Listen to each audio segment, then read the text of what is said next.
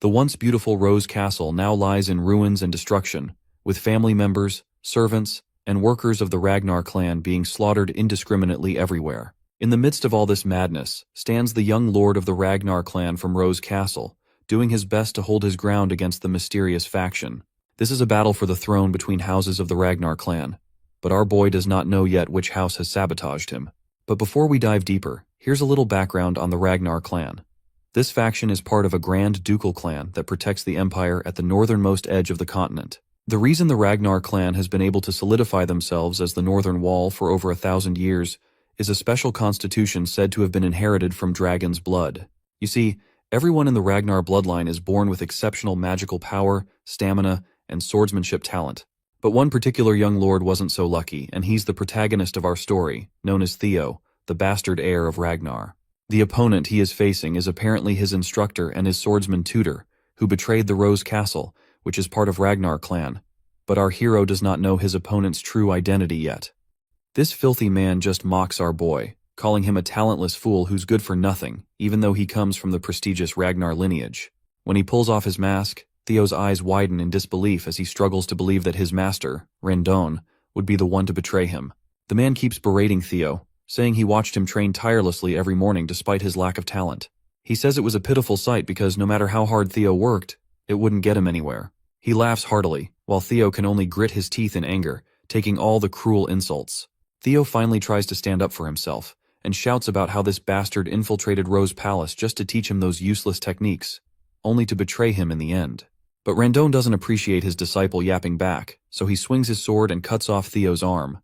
The poor guy screams as blood gushes out, and he eventually falls to the ground. Rendon feels pretty tired of hearing his disciple blame him, so he grabs Theo by the head and hoists him up, letting him know that everything happening right now is because of him. He forces Theo to look up at the Rose Castle burning, and reminds him that it's all his fault that his family members are dying. All this destruction rests on his shoulders because he's a talentless fool. Right at that moment, another guy drags his mother's lifeless body over to him and drops her on the ground. Rendon tells our hero that the reason she's just a lifeless corpse is also his fault. He emphasizes that it's all on him because he's the only useless trash in a clan of formidable warriors. Devastated to see his mother's lifeless body, Theo makes one last effort to fight back. He grabs his sword and charges at this bastard.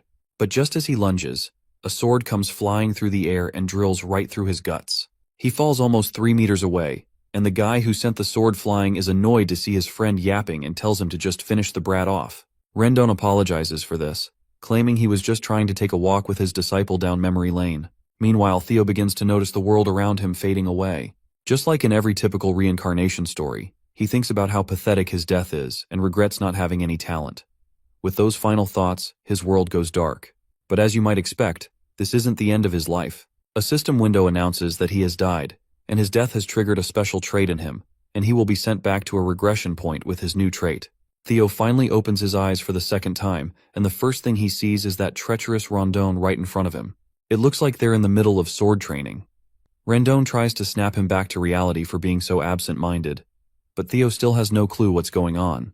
He wonders if he's having flashbacks of his life, and can't believe that the face he flashed back to is Rendon's annoying mug.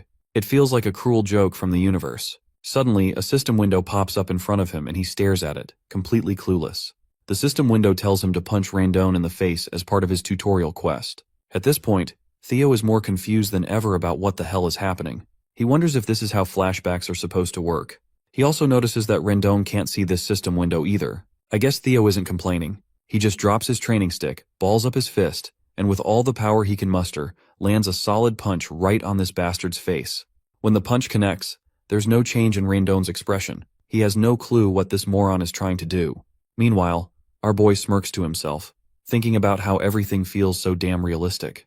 Rendon finally responds to the punch in anger and throws a solid attack at Theo, sending him crashing backward. Theo is annoyed that he has to endure this pain in his flashback as well. Meanwhile, the bastard master just sighs and explains that he understands why Theo might be frustrated, especially with the awakening ceremony coming up soon and his lack of progress. But he still can't forgive a student who lashes out against their master. The mention of the awakening ceremony shocks Theo because that event happened almost 10 years before his death. Rendon keeps on berating him for his behavior and walks away, saying he'll see him in the next lesson. The other clan members snicker among themselves, thinking about how this imbecile is blaming his master when he's the real talentless moron. While his peers continually shower him with insults, Theo finally starts to understand what's going on. He begins scratching the ground and can feel it clearly beneath his fingers. Then he looks at the injury Rondon inflicted on him, and the realistic sensation hits him hard. It becomes clear that he isn't just flashing back. He's actually come back 10 years in time to when he was only 17 years old. Right on cue, a system window pops up in front of him, congratulating him for successfully completing the tutorial quest. As a reward, Ragnar's talent has been activated. The system asks if he wants to receive the reward, and without hesitation, he presses yes. Arcane energy shimmers in the middle of his chest as the system confirms that he has received his reward and that all his stats will now increase at an incredible speed. Back in the Rose Palace, we see that same filthy bastard is having tea with Theo's mother. He reports to her that he's never seen anyone as talentless as her son, but then he flashes a broad grin, saying that's precisely why he's here. The true teacher, Rondon, will do his best to make Theo strong enough for the awakening ceremony in 5 months at least. The Lady of the Rose Palace, Cecilia Ragnar, says she'll happily leave him in Rondon's capable hands. She also hands over a bag full of gold coins, telling him to give Theo a bit more attention. The filthy bastard takes the money and tries to reassure her that she doesn't have to worry. In response, she says she isn't worried at all because she believes in her Theo. Later, we see Rondon walking down the corridor with the bag of money in his hand, grinning. He's thrilled that he's getting paid such a handsome amount to teach Theo absolutely nothing. He smirks to himself, thinking how mother and son both are imbecile. Not only is he getting paid to train someone from Ragnar's direct line, but he's also going to be rewarded by his other master for leaking all of Theo's secrets and sabotaging his growth. It's an opportunity he's never had before. We then also see Theo in the corridor, sprinting at full speed, and he zooms right past Rondon. His so-called master just scoffs and calls him an idiotic loser as he runs by. Theo was running to meet his mother, and as he approaches, he calls out to her. When she turns around, she sees him completely out of breath. Without a word, Theo hugs her tightly and begins to cry, overwhelmed by the feeling to see her alive. This moment finally convinces him that he really has returned 10 years into the past. The painful memory flashes in his mind when Rondon forced him to watch his mother's lifeless body. But now, seeing her alive fills him with genuine happiness. He is now determined to change the future for her sake. If that mysterious system window is real, he knows he can grow stronger with the help of Ragnar's talent trait.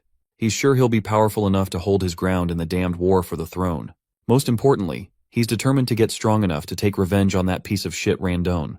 The second tutorial quest arrives, telling Theo to train his body to the limit. It's still early in the morning, and the sun hasn't even risen yet, but Theo is already hard at work, fueled by thoughts of revenge against Rondon.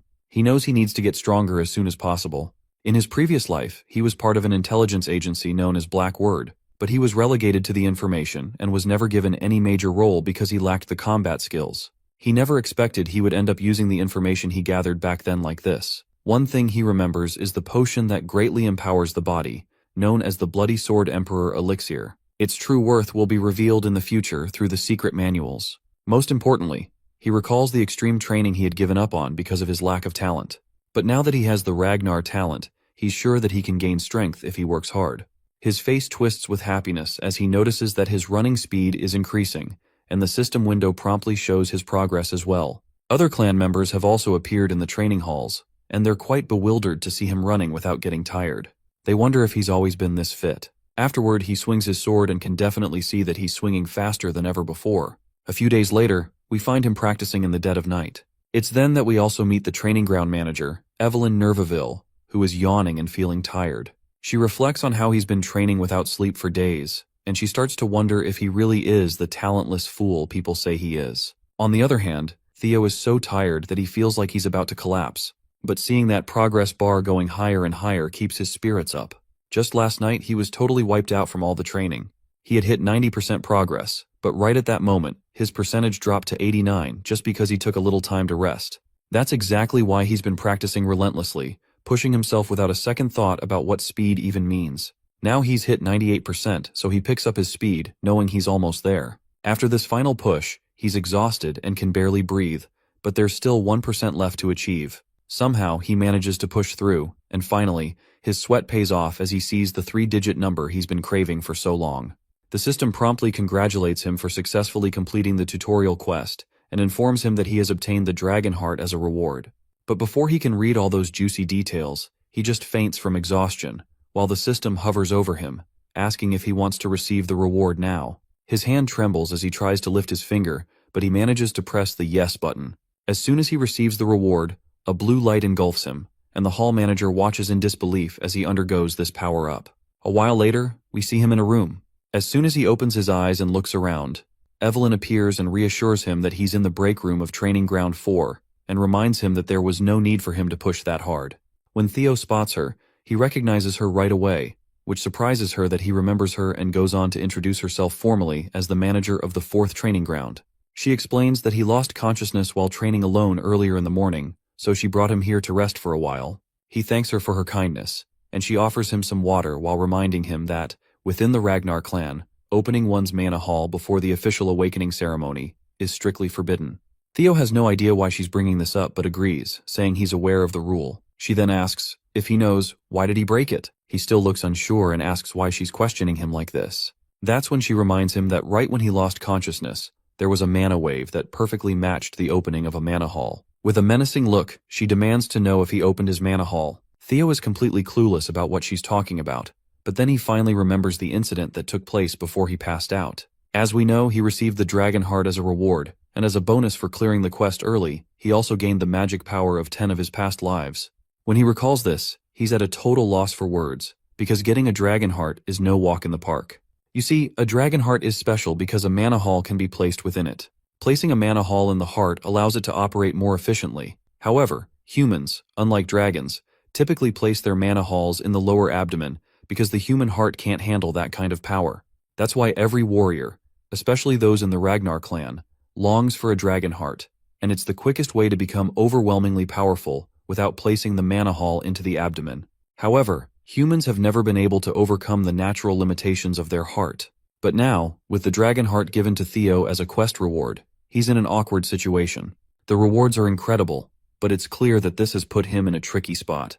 On top of that, he is sitting before Evelyn Neville, a high-ranking swordswoman, who is now retired after losing her left arm and has become the manager of the training grounds. Evelyn was the commanding officer of the white-armored dragon cavalry, and her skills were so remarkable that even the demon dragon revered her. Known for her fierce principles, she was not the type to care about status or strength. She could not tolerate dishonesty or cowardice. At one point, when she found him inflexible, she relinquished her position as his direct master. In other words, if she discovers his dragon heart and mana hall, he could very well lose his head. But he smiles because he has a plan in mind. As long as he doesn't get caught, there's nothing to worry about. He makes a sassy comeback to her accusations, asking how she can talk about executing him just based on her gut feeling. He asks if she can handle the consequences of her words. The girl falls silent, unable to counter his question. Theo further tries to demoralize her by reminding her that he is also an heir of the Ragnar clan.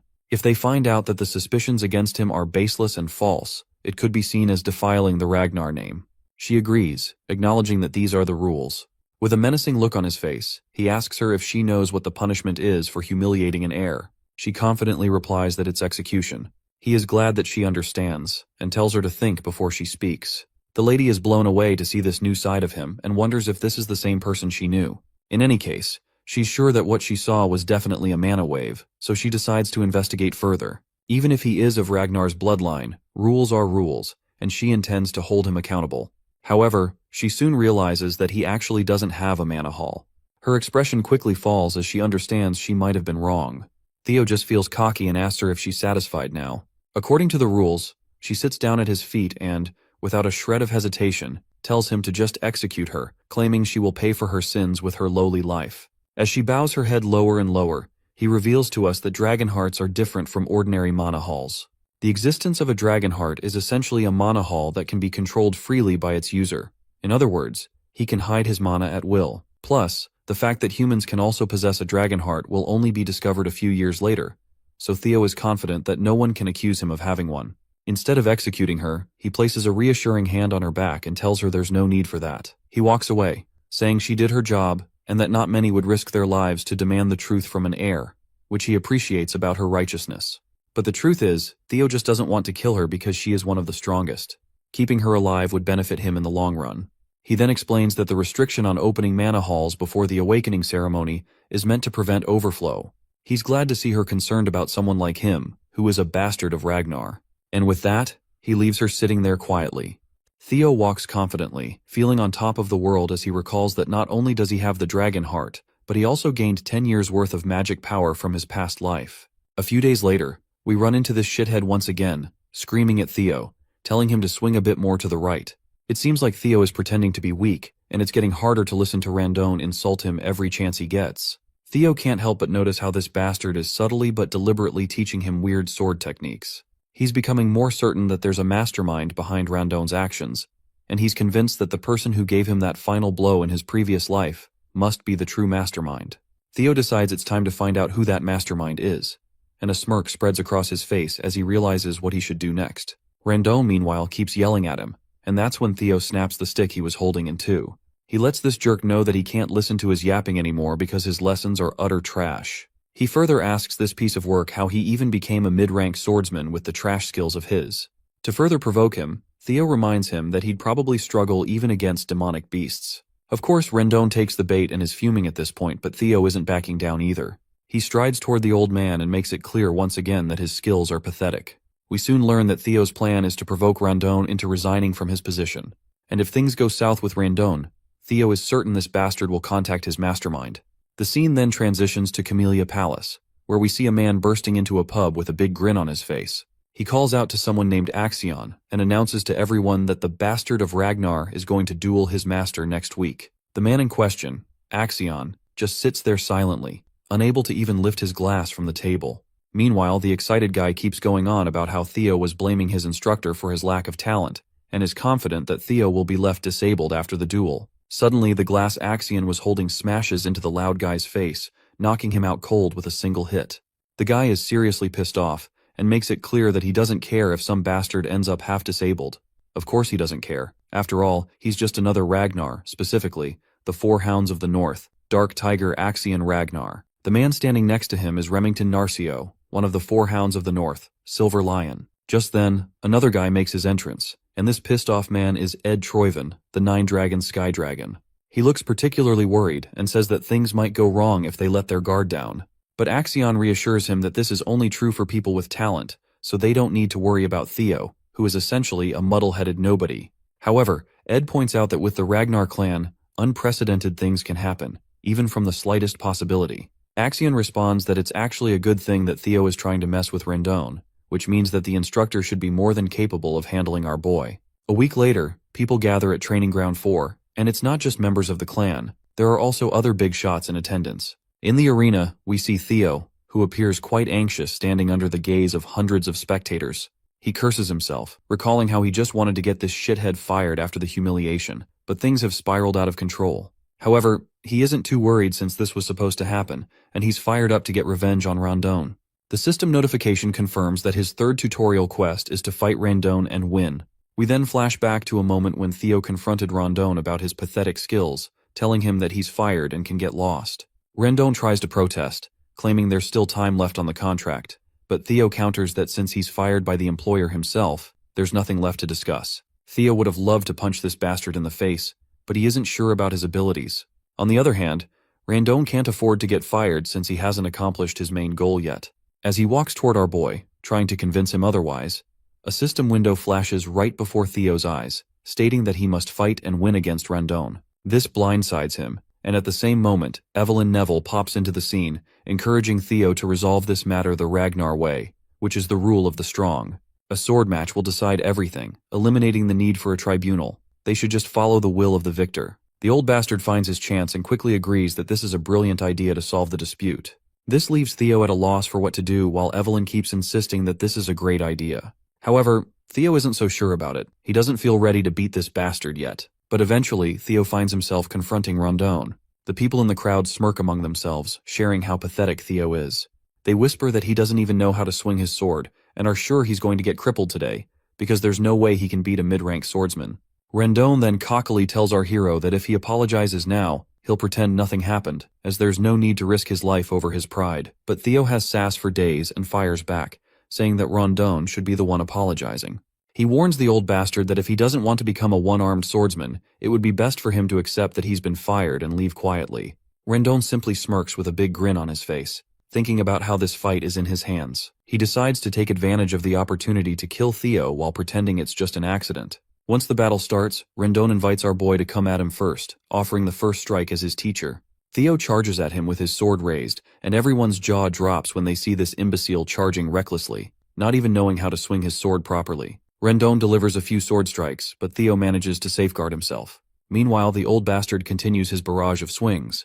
As he corners Theo, he thinks to himself that this is the obvious result. After all, Theo isn't even a low-ranked swordsman, he's an apprentice swordsman. He strongly believes that while Theo's skills may have improved slightly, it's still not enough. He admits that if Theo were at least at the level of the 4 Hounds of the North, it would be a different story. But in his mind, there's no way this imbecile from the Ragnar clan could ever beat him. The scene then transitions to a few days earlier, where Theo turns to Evelyn and asks her what she was thinking when she suggested the match. She simply replies that she was trying to help him. If he wants to cut Rendon out, he needs to be strategic about it, as she strongly believes Rendon has someone backing him up, so just firing him won't solve the problem. Theo asks her how she knows all this, to which she responds that it was obvious since Rendon was teaching him a bizarre sword style. She had someone secretly investigate him. Theo is bewildered to hear this. Evelyn didn't bother to catch this person in his past life, but now she's making an effort to expose him just because he caught her interest due to the Mana Hall incident. She explains that her investigation revealed that all of Rondon's traces lead back to Camellia Palace. Well, this isn't surprising to Theo. He's more annoyed to realize that all of this is happening because of the miserable war for the throne. But then he quickly dispels his anger and annoyance, saying it's surprising she deduced this much. He explains that with his current skills, he's afraid he can't beat Rendon yet, so he asks her what she plans to do now. To this, Evelyn tells him that he can beat Rendon, and advises him to stop underestimating his own potential too much. Back in the fight, Rendon keeps throwing one blow after another, but Theo fends off all of these attacks as if they're no big deal. This is making Rendon wonder what happened to this brat, as he's clearly not the Theo Ragnar he knew. The tables have completely turned, and now it's Rendon who's struggling. Everyone in the crowd can feel the constipation of defeat. We also see this hoodie guy, Remington, and he is also shitting his pants in some corner of the seating area, though I'm not entirely sure if he is Remington. Meanwhile, Evelyn is having the time of her life watching the fight. For some reason, she's really proud of him. Then, the scene shifts to the past, and we find out that in just 1 week, she's the one who personally trained him. She admits it is technically against the rules for her to do so, but since Rendon is a jerk, he doesn't deserve to be a teacher anyway. This revelation puts a smirk on our boy's face. He's feeling a mix of excitement and arousal, convinced that having Evelyn in his debt was totally worth it after all. However, there's one thing he's concerned about. He wants to know what's her real reason for going so far to help him. He asks if it's because of what happened last time. She agrees that's true to some extent, but she also mentions there's someone she knows who would like him, because that guy is obsessed with collecting talent. Back in the present, the battle rages on, and Rendon is getting more desperate by the minute. He starts to wonder if this brat has been acting like an idiot and pretending to be weak on purpose all this time. In the middle of the fight, our boy asks him who's backing him, which makes the old bastard lash out, questioning what he means by that. But Theo reminds him that he already knows he was teaching him trash lessons on purpose. He finally gets blunt and asks if he's working with Camellia Palace. This revelation leaves the old coot stunned for a moment, and the old man's reaction confirms to Theo that it's true. With that cleared up, our guy swings his sword the very next moment, severing the old man's hand. The amputated hand flies through the air, leaving the crowd absolutely boggled.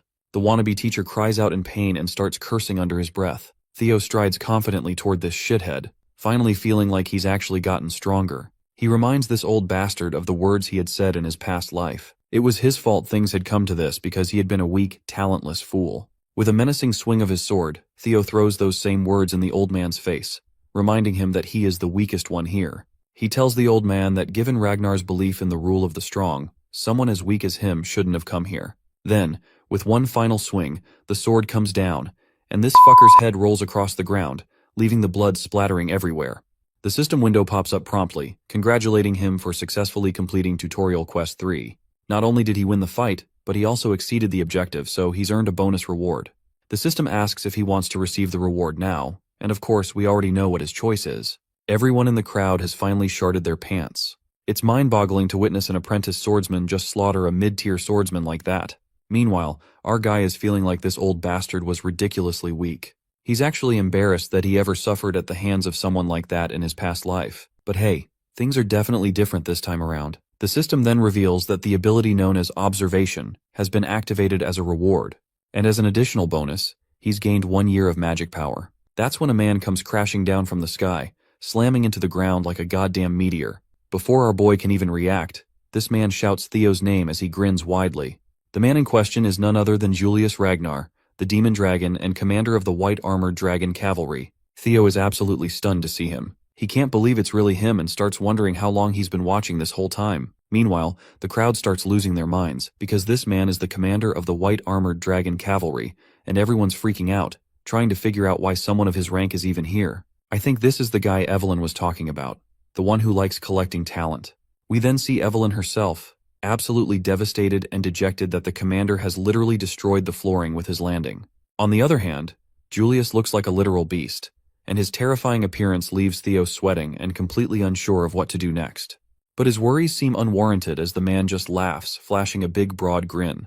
He looks like a friendlier version of Brutus from Popeye the Sailor Man show. He gives gentle pats to our boy, which let's be honest are not so gentle. He continues to laugh, saying he's quite surprised to see someone carrying this much talent with him. He adds that it was a little disrespectful to kill his teacher, but he admits Rondon deserved every bit of it. Then, he bursts into laughter again as he pats Theo over his shoulder, and then promptly invites him to join the white armored dragon cavalry. Evelyn had already expected this much, while everyone in the crowd is left with their jaws hanging open. They're struggling to believe that the infamous Julius Ragnar has scouted someone as inexperienced as him to join the elite white armored knights. That's when we catch a glimpse of Remington once again. He asks a guy nearby if he's ever heard of a case where an apprentice swordsman who hasn't even undergone the awakening ceremony has been scouted. The stranger looks unsure how to respond and admits he's never heard of such an occurrence. Of course, Remington knows this too. It hasn't happened in the entire history of their world. Meanwhile, we hear our hero's thoughts. He thinks it's impossible to gauge someone's true potential while their mana hall is closed. Even if their swordsmanship is exceptional, their magical power could be lacking. So, no matter how great Julius Ragnar is, he can't be entirely sure if Theo has any potential. Still, he wonders if the demon dragon Julius can see that kind of potential in someone like him. Theo quickly declines the offer to join, doing so flatly, without a shred of hesitation or doubt on his face. Julius is left looking like he just bit into a sour lemon. The crowd is in shock as well, their jaws hanging open at how coldly Theo turned down such a prestigious man. There's a moment of silence in the entire hall as everyone processes what just happened.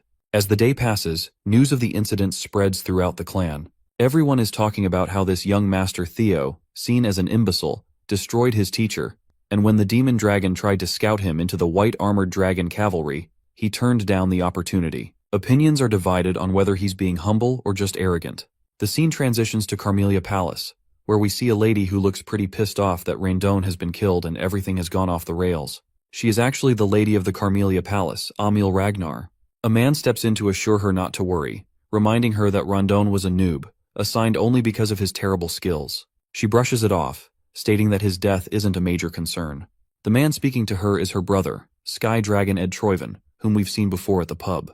She explains that the demon dragon personally reached out to Theo, and what's even more troubling is that people are saying Evelyn ordered it. This means they can't interfere by assigning Theo a new master anymore. If Theo starts to stand out, it'll become much harder to take control of the Rose Palace. At that moment, Axion enters the scene, casually asking why they're so worried.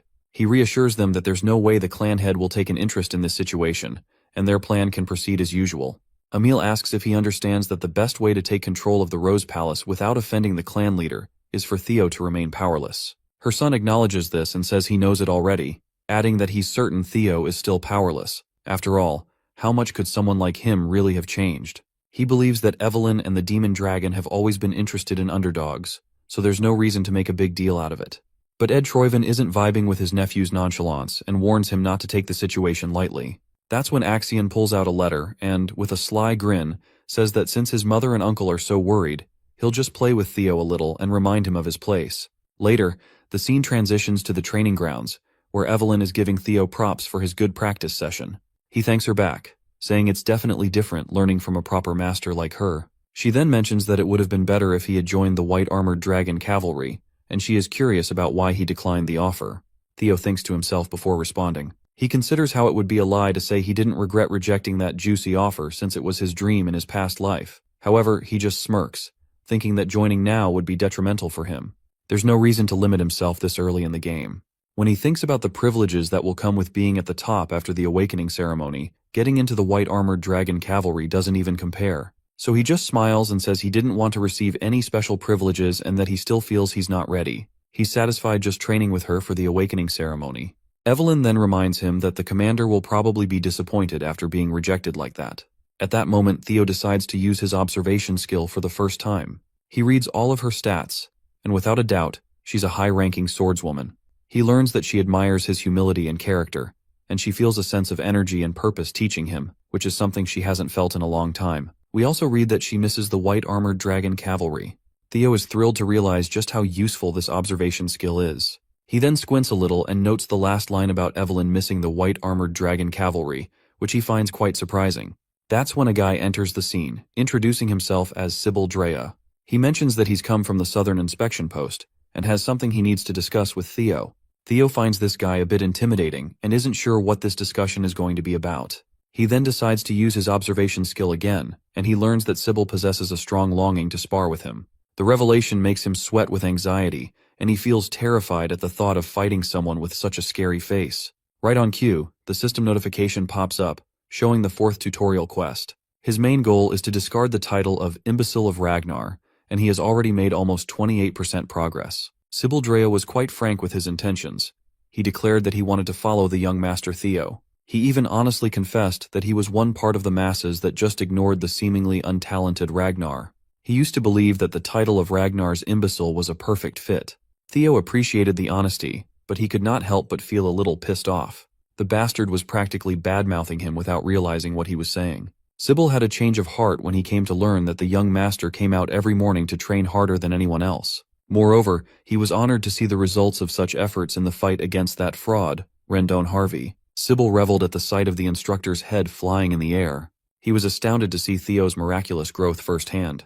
The sight of demon dragon Julius Ragnar personally inviting the young master to the white-armored dragon cavalry was etched on his mind. Sybil proclaimed that Theo had become his idol from that point on. He wanted to give up on himself after being called the idiot of the Southern Inspection Office, but that changed when Theo appeared. All he wanted was the opportunity to clash swords with his hero.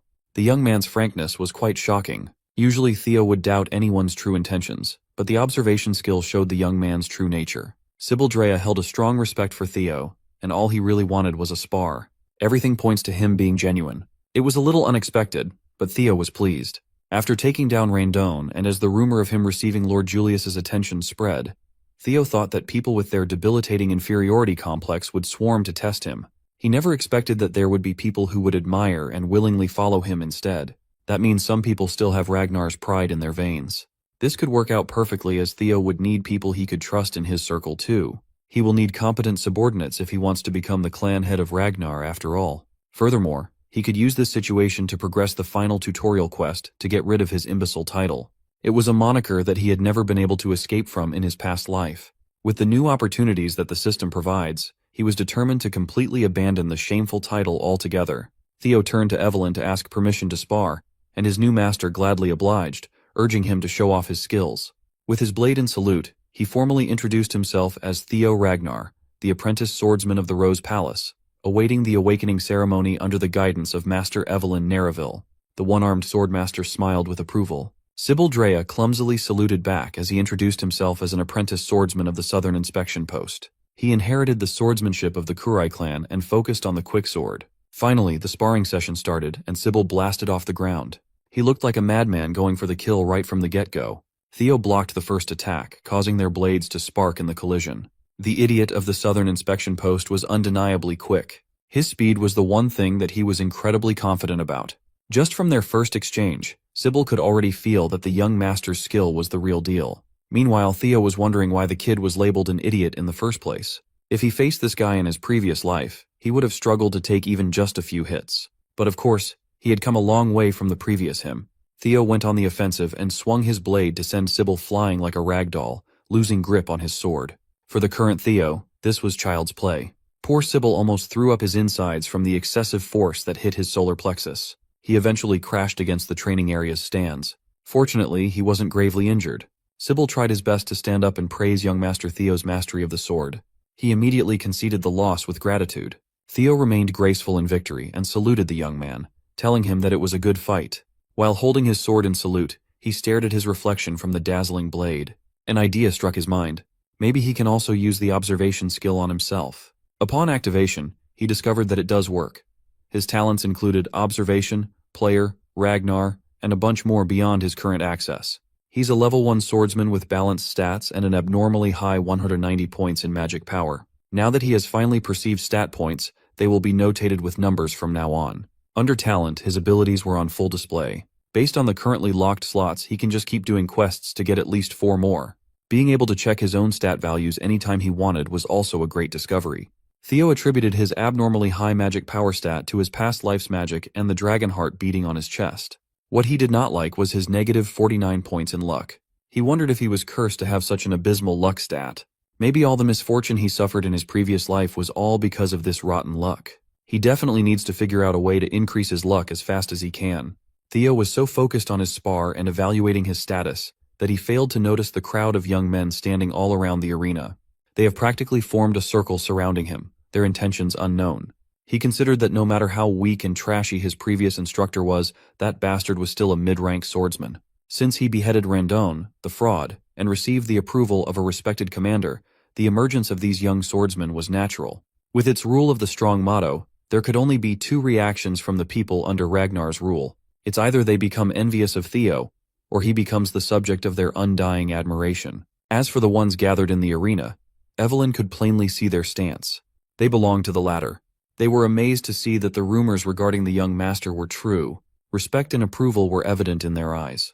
Each of them imagined being in Sybil's shoes for the spar, and each one of them wondered if they could even block Theo's sword. This thought only spurred their desire to clash blades with the young master further. One of these young swordsmen was Eod Nalan.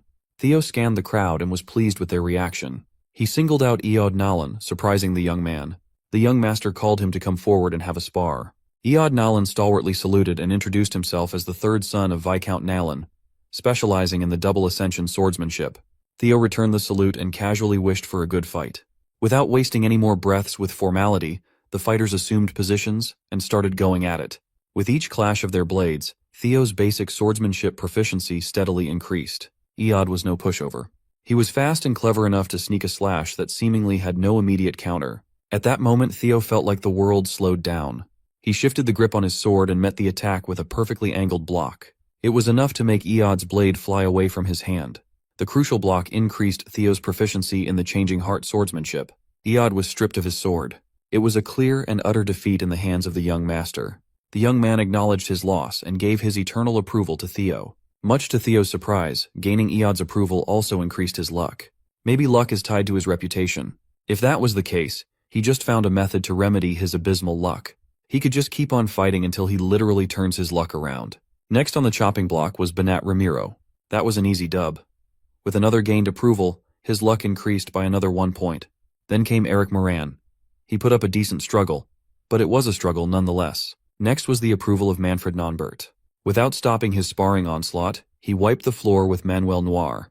The thuggish-looking Viro Perenc did not even last a whole minute. After a while, Theo was wholly immersed in battle as he continued his winning streak with Daniel Riemann. By the time he was done with most of the young swordsmen, he was itching for more. He called the next challenger, but no one was stepping up to the plate. He fought so much to the point of near exhaustion, but upon checking his quest progress to escape the imbecile title, it had only progressed by 1%. Maybe it's because these people have already approved of him. He might need to seek stronger foes or show off his skills in front of the people who still look down on him. Either way, he's going to need something different. Suddenly, a man parted the crowd, telling Theo that he looked exhausted. He argued that he'll rest when the need arises, but right now, he can still fight. Since he claimed that he's still in shape to fight, the armored man dubbed as the Silver Lion, Remington Narcio formally asked for a sparring match. Theo and the crowd of young swordsmen were not expecting so esteemed to show up. Remington's one of the 4 Hounds of the North, after all. The 4 Hounds of the North consisted of Hulkus Lanka, Ray Ragnar, Remington Narcio, and finally, Camellia Palace's very own Axion Ragnar. They hold the title of the 4 strongest people within the Awakening Ceremony generation under the Ragnar clan. Remington Narcio claimed to have come early to observe the swordsmanship of the young lord before the Awakening Ceremony. Saluting with a smile on his face, Remington thanked Theo for honoring his request. The Silver Lion is a talented sword genius with keen senses and an outstanding work ethic. Right now, he's just surprised at the appearance of an unexpected rival in the form of Theo. Theo Ragnar returned the salute with pride. This time, he introduced himself as the 31st son of the great guardian of the North, Kyle Ragnar. He never expected to meet, let alone spar with the sword genius Remington. He respected this man in his past life. When he stated that he was honored to be able to cross swords against the famed young deputy clan head of Narcio, he meant it. Immersed in the intoxicating vibe of fighting non-stop, Theo just wanted to show Remington his skills. Both of them are looking forward to a great fight. Theo watched as the Silver Lion's aura exploded to a terrifying degree, and he wondered if his current self could actually defeat Remington. Both fighters charged forward, their blades colliding and sparks flying. How strong could one of the four hounds of the North be? Each one of their clashes shook the stage fiercely. Theo kept his eyes on the prize as shards of steel flew all over the arena.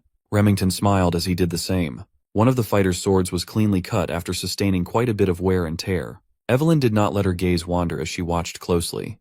The young swordsmen who were defeated at the hands of Theo were speechless. In the middle of the deathly silent arena, the broken blade's clanging noise as it hit the ground reverberated. It was Theo's sword. In a single clash of sheer strength, Remington sliced his blade cleanly, stopping his attack inches away from lopping Theo's head off. To everyone who saw what happened, the result was clear. Young Master Theo lost. Sybil refused to believe that his idol would be trounced so quickly, but it was the obvious result. They resigned to the fact that no matter how much Theo had grown, it was still impossible for him to beat one of the four hounds. They were the strongest of the current generation for a reason. Sybil argued that the fighting spirit Theo demonstrated was more than enough to admire. Much to every bystander's surprise, the White Lion suddenly declared that the duel was his loss. He respectfully saluted Theo. His form was impeccable as he humbly thanked the young lord for the duel. Remington asserted that Theo's sword was already worn out by the time they started, not to mention the fatigue he was feeling after multiple fights. Theo insisted that on a battlefield no one would offer such considerations, so he already accepted his defeat the moment he lost his blade. Remington returned with an understanding smile. The White Lion and the imbecile shook hands. A more profound respect for one another formed between the unlikely tandem. Remington genuinely hoped that they could have a proper duel in a more ideal setting next time, and Theo did too. Everyone watched in surprise as Theo was acknowledged by one of the four hounds, thinking that the young master really was built different. The duel with Remington raised his quest progress up to 35%, a massive jump, all things considered. Evelyn sighed in relief from the sidelines. This could not have ended more perfectly. Theo finally had a gauge of just how strong the hounds were, thanks to Remington's display of power. By obtaining talent and secret manuals through quests, Theo had become incomparably stronger than he was in the past. But he felt true power the moment he crossed blades with the White Lion. He was reminded that he's still greatly lacking in a lot of aspects. It was a shame that the duel fizzled out thanks to his current condition, but he still gained a lot from the brief exchange. His luck increased by 10, and his reputation has dramatically improved. As for the quest, he's still a long way from finishing it all at once, so he might have to actively look for other methods. He needs to set a stage to gain approval. Remington confessed that he did not come to this place for a simple duel. He actually wanted to extend an important letter to Theo. It was a formal invitation to the so-called Scaled Dragon Society. Just hearing the name of the Scaled Dragon Society made all the young swordsmen's blood rush to their heads. It's a high society group with an exhaustive selection process. Furthermore, Remington himself was inviting the young master. To be invited to the Scaled Dragon Society was an honor for any rising star. Theo modestly asked if it would really be okay for him to be admitted to the club. The White Lion hurriedly assured him that he was more than qualified. Besides, he insisted that it was not that serious of a group in the first place. Most of the prominent members simply view it as a social group for peers waiting for the upcoming awakening ceremony. Theo can't discern if Remington had ulterior motives for this invite, but he knows that the Scaled Dragon Society is currently centered around his half-brother, Axion. It's a gathering filled with snakes who look at him with contempt and ridicule. That also made it the perfect environment for Theo to progress in his quest. In addition, it would allow him to do some recon on Axion and the Camellia Palace. Seeing no reason to refuse, Theo took the letter of invitation and formally thanked Remington for going out of his way. He promised to participate and enter the den of his enemies. Remington happily shook his hands, glad to have roped in another rising star. He also told Theo to never hesitate to ask him about anything. The meeting will be in 2 weeks, so that's all the time he has to prepare and set up a plan. Evelyn took a drag of her cigarette, seemingly worried about his new disciple. Moments later, the news of Theo getting invited to the high society gathering reached the Rose Palace. Theo's mom, Cecilia, burst into his room with an excited smile plastered on her face. He was just about to personally deliver the news, but that doesn't seem necessary anymore. Cecilia had already gathered the palace's grooming team to his room. Since he had been invited to participate in something significant for the first time, his mom was naturally excited. It was a club featuring Axion, the son of that cunning Emil, and brilliant talents like Remington. The youngsters even garner attention from the council itself. Cecilia knew that everything, from how Theo dresses to how he composes himself, would be under close scrutiny. She took out a tape measure and started taking Theo's sizes. Cecilia knows that her boy would show no fault when it comes to etiquette, but attire and demeanor are different matters entirely. Fortunately, this was a facet of high society that Cecilia could personally help him with. She used to be a successful actress, after all. She was just glad to be involved and to be of assistance to her dear son. Theo knows that his mother had always carried the weight of having an illegitimate child as a commoner concubine. Cecilia carried the guilt of giving her son such a shameful label, even though that was not her fault at all. In the cold Ragnar clan, where strength trumps all, he could only imagine how hard it must have been for her to have such a weak child in the past life. Cecilia might be acting excited and joyful, but deep inside, she was a mother concerned about her son's well-being and nothing else. She held Theo tightly and assured him that his mother would always believe in him, that he'll be able to do anything. The warmth of his mother's embrace melted the coldness in Theo's heart. She returned the embrace and held his mother with love. This time around, he's determined to work his ass off to stop making his mom worry about him. While she was excited at the thought of her son joining the Scaled Dragon Society, all Theo could think of was pulverizing the whole damn snake's nest. 2 weeks later, the night of the society banquet arrived. Remington personally came by the Rose Palace to pick Theo up in a lavish carriage. As soon as he saw the young man, he thought he was seeing a different person. Theo had ditched his training clothes and obtained some exquisite drip thanks to his mother and the palace staff. Instead of a warrior, he looked more like an aristocrat. Remington commented on his new look, and Theo took it as a joke. The White Lion wasn't joking. He was genuinely impressed by the young master's transformation. Theo had to admit that his body had undergone a massive overhaul. He grew taller, his muscles developed perfectly, and all of this was a result of a mere 2 weeks of diligent training. During those 2 weeks, Remington surprisingly came to see him to train together every day, and they have gotten pretty close now. He also gained quite a decent following with Sybil and the others. Evelyn was saddled with teaching a whole battalion of Theo fanatics when she only agreed to teach the young master for a short interim. It was a lively 2 weeks of training, to say the least. Even now, Theo was still recovering from interacting with so many overeager people. Today, he's headed to his first formal banquet. Remington assured him that there was no need to be nervous, but the White Lion left him with a single warning. He explained that his friend, Axion, can be very mischievous at times. It was actually Axion who made the invitation to Theo, saying he wanted to meet the new rising star. Moreover, this entire banquet had been prepared for Theo's sake. Getting all this information certainly changes things. Not for the worse, mind you. This was actually better for Theo. He's already looking forward to being greatly insulted left and right. At the banquet hall, the Dark Tiger, Axion Ragnar, had already started sipping on expensive booze. He was quite excited to turn the imbecile of Ragnar into his new toy. The carriage pulled up in front of a lavish palace, signaling their arrival at the banquet's venue. Remington and Theo got out of the carriage. The young lord immediately scanned the place. He's about to enter the Camellia Palace, the home court of the scum who instigated Raindon to interfere with his growth. In the past life, they consumed him, his mother, and the entirety of the Rose Palace without mercy. His thoughts of vengeance were interrupted by Remington's invitation to go in. The lively Remington had received news that Axion would personally come and greet them, and he should be waiting at the entrance by now. It was obvious why that bastard Axion invited him in the first place. The fool must be thinking that since the imbecile of Ragnar is acting up, it's up to him to stop Theo's momentum. But the young master did not willingly come inside the snake's nest without a plan either. He will make Axion understand just who he's trying to mess with. As they got close to the palace, Theo stopped in his tracks as soon as he saw something in the corner of his eye. Up on the higher floor of Camellia Palace, the bizarre blue light of a system quest called to him. He was momentarily distracted by a possible quest inside the palace, so he didn't notice something rapidly descending in his position. Remington tried to save him from the unknown material, but it had already exploded with white smog before he could get close. Remington panicked and hurriedly called Theo. Thankfully he was fine. It was just a sack of white flour aimed at him and launched from up above. Remington was furious at the childish prank. Theo acknowledged that he would not have been able to dodge, and the outfit his mom painstakingly made would have been ruined if this was his previous life. He thought Remington was in on the stunt, but that doesn't seem to be the case. The White Lion was just confused and angry at the unexpected situation. Welcoming him with flour must be the best those dumbasses up top could think of. The one stupid enough to think of something so immature must be those smug nobles watching from the windows.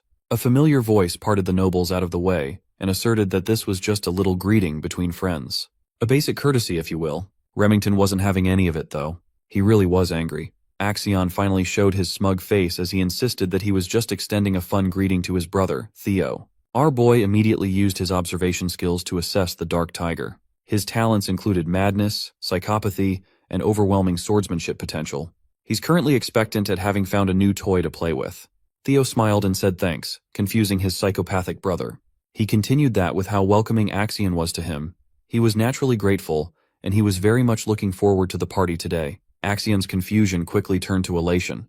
This brother of his had really become fun since the last time they'd seen each other. Finally, Remington and Theo entered the banquet hall, where every member of the promising noble society was gathered.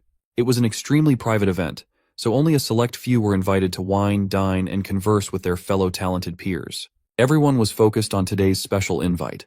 They can't understand why Axion would invite a bum. Even if Theo is also from a direct line of the Ragnar blood, he's still widely known as the imbecile. Having such trash in the Scaled Dragon Society was an unpleasant surprise for most. They had to admit that the drip was cold, though. Most nobles were privy to the fact that Axion was just playing with his new toy. Seeing as the trashy nobles didn't even bother lowering their voices, Remington apologized to Theo, insisting that these gatherings aren't usually this scandalous. Theo was just letting them talk trash about him as much as they wanted. In fact, the more people badmouth him, the better.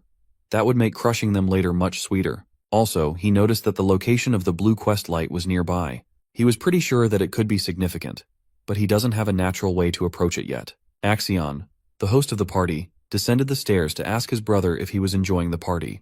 Theo forced himself to calm down and just proceed with his plan as he mapped it out.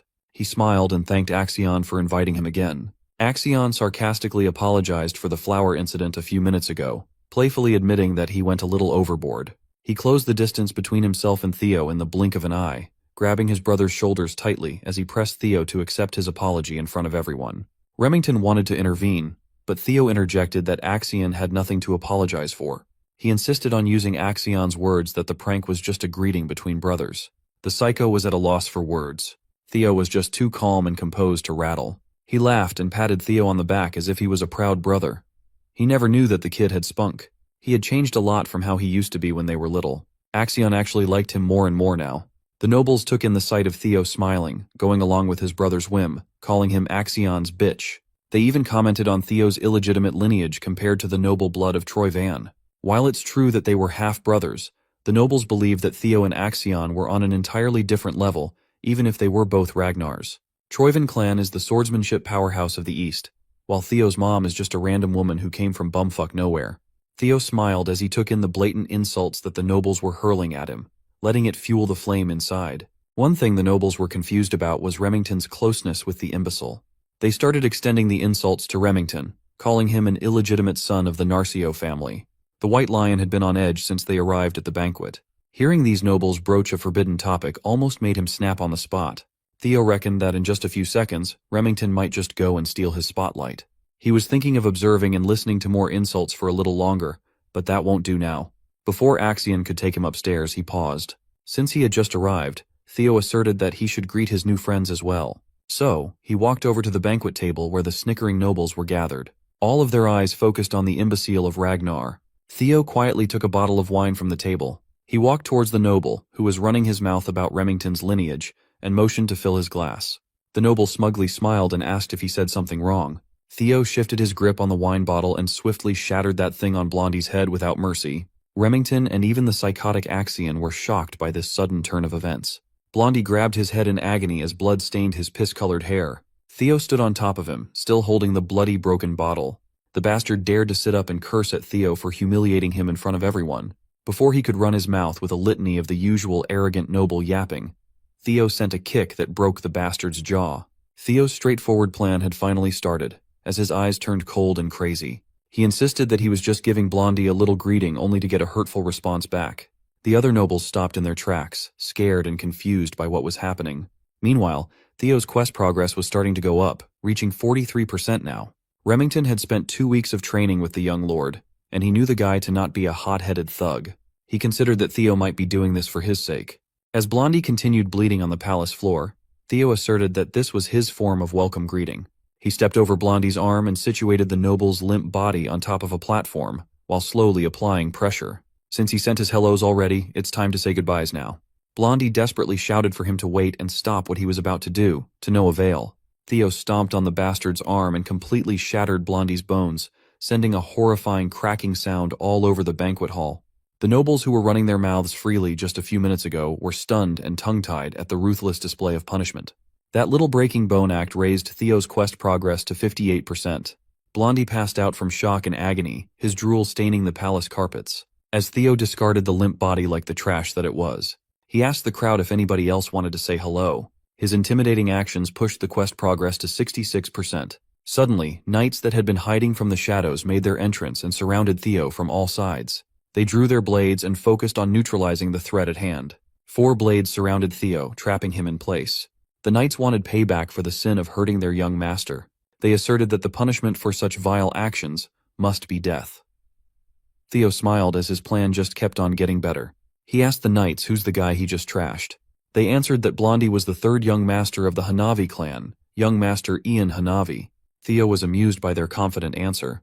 The Hanavi clan is one of the 6 snow clans that support Ragnar. He knew that the bodyguard knights of these spoiled nobles would not be able to sit by and watch the whole time. They always look down on the imbecile if he starts acting up. So, Theo asked the knights what the problem would be if he roughed up their young master. With a deep sense of pride imbued in his voice, he asked them if the dogs of one of Ragnar's Bannerman clans dared demand his death. Can they really take responsibility for threatening Kyle Ragnar's bloodline? He's not one to tolerate disrespect after all. The knights felt their grips on their swords loosen upon hearing Theo's threat. Their anger for watching their young master ruined was replaced by the innate fear they had for the Ragnar clan.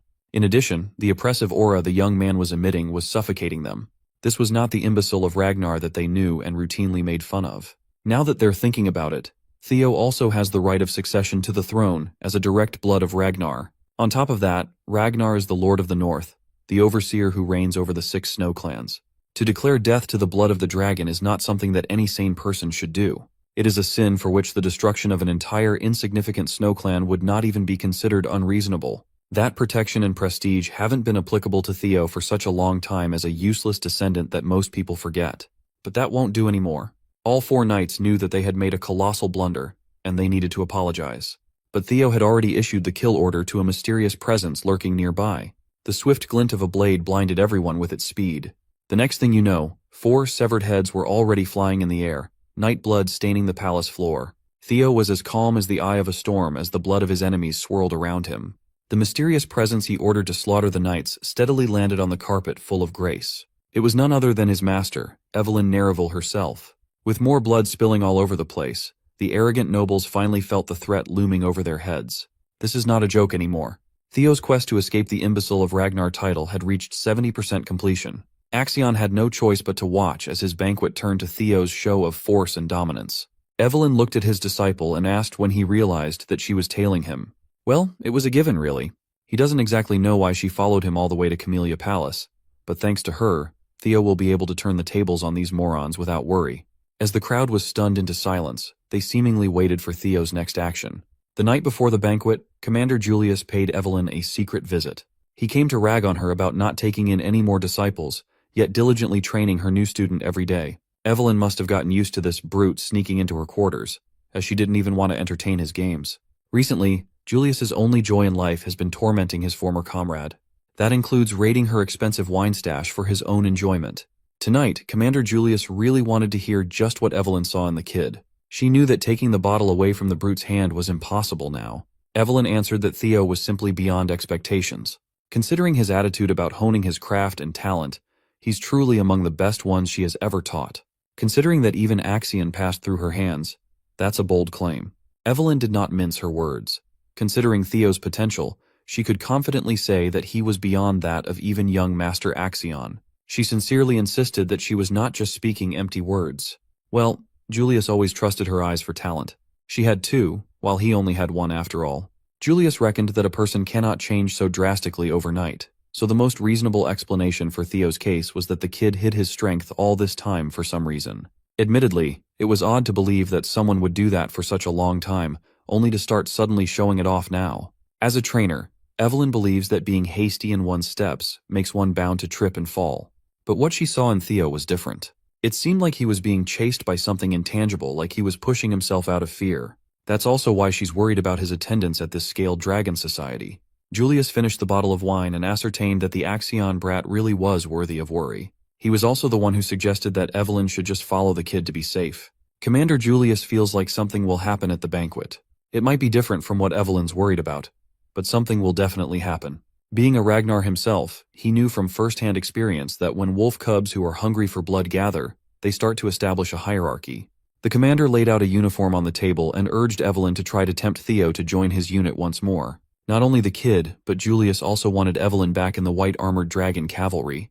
He refused to give up on Evelyn. He doesn't want her to retire just because she can't ride a dragon anymore. She has to come back and take responsibility for what she started.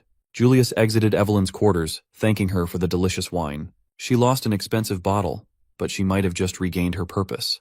Back to the present. Inside the Camellia Palace, Evelyn started piecing the events together. She reckoned that Theo must have noticed her following from behind and orchestrated this situation on purpose. Maybe he joined the Scaled Dragon Society aiming for this scenario in the first place. Her worries didn't need to begin with. She wondered at what point did he notice her presence on the way to the palace. Theo actually sensed his master discreetly tailing him the moment he got in the carriage. With his dragon heart, he can unleash his energy perception of his surroundings, effectively acting as a sixth sense. Anyway, what matters now is that the change has been set for his revenge. Theo turned to Evelyn and explained that most nobles in the banquet hall have shown blatant disrespect to a successor candidate of the Ragnar clan. He asked what the punishment for such a horrid crime is. The guilty nobles almost fainted on the spot. They knew exactly what the punishment was. Evelyn, ever a stickler for the rules, stated that depending on clan laws, immediate execution of the guilty parties is enforceable. Theo smiled and he set it up.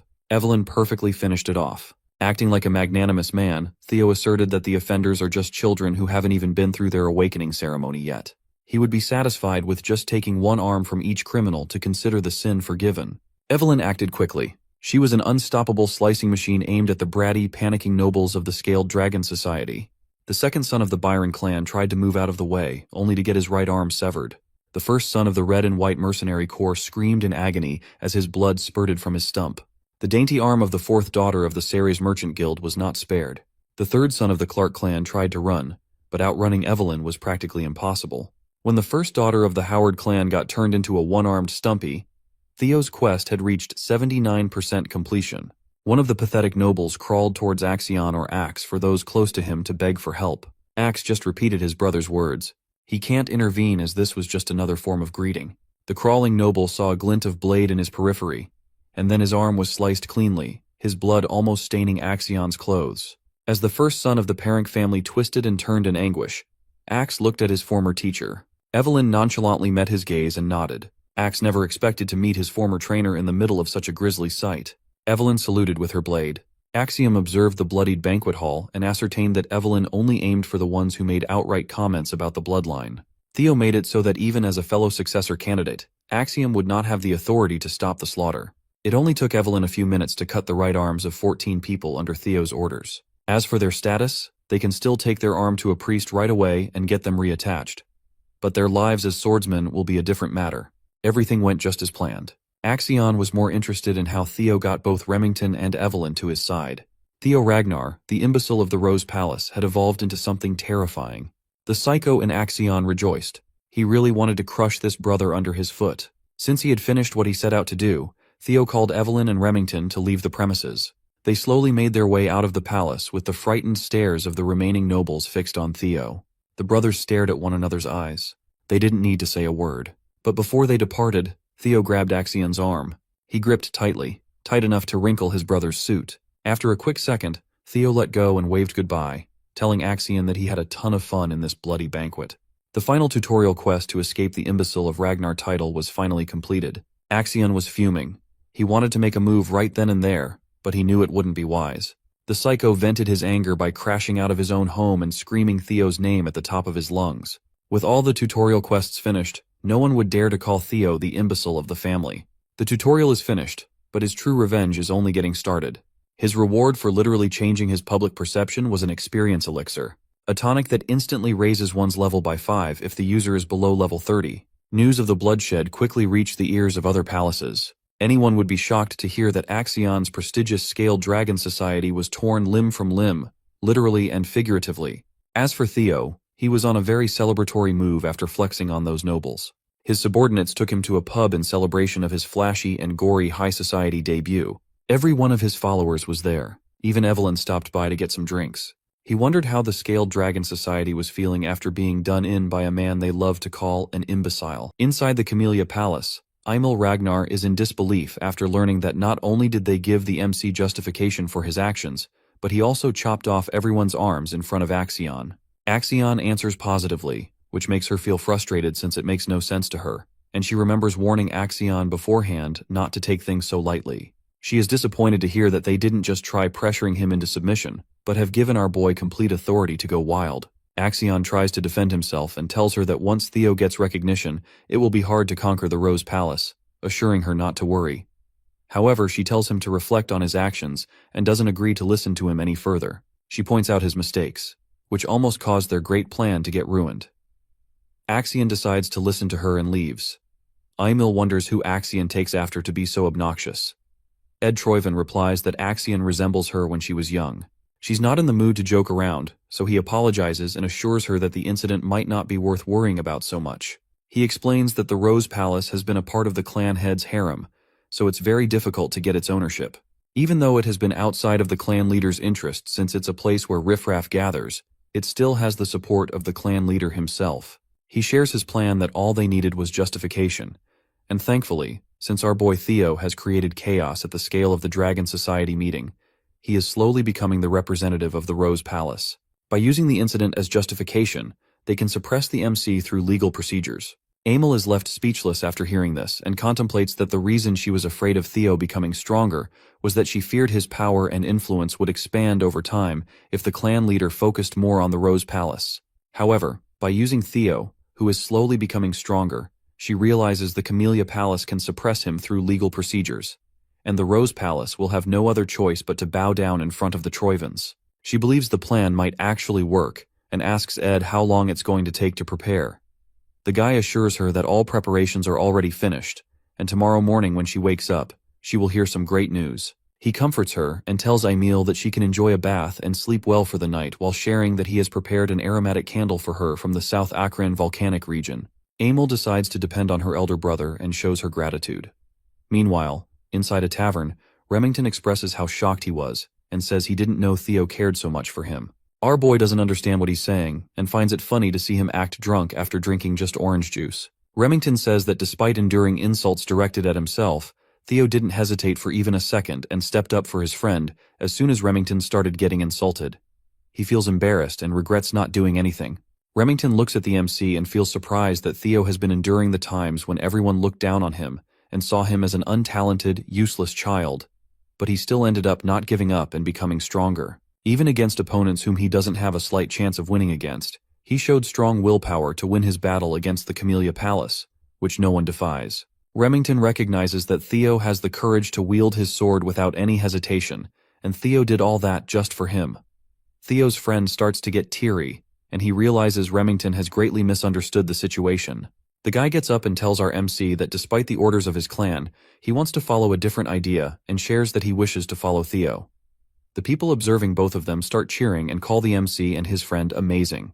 Theo tries to clear the misunderstanding, but Evelyn telepathically tells him to just let his friend be. He notices her, and she shares that it's not a bad misunderstanding, and that everyone probably intends to get along with our boy. After hearing this, he starts to smile, but understands that he is nothing special since all of his powers are thanks to the status window. He looks at his own stats and realizes that whatever he has gained is thanks to the status window while recalling that at first, he assumed it was a fragment of his own regrets. However, seeing how detailed this is, he realizes the status window is something else. He gets a vague sense of déjà vu but decides not to care about it since it's helping him improve. After the Scaled Dragon Society incident finished, the MC notices that his level has increased. Whenever a level up occurs, the system gives him points that can be used to raise his stats. Theo understands he can increase his abilities however he wants, and feels scared of the shining future that someone like him, who has so much potential, will bring. Evelyn sees his evil smile and gets concerned. Theo decides to prepare for the counterattack of the Camellia Palace first, and asks Remington if he is willing to help our boy with something. His friend assures him he can ask anything, a bit surprised to be called Remy in such a friendly manner. Theo pulls something out, and while giving it to Remy, he shares that the war for the throne between our boy and Axion is going to begin soon, so he needs help in the preparation for when the time comes. Remy becomes silent, recalling that in his past life, Remington became the clan head of Narcio, and the clan's forces became powerful enough to confront the Ragnars. The MC realizes how valuable this opportunity is for him to pull Remy to his side. He gives Remington a piece of paper, and the guy assures him that since he has already pledged loyalty to our boy, he will do everything in his power to help. Theo shows his gratitude, and suddenly someone barges into the tavern while screaming Theo's name. Everyone becomes surprised as some knights barge in and announce that under the sword of law, Theo is under arrest for assault, threat, and intimidation. Evelyn calls it complete bullshit, but our boy tells her to calm down and moves forward to see the arrest warrant. He notices that it's real and that the ink hasn't even dried, which shows his enemies were in a rush. He decides to go without a fight, and they quickly handcuff our boy. As he is being taken away, he smiles at his friends since he trusts them to handle everything in his absence. Remington and Evelyn are in complete shock. Remy directs his focus towards the paper Theo gave him. The news of Theo getting arrested reaches the Rose Palace, and Theo's mother, Cecilia, becomes stunned to hear that her son is being taken to the tribunal and falls down on her knees in shock. Her servant becomes concerned, but she assures him that she's fine and questions why her son was taken away. He reveals that it's because of the Scaled Dragon Society, and her son is being accused of inciting a rebellion. She becomes surprised and questions if her son will be taken to trial. Her servant believes Theo won't easily get out of such a situation since he destroyed the Scaled Dragon Society. Cecilia was not expecting that her son being invited would lead to such a mess, but believes that her son will definitely be able to get through this, because that's the kind of kid he is. Cecilia wishes he comes back safely. Meanwhile, inside a carriage, as the MC is being taken away to the tribunal, they reach their destination, and he remembers it's been a while since he saw this place. Since Theo completely obliterated the Scaled Dragon Society, he understands that he won't get a simple punishment, and will probably have to face trial because of his actions. He understands that since he's the successor of Ragnar, they will question his qualifications as a successor.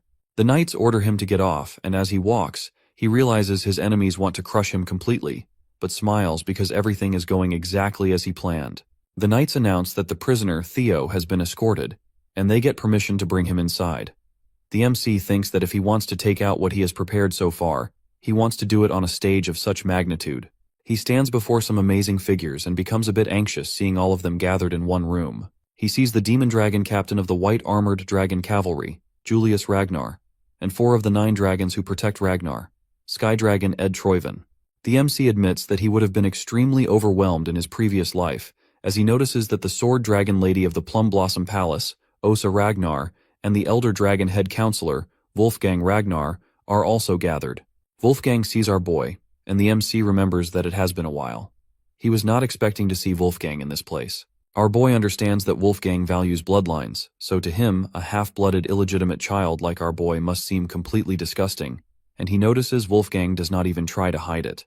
The man asks our boy if he is aware of the fact that he was summoned to answer for his crimes. He continues to tell our boy that the Byron clan, the Ceres Merchant Guild, the Red and White Mercenary Corps, and even the Hanavi clan are all cutting ties with the main family because of his foolish actions. Wolfgang becomes angry and calls him a bastard, questioning if he can bear the damage he has caused. He makes it clear that our boy is going to be held accountable for dragging Ragnar's honor through the dirt. Theo agrees with him and admits that he was far too careless. Instead, he should have cut off their heads, not just their limbs. Everyone becomes shocked, but the MC continues to tell them that all the other clans are their subjects. He says the Lord has given them land and honor, and the subjects are the ones that need to offer their loyalty and lives to the Ragnar. This is the way of chivalry, and despite knowing this, they defied their lord. The MC shows his frustration and says that if he had known about their insolent behavior, he would have severed their heads instead, and tells Wolfgang they should be punished to restore the principles of chivalry. He says he could not just sit by and watch Ragnar's honor, maintained for over centuries, get trampled on. Everyone becomes speechless while Julius calls our boy impressive and expects he will be given a normal punishment after the justification. Wolfgang thinks that the MC is mocking them with his sophistry, but Osa Ragnar understands his opinion and admits that Theo is correct. Wolfgang is surprised to see her take his side. Osa explains that Ragnar is strong, but it's not truly great, so they still need to listen to the voices of their vassals and knights. Otherwise, their clan will inevitably fall because she thinks that they can't rule the world with power alone. He understands her, and decides to keep that in mind. The MC observes that the first wife of the clan head, who is the best swordsman in the north, is fortunately taking his side and is not hostile toward him. He is surprised by her actions and doesn't understand why she is doing that. Osa hopes our boy understands that the punishment he is going to receive is justified. He asks about the punishment, and Wolfgang tells him he will get 3 months of probation. Theo shares his wish to participate in the ceremony, which angers Wolfgang, as he thinks our boy is talking back, but Osa decides to take his words into consideration and allows our boy to participate in next year's awakening ceremony. Ed believes that it has already been decided that the children Theo injured will be participating next year. But thanks to the demon dragon's interference, our boy got a lighter punishment. Ed is satisfied with the results of his plans and knows that the delay of the awakening ceremony brings dishonor within the Ragnar, and since the MC is the one representing Rose Palace, for him to carry such dishonor will allow the Camellia Palace to forward take the Rose Palace.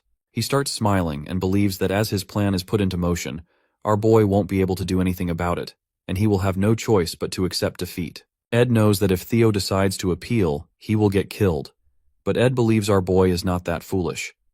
The MC announces that he wants to appeal, surprising not only Ed, but everyone else as well. Ed tries to stop himself from smiling as he calls the MC a huge fool, since his arrogance has no limits. Ed looks happy that things are becoming easier for him.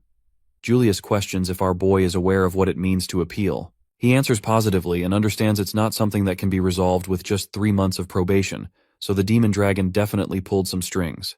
But he decides to follow his plan, and tells them that in the strong and proud Ragnar, appealing means war. Theo is not planning on taking even a slap on his wrist, and says that in the end, only the strong speak the truth. He thinks he should be rewarded for his actions, which leaves everyone speechless. Meanwhile, at the hidden northern branch of the series Merchant Guild, as everything is engulfed in flames, Evelyn fights off the last guy left. Remington realizes this is where they were hiding, just as the MC said. At the trial, Ed's eyes light up with joy as he sees the Troyven Camellia Palace is now finished. As the MC stands before all the important figures, Wolfgang questions if he wants to take an issue that can be easily resolved if he waits 3 months into a war. Wolfgang calls it arrogance and questions if our boy is confident he can face the forces of 15 clans alone. Theo says that this is something he needs to handle. Since, in their case, the difference in power is huge, he thinks appeals through proxy battles are a normal thing.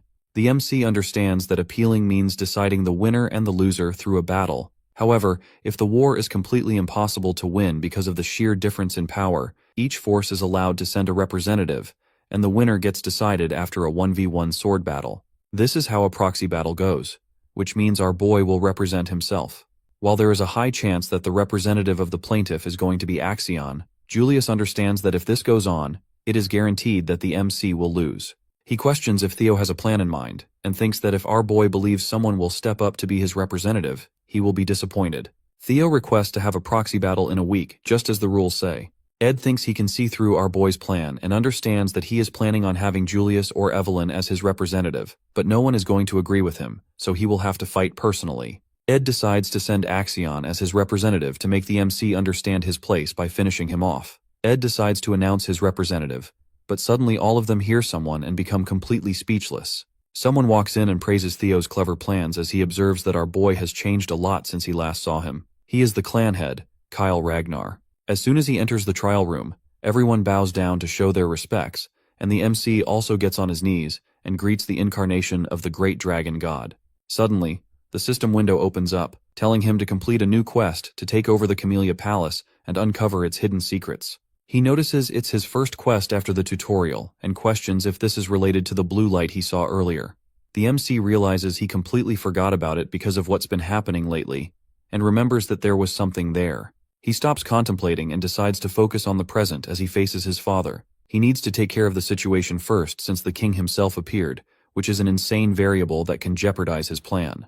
The MC asks the reason his father is here. Kyle tells him to stand up and says he heard about the whole situation and understands that his son is trying to make an appeal through a proxy battle. Theo responds positively, and his father says he recognizes it's going to be difficult for his son to enter the battle himself, and questions who Theo is planning on choosing as his representative for the proxy battle. Our boy realizes his father is trying to test him, and says there is no one who can stand in his place, so he is naturally thinking about stepping up himself and being his own representative for the appeal. His father believes his son will lose, but Theo thinks he shouldn't come to such a conclusion without even letting him try. The MC becomes determined to face his challenges and not bend against anyone willingly. After hearing all of this, the king bursts out in laughter and asks the other members of the trial if they heard what his son is talking about. The king becomes impressed by our boy not lowering himself against anyone, and recognizes that this is the best way to describe the Ragnars. The king praises his son for such an amazing attitude. Our boy feels grateful and starts to smile as everything is going according to his plan. He remembers the proxy battle is just bait, and since he doesn't have to fight, he feels amazing to say such words without holding back. He remembers the work he requested from his friends Remy and Evelyn, and understands that he will get his hands on the proof of Camellia Palace's treasonous conspiracy, which will make his victory absolute without even fighting. The king decides to give his son an opportunity, and as the master of Ragnar, Kyle says he wishes to test a single strike against our boy. Theo becomes shocked as his father tells him to forget about the trial. He says if the MC can endure a single blow, he will clear all the charges without punishment. The king tells Theo to come out, but Ed starts shouting as he tries to object. He thinks that testing a single strike against our boy means the king approves of him, which means that if, by any chance, Theo is able to endure the single strike, he will receive the approval of the clan head himself. Ed is sure the MC won't be able to endure it, but just in case he somehow does, Ed decides to object and tries to stop the MC from looking favorable in the eyes of the king. He questions how the vassals and bannermen dare to comment on the blood of the clan leader's son, and continues to talk about the rules of the proxy battle. But Kyle Ragnar tells him to shut up, and makes it clear that if a vassal dares to speak against the Ragnars, they need to just get rid of him. Ed has no choice but to follow the clan leader, and Kyle asks if Julius has anything to say since he has been giggling for a while. The demon dragon says he is just surprised to see the king show interest after such a long time. Kyle Ragnar gets to the point and asks his son if he is willing to do it. Our boy understands that things have taken a huge turn, and even though he was not expecting this, he smiles and decides to accept the challenge. The MC speaks up and tells the clan leader this is too heavy for him, as it is absurd to compare a single strike from the clan leader himself with a proxy war against vassals and bannermen. The king asks if he is trying to refuse, but our MC answers negatively, and says he only wishes to have a fair transfer since the trial has become stricter. He demands that his compensation should also be increased with a cheeky smile on his face. Kyle Ragnar asks his wish, and the MC turns around to look towards Ed and says he wants something like Camellia Palace. Observing all of this, Ed is left speechless. Ed becomes frustrated, and Wolfgang calls it complete madness to propose such a deal with the clan leader himself. He thinks he needs to put the bastard in place since agreements are based on the understanding that both parties hold equal standing. Wolfgang assumes the MC will fail because of his arrogance, but to his surprise, the clan leader agrees with our boy. Kyle thinks that if the MC aims to become the successor, he needs to be at least this courageous and bold. The clan leader asks if the Sky Dragon has any objections, but the man assures him everything belongs to his Lord Kyle, so he can't dare to comment on his decision. The Lord is happy to hear this and orders them to quickly prepare a stage, as he wants to test his son himself. Theo becomes a bit hesitant, and after a while, as he confronts his father Kyle Ragnar, the other vassals stand on the sidelines to observe. Ed is in complete frustration since the trap he set to catch our MC has turned into a stage favoring him. Ed assures himself not to be anxious, as he thinks that even if Theo has gotten stronger now, there is no chance he can withstand even a single strike from the clan leader, a feat not even high-ranking swordsmen can easily accomplish. Ed assumes Theo is going to die here, but our boy sees through his plans and is confident he won't die thanks to the tutorial reward he received. The king notices something about his son has changed, and questions whether he consumed an elixir without anyone noticing. The king believes even an elixir won't help him change this much but decides not to care since it doesn't matter to him how the MC became so strong. Our boy realizes his father has seen through him easily. Even the 9 dragons haven't noticed he took an elixir. The king asks if he is warmed up. Theo answers positively, and his father cheers that normally he uses his great sword, but since our boy doesn't even know how to use mana yet, his father is trying to go easy on him by using a rusty steel sword instead. The clan leader asks if he has any objections. Theo says he doesn't, and the father becomes serious as he decides to begin the fight. An immense aura starts to spread everywhere as the clan leader moves forward, making our boy anxious. Theo observes the immense pressure his father emits with just his fighting spirit alone. The clan leader praises him, surprised that his son is still standing. Theo remains confident since his strength has almost tripled because of the reward he received after clearing the tutorial known as the Experience Elixir. Using the elixir, he was able to gain 5 levels, and he put all the stats into his strength. With this much strength, he feels true freedom as he leaves the realm of the weak and enters the realm of the extraordinary. The MC is confident he can survive at least a single strike from his father, and as the clan leader throws his attack, Everyone becomes speechless while Ed believes the MC will die. Our boy puts all his focus into defending himself and is able to see the attack coming. The huge red beam of light falls to the ground, destroying the whole stage, and after the smoke clears, the clan leader smiles to see that he was able to finally find a decent son, as our MC remains standing, leaving everyone shocked. Theo proves his innocence through his will and determination. After successfully surviving the strike, the trial concludes, and the system shows that the sudden quest, Single Strike from Kyle Ragnar, has been successfully finished.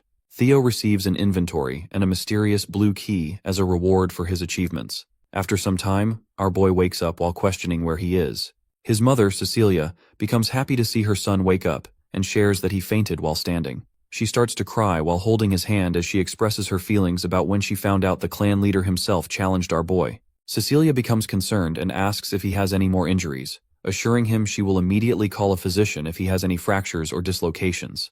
Theo tells her he is fine but doesn't recognize where he is. Julius comes in and says that by the orders of the clan leader, the Lady of Camellia Palace, Axion, and the Director of Intelligence have all been vacated. Theo becomes happy as he realizes they are inside the Camellia Palace. The system updates him on the situation and shows that he just needs to uncover the secret now. Inside the Camellia Palace's garden, Imel starts creating a fuss, as she doesn't understand why she is being forced to vacate her own property. The servants try to calm her down and start begging her not to create such a fuss. Meanwhile, observing all of this, Ed gives an order to Axion to kill Theo Ragnar. Axion shares his plan for the awakening ceremony, but Ed tells him to cut off Theo's head to finish him off for good. Axion observes Ed's eyes, which are burning with intense desire for revenge. After everything settles down at the Camellia Palace, our boy understands that despite everything going against his plan, he achieved far better results than what he was expecting. He managed to obtain the Camellia Palace without using his trump card, and on top of that, he has obtained another authority. He uses the inventory skill and pulls out an item from inside it. The MC munches on the apple and wonders how such things are possible but recognizes it's very useful. Theo pulls out the blue key from his inventory, which he obtained recently, and believes that it is definitely related to something important. As he focuses on a door, the keyhole suddenly lights up. Theo decides to unlock the door, and as he opens it, he is surprised to see a deep tunnel. The system tells him he has discovered a dungeon for the first time, and the experience he gains inside the dungeon will double as a reward. Seeing a cave inside the Camellia Palace, he assumes it is another quest of some kind and decides to clear it since he doesn't want to miss out on any experience. Before he enters, he remembers he shouldn't go inside the dungeon and prepares. After a while, he comes back with his inventory filled with weapons and decides to check the dungeon. As he walks forward, he notices a huge wolf staring at him and recognizes that it is big enough to be a demonic beast. The wolf monster pounces on him, but our boy is able to defend himself with a shield. He notices the wolf is very strong but quickly pushes it back, determined not to lose in a battle of strength. As he confronts the wolf, it charges toward him while screaming. He quickly slashes the wolf with his sword but fails to injure it and realizes its hide is too thick and the wolf is fast, meaning he won't be able to win against it with half-hearted attacks. The MC recognizes it's no ordinary wolf and might even be as strong as a demonic beast. He admits it won't be easy to defeat the wolf, and suddenly the monster tries to use its claws as it charges toward him. He wishes he could replicate the ray of light he observed when facing his father's single strike. He calls it amazing and tries to use the pure white arc on the wolf, but fails to copy his father's move, accepting that it's not going to be this easy. A single strike is an easier way to label a strike that brings certain death. He finally understands that the key to mimicking his father's attack is to put all his strength into a single sword strike. He leaves his shield and thinks about improving his sword skills and the secret sword arts that rely on his speed, taught by Evelyn. As he charges toward the wolf and stabs its eye, the monster starts screaming and takes a step back. Our boy realizes his plan is working and attacks the wolf once again, believing he'll win. 2 months later, at the training ground, Eod observes that the number of people is increasing. Sybil agrees with him and thinks they need to change the training grounds. A rumor about the clan leader teaching the young master Theo a single strike has been spreading lately. So many people now want to spar with him. As Sybil is talking about our boy, someone comes from behind and addresses him as a lackey. It is Henry Morris from Plum Blossom Palace. He questions when the incredible young master of theirs is coming, as it has been 2 months already. Morris is disappointed and says he assumed the young master never missed a day of training. He calls the MC a coward and thinks he ran away after a fake story of his spread too far. Sybil becomes angry, but Henry doesn't stop and thinks the whole rumor might be a total lie since there were no witnesses. He assumes our boy exaggerated it. Henry assumes the Scared Dragon Society being destroyed must also be fake news. But Sybil's patience runs out, and he punches Henry with all his might, completely destroying his face. Another guy from the Plum Palace becomes angry and insults Sybil, calling him a dropout, but everyone in the training ground starts glaring at him. Sybil calls him a shit-face while making it clear that no one can compare to their young master. Eod is surprised to see his friend call someone ugly with such a face. Sybil shares that he was already annoyed to see the guys from Plum Palace who kept coming here to cause trouble, and makes it clear he won't let anyone disrespect their young master Theo. Sybil and his comrades pull out their swords and declare war on the guys from Plum Palace. They also become determined to put the dropout losers in their place, but as they are about to fight, someone comes between them and freezes all of their weapons instantly. Everyone is surprised, and Sybil recognizes it is Ray Ragnar from the Four Hounds. Someone also joins in on the fun and starts laughing. It is Hulkus Lanka of the Four Hounds. Sybil is surprised to see two members of the Four Hounds suddenly appear, and Hulkus notices someone is missing. Hulkus asks one of the Plum Palace guys where the Luster Tiger is, which confuses him. Hulkus becomes fired up and questions if everyone is deaf, as he is asking for the master of the training ground. Hulkus announces that he is here to challenge our MC, Theo Ragnar. Meanwhile, inside the dungeon, the MC reaches his limits, and his sword shatters as well. The system notifies him that he has leveled up. Suddenly, multiple system windows start to pop up, showing that his stats are increasing, and he has hunted 170 demonic beasts. Our boy sits on the corpses of the monsters he has defeated, and the system shows that only one monster is now left. Theo drinks a healing potion to restore his strength and remembers that he almost died multiple times, but the healing potion always saved him. At first, it was difficult for him to defeat the monsters, but as he leveled up, things became easier. He is still surprised to see how fast time flew by. He has already spent 2 months inside the dungeon. The system shows him that only one demonic beast is left. He realizes that it's definitely a boss monster as he notices some stairs. The MC starts walking forward and enters the 5th floor. He looks at his broken sword and realizes it won't be usable, so he decides to enable his inventory and pull out another one. He finds only one sword and realizes it's his last one. Our boy remembers he received this sword from his mother as a birthday present. The MC recalls his past life. He had a lot of friction with his mother leading up to the awakening ceremony, so he decided to toss the sword away in his room and let it go to waste. He observes the ceremonial sword and realizes it's a good one forged from white snow steel. Theo becomes silent as he remembers his past life. His mother barged into his room wishing him a happy birthday, and shared that she was waiting for midnight to shower him with gifts. But he became angry at her and told her he didn't want to waste his time on birthday presents as the ceremony was near. He was expecting better from his mother, and made it clear that no good equipment would ever change his bloodline. He remembers asking his mother to leave him alone, but decides he won't repeat any mistakes from his previous life. Our boy finds the boss room, and the system warns him to be cautious as a strong demonic beast is going to appear soon. Inside the boss room, Theo finds a dragon taking a nap. He becomes relieved to see that it's just a lesser drake. Theo starts to question why the final boss of the quest is draconic. The Ragnars are said to be the descendants of dragons.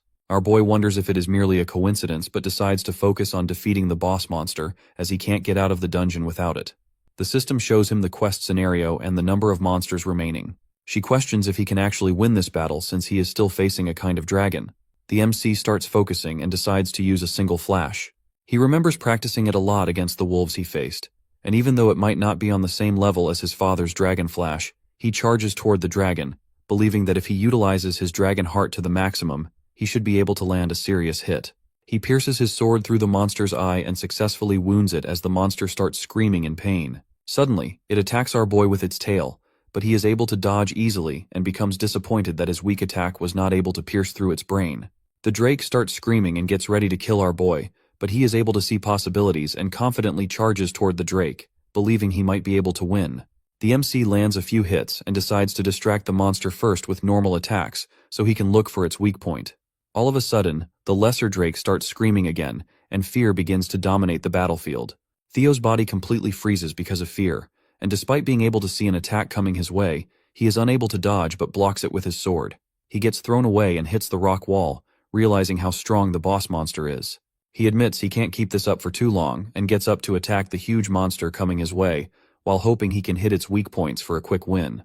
Our boy already knows a dragon's weak point is its reverse scales and jumps onto the lesser drake's body while dodging all attacks. He is able to pierce the reverse scales with his sword, and blood starts gushing out of the monster. He keeps hitting the spot as it starts screaming in pain. Our boy believes his plan worked, but the lesser drake doesn't fall down and surprises Theo. At the training grounds, Hulkus gets mad at Ray and makes it clear that he wants to fight the young master first. She calls him a loser and tells him to stay out of it. But he starts defending himself and says he lost 3 years ago. He has worked hard to improve his skills every day, so 3 years are more than enough to close the gap. Ray doesn't listen to any of his words and calls him a loser again, which makes Hulkus angrier. He decides to have a duel with her and mentions that the winner will get a chance to fight Theo Ragnar. He hits her with a huge weapon, but she is easily able to stop his attack without being phased. Sybil and Henry don't understand what's happening, but become scared seeing the Four Hounds members fight. As they both move forward to attack, Remington appears between them and tells them to go elsewhere since this is the domain of the young master Theo. He makes it clear that he won't allow anyone to cause trouble for the master. Hulkus becomes happy to see Remington and shares his desire to fight him as well, but Remington asks Hulkus to understand his words. Suddenly, all of them start to feel an immense pressure, and Remington questions the source of this menacing killing intent. All of them look back to see the MC enter the training grounds. Remington is surprised to feel such overwhelming pressure and starts to wonder what happened during Theo's seclusion training. Ray and Hulkus become excited to see that the young master Theo has finally arrived. Our MC dominates the whole training ground with the skill Lesser Drake's Fear. Earlier inside the dungeon, after the MC pierced through its reverse scales, the Lesser Drake finally died, and the system congratulated our boy on hunting it. As soon as he touched its reverse scales, the monster started going crazy. Our boy thought he would die, but the monster wore itself out after a few minutes since the scales were definitely its weak point. The system notified him that he had obtained the Lesser Drake's Tooth and Claw. The tooth was an enhancement material for weapons, while the claw could be used to increase a weapon's sharpness. He decided to use his rewards to fix the sword he had since he didn't want to lose a gift his mother gave him. The MC also received a skill called Lesser Drake's Fear, which surprised him. He read the stats and realized the skill could inflict fear on a target weaker than him. He was shocked to receive such a skill, as he believed only a few chosen ones could use it. He's happy to see he is getting a chance to try it, and while putting all his stuff back in inventory, he questions whether the skill will be useful for him in Ragnar, since the place is already swarming with powerful people. The Camellia Palace dungeon gets cleared, and our boy finally gets out after finishing the quest of uncovering the palace's secrets. For successfully clearing Scenario Quest 1, he receives a nest compass as his reward. He doesn't understand what it is, and questions whether it's going to be useful in the next quest. Theo puts it in his inventory and decides to go rest in his room first since he's completely exhausted. But suddenly, a maid rushes towards our boy and informs him that he needs to take care of an urgent matter. She notices the wounds on his body, but he brushes it off and asks about the issue. The maid informs him that there's a brawl happening in Training Ground 4. Our boy enters the training ground after hearing this, dominating everyone with his new skill, Lesser Drake's Fear. He angrily tells everyone to get lost since he needs rest. The immense aura knocks people unconscious, but Hulkus becomes excited to see such overwhelming killing intent and charges toward our boy without a second thought, to see who is stronger. Hulkus attacks with his sword, but the MC easily overpowers him with just one swing, leaving everyone shocked. Hulkus gets knocked back and cannot believe his strike was deflected so easily.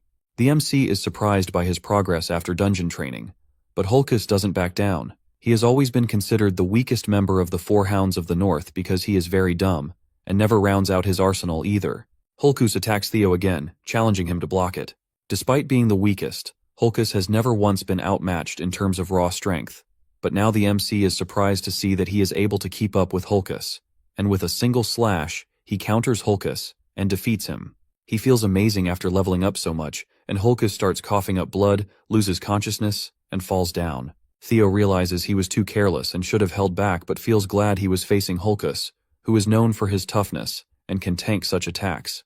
The MC notices Hulkus only fainted. Sybil becomes surprised, and everyone in the training ground starts cheering for the young master who easily defeated the Black Bear, one of the Four Hounds, with a single strike. Theo assures them Hulkus is still alive. Suddenly, his sword breaks as well, which disappoints our boy since it was a gift from his mother. Everyone keeps cheering for the MC, and they all praise him for breaking his sword with a single strike. He doesn't understand why they are so happy. Meanwhile, observing all of this, Ray remembers one of her past memories. When she was a little kid one day, the MC found her and questioned why she was walking around in such cold weather while wearing barely anything. Theo gave Ray his own scarf and thought she still looked really cold, so he decided to take her to his house and told her he would take her home once the snow finally stopped.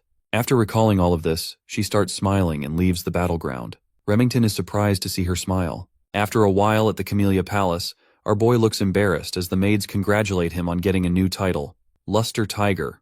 One of the maids is happy to see his hard work finally paying off and advises him to keep it up and maintain the momentum until the awakening ceremony. She believes he can do it, and suddenly, his mother appears and starts feeding him the new abalone dish forcefully. He tries to stop her, but she starts stuffing his face with more food as he begs her to stop. While eating, he remembers his past life and starts to feel grateful. He tells his mother the food is very delicious, and she notices the broken sword. She becomes shocked, and the MC starts sweating anxiously. He tells her it broke during his training and starts apologizing since it is a precious gift she gave him on his birthday. Theo's mother becomes angry at the person who swore it wouldn't break, as it was made with white snow steel and ebony steel wood. He asks if she is talking about the steel wood from the southern jungle. She answers positively and tells him it is a rare and precious material, but feels disappointed to see it was all a lie. She thinks that if the guy was telling the truth, the sword wouldn't break so easily. The MC realizes how precious the materials are, and becomes surprised since he was not expecting it to be so valuable. He wonders how his mother found such a sword. She decides to go ask the maker for some explanation, and force him to make a better sword this time that is perfect for her precious son. He assures her it's fine and that he can just use another sword, but she rejects the idea and tells him people are finally coming to see his true powers, so he needs to be even more careful than before. Since the awakening ceremony is really close, she says she won't allow him to attend the ceremony while carrying a shabby old sword. Theo is happy to see his mother care so much about him, and Cecilia decides they should get going since they are done talking. The MC is confused. She reveals that they are going to the best workshop in all of Winterra, known as the Basque Workshop. Basque Workshop is one of the top 3 manufacturing workshops of Winterra, and its fame comes from the sheer size that rivals a factory. However, the most notable thing about the workshop is its master. She is a person who falls into the category of special rank by the intelligence agency, and a blacksmith with the title of Master Craftsman, which only 2 other Ragnar artisans hold. The MC is surprised to see the elf of capitalism incarnate, the demon craftsman Kurson. He never expected to meet such a tycoon and questions how his mother has connections with the demon craftsman. Cecilia angrily questions why her mother is still smoking. Hearing her call Kurson her mother, our boy becomes speechless. Kurson tells Cecilia not to address her as mother since their relationship is not that of a parent and child. On the day Cecilia decided to run away, Theo was told his mother is an orphan with no family in the world, but is surprised to see she is the daughter of the high elf Kurson. He realizes that the reason he looks so handsome is that he is also a quarter elf. Kurson asks why Cecilia unexpectedly decided to visit her. Theo's mom throws back the sword and tells her it is a defective product. Kurson doesn't believe her and becomes mad hearing her daughter call it a defective sword, even though she forged it herself. Kurson pulls out the sword and realizes it's broken. Cecilia questions if that's not a defective product, and Kurson becomes speechless. The high elf asks who the wielder is. Cecilia tells her Theo is the wielder of the sword. Kurson asks if it's the kid behind her, and she tells her mother to watch her mouth because the MC is a genius who will one day reign over Ragnar from here on. Theo introduces himself to the high elf and expresses his gratitude for being able to see the renowned master of Basque Workshop. Kurson remembers him and praises Cecilia for raising such a child. Kurson asks if he is the only one who used the sword, and the MC answers positively. Cecilia thinks the sword is defective, but Kurson becomes surprised and realizes it's going to be a long conversation, so she invites them inside. As they all walk in, the MC asks if his mother is related to the demon craftsman. She says he is right, and he becomes curious if Kurson is her real mother. Cecilia tells him he wouldn't know since she didn't speak much about it, but even though it was for a short period, Kurson took her in as a foster mother. Cecilia shares that her mother loves anything she finds beautiful, whether it is music, jewels, theater, or even people. She says that is the reason Kurson took her in as a foster child. Kurson tells them to stop talking about the past, calling it pointless. Cecilia thinks she is lying, and her son asks how she ended up getting out of this place. Kurson reveals that Cecilia left because of her desire to marry the Ragnar clan's leader. Kurson never expected her daughter to willingly go to such a miserable place, and is surprised she has survived for so long. Cecilia says she couldn't resist the manliness and handsomeness of the clan leader, who loved her dearly. Kurson is disappointed that despite running away from home, she came back last year and started begging Kurson to forge a sword to gift Theo. Kurson calls her shameless, but Cecilia becomes annoyed to hear her say such things in front of her son. They both start arguing, and the MC smiles, as he has never seen his mother talk like this. He remembers that in his past life, he never tried to learn anything about his mother, and was an extremely ungrateful son. He questions if he was just too obsessed with the clan, and notices that Kurson cares a lot about his mother as well. He wonders why she didn't do anything in his past life. They finally reach their destination, and Kirsten shares that this is the room she lives in. Cecilia asks why her mother brought them so far inside, and demands her to make the best sword for Theo to make up for it. Kirsten suddenly tells Cecilia to wait outside as she grabs Theo and quickly closes the door, leaving Cecilia outside. Inside her room, Kirsten completely ignores Cecilia calling her, and decides to get straight to the point. She asks if the MC has the relic of the primordial dragon. Our boy becomes confused and questions if she is talking about the ancestor of the guardian dragon that protects the clan. He shares that he has heard about the legend that treasure has been distributed across Wintera for the descendants of the Ragnar clan. She makes it clear that it's not a legend and questions if he really doesn't have any relic. Kirsten starts to tear up and becomes frustrated, wondering how he was able to destroy her sword, even though she poured her heart and soul into forging it. She doesn't believe the sword can break against anything other than a relic and questions if our boy has any idea how precious the sword was. He tries to apologize and remembers that the sword got damaged while he was fighting a lesser drake. He doesn't understand anything about relics, but she gives up and decides to show him instead so he can understand faster. She shows him a casket that's completely sealed with chains and asks if he notices something. The MC starts to see the blue glow and questions if it is a quest after recognizing it as the same glow he saw from the door of the dungeon in the palace. Kirsten shares that she doesn't see anything but believes he was able to notice something judging from his actions. She starts dragging the casket and tells him she has tried many times to open the sealed casket and obtain the item inside, but she always fails. She puts down the shield casket and mentions the primordial dragon's relic. Kirsten shares a story of the primordial dragon that removed one of its fangs and forged a blade from it, known as the monster sword, White Moonlight Blade. She tells him that if he tries to break the seal on the casket and is successful, she will hand him the sword known as the White Moonlight Blade. The MC looks a bit confused, and she reveals that if he fails to open it, he might lose his life in the process. She questions if he still wants to try it, and the MC starts smiling out of excitement. He makes it clear that the sword is now his. The system shows that the next scenario for the quest is to be chosen by the primordial dragon's relic, the White Moonlight Blade. The White Moonlight Blade is a sword of the leader of Black Snow, who is one of the 9 dragons known as the Black Dragon. Very few people know about the sword because everyone who has ever seen or talked about it has either died or gone missing. Our boy remembers a mysterious man who noticed him and was surprised he was visible to Theo. The MC ended up seeing the true form of the sword through sheer coincidence and doesn't understand why the Black Dragon let him live. He is surprised to find out that the Black Dragon's White Moonlight sword is here, and it is an actual relic of the primordial dragon. He remembers running into the Black Dragon 4 years ago and realizes Kirsten was in possession of the sword during that time. She asks if he wants to open it, and the MC starts smiling, becoming determined to obtain the sword no matter what. He tells her it's his sword now, and while observing the casket, he realizes it's very similar to the Camellia Palace. He tries to use the blue key to open the casket. Kirsten is confused as our boy unlocks the gasket, and a weird light starts to shine. Suddenly, Kirsten becomes concerned as our boy starts getting pulled inside by a mysterious black fog. The MC tries to free himself but fails and gets dragged into a mysterious place. He opens his eyes and doesn't understand where he is. Theo recognizes the Rose Palace while everything is engulfed in fire. He doesn't understand why he is seeing all of this again, and while watching his past memories, he realizes he completely forgot how weak he used to be. Because of this, he needs more power, enough to defeat Randone and crush the Camellia Palace.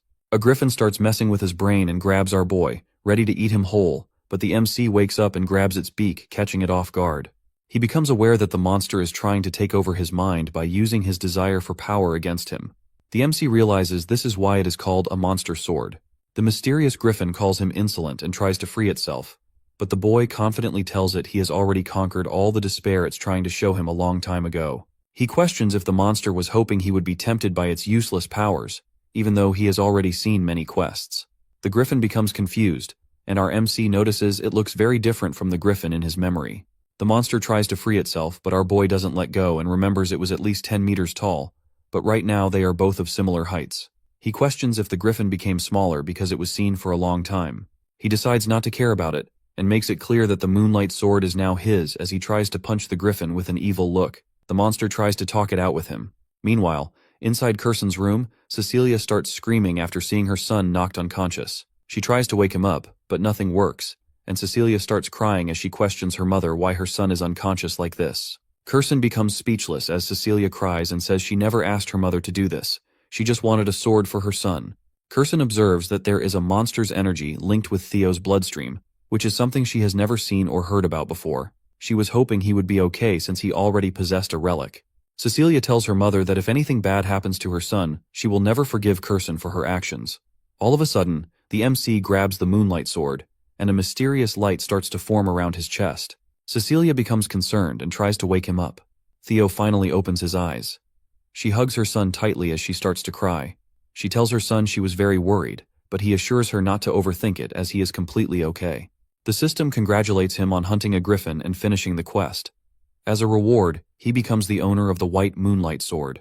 The MC understands that he survived because of his luck. The griffin was easily defeatable because it was just freshly unsealed, and any psychological attacks were of no effect on him. The system notifies him that he has observed the monster energy of the white moonlight sword, so now his magic power has greatly increased. His magic power surpasses 200, and his body starts glowing. Our boy learns that his magic power has started to gain divinity, and has increased to the level of a high-ranking swordsman.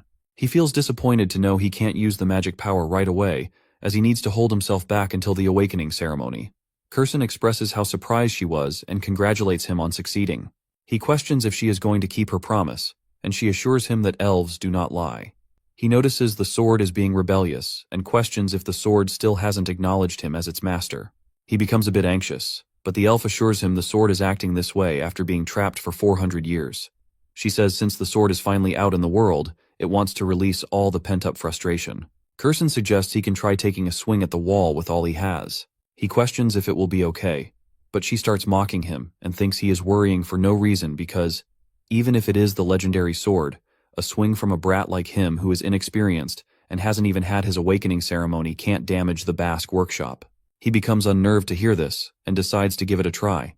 Our boy understands that he can hide his dragon heart whenever he wants, so this is a nice opportunity for him to test out the new legendary sword he just received. He walks toward the wall and tries using all of his magic power. The MC excuses himself and removes the cover of the legendary moonlight sword as he gets ready to take a swing. Curson observes him and becomes concerned. She tries to stop our boy, but he ends up using an attack known as Single Flash, completely destroying the workshop's wall.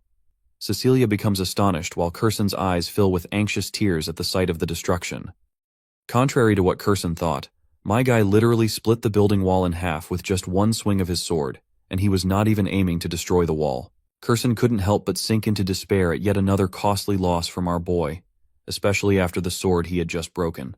Even Theo thinks this is seriously overkill, and he's already running on empty because that sword drained all his magic to pull off that devastating slash. Right at that moment, Curson starts giving him some mana, and she dashed towards him so quickly that he didn't even notice when she reached him. She's startled to see he really has no control over his magic at all. Whatever the case, after looking at this massive crack in the 10-foot thick wall, she's sure this lad is an absolute genius. She starts to feel kind of proud to have a grandson like him, and I can see those dollar signs in her eyes, which clearly show that her greedy mind is cooking up something juicy to profit off our boy. She puts her hand on him and tells him she'll be his patron from now on, and all he has to do is spread his wings and show the world his skills. Well, there you go. She's literally using him as a walking, talking billboard for her workshop, and Theo can clearly see the glint in her eyes.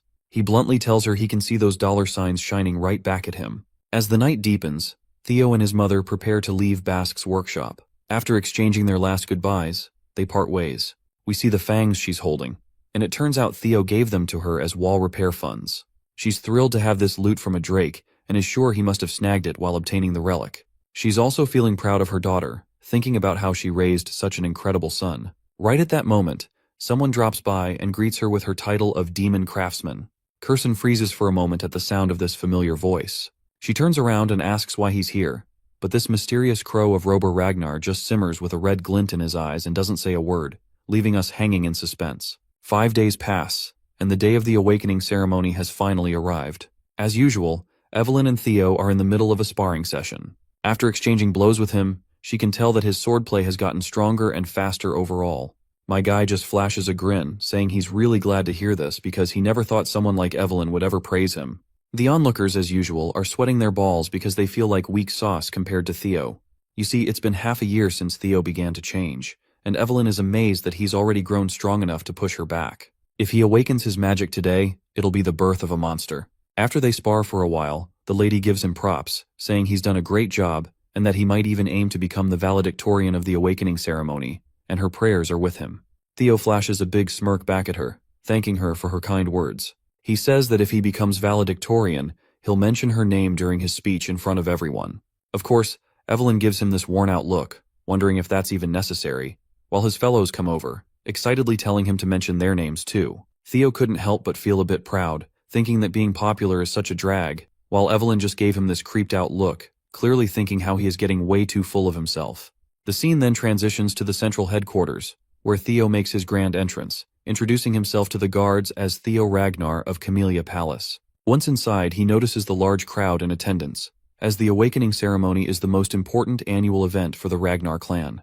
Every participant is hoping to get good results, and as swordsmen of Ragnar, this is their first chance to be acknowledged and honored. With everyone from the Ragnar clan watching, including the clan head, Kyle Ragnar, the pressure is high. Even some big shots are present, like the 9 dragons and the former clan head from 2 generations ago, Hilda Ragnar. The more Theo looks at Hilda, the less she seems like someone who's 150 years old. Either way, he is relieved to see her attending again. The conductor then bangs a drum to grab everyone's attention. This guy is Vana Ragnar, the judge of the ceremony and a Dragon Gate swordsman. He snaps everyone to attention and tells them it's time to begin the preliminary examination. The prelim involves grabbing a sword placed on the ground and leaving a mark on the steel wall on the platform. He reveals that the wall is forged with a mix of white snow steel, so ordinary steel blades won't even scratch it, but that changes if they channel their magic power into their attacks. To help with that, he decides to hand out Soma to everyone. This single Soma pill will provide the power of 10 years worth of magic, an elixir designed to help open their mana halls. He tells them to swallow the Soma and focus on opening their mana hall in the Dantian, and only then will they be able to cut through the white snow steel wall with their swords. The depth of their cut will determine their results. Vahana screams out that from now on, the participants whose names he calls will have to step forward, grab a Soma, and get on the platform. The first participant is Theo Ragnar, and they tell him to come forth. Of course, my guy steps forward promptly, and as he's taking that pill, he reflects on how, in his past life, Axion was the valedictorian. He then grabs a sword and walks toward the white wall, determined that this time won't be like the past. As he does, a system window pops up with Scenario Quest 3, become the valedictorian of the awakening ceremony to clear the quest. We then cut to the 150-year-old Hilda asking Kyle if this boy is the one he mentioned before. Kyle responds positively, and asks if he has caught her attention too. Hilda replies that she's definitely curious after hearing so much about this boy, and wants to see for herself just how competent his descendant really is. My guy stretches his shoulder muscles, while he can't help but to feel nervous. The judge Vana promptly appears and reminds him to swallow the Soma. Theo promptly pops the pill into his mouth, reflecting on how in his past life he had swallowed the Soma but was unable to control the mana, seriously injuring his Dantian. But this time, something like that won't happen. As soon as he swallows the pill, he feels a surge of power, and the mana begins to scatter around the area. Vana finds himself bewildered to see this brat causing a mana wave of this size. He's worried Theo might not be able to properly control it. You see, when someone swallows Soma, they need to handle it with care. In order for the mana hall to settle in the Dantian, the more talented Ragnars, who have loads of mana, need to be extra cautious. If not, they can end up disabled, and Vana is certain this brat is done for. But, as surprising as it is, my guy quickly stabilizes. Theo couldn't help but feel a rush of happiness, realizing he has both a dragon heart and a mana hall. It's almost a bit disheartening how easy it feels this time, unlike in his past life. But anyway, from now on, he's officially allowed to use mana, and he won't have to hold back the vast amount stored in his dragon heart. He prepares himself, leaps into the air, and just unleashes everything. A dragon manifests from his mana, soaring straight toward the wall. In a single flash, it hits the wall, creating a giant crack. Vana is left absolutely boggled, and he announces without a doubt that Theo Ragnar has passed. The spectators are equally bamboozled by such a display of power. A system window promptly pops up before Theo, announcing that the curse of bad luck that's been in effect has ended, and his fame is beginning to spread throughout the world. A genuine joy spreads across our boy's face because he's finally reached the same starting point as the others. The system further reveals that many people have taken an interest in his impressive performance. Osa Ragnar Plunus wishes to take him in as a disciple, while Julius Ragnar is discontent with the amount of attention focused on him. Meanwhile, Rober Ragnar remains cautious about him. And lastly, Hilda Ragnar shows interest as well. My guy is thrilled that not only the Black Dragon and the Sword Dragon are paying attention to him, but the fact that he's also caught Hilda's eye makes him especially happy. After all, she has the heart of Garuda. He thinks to himself how amazing it would be if he could just obtain that. The other contestants also try their luck with the white wall. One of them manages to leave only a tiny scratch, as thin as a hair. He cries out to see that he has a long way to go to even come closer to Master Theo. Ray Ragnar gives it a shot, and so does Hulkus Lanka and Remington Nacrio. They all do their best, but none come anywhere close to the massive cut my guy left in the wall. This poor guy is absolutely devastated that all 4 Hounds of the North had monstrous results, yet not a single one of them made a mark as great as the young Master Theo. It's finally Axion Ragnar's turn, and as he walks forward, people start murmuring among themselves. Some say that at this rate it's a contest between the Luster Tiger and the Dark Tiger, while others doubt even Axion can match that level. The fact that people are talking about Theo like this only angers Axion beyond belief. He strides toward the wall with his sword in hand, and once he swallows the Soma pill, he's fired up. The mana crackles around him, and out pops a giant red dragon that slashes directly at the wall. The sheer power of it leaves Vana utterly speechless because this is the first time he's been surprised so many times in one day. The crack in the wall is massive, and Vana promptly announces that Axion Ragnar has passed as well. The crowd goes absolutely bonkers because Axion's slash has left a crack just as big as Theo's. Now everyone is on edge, knowing that the precision grading will be the deciding factor in who comes out on top. As dusk begins to settle in, Vana announces that with this, the first stage of the awakening ceremony is officially over. This year, he's particularly satisfied to see so many people significantly increase their scores. He says that those who passed should prepare for the second stage of the awakening ceremony in 4 days. Finally, the rankings that everyone has been waiting for will be announced, including the valedictorian for the first stage of the awakening ceremony. Everyone in the arena held their breaths in anticipation as the valedictorian for the first stage of the awakening ceremony was announced. The clear front-runners, Axion and Theo, were locked in as they both hoped to hear their names called. In the end, Theo Ragnar manages to clutch the win for himself. While he is stunned, the arena erupts in booming cheers. Vana Ragnar is pleased to announce that his performance earned him a perfect 10 out of 10 from the judges. Whether it's technique, magic power, control, or speed, every aspect was flawless. While his followers were cheering, most of the candidates found it hard to believe that the Flash Tiger had taken first place instead of Axion. As it turns out, the depth of his sword mark came close to the record held by young Master Thorkel. That little tidbit made the crowd go even wilder. Thorkel Ragnar is an enigma. He is one of the 5 major candidates of Ragnar, and he is speculated to be the closest in the line of succession. The Salutatorian award fell on Axion Ragnar, and his displeasure is apparent. He also got a perfect 10 out of 10 score. However, he has been relegated to second place as his sword mark was a bit shorter than that of Theo's. That fact made his blood boil even more. Remington Narcio snagged 3rd place, Ray Ragnar in 4th place, and Hulkus Lanka in 5th. The Hounds of the North had the top places on lock. Meanwhile, the idiot of the Southern Inspection Post and Theo's first follower, Sybil Drea, eked out the last slot at 87th place. The second stage of the awakening ceremony will start in 4 days at the treacherous Winter Mountains. All 87 examinees who have passed are advised to prepare as best as they can. With that, they are dismissed, and the first day of the ceremony concludes in an unexpected direction. That night, Theo's faction immediately went straight to the tavern for a celebration. The place rumbled with cheers for the first and second placers. Everyone felt vindicated as the true might of Training Ground Number 4 was made known to the world. Praise and applause for their very own Sir Theo and Sir Remington started flowing along with liquor. Theo thanked his men for the support, but he knew better than anyone else that the trials were not over yet. His goal is for every one of them to pass the second stage together. He pulled his buddy Remington closer and confidently announced to everyone that they would be aiming to be the final valedictorian and salutatorian of the batch. Evelyn is also in a festive mood, and she genuinely believes that the two can pull it off somehow. Remington personally congratulated the young master for such a splendid display of power earlier. Seeing Theo's hard work bear fruit filled everyone with pride, but at the same time, Remington cannot help but feel ashamed of himself for falling so far behind his friend. Theo smiled at Remy, assuring him that he just got a little lucky this time. Also, ranks and such things should not matter between friends, right? Hearing that cleared Remington's mind of useless anxieties. They made a toast with their orange juice glasses and promised to try their best in the upcoming second stage. Sometime later, Theo found himself roaming the nearby snowy mountains. Finally, away from the crowd, he processed what it really meant to snag first place in the awakening ceremony. It is an achievement that he would not even dare dream of in his past life. Though it might not have been a real fight, he defeated Axion fair and square. He can hardly believe how far he has gone in such a short time. Clenching his fists in anticipation, Theo proclaimed that this was only the beginning of his story. Defeating and decapitating that traitorous fraud, Randone is far from enough. That guy is just a lackey to the actual players. Theo's true enemies are the psychotic Axion and the tricky Sky Dragon backing him up. Theo is willing to use everything at his disposal to get his ultimate revenge down the line. For now, He has another matter of great importance to take care of concerning the nest compass he got as a reward. The mysterious artifact is actually pointing toward the Winter Mountains, the venue of the next trial. In the second stage, he will have the chance to find out what the compass is steering him into. While he was lost in his own thoughts, he sensed something fishy nearby. His instincts immediately kicked in, ready to defend himself from whatever was hiding nearby. Someone has been tailing him, and Theo hates surveillance.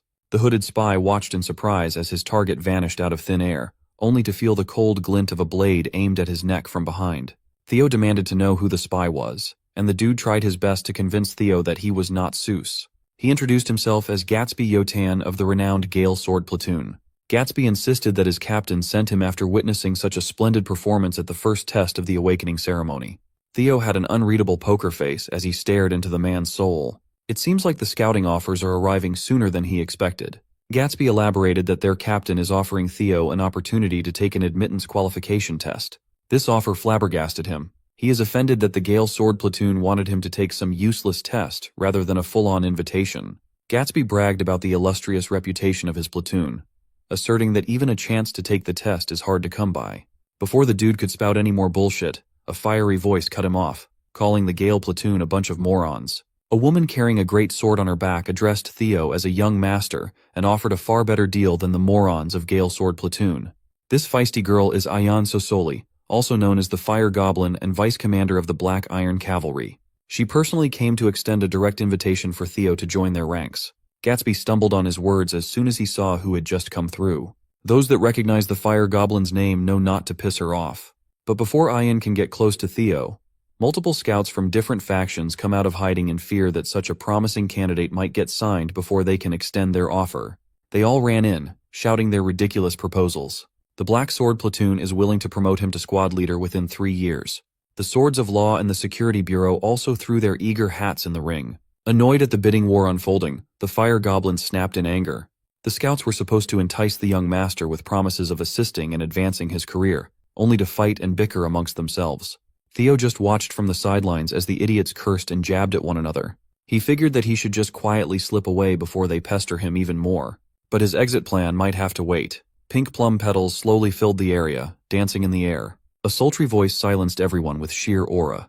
Even though she knows she will be criticized for being too greedy, the newcomer just can't help herself. Slightly sullying her sterling reputation is nothing if it means gaining an exceptionally talented individual to her side. Lady of the Plum Blossom Palace, the sword dragon herself, Osa Ragnar Plunis, has joined the scouting war, shocking everyone into silence. Ayan was the only one who dared to question what business the clan head's first wife had in this place. Lady Osa confessed that she came with the same intention as everyone else. She has come all the way out here just to see Theo Ragnar personally. While Theo is dealing with the ridiculous situation he was put in, the salutatorian is relieving some stress by beheading some people. Calling Axion Ragnar a sore loser is an understatement. This dude is wantonly killing his men to get his frustrations out lest he explodes. He weaved, maneuvered, and slashed his way through a number of young swordsmen, treating them like training dummies as he snuffed their lives out one by one. Axion Ragnar is hungry for blood, and blood he shall get. With every dash and slash, he remembers Theo's smug face after leaving a bloody, armless mess back in the Scaled Dragon Society banquet. The image of Theo unleashing so much draconic aura when he took the first slash in the trial has been etched deep into Axion's disturbed mind. Losing by a few inches made the defeat even more infuriating. The only thing running in his mind is the thought of killing and gutting Theo Ragnar. For now, killing his own men will do. By the end of his rampage, he had completely abandoned his blade in favor of using a much more hands-on and brutal approach to venting his anger. By the time he calmed down, the training ground was already filled with lifeless young swordsmen who thought they were just getting a spar with their young master. When another person stepped into the arena, Axion's eyes darted around. Without even looking at who just arrived, he picked his sword back up and motioned to attack. He threw the whole blade with pinpoint accuracy, aiming for the intruder's head. But for someone like the Sky Dragon, stopping such an elementary outburst is simple. He just grabbed the sword's tip out of the air. Ed Troyven cursed his nephew out for being so pathetic when releasing his rage on random people won't change a thing. When Axion got a good look at his uncle, he calmed down a little. The Sky Dragon advised that at times like this, Axion needs to cool his head and come up with a proper plan. Ed Troyven had already put some things in motion, and Axiom only needed to follow. The nefarious uncle and nephew duo are hell-bent on turning the second stage of the awakening ceremony into Theo Ragnar's funeral. Back in the snowy woods, the scouts made way for Lady Plumblossom out of fear and respect. They knew that whatever they tried to offer Theo would be insignificant if she was in the competition. Just as they were about to appeal how unfair that would be, the space between Theo and Lady Osa was severed from the outside world, locking them in her personal domain. Ayan reckoned that setting up an isolation zone could only mean one thing. She might be planning to personally share her teachings with the young Ragnar inside the swirling lump of energy. The inside of the isolation zone was a lot bigger than what it looked like outside, as the space stretched as far as they could see. Theo recognizes this as one of Lady Plumbossom's signature moves. She can freely create a perfectly isolated space severed from the outside. He used to hear stories about the technique, and now he's experiencing it. His popularity is catching up with him. Lady Plumblossom laughed at his reaction. She's certain that Demon Dragon will be furious once he finds out what she's trying to do, but no one can stop her from giving Theo a gift if she wants to. By gift, it can only mean one thing. She slowly unsheathed her blade as she described how intense the clan head's swordsmanship was. It is akin to dragonfire descending from the heavens and destroying everything and incinerating everything in its path. Lady Plumblossom's style cannot be more different than that, for she prefers to embrace countless variations in her sword. Theo looked around to see that the snowy trail he had walked on a minute ago had turned into a tranquil field of vibrant plum trees. Her steps are rhythmic, sending ripples on the surface of the still water floor with each stride. This is the form of the dragon that she pursues, one that contains constant and infinite changes. As the sword dragon began slowly moving forward, she started swinging her sword, making the plum blossom bloom as countless petals gently drifted down. Her blade softly traced through the petals as they danced alongside her blade. She executed a peculiar flow of movement that seemed impossible. She slashed, stabbed, and chopped with a strange tempo. By the end of her demonstration, she slowly lowered her sword, making the petals spiral alongside the blade, beautifully falling on the ground. It was absolute cinema, a feast for Theo's eyes. The ridiculous thing was the entire sequence was performed within just a single breath. What she just showed is the celestial flower rain, the first full bloom technique of the plum blossoms. Opening her eyes, the First Lady's deep gaze turned towards Theo. The young man was speechless as he felt his heart pound loudly. He just witnessed something truly awe-inspiring. Within a single continuous movement, he counted 120 circles and variations. It gave credence to the claims that, in terms of pure swordsmanship, she is above even the clan head. If Theo could absorb and apply even a little bit of what he had just seen into his single flash, his power would undoubtedly skyrocket. He humbly asked her if he's really deserving of such a gift. She laughed lightly and assured him that it was fine as long as he enjoyed watching it. Finally, Lady Plumblossom dissolved the isolation zone. The tranquil field of plum trees vanished, and the snowy woods returned. She asserted that if Theo ever wishes to see what comes after the first technique, he can come to find her whenever after the awakening ceremony. Such a blatant offer shocked the scouts. The First Lady simply wishes for Theo to become a new wind in this desolate place. With that, her body turned into a pile of beautiful plum petals drifting away. Theo knows more than anyone that he just received something far too great. It would be hard even for him to act shamelessly and not show any gratitude to the First Lady. Now he's in a complicated position. He reckoned that it would be way too greedy to become Lady Plumbossom's disciple and join the white-armored dragon cavalry at the same time. 3 days later, the second phase of the trial has finally kicked off into full gear. The 87 eligible candidates have gathered at the Winter Mountains near the northern Great Wall. Such a treacherous venue is perfect for the challenge ahead. Winter Mountains stretch across a ridiculously vast distance, from their home of winter all the way to the Demon Sea. In this place, the Ragnars have shielded humanity with all their might. They have been at war with the cursed land beyond the Great Wall for over a millennium now. They have been culling the Demon Sea, a place where countless demonic fiends lay waste. High-rank swordsman and second-stage exam overseer Jackie Ragnar cautioned everyone that the new generation would inherit that duty one day. This makes Winter Mountain the perfect testing ground. However, as apprentice swordsmen, the examinees are not allowed to cross over to the Demon Sea, and the exam area is restricted to the inner side of the Great Wall. Today, the exam is very simple. They will have 15 days to defeat demonic monsters that roam the Winter Mountains and retrieve the bells that have been placed on their necks. There are 7 different colored bells out there: red, orange, yellow, green, blue, indigo, and violet, the colors of the rainbow.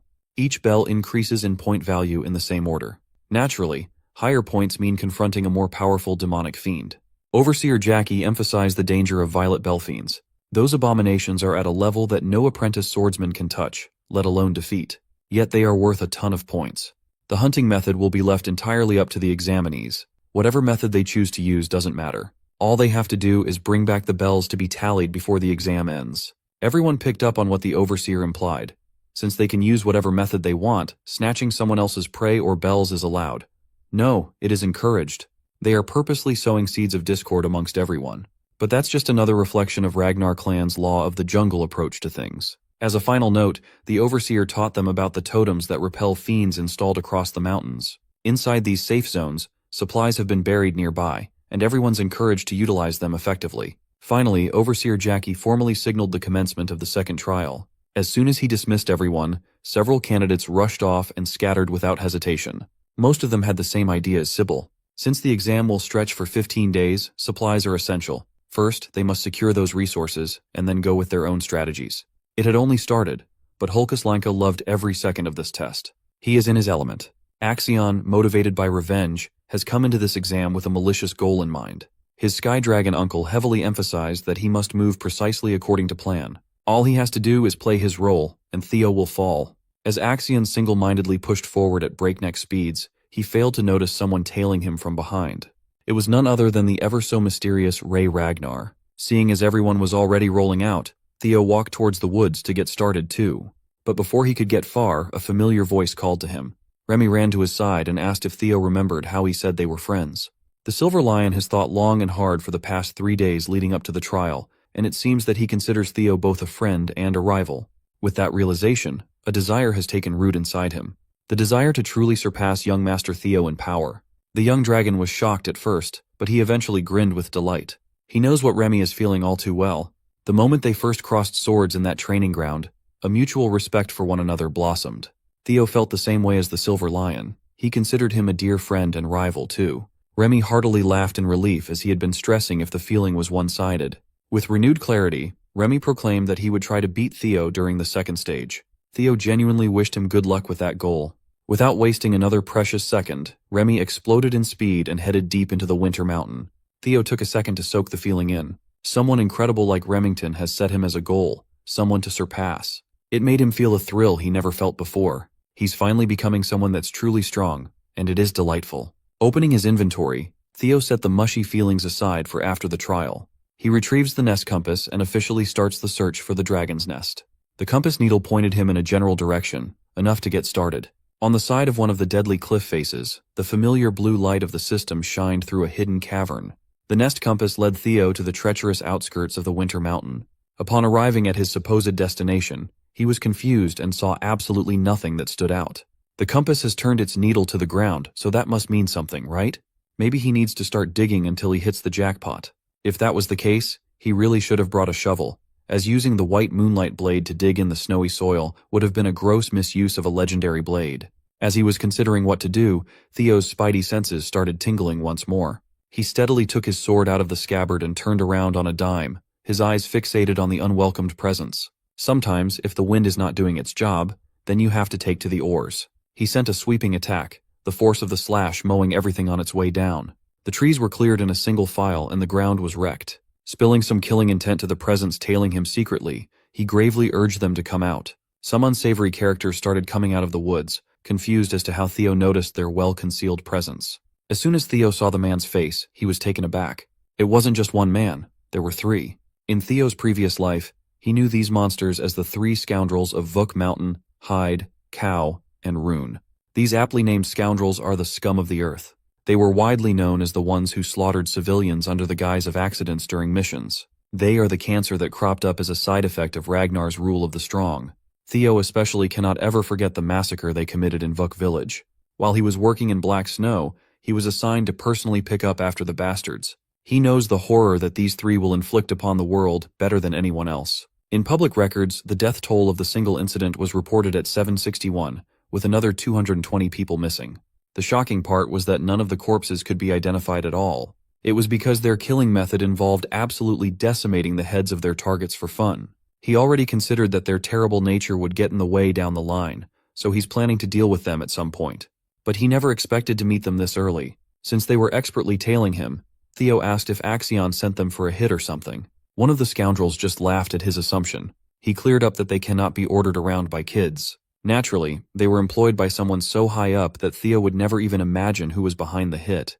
But the young dragon quickly narrowed down the culprit to one person for certain. The head counselor. The reaction of the scoundrels gave it away. Theo correctly guessed who the employer was in one try.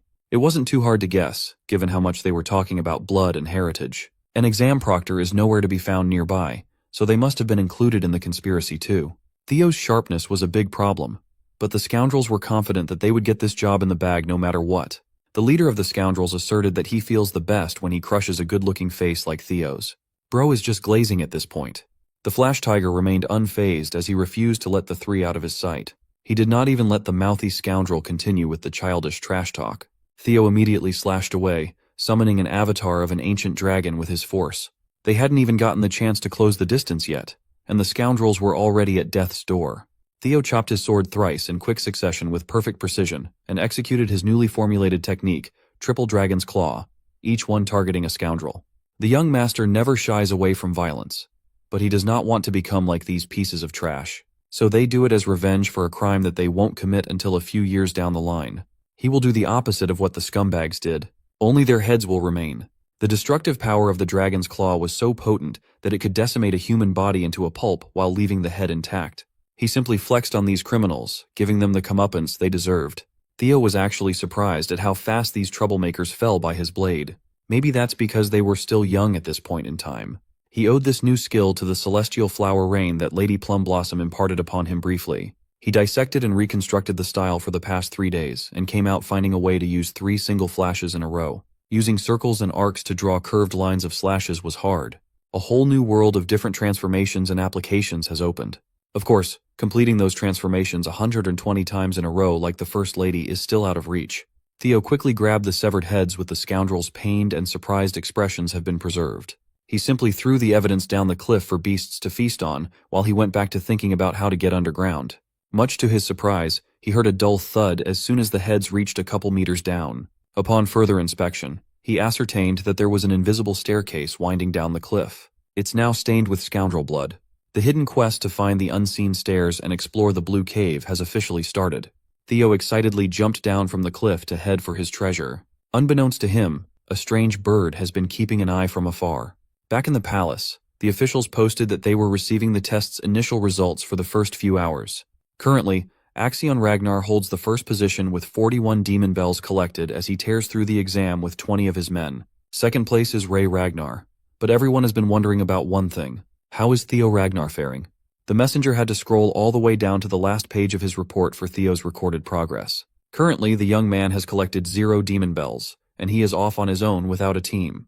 It's safe to assume that he is moving quietly or lying in ambush somewhere. Those assumptions can easily be verified if there are proctors to confirm. Everyone at the table heard Lady Plumblossom's impatience.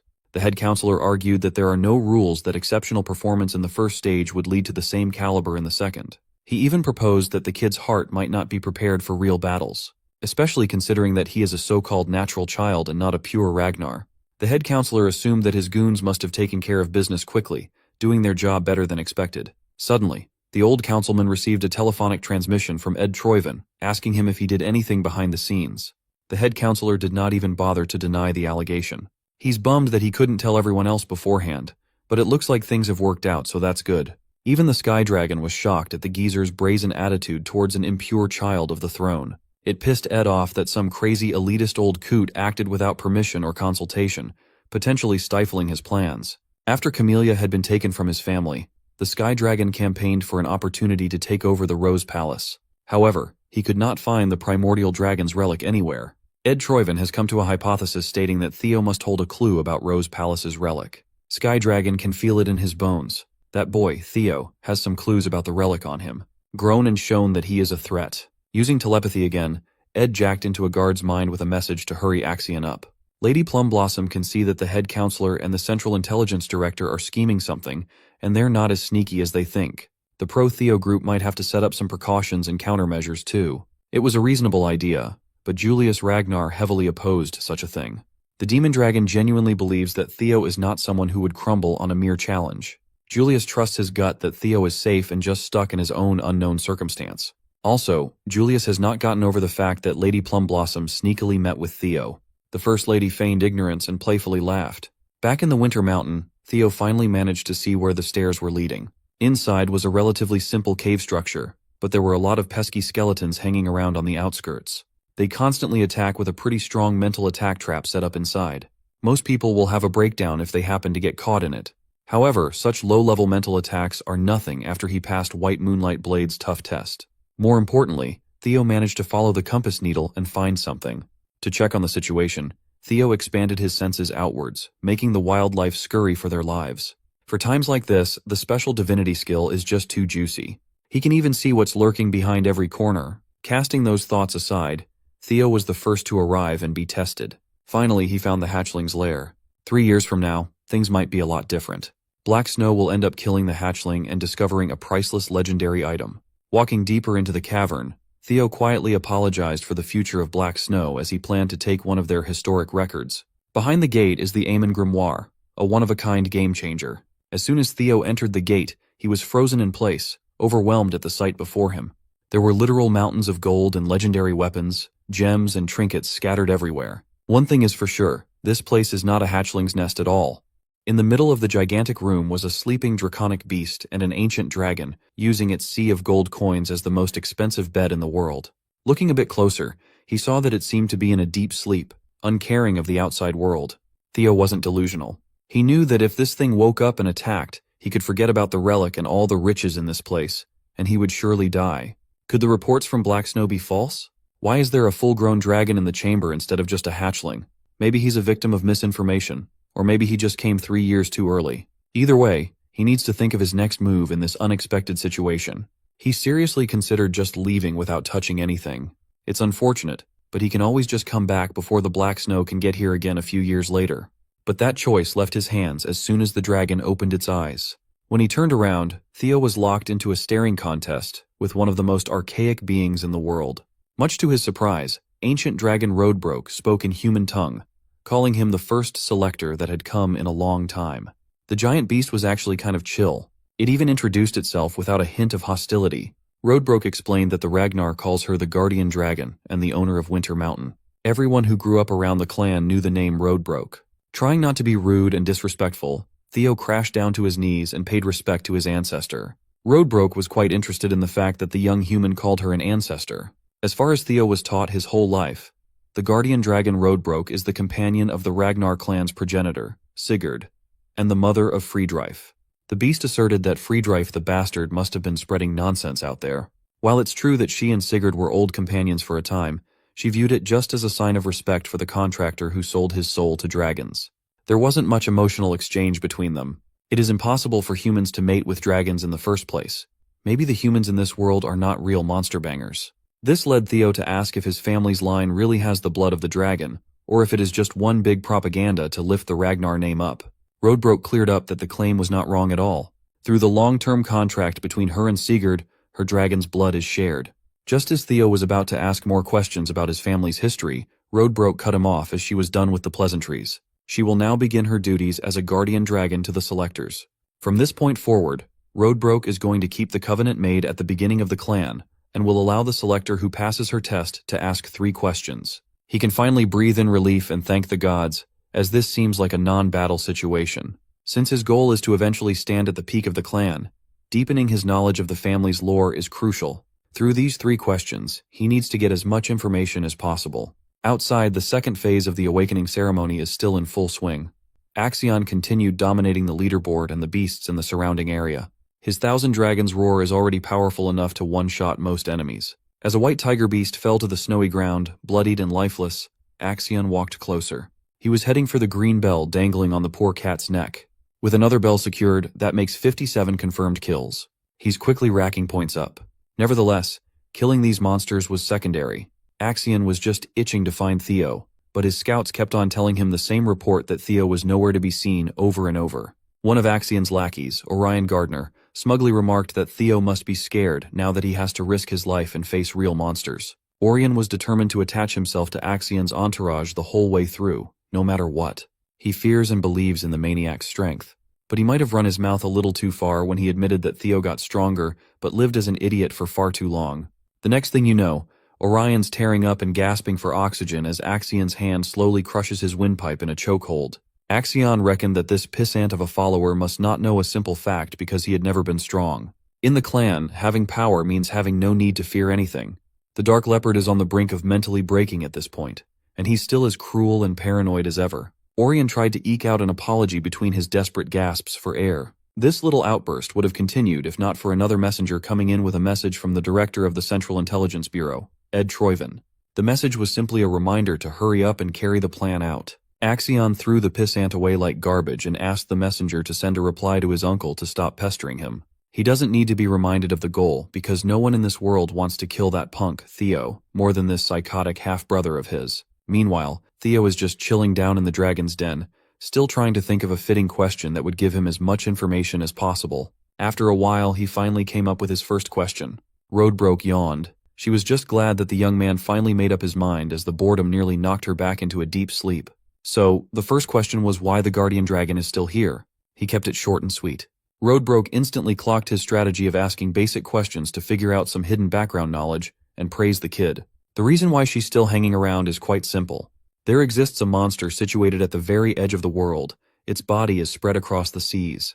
They call this entity the Nameless Monarch. For the past 1,000 years or so, Roadbroke has been lying in wait and staying in her lair because she was tasked with the mission to protect the world.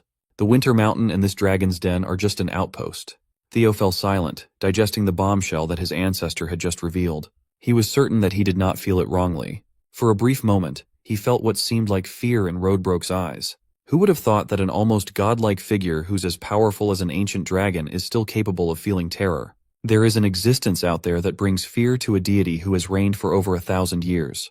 The Nameless Monarch must be one freaky bastard. Theo desperately wants to ask more questions and dig deeper into the lore, but there are more important things he has to find out first. So, for the second question, he asked what exactly these ancient dragon's relics he kept on hearing about. Roadbroke answered that there are about 3 relics out in the world. Though she doesn't know much about them, she can sense that the young selector has been quite lucky. The 3 that Roadbroke knows of are the dungeon in Camellia Palace and the White Moonlight Blade. As for the last one, it's a bit more complicated. Roadbroke called it the ancient dragon Papnir's relic. It is a result of a great ancient dragon's soul fragmenting into 31 different pieces. These pieces were then bestowed upon humans in hopes of protecting humanity and resisting the Nameless Monarch. The form of these ancient dragon relics is not limited. Some could be an item, some could take the form of an experience, and a rare few even turned into intangible yet strange phenomena. Hearing that last part made the gears in Theo's head turn. He can finally see that he always had the last relic in him.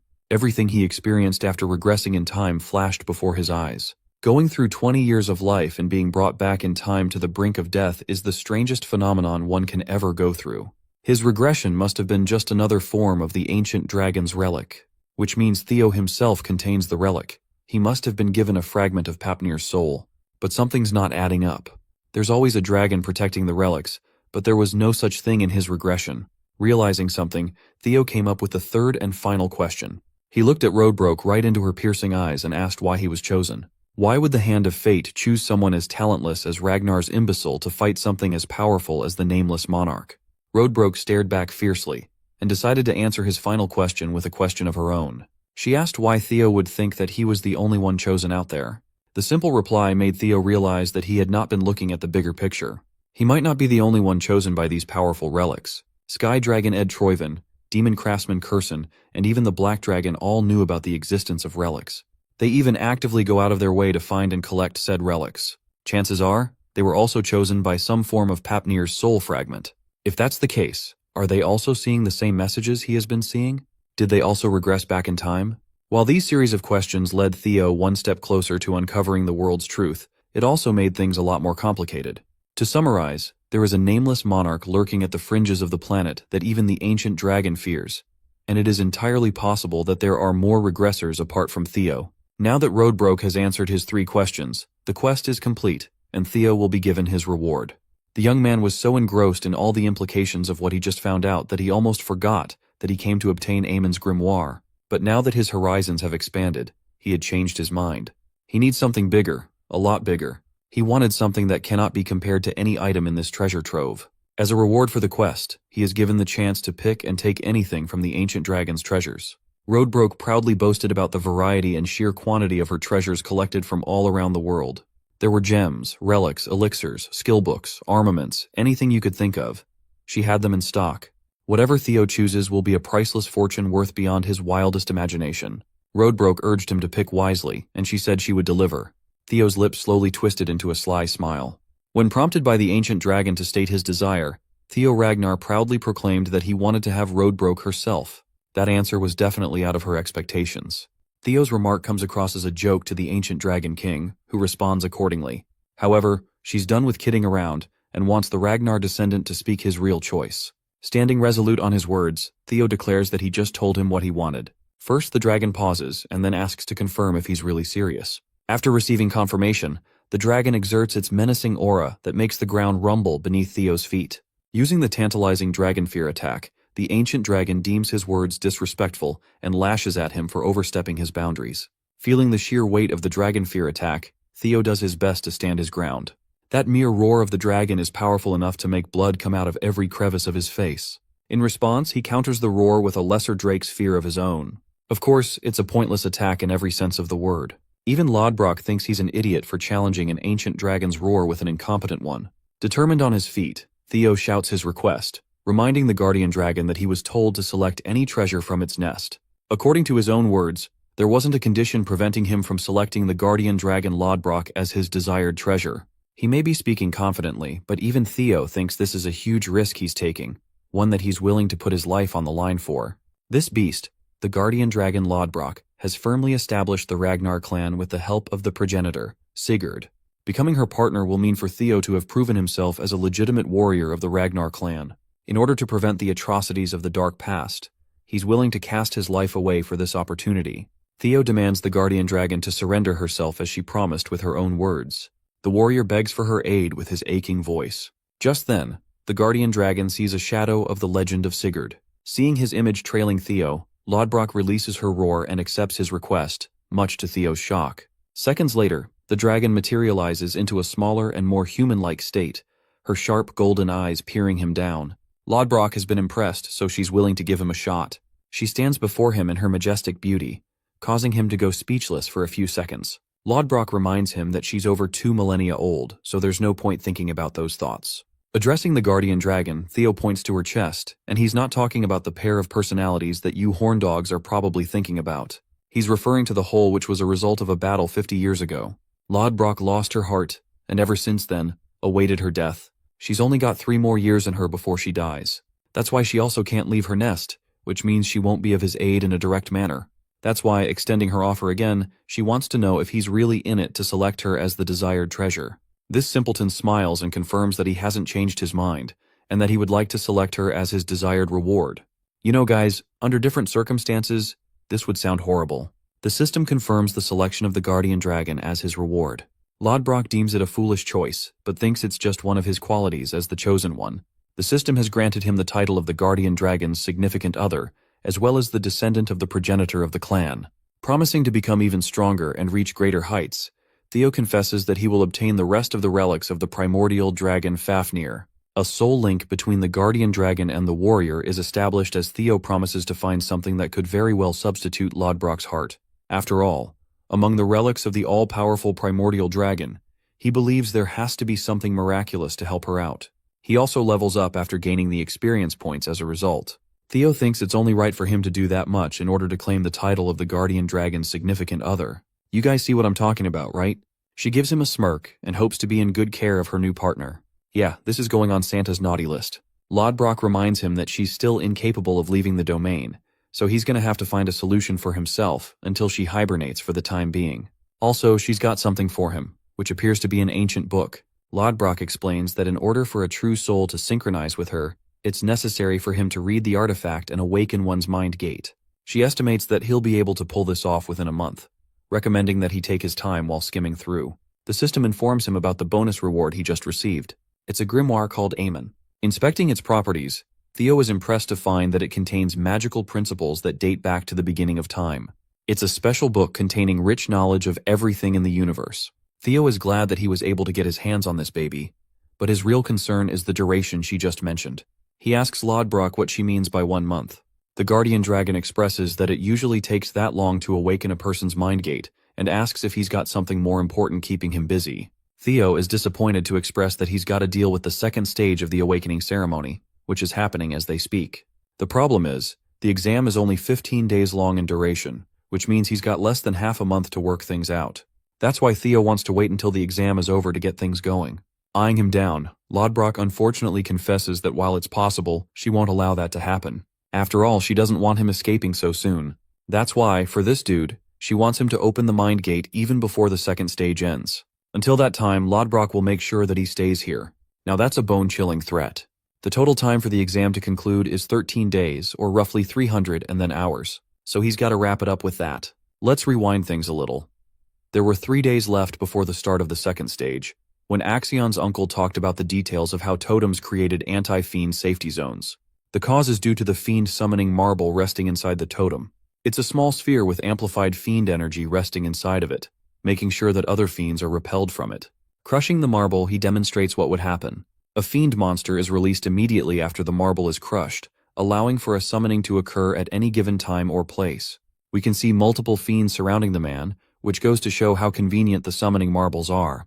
He crushes them with his dragon spirit, claiming that the objective of the second stage exam is to eliminate fiends and collect points. That's why Theo's only option is to hunt for his fiends for his points. Axion is starting to get a big picture of his uncle's strategy, which involves using the marbles to bait Theo into a trap.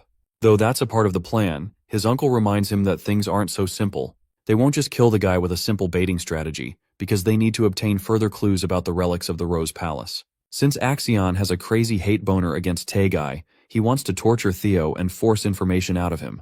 However, his uncle has to humble this guy with a simple yet provocative reminder. He and Theo don't have an enormous gap in between their strengths, which means he's not going to get things his way like he delusionally believes. At the same time, Theo's actions showcase compassion, which means his followers could be used against him. Axion's uncle recommends he use the dropouts who gathered in the 4th training ground for the job. He thinks it will be easier to use them as hostages, and then extract information from Theo regarding the artifact. Since it isn't a direct approach of strength, Axion is pissed, but he accepts anyway. Fast forward to their plan in action in the present. The Dark Leopard internalizes how Theo shocked everyone by keeping himself hidden until the final moments of the exam. After all, only 12 hours were left until the second stage concluded. The Ragnar prodigy had scored first place with a staggering 800 points and 60 points. Still, he thinks that it's a pity for their plan to fail like that. One of his men wonders if the scoundrels of the council got to him first, which seems like the only reasonable explanation for his disappearance. Felix Ragnar is in 7th place and shares his observation. However, Axion fires back, claiming that his observation just now is bordering the line of stupidity. He provokes Felix by reminding him why Lady Plumblossom decided to take an interest in Theo instead of him.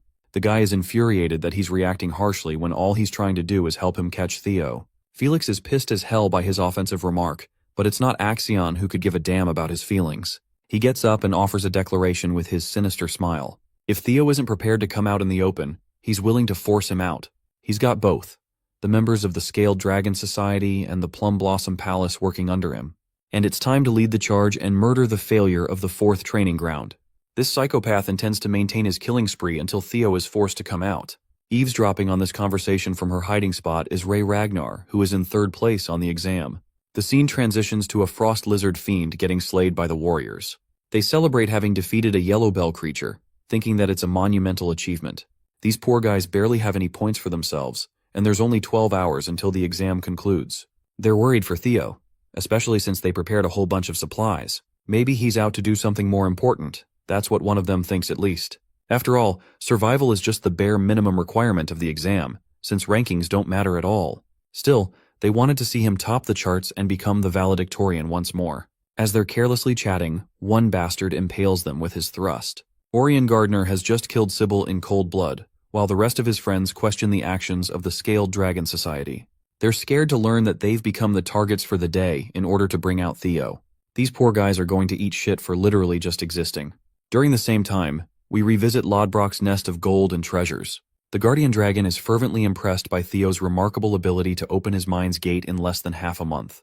The system confirms his initial grasp on the magical principles. This is all thanks to what he heard in his previous life before regressing. The key factor in learning the Aemon Grimoire is the quantity and quality of the magic power. Since Theo shares both a Mana Hall and the Dragon Heart, the tasks come natural to him, and he can learn twice as fast as the average person. As a result, a lower-ranked skill also manifests called the Hatchling Synchro. It allows mind reading of objects using psychokinesis magic. Lodbrok believes that he's proven himself worthy of becoming her partner. With that, He's got the fundamentals down, and the rest can be finished with training. She also tells him that when the time is right, at the higher level, he will start hearing her voice. Finally, she'll receive the greatest buff by being able to cast Lodbrok's power, gaining him the same ability as the progenitor of the clan. But before that happens, the guardian dragon requires her recovery, since she's only got 3 years left. However, an optimistic Theo is prepared to impress her with his accomplishments. Satisfied, she declares the completion of the primordial covenant. Lodbrok dearly offers him a farewell and hopes to meet him again soon. At last, we saw this guy finally stepping foot outside. It's a good thing he got the pack down, but still, he has no points right now and only 12 hours to go. Even he thinks he's playing life on extra hard difficulty. Theo assesses his options, because if he hunts fiends in the typical manner, it's just going to be an impossible task to score first place in 12 hours. So the only reasonable strategy is to steal bells from other candidates. Remembering how Axion got first place in his past life, he thinks the same would be the case now. So all he has to do is take care of his Ragnar rival and claim the top spot. Of course, that's only easy to say. Behind him, a figure emerges from the woods. They barely made it here with their injuries and immediately caught the hero's attention. This is Rey Ragnar, and she's in really bad shape, which makes our boy wonder if she was attacked by a powerful fiend. Even then, he fails to understand that Rey was bested by a fiend. However, Theo quickly sees a sword slash across her body, realizing that a person was responsible for doing this. He worriedly asks for what happened, but Rey is in no condition to speak and urges him to go west. Before saying anything else, she collapses in Theo's arms. Armed with his latest ability to read minds of objects, Theo learns the memories of the sword's owner. He sees that Rey was secretly spying on the group who were out to hunt Theo's companions. The failures of the 4th training ground were all restrained and brutally beat down. The final decision was left whether to kill them or not. Orion was asked why he ended up bringing 9 of these clowns when only 2 or 3 would have been sufficient in a hostage situation. But before these lunatics ended the lives of the innocent, Rey valiantly stepped forward, exposing herself before Axion. The Dark Leopard reminded him that this is a personal matter, so she wouldn't be interfering. However, Rey refused to let this madness slide and prepared to fight Axion. Axion is disappointed that Rey has been persuaded by Theo and prepares to take her down. Their fight chaotically began with a powerful exchange, but by the end, Rey suffered a brutal slash. Beyond that, the memories are locked because of his low skill level. Theo is infuriated and perplexed as to why Axion went so far as to capture his allies, while Rey is shocked that he managed to uncover the truth without her saying anything at all. He begs her for answers, and in her half-dead state, she explains that Axion's goal has always been to capture Theo from the beginning. However, since he wasn't anywhere to be found, he took matters into his own hands by taking his friends hostage. This strikes a chord with Theo, who is supremely furious. He realizes that his enemies in his previous life aren't willing to back down in this one either. However, this time he's much more capable of taking them on. Theo demands to know Axion's location as well as his intentions. Speaking of which, one of Axion's henchmen reveals Theo's location in the northern cliffside. This information catches him off guard, but his men are more than certain that he's come in contact with Rey Ragnar, which means they'll be coming here soon. Filled with the joy of being able to cut him down, Theo anticipates his arrival with an evil grin. However, he's keenly reminded that there's no requirement to face Theo in a one-on-one confrontation. After all, his main objective is to gather clues of the relics. His men will take care of Theo on the other hand. In the meantime, they want him to activate the summoning marbles to cause a distraction in the surrounding area. Axion is sold on this plan and states that he's willing to follow through. Going back to Rey, she is begging for him not to go. After all, even the Central Intelligence Proctors are a part of this grand scheme to take him down. It's a task beyond his current strength. She advises him about the current state of the exam, which is more of a slaughtering battleground, a trap that was set up purely to kill him. That's why going alone is the riskiest move ever, and it's better to seek the help of proctors. Even so, Theo thinks there's just no time, and while he's grateful for what she did, he can't allow his conscience to ignore the state of his friends. That's why he's willing to go at once after she drops Axion's location. At this point, the girl is convinced that he's gone crazy. The stakes are too high and death is promised if he goes there. She recommends playing it safe this time. In response, Theo lashes out claiming that he has no desire to lose his precious loved ones a second time. They promise to make it out of the second stage together after all. Mouthing the inevitable fate of the Ragnars, Rey reminds him that sacrifices are always on the table. He bites back by pointing out her personal resolve to fight against Axion's cruelty, because not even she could bear to sit around and watch the terror unfold. The scene makes him relive the memories of his original life, where everything he knew went up in flames, all because he was weak in a clan that was meant to foster the strongest. Theo is done with always losing people and being played for a fiddle. He emphasizes how he doesn't want to relive the mistakes of his past. Fueled with his anger and determination, Theo demands to know Axion's location. The scene transitions to Remington Narcio's side of things, who has just come across the abandoned supplies dropped by Sybil and the rest of his friends. There's blood indicating that something is wrong. He turns to confront the two warriors standing in the distance, Holkus Lanka, who is in 5th place, and then Erica Lanka in 4th place. Finally, Remington Narcio is revealed to be trailing behind Axion as the 2nd placer. Going back to Theo's side of things, he's out here fighting a snow fiend. The first few attacks he manages to dodge, before quickly finishing the fight in one move, prioritizing other pressing matters. Theo runs in the direction of Axion, hoping that some of his friends are still alive and well. He knows for a fact that Ed is playing with Axion's feelings, and making sure that Theo is taken out without much outcry from the clan.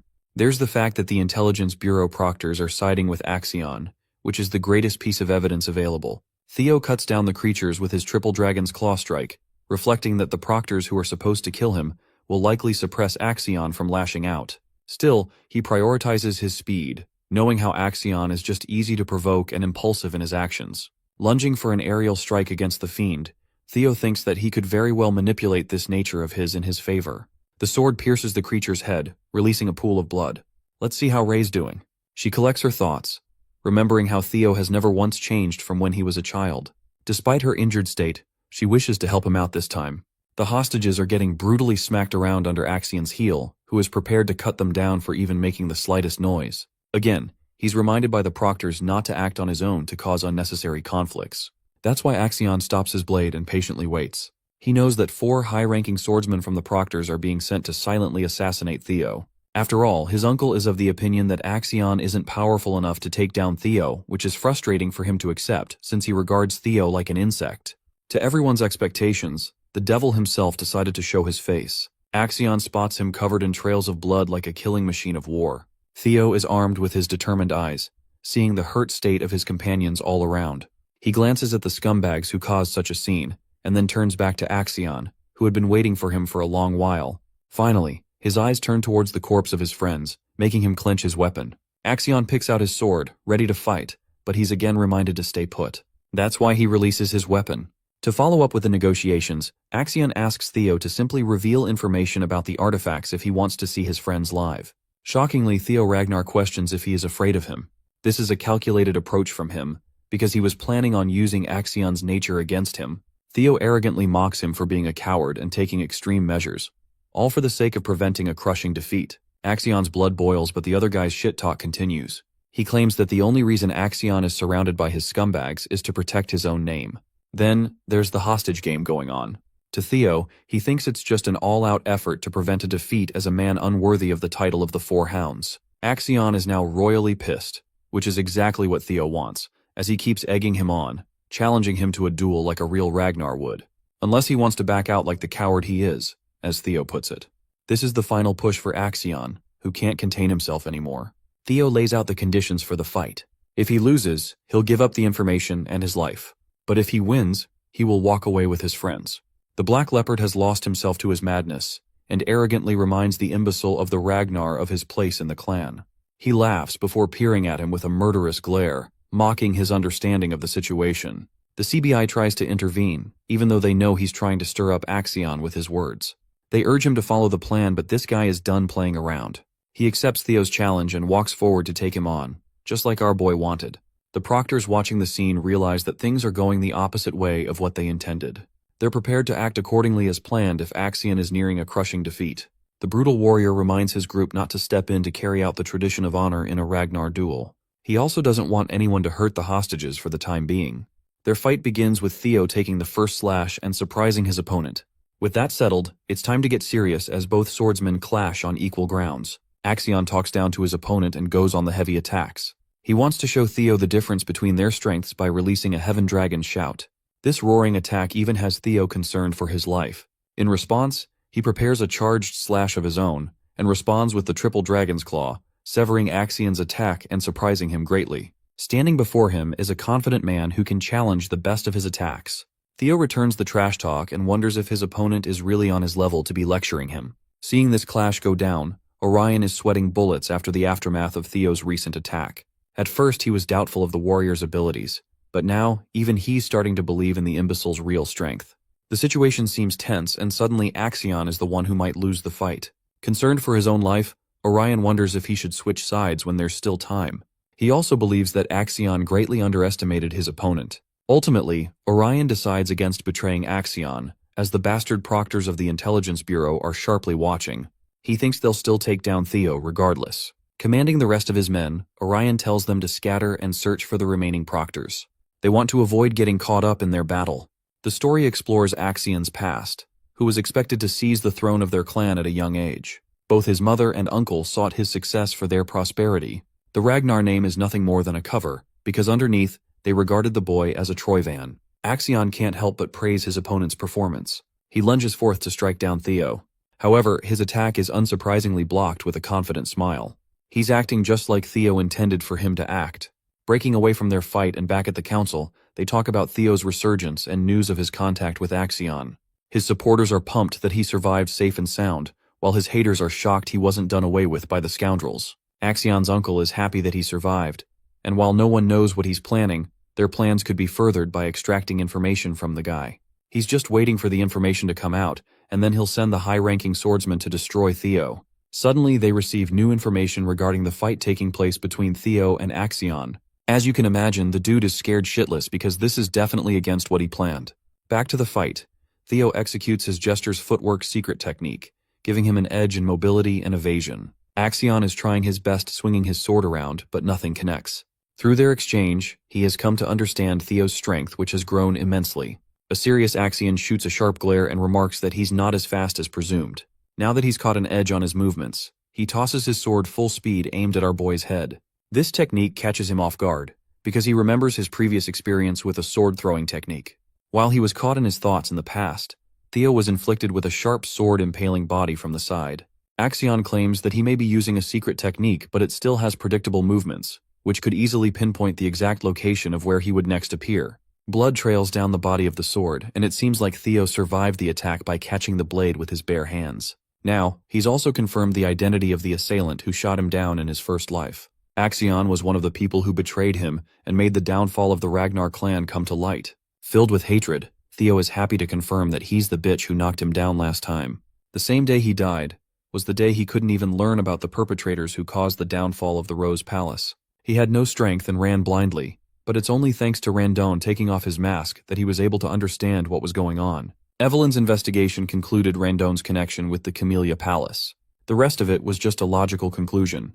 The people who led the attack were none other than the ones belonging from the Troyvan clan. Among these bastards, the only person who could use the uncommon sword-throwing technique is none other than the sly bastard Axion Ragnar, who betrayed them. He was so arrogant that he risked losing his weapon. At first, he was only suspecting them. But now, the truth of the situation stands before his eyes. He grips the sword tightly, and in his fury, shatters it with his mere grip. Theo is dying to know what makes them so motivated to kill them that they have to go through such lengths. Seeing his display of physical strength, Axion is left speechless. Unfortunately for his enemies, Theo isn't the same man from his previous life. This time, he's hell-bent on prioritizing his life as well as those of his comrades. Theo releases the blade targeting Axion, who easily dodges it, talking down his aim and pathetic imitation of the throwing technique. All of a sudden, Axion feels a wave of anger and bloodlust emerging from his opponent, a killing intent so monstrous that it draws out an enormous mana level. Axion's eyes widen as he realizes that Theo has been hiding his skills alone. Our hero vanishes in the blink of an eye before appearing right underneath Axion for a devastating strike. The sheer force of the attack sends Axion flying on the back foot. He's the one going defensive against Theo's attacks now, who even manages to graze his face with a precise cut. Smirking at the impulsive warrior, Theo wonders when Axion is going to decide and pull out his full strength, provoking him even more. Surprisingly, Theo's arm is caught as Axion returns the favor by slicing his face. They're fighting each other on equal grounds. Theo chooses to disappear before his eyes again, and ushers a slash so strong that it knocks away Axion's blade. Now he's left wide open without any defenses. Theo quizzes his opponent before preparing his blade to pierce his damn stomach. He's about to take the kill shot and not even Axion can dodge it at this distance.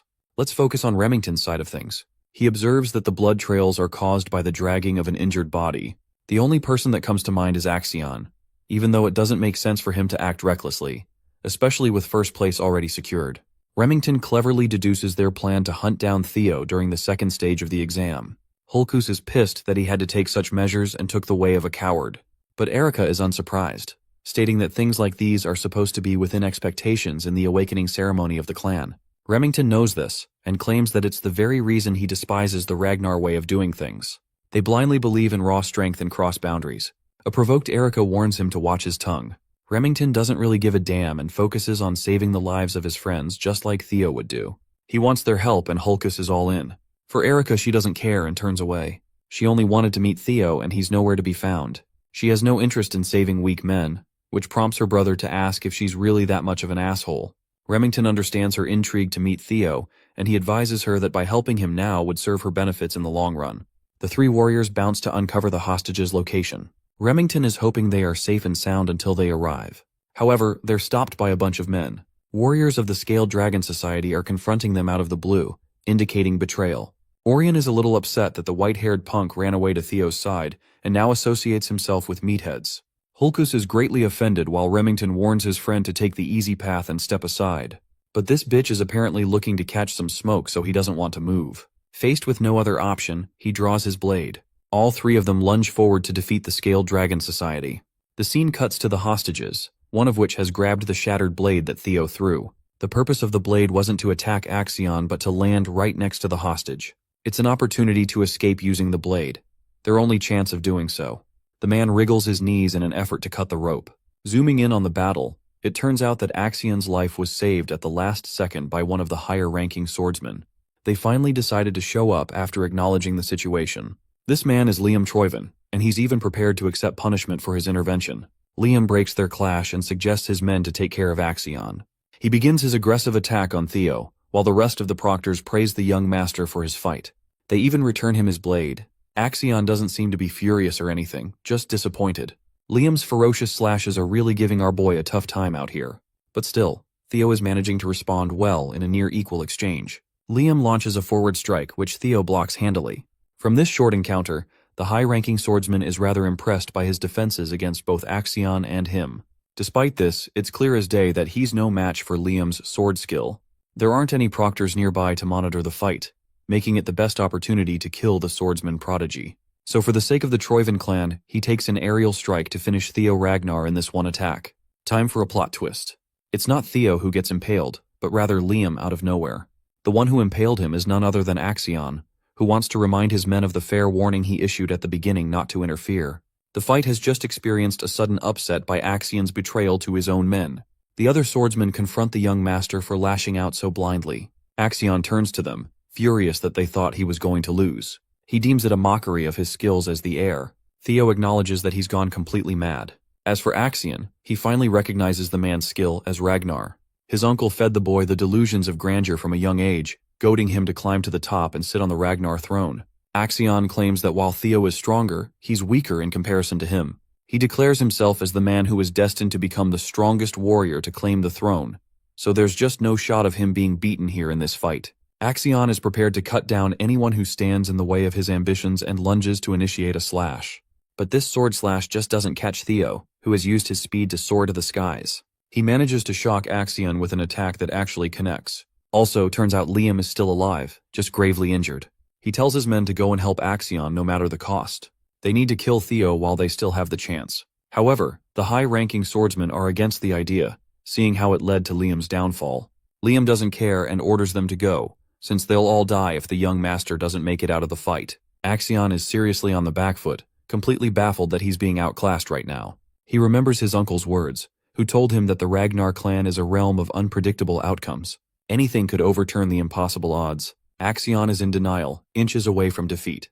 He always looked down on this guy, called him a worm, an insect, and even an imbecile who didn't know his place. But it turns out his uncle was right about their skill gaps. Still believing in the delusions of his own strength, Axion lashes out despite being brutally injured. He is now blind in his advances as he spouts maniacal beliefs of his destiny and fate. However, Theo thinks very little of such things. He thinks his ambitions led to the very demise of the ones he cherished. That's why, if Axion isn't willing to concede, he's going to forcefully subdue him. Saying that, Theo channels his powers, casting a beautiful blue dragon. One last time he roars Triple Dragon's Claw, declaring to become strong enough to slay anyone in his path. His attack pierces Axion clean. We get a beautiful frame of his body rupturing apart. When the smoke settles, a corpse hits the ground, its head severed from its body. Axion's head descends from the air and plummets to become a paste. Blood trickles down, but nothing can be done now. The victor of this long fight is Theo Ragnar, who stands firmly after exacting his revenge. Lastly, Liam is left dazed at the sight of the young master's headless state, a fitting death for an arrogant man. The cold, sharp edge of Theo's blade hung in the air like a deadly pendulum, its crimson droplets staining the pure white snow below. Axion lay sprawled on the ground, his lifeless eyes fixed on the unyielding sky. A heavy silence blanketed the battlefield, broken only by the labored breaths of the few who remained alive. Liam's subordinates, their faces pale with a mix of shock and fear, stammered as they referred to him as young Master Axion. Despite his serious injuries, Liam struggled to his feet, his gaze locked onto Axion's motionless body. He rasped out a barely audible command to kill Theo. Theo, his once pristine white coat now soaked in blood, stood still among the group. His sword, though lowered, dripped with the evidence of his victory. Even though Theo was exhausted and wounded, he assessed the situation grimly, realizing he was in trouble. He thought to himself that it would be a gamble from here on out. Even at his best, he couldn't take on 4 senior proctors at once, and in his current state, it was impossible. His stamina was drained, and his mana was nearly depleted from his last attack. Gripping his sword tightly, Theo steadied himself, his mind racing. He thought to himself that the figure should appear any moment now. As he prepared for what was to come, 2 cloaked figures began advancing toward him, their swords drawn. Figures dressed in dark cloaks moved with astonishing speed, their swords glinting in the dim light. A startled grunt was followed by the sickening sound of a body hitting the ground, breaking the stillness. Before anyone could react, more figures joined the fight, their movements fast and precise. Remington, Hulkus, and Erica emerged from the chaos, their faces set with determination as their blades clashed with the attackers in a storm of steel. This was not who Theo had been expecting. Theo shouted at them in a voice mixed with surprise and relief, asking what they were doing there. Remington, his silver hair glinting, responded with a faint smile and calmly stated that it should have been obvious. They could not leave a comrade in trouble, especially not young Master Theo. Momentarily speechless, Theo simply stared at his unexpected allies. Erica, clearly impressed, grinned and remarked that Theo looked even better in person. She added that it was her first time meeting someone as strong as him and that she liked him already. Hulkus, unable to contain his excitement, chuckled and agreed with her, saying Theo was amazing. Sybil, his face bruised but his resolve unshaken, stepped forward to join the fray. He declared with unwavering loyalty that they were there to help Theo and could not simply stand by after all the trouble they had caused.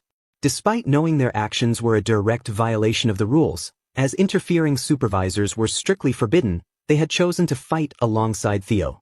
Remington shouted above the chaos, sarcastically reminding them that supervisors were not allowed to get involved and pointing out that helping a candidate was a serious offense. The question of their defiance hung in the air as the tide of battle shifted. The remaining agents of the Central Intelligence Bureau, now outnumbered and overwhelmed, found themselves pushed onto the defensive. Liam, his face twisted with pain and frustration, watched helplessly as his carefully crafted plans unraveled.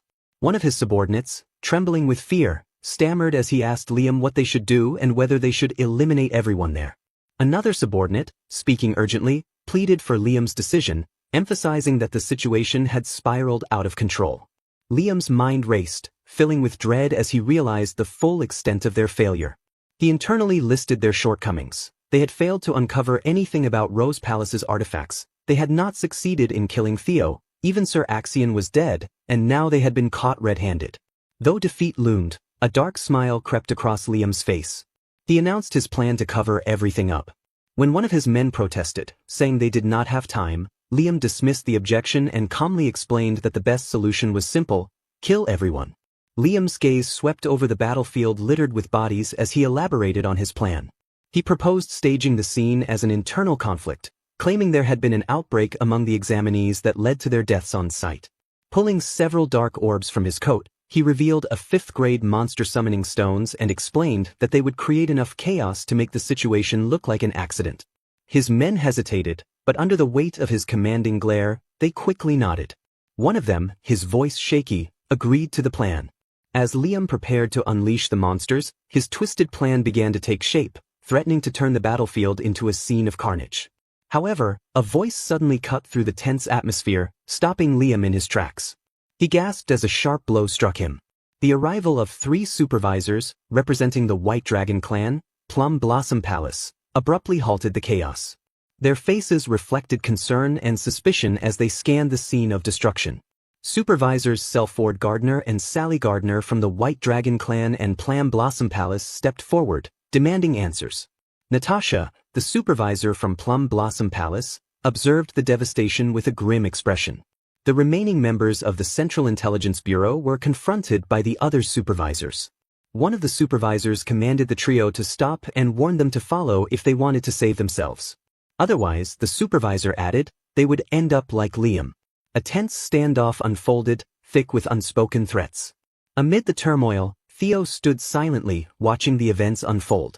Though he had survived against impossible odds, the cost of victory weighed heavily on him. He softly mentioned that it was a relief the supervisors had arrived in time. One of the supervisors, her expression a mix of concern and admonishment, reprimanded Theo for being reckless and asked why he had risked so much. Theo silently met her gaze, his eyes conveying what words could not. As the chaos subsided, the snow-covered battlefield, dimly lit by the moonlight, bore witness to the aftermath of the brutal confrontation. Survivors gathered around Theo. Remington, Hulkus, and Erica stood close, their faces showing relief and exhaustion. Sybil and the others from Training Ground Number 4, their eyes filled with tears of gratitude, cried out that Theo had done all this for them and that they had no regrets, even if it cost their lives. Theo looked at them, his heart heavy with the burden of their sacrifices. His gaze shifted to her, her pale face glowing with unbroken determination. She declared aloud that she aspired to have strength like his and extended her hand, telling Theo to give her the bow and that she would take first place. Her faint smile held a glimmer of hope, a rare light amid the desolate scene. The moonlight bathed the stark snowy landscape, casting a somber glow over the unfolding drama. Far away, at the Central Intelligence Bureau headquarters, Ed listened to a subordinate's report. His face turned pale with shock and disbelief as the subordinate informed him of Axion's death. Ed murmured Axion's name in disbelief, his voice barely audible. The news hit like a hammer. The other council members, Wolfgang, OSA, and Julius, sat in stunned silence. Years of planning and manipulation had unraveled in a single night, and their carefully constructed schemes lay in ruins. Everything had come to an end. The announcement reverberated through the air, a formal proclamation marking the conclusion of the second round of the blooming ceremony. In a snow-covered forest clearing, a crowd of figures looked up toward the source of the declaration. A wave of murmurs swept through the gathering, confusion and curiosity evident on their faces. Among them, 2 individuals exchanged stunned glances, their expressions bearing the weariness of their trials. The focus shifted to the deliberate steps of an examiner, their boots crunching against the snow with a soft but resolute thud. A voice rang out, cutting through the stillness as the speaker addressed everyone. The speaker, Pharaoh Ragnar, the Ascendant Dragon, stood with an imposing presence. His long white beard framed a face edged with wisdom, and his tone carried the weight of authority. He informed the candidates that the second round of the blooming ceremony had officially ended. Gasps and whispers rippled through the crowd as some speculated why the Ascendant Dragon himself, who rarely made appearances, was there. Unperturbed by the speculation, Pharaoh continued, stating that 45 out of 87 candidates had passed and noting that this year's talents might be the best yet. He added that even the highest score was astonishing. A subtle energy crackled in the air as Pharaoh moved on to the formalities. He explained that those who passed the second round would be promoted from apprentices to entry-level inspectors of Ragnar and told them to be proud of their achievement. Among the crowd, Remington and Sybil stood side by side. Remington quietly remarked that everyone there qualified. Pharaoh then announced the scores. The atmosphere grew tense as anticipation thickened in the air. When he declared that Theo Ragnar had achieved first place with 1,121 points, the reaction was immediate. Gasps and murmurs rippled through the group, with some expressing disbelief over the fact that Theo had managed to score over 1,000 points, especially since he had none until the last moment. One person exclaimed in surprise, asking if the others had heard that it was because of Axion. Another person's voice trailed off, lost in the noise.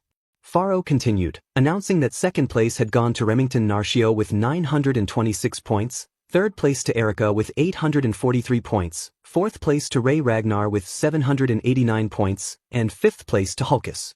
He added that Isla Laman had taken the 45th and final place with 28 points. After pausing to let his words settle, Faro told everyone that they had all worked hard. However, he pointed out that the blooming ceremony was not over and mentioned that the third round was still awaited. A ripple of confusion spread among the candidates as one of them asked another if they had made it. The second candidate responded bitterly, saying they had not collected enough bells. Faro raised his hand and asked those qualified for the third round to raise their hands. Remington raised his hand first, followed by Erica, Hulkus, and Ray. Among the crowd, Theo lifted his hand high, standing out with its dark contrast against the light. Faro explained that the hidden element of the second round, the equality breathing method, had been revealed through collecting bells and deciphering ancient words. He stated that only those who had mastered it during the exam could channel its essence into their magic and earn the right to proceed. Theo's mind drifted back to his past life, recalling how he had been unable to understand the words then. An image of a bell etched with mysterious symbols flashed in his memory, and his bright blue eyes glowed as a system notification appeared, informing him that hatchling synchronization had been activated and that he could read the thoughts of objects. The scene in his memory shifted to a vivid battle filled with brilliant lights and fierce energy. Theo explained to himself that the essence of the words had come to him as images and that this time, he had understood everything. His determination burned brighter as he prepared for the challenges ahead. He chuckled, marveling at how rare it was to see 4 individuals qualify for the third round. In his past life, he recalled, Ray and Remington had been unable to grasp the equality breathing method. He wondered if this was the butterfly effect caused by his actions. Faro, looking stern, told the candidates to step forward one by one and display what they had achieved. He called Theo Ragnar first. Theo, unshaken in his resolve, thought to himself that with Axion gone, the future would be better. As he stepped forward, a faint blue aura enveloped his foot, and he declared aloud what he had gained. The air crackled with latent power as Theo's blue eyes narrowed. A glowing system notification appeared, listing the actions to be taken: grant, express, control, expand, and solidify. Theo muttered to himself, granting the mana a thunder attribute while maintaining a calm expression, although determination gleamed in his gaze. He thought about expressing it next. As the ground trembled violently, brilliant lightning exploded around him, illuminating the area in flashes of raw energy. Some in the crowd shouted in astonishment, unable to believe Theo had reached the level of expression. Others, including Sybil, exclaimed their admiration, declaring that it was as expected of young Master Theo. Lightning coiled around Theo like a living entity, his power leaving those around him in awe and disbelief. Determined to push further, Theo concentrated energy within himself, causing his chest to glow. Suddenly, he unleashed an enormous wave of lightning that tore through the ground, sending bolts raining down from the skies above. Among the crowd, Erica murmured that she liked him, while Hulkus shouted about how amazing Theo was.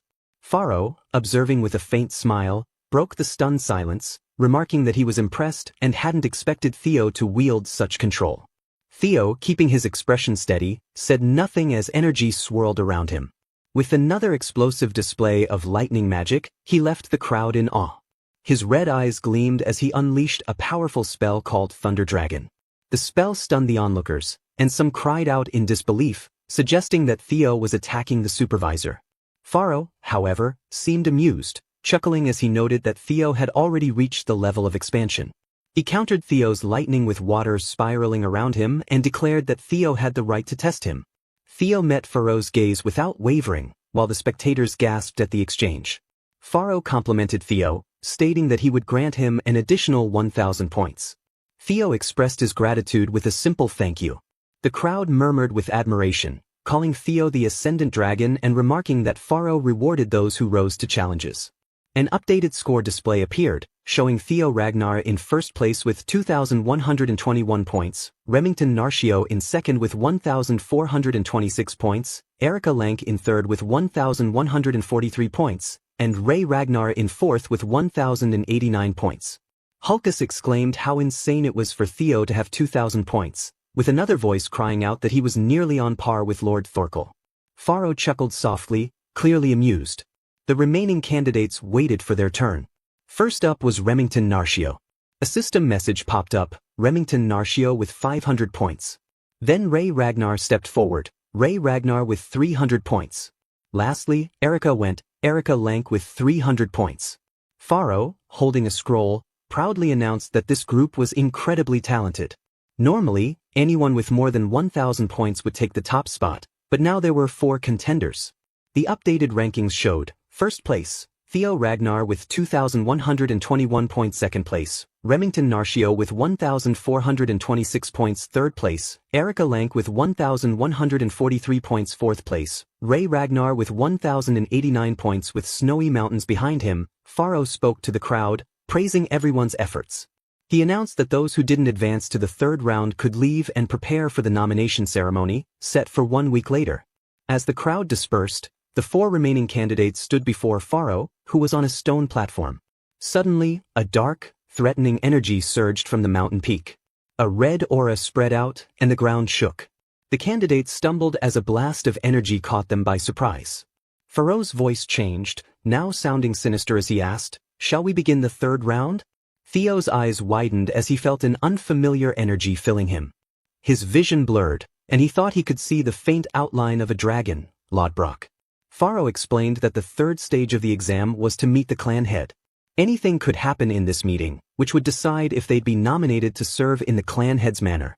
Serving there was considered proof of being a strong successor candidate since the previous 5 clan heads had all served in that role before. Theo assumed the clan head was waiting at the top of the mountain, but he couldn't understand why he was sensing Lodbrok's energy. Then, it hit him. Maybe the one who had taken Lodbrok's heart was his own father. Faro ordered the candidates to overcome the dragon's fear and climb to meet the clan head. The pressure grew so strong that they all dropped to their knees, barely able to stand. Erica asked how they were supposed to climb in such a state. Theo told her to stop trying to use brute force. Instead, he said they needed to match the mana's wavelength. Erica looked confused and had no idea what he meant. Remington stepped in and explained to her that Theo was talking about creating an anti-phase wave to cancel out the pressure. Theo complimented Remington for understanding so quickly, while Erica stood there, still completely lost. Remington explained further. He said Theo's message was that only those who could properly control their magic power were worthy of meeting the clan head. Remington had grasped this right away, but Erica couldn't follow and asked if they were speaking some foreign language. Sighing, Remington simplified it. He explained that magic power is like a wave. The clan head's aura was also made up of waves, and to push through it, they needed to create an opposite wave with their magic power to cancel it out. Even after hearing this, Erica was still shocked because it made no sense to her. Frustrated, she summed it up herself. "So, we just need to make magic power that's opposite to the pressure?" The others agreed it was basically that. Annoyed, Erica called Remington a goody two-shoes and asked why he hadn't just explained it that way from the start. As they bickered, Ray quietly focused on what they were saying, trying to figure it out. Erica teased Remington, asking if he was really only 17 since he sounded like an old man. Meanwhile, Theo concentrated. A powerful blue aura surrounded him, shocking everyone nearby. Theo balanced his mana perfectly, and the huge wave of energy neutralized the pressure. With a cold, sharp voice, he declared, "Of course I can do this. I'm the next clan head." Hearing this, Remington was shocked. The old man stood stiff, and Erica grew serious. Theo spun on his heel and marched forward, his steps echoing purposefully.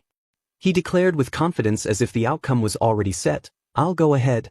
Behind him, the remaining participants shouted after him, their voices filled with frustration and desperation. The Zenith Dragon observed the 3 remaining participants with an amused glint in its eyes. Its deep booming voice carried an unusually cheerful tone as it spoke, "Don't dawdle, little ones. The points depend on the order you arrive."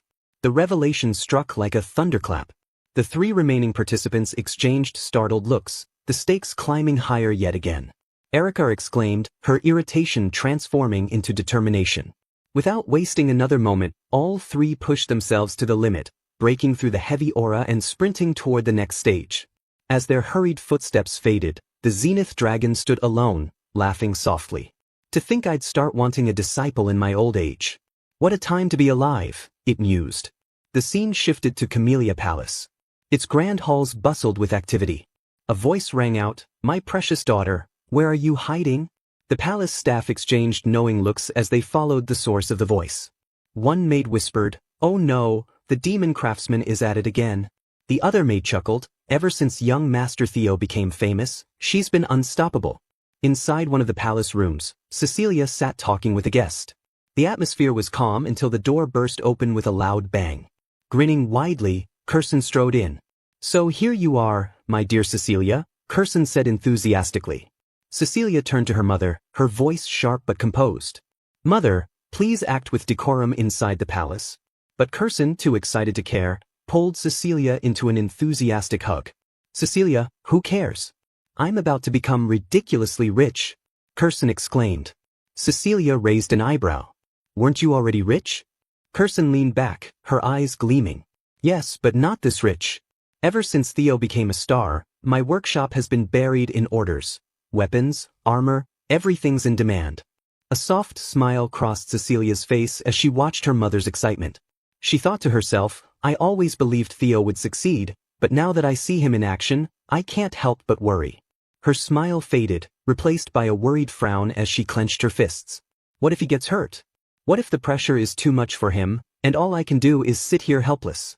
While Cecilia wrestled with her thoughts, Curson continued rambling, her energy nearly boundless. "The days of just making weapons are over.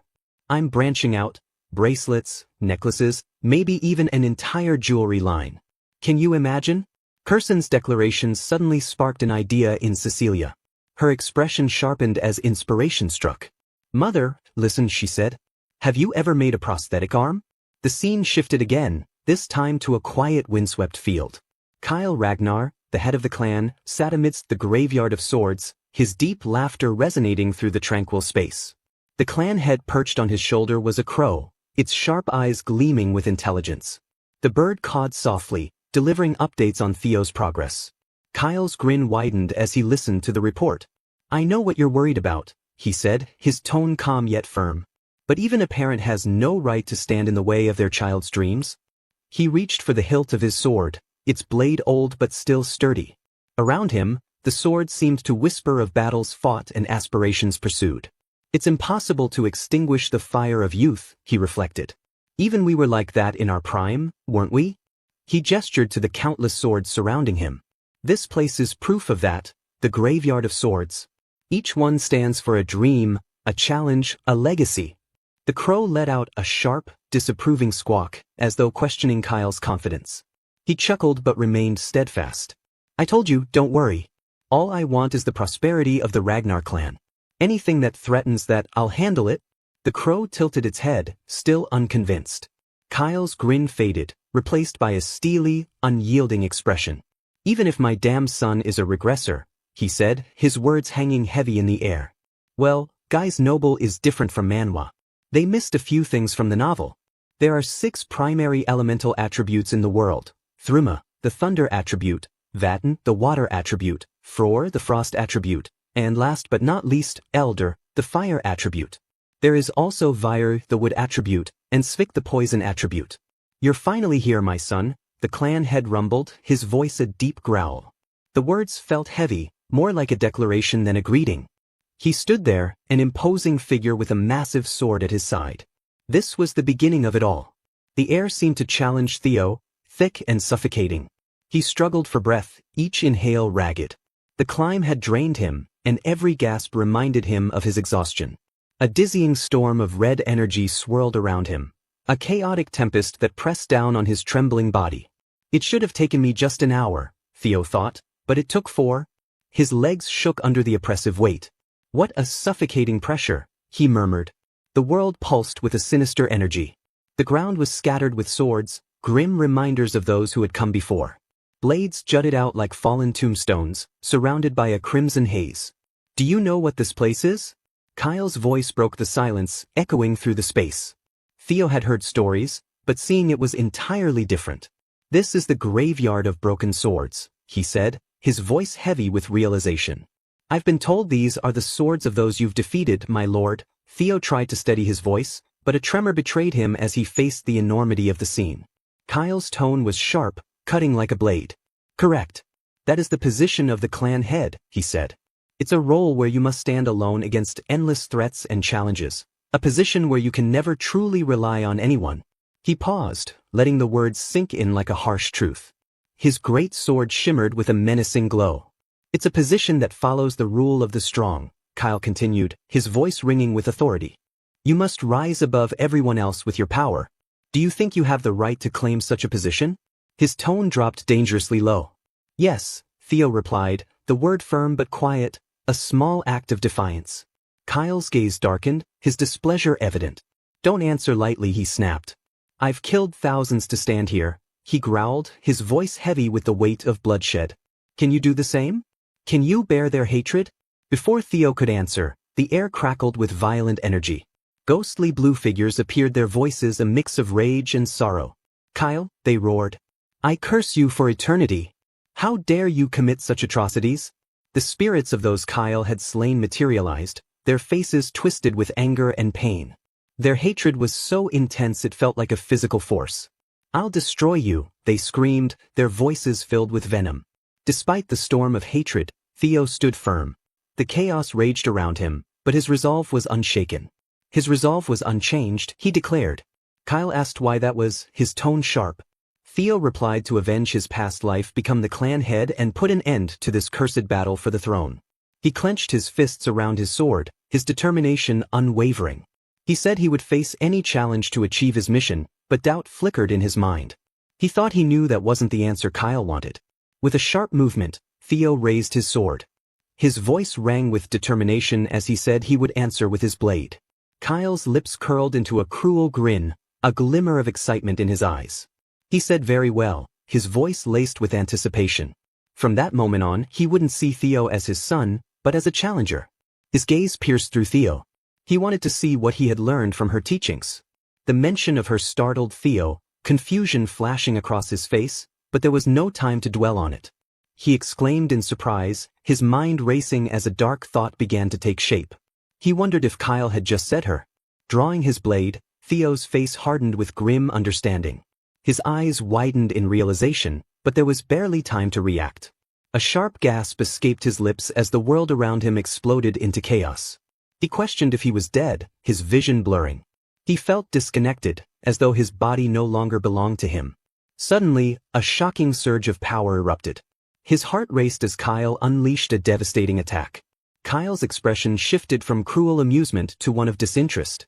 Beside him, a crow appeared. He addressed the crow, asking if it was worried that their little prodigy might die.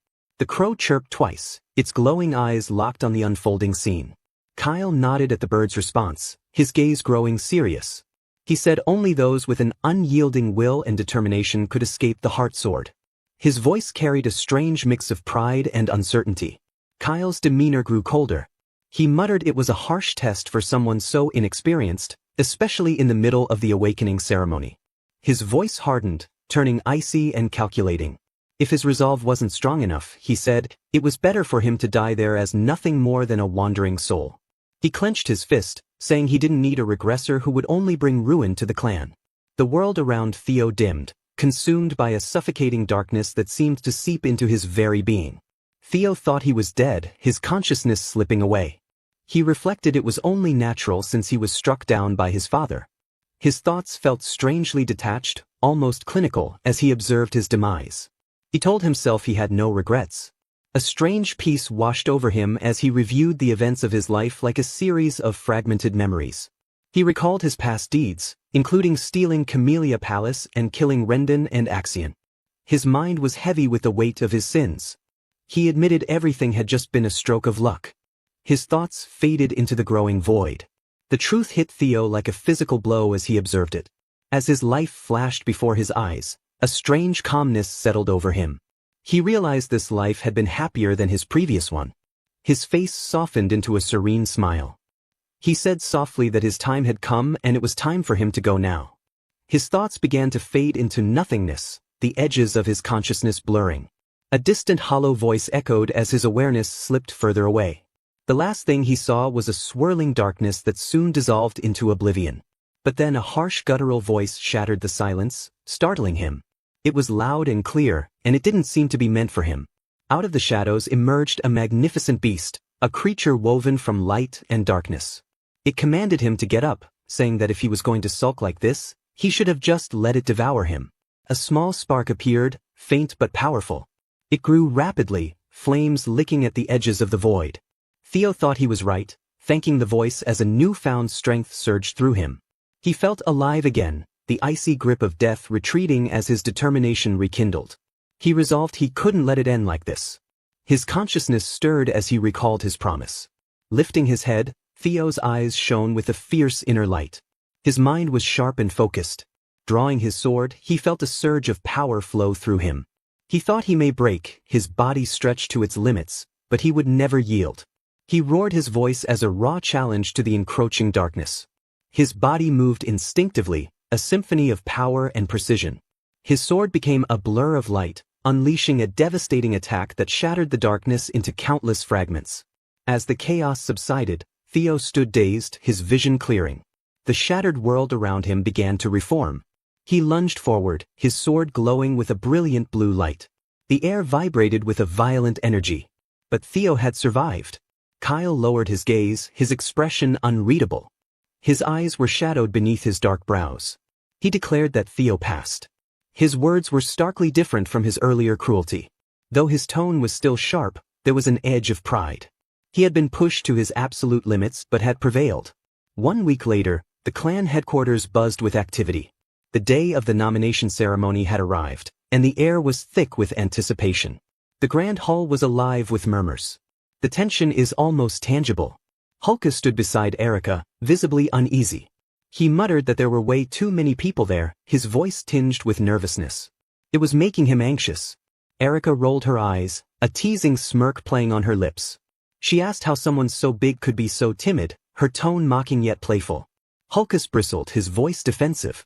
He stated that he wasn't timid and insisted that she was just too bold. Erica shrugged, her smirk widening. She pointed out the commanders of every unit, the 9 dragons, the former clan head, and the current one. She noted how many heroes were present, her voice deliberately exaggerated.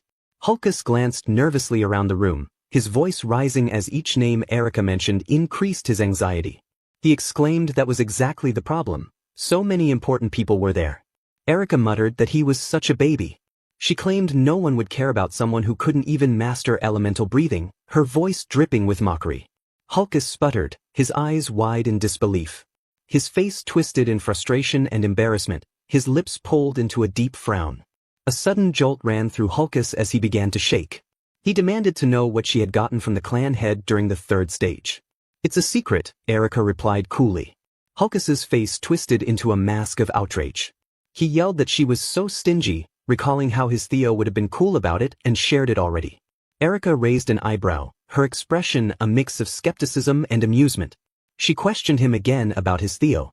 Hulkus turned away, his expression hardening. He explained the life of a Lank was to serve as the sword of Ragnar. They had to stake their lives for a Ragnar. He thought back to the power of a dragon, a majestic creature of bone and fire, surrounded by a horde of bears.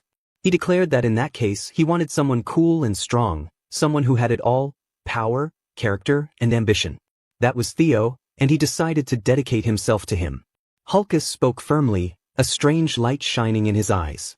That was why Theo was his. And he agreed to this? Erica asked sharply. Hulkus paused, furrowing his brow. He wondered if Theo needed to agree. He admitted he had only planned to join the same unit as him. He looked away, his fists tightening. His face clouded with uncertainty. He revealed that the clan head said Theo wasn't being taken into the clan head's manor. Clenching his fists, determination flared in his eyes. He resolved to follow Theo.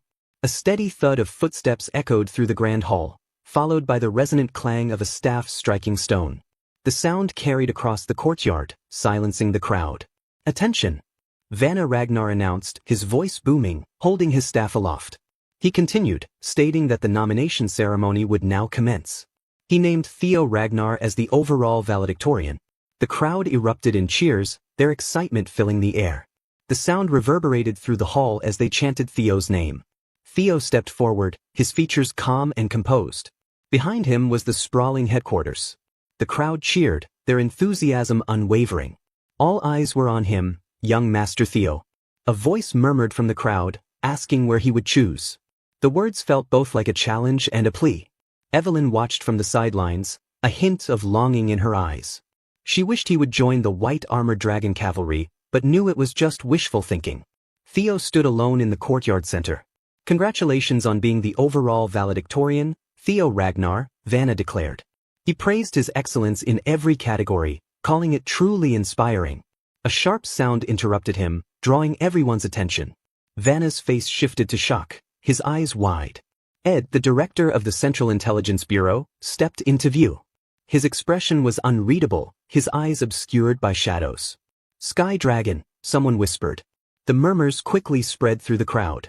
Speculation arose about his intentions, whether he was there to avenge Axion. Vanna's voice was strained as he addressed Ed, commanding him to sit back down. Ignoring the command, Ed spoke with calm authority.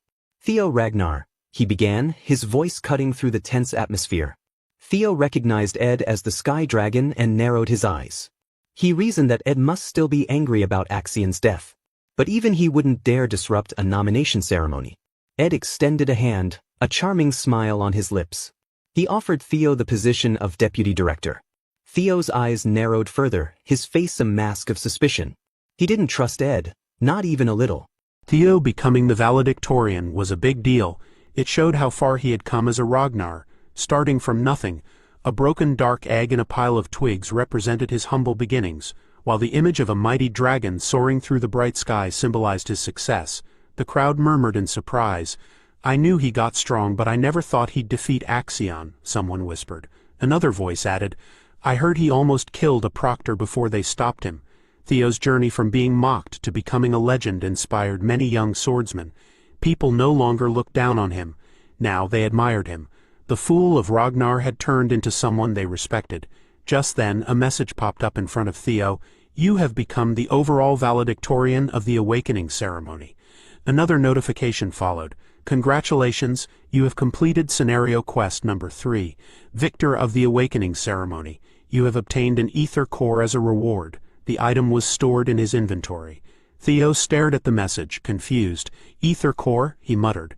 Since the quest took so much effort, the reward had to be valuable. His eyes shifted toward Ed Troyvan, who stood among the crowd. Ed was from the Central Intelligence Bureau. Theo narrowed his eyes. Ed smiled and reached out a hand. I'd like to offer you the position of deputy director, he said. Theo didn't reply. Instead, he activated his skill to check Ed's information. Age, 46, title, Sky Dragon, talent, wolf in sheep's clothing, status, aims to recruit Theo Ragnar as a pawn to uncover the secrets of the primordial dragon's relics. Theo smirked. So that's his plan. He must know I already have one. His expression darkened. But I won't let you get what you want, Troyvan. I'll crush you myself. His fingers curled into a fist. What is the meaning of this? A voice demanded. It was Julius Ragnar, the central director. His face was tense as he glared at Ed. Ed remained calm. I'm simply following procedure by offering a position to a talented individual. Is there a problem? Don't insult our intelligence, Julius shot back. This is clearly just revenge for your nephew. Ed let out a soft chuckle. I understand why you'd think that, but you're wrong, he said with a sly smile. While I do have personal feelings about it, as central director, my only goal is to recruit the best people. A snake, Julius thought. He only cares about his mission, even after his nephew's death.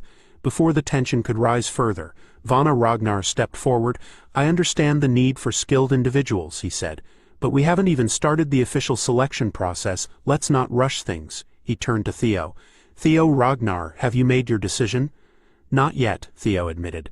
That's why I'd like to hear what offers are available. His sharp eyes scanned the grand hall. After a moment, Osa Ragnar stepped forward.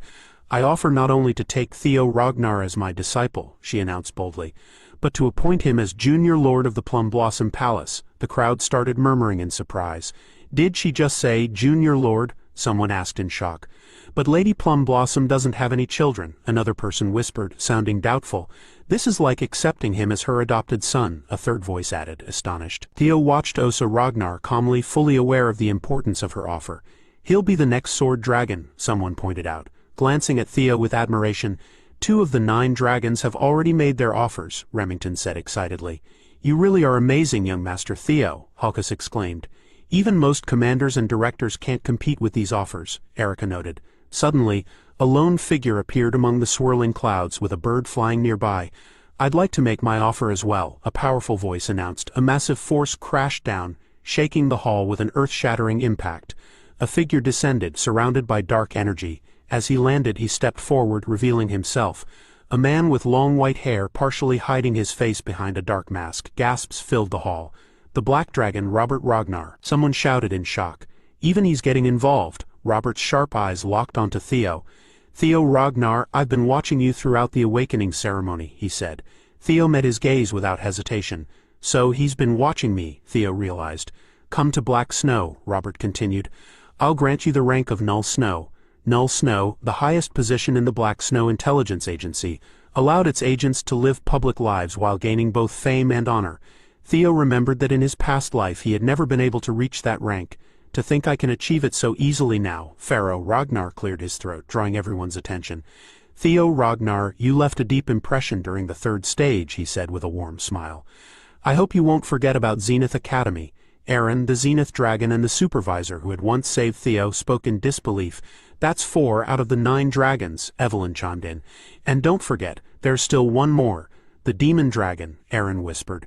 Julius Ragnar, the commander of the White Armored Dragon Cavalry, stepped forward. The White Armored Dragon Cavalry will not offer Theo Ragnar any special treatment, Julius declared firmly. He's sticking to his principles, Aaron said in surprise. As expected of our commander, Evelyn added with pride. Julius's face remained serious. Honor is something you must earn yourself. As much as I want to recruit Theo, I cannot give him special privileges. That wouldn't be fair to the other recruits. The only thing I can promise is my full support for his growth and the honor of being a dragon. His unwavering gaze settled on Theo, standing in the center of the hall. Theo took a deep breath and closed his eyes for a moment. When he opened them again, they shone with determination. With a confident smirk, he declared, I will choose. Suddenly, a sharp voice filled with a strange power cut through the air. You're a regressor, aren't you? Theo's eyes widened in shock. He quickly turned around, looking for the person who spoke. His gaze landed on a woman sitting like a queen on a throne. Hilda, the former leader of the clan. His throat went dry, and he swallowed hard. I don't know what you're talking about, he said, keeping his voice calm and steady. Hilda smirked, her eyes full of understanding. I don't know what kind of life you lived before, but your acting is flawless, she said, amused. Truly impressive. Before, what does she mean? Does regression have a limit? Theo's mind raced, trying to make sense of her words. Are you okay? You don't look well, Vana Ragnar asked, concern in his voice. Can I have a moment to think? Theo asked, his voice tense. As you wish, Vana said with a nod. This is an important decision, but don't take too long. Hilda leaned back, her smirk deepening. There's no need to hide it. After all, I'm also a regressor, she revealed. But my cycles have come to an end. Theo's mind spun. She said it again. That means she's regressed multiple times. His eyes narrowed as more questions flooded his mind. Are there other regressors? How many? He decided to ask directly. By cycles, do you mean a person can regress more than once? Hilda chuckled, amused. Wait, you don't know? Kyle must not have told you anything. I guess I shouldn't be surprised. Kyle hates regressors, she said. I was surprised he let you live. Theo's voice shook with confusion. Is that why he gave me such a harsh challenge? Hilda laughed softly, her eyes glinting with understanding. You have a lot of questions, but we don't have time now. If you want to learn the secrets of this world and our clan, come find me. We'll continue this conversation later. Theo stared at her, his thoughts a mess. During the third stage of the awakening ceremony, Father gave me no answers, only the heart sword. He looked down, remembering the ceremony. So Father hates regressors. But that energy, Lodbrok's essence, I sensed it from him back then. A realization hit him. The stolen heart of Lodbrok, was it really Father who took it? Is it because Lodbrok, the ancient dragon, supports regressors? The human defeating an ancient dragon should be impossible. But maybe not for Father, who's called a demigod. His gaze shifted to Kyle Ragnar, who sat silently on his throne watching everything. To uncover the clan's secrets about regression, I have no choice. Vana Ragnar's voice broke his thoughts. Now then, Theo Ragnar, have you made your decision? Theo took a deep breath, his determination solid. Yes, I have decided, he declared, his voice strong. Remington chooses Zenith Academy and becomes the Zenith Dragon's disciple. Theo thinks he probably made this choice because both he and Remington used the water current breathing technique in their past lives. Remington went back to his Narcio clan to become stronger. Later he started a rebellion against the Ragnar clan, but this time he didn't leave the clan. Theo is sure this is another opportunity created by his own actions. The two friends shake hands as Theo encourages Remington to do his best, promising they will meet again once they are stronger. Remington smiles and says he is looking forward to their reunion. They exchange a respectful glance before parting ways. Just as Theo expected, Ray returned to Daffodil Palace where her mother, the Ice Dragon, lives. It is the best place for her to grow stronger. Some of Theo's followers wanted to go with him, but their grades were too low. He feels it's unfortunate that he has to separate from his friends like this. After the ceremony ends, Theo looks up at the sky, hoping that everyone will work hard to achieve their goals. Just then, a voice calls out to him. It's Hulkus. He says he didn't expect them to end up in the same unit. With him is their strong female companion. As they walk towards Theo, he greets them with a smile, happy to have made new friends. He thanks them for helping him during the second stage. Erica, blushing slightly, tells Theo that he owes her a favor. She secretly thinks that strong guys are the best. Meanwhile, Hulkus, like a sibling, also believes that strong guys are the best. As they playfully argue, Theo wonders why they are suddenly so interested in him. The supervisor interrupts, telling everyone to focus because the commander is arriving. Despite this, Theo feels satisfied. He has accomplished his goal. He has joined the most honorable unit. This is the perfect place for him to begin his journey toward becoming the clan leader. They are now part of the White Armored Dragon Cavalry. The commander arrives and congratulates them on becoming new members. Theo plans to meet Hilda later to clear up some of his doubts. The commander then asks the recruits to state their goals. Hulkus, the simple-minded one, loudly declares that he wants to become an awesome dragon. Another recruit shouts that he wants his name to be known everywhere. Erica confidently states that she will become the strongest of her generation. One by one, the recruits share their ambitions. Soon, everyone turns to Theo, waiting for his declaration. Before speaking, Theo thinks about the great war that will happen in 5 years. Determined, he declares that he will become the commander of the White Armored Dragon Cavalry within 5 years. The supervisor is shocked at his bold statement. Meanwhile, the commander laughs loudly, saying that big dreams are the way to go and that Theo has joined the right place. The commander then speaks. He tells them that no matter their personal reasons for joining this cavalry, they must all remember one thing. Every drop of blood and sweat they shed will be remembered in history. He says that today's hardships will become tomorrow's pride. Their shields will never break, their swords will never waver, and their comrades will always have their backs, just as they must protect their comrades in return. With a smirk, he finishes by saying that at the end of their difficult path, forged through blood and sweat, glory awaits. Finally, he welcomes them as the newest members of the White Armored Dragon Cavalry. As the speech ends, a huge dragon lands behind the speaker, destroying the field instantly. This dragon can fly and is the commander's partner. Muscle Turd introduces the dragon, saying its name is Gullah. He explains that Gullah is a flying dragon and represents all dragons. Suddenly, many dragons start falling from the sky. An old man tells the people to get on their senior dragons. He climbs onto his dragon and announces that the admittance test is about to begin. He explains that it's time for them to find their own dragon partners. But Theo already has Lodbrok. As he looks at the flying dragons, he finds them amazing and wonders if he will have one too. Just then, a voice calls out to him, surprising him.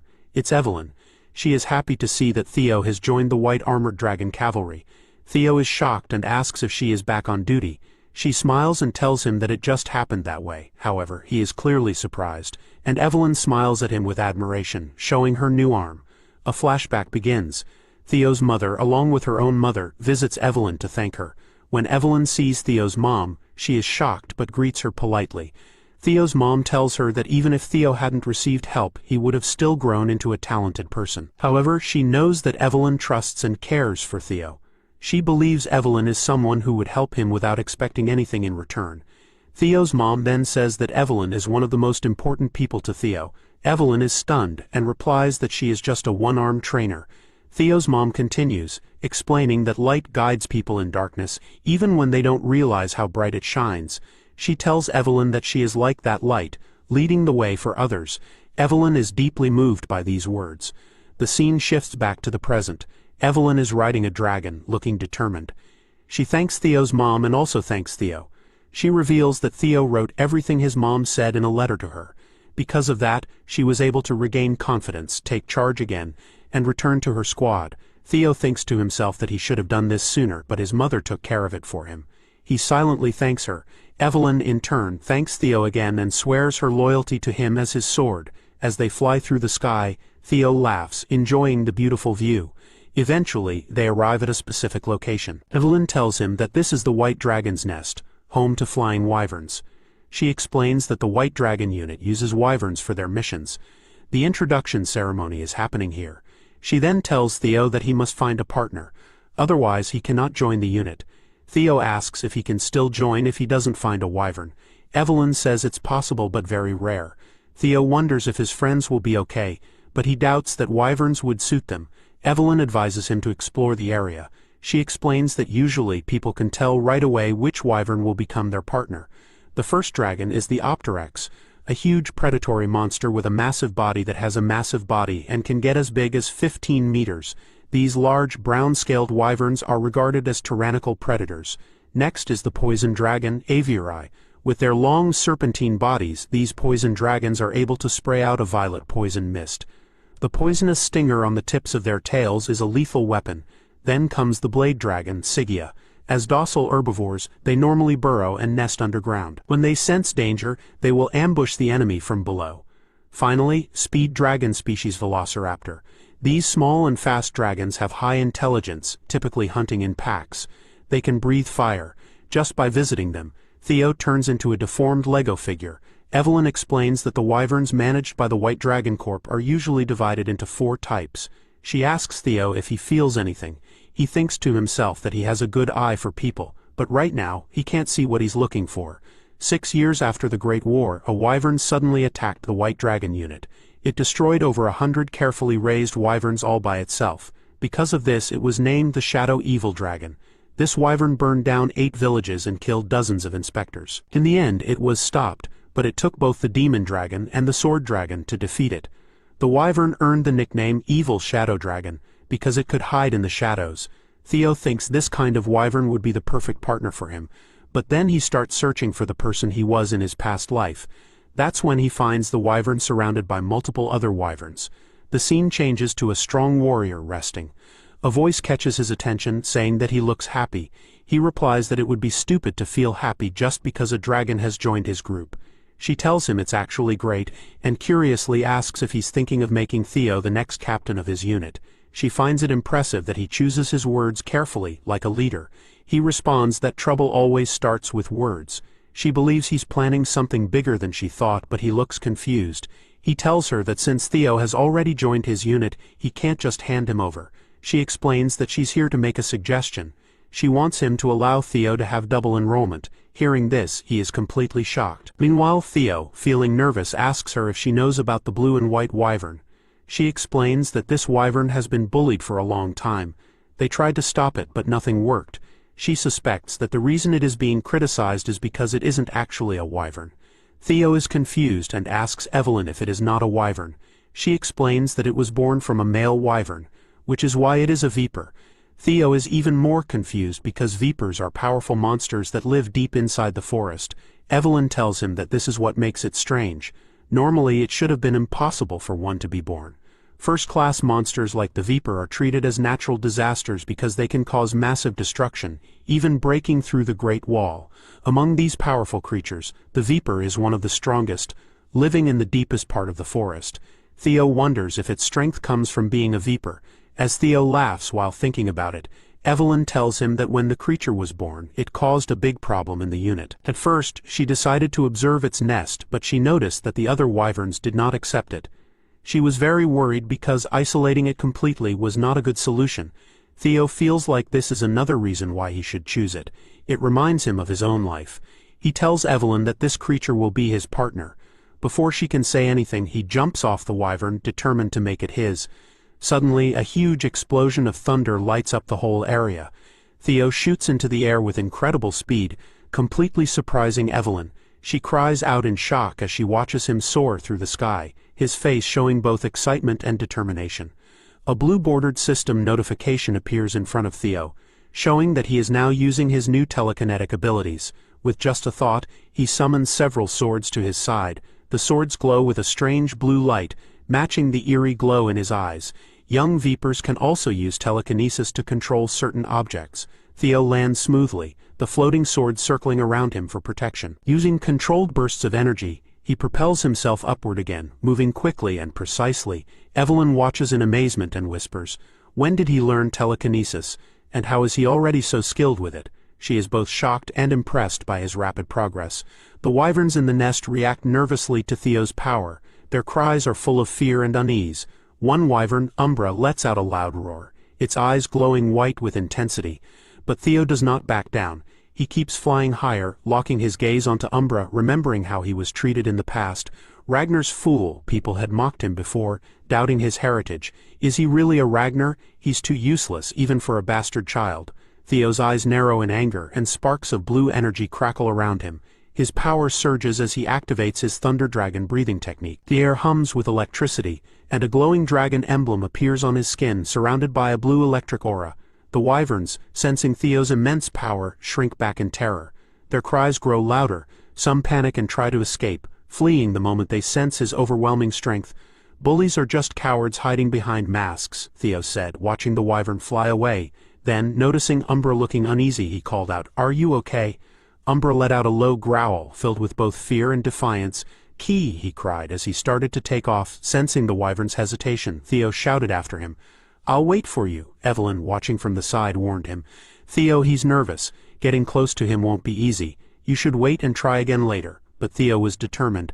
"No, that's exactly why I need to be with him now," he insisted, looking back at Umbra. His voice softened. "Why do you think he stays near the nest even though he's been rejected?" He sighed. "Emotional wounds are harder to heal than physical ones." He turned to Evelyn with concern. "He's hurt. He couldn't have gone far. Please help me find him." In the mountains, they spotted Umbra tired and on edge. Theo walked toward a glowing rock that lit up brightly. Many had tried to tame Umbra before, but none had succeeded. The commander, his voice serious, said, "He's extremely cautious around people. In his current state, it'll be even harder." Then he turned to Evelyn. "Can you get something for him to eat?" Theo nodded. "I'll try to understand him. This is my entrance test, after all." He activated his ability, Wyvern Fear, while Umbra countered with Drake Fear. The wyvern let out a powerful roar. Theo took a step forward, Umbra did the same. Theo stepped closer again, and Umbra mirrored him. Using his ability, Theo began healing Umbra. He poured a vial of healing potion onto the wyvern. "How's that? The pain should be less now, right?" he asked gently. Umbra looked confused. Theo thought to himself, "Maybe it's because of the dragon heart, but I can feel Umbra's emotions. His anger at the herd that abandoned him, his sadness and longing to still belong, the loneliness he has endured for so long. He feels the same way about me, both suspicious and hopeful. He wonders if I will abandon him too." Theo reached out and touched Umbra's face. "Don't worry. I won't leave you," he said warmly. Then he reached into his inventory. "I know what he likes." A gem appeared in his hand, catching Umbra's attention. The wyvern's eyes gleamed as he stared at it. "You want it?" Theo asked.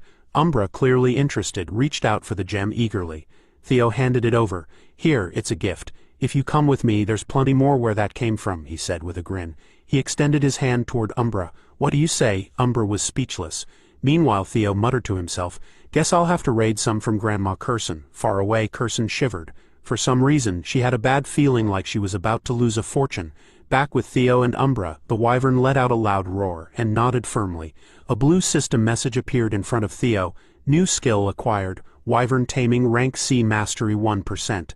Higher mastery increases the dragon's trust when mounted and gives a 10% power boost to both the rider and the mount." With that, Theo flew into the sky on Umbra's back. Evelyn, who had been watching, was shocked. She stood there, holding two bulls behind her, looking confused.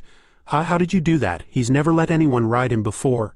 Theo smirked while Umbra looked satisfied as they returned. Evelyn watched as the wyvern ate the food she had brought and commented, "It's nice to see him eat so well." Theo nodded and said, "Thanks for the meal." Still curious, Evelyn pressed on. "Seriously, how did you do it?" Theo replied casually.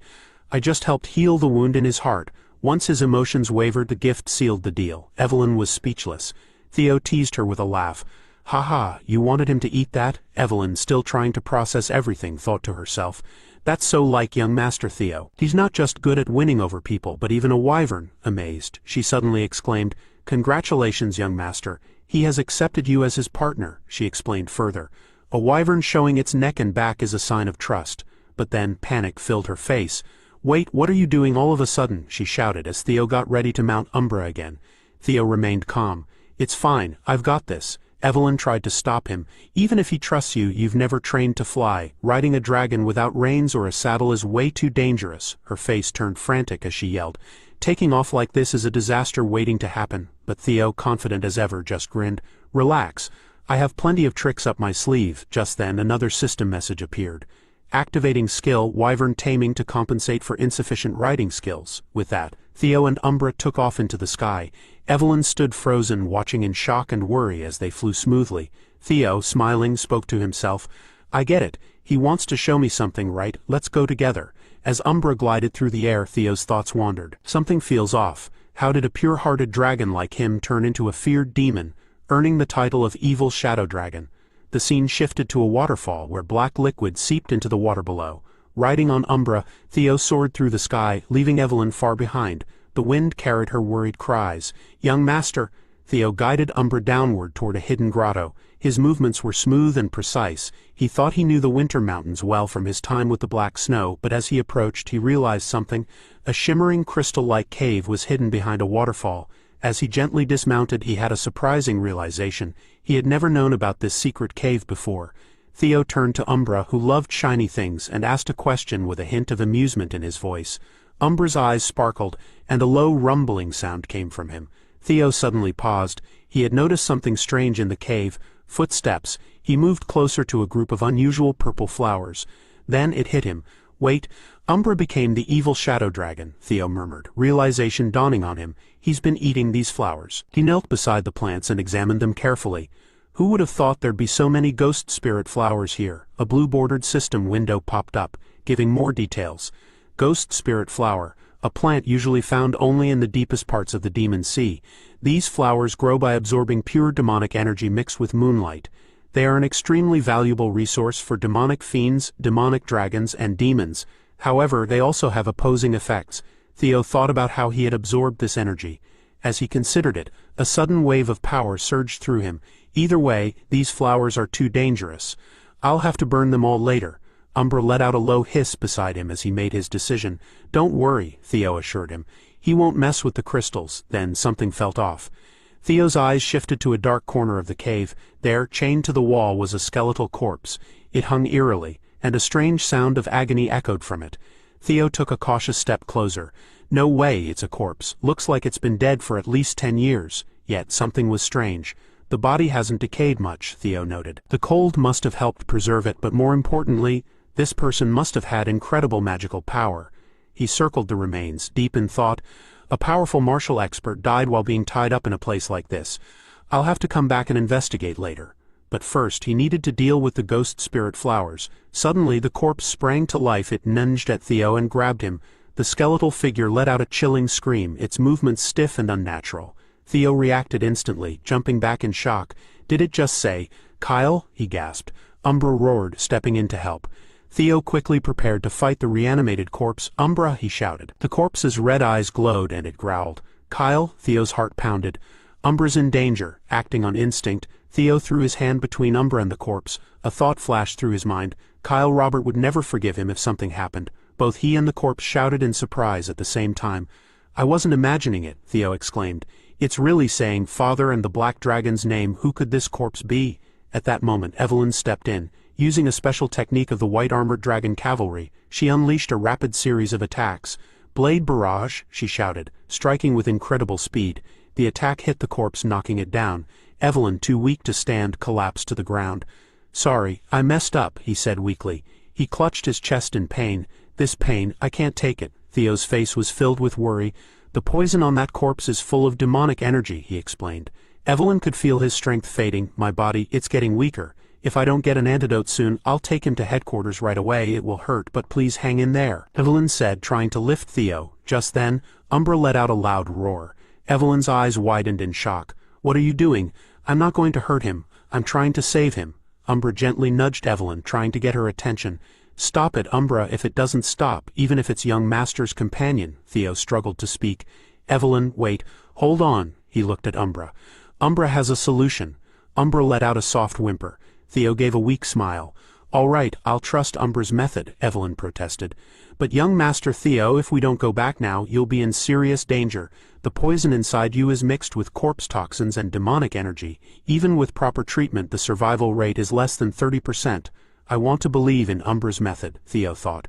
Umbra evolved into a Class 2 demon fiend by eating ghost spirit flowers, Theo explained.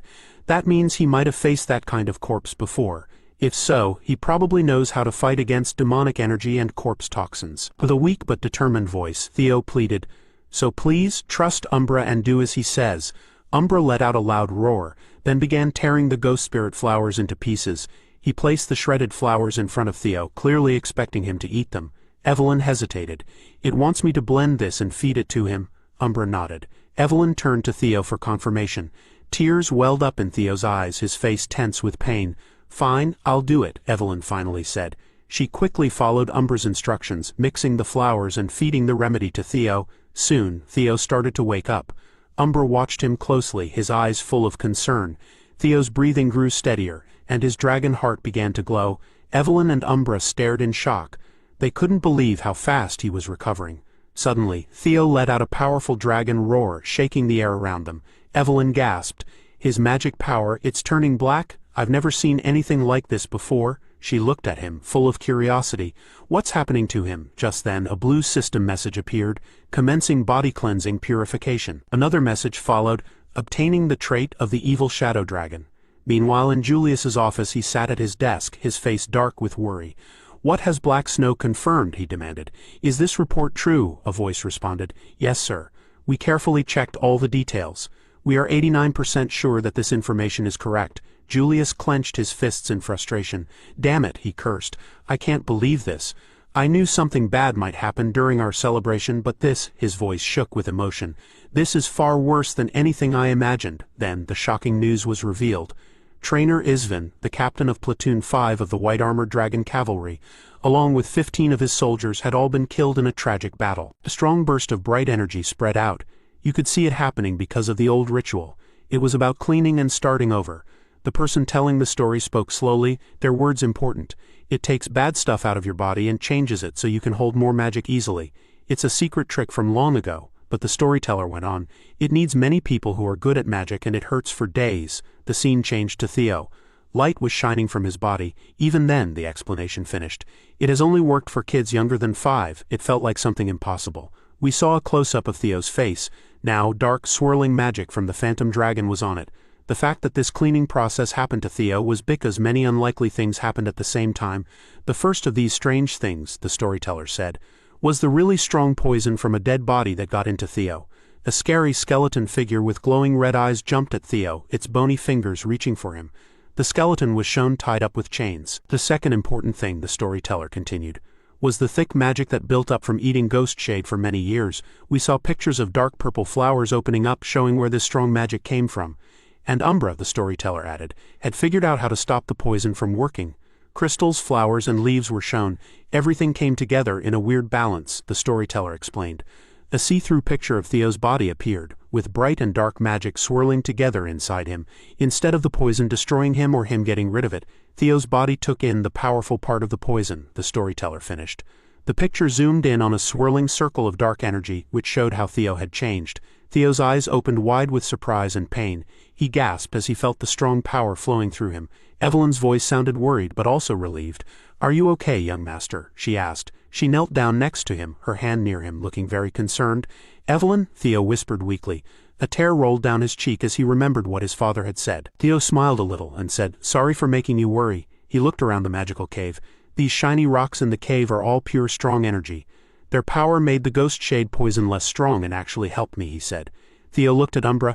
"I'm glad I trusted Umbra. Ragnar was already strong, but now he's been cleaned, reborn, and has phantom dragon abilities too," Theo stated.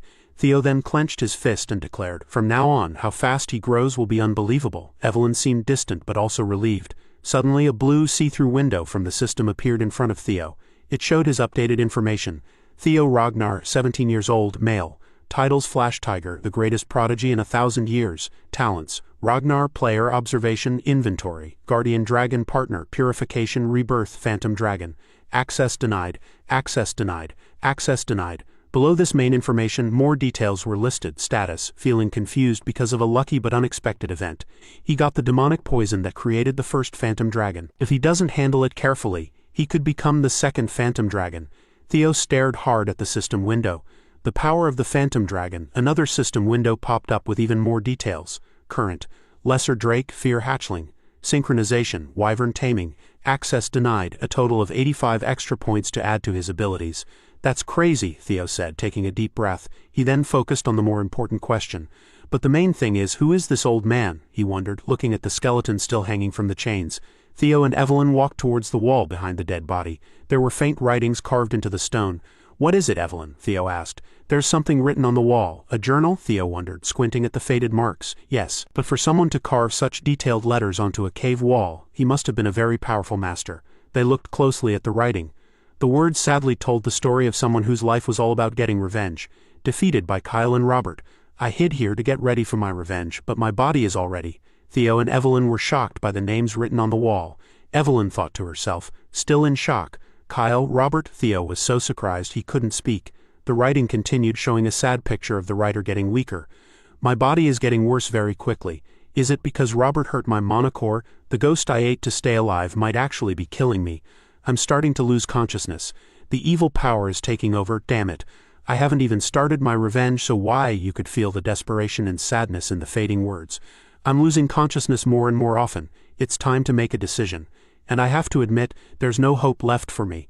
I will leave everything behind and melt my precious sword, the Jade Serpent Blade, to bind myself. I hope someone finds this place. I hope they make my wish come true. I hope they finish my revenge. I pray that my successor will be stronger than them. I leave my legacy here. Theo and Evelyn looked at each other, completely stunned. Wait a second, the next part is this phantom sword art and storm thunder god, Evelyn exclaimed, her voice full of surprise. Then that means this man is, the storyteller started talking again, explaining what we didn't know before. There was a famous person who could control the wind perfectly, and then there was the sad hero who 40 years ago fought for the throne against the current leader until the very end. Wind Lord Hector Ragnar, Theo suddenly said, realizing something important and scary. I thought he was dead, but he was here all along? Evelyn's face looked sad and shocked. She knelt down and her voice was shaky. What are you doing? Theo asked, sounding worried. Even though the leader beat him and sent him away, Windlord was still a true family member of the Ragnar line, Evelyn said. Then she added, if someone who serves the Ragnar family hurts a rightful family member, it's a very serious crime, and they should be killed immediately. Then stop talking nonsense, Theo said firmly. The person you killed wasn't Ragnar, but a crazy man. I did it to save my life. Did I have any other choice? But the rules, Evelyn started to argue. Everything that happened here will be our secret, Theo interrupted. Huh? Evelyn asked, confused. Theo reached out to Evelyn. If you're still bothered by it, take Windlord's special skills. Evelyn was surprised. Windlord's special skills are as good as even the 9 dragon skills, Evelyn asked. But why are you giving them to me? Theo answered. Become Windlord's successor and become stronger and keep his memory alive. Evelyn was still on her knees, completely shocked. Theo said, then Windlord can finally rest in peace. Now that you are his student, no one can call it a crime. Evelyn was still confused by this and asked, didn't you say you would be my protector, Evelyn? Then Evelyn understood what was happening. Evelyn Narvel, a high-ranking sword fighter of Ragnar, promised to be loyal to Lord Theo Ragnar as his servant, Evelyn declared. She continued, I humbly ask my great and noble lord to accept the promise of his loyal servant. Theo smiled at this and said, you really follow the rules very strictly. Theo held out his hand to Evelyn. I, Theo Ragnar, accept Evelyn Narvel's promise, and I will remember it in my heart and soul. And for the long journey we have ahead, I promise to make you my most important sword. Theo smiled at Evelyn and Umbra. The sound of wind blowing loudly could be heard. The scene changed and the camera showed a large training area full of activity. It was the main place for the White Armored Dragon Corps, a place where they trained very hard and followed strict rules. Hulkus, with his usual loud and happy voice, shouted, haha, that Theo still hasn't arrived yet. Maybe I'm actually the most talented person in the White Armored Dragon Corps. He grinned and showed off his big muscles. He suddenly stopped moving. His eyes opened wide because he couldn't believe what he was seeing. A person he knew was walking toward him, and with that person was an even more familiar and scary dragon. Ah, he started to say, but he wasn't brave anymore. Theo came closer. Hulkus stuttered, Theo Ragnar, what did you bring with you? Evelyn was walking next to him. The other new soldiers were just as surprised and looked at each other, confused. One of them said, no way, is that Umbra? How did he get that wild animal to be his partner? Another one said. So this is why they say he's the best talent in 1,000 years. Wow, even this is amazing. Someone else just said, what the heck? The supervisor spoke. Senior swordsman Hulkus Narvel and junior swordsman Theo Ragnar. We finished the test and came back. But where's the captain? Theo asked. He noticed their leader wasn't there. A young new soldier answered, sounding a little nervous. He just got an important message and went back to his office. Evelyn looked worried, like something bad was going to happen. An important message, she whispered, looking closely at something. They heard something moving fast.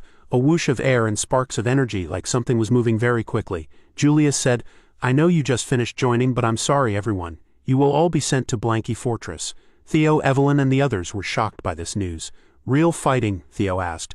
Theo looked worried and said, "So it's finally happening. The Sarah's Merchant Guild people being held at Blanky Fortress." An image in his mind showed the dragon-slaying sword, Balmung, stuck in the mouth of a huge fiery dragon. He remembered that someone was trying to steal the dragon-slaying sword, Balmung, to start a fight against the government.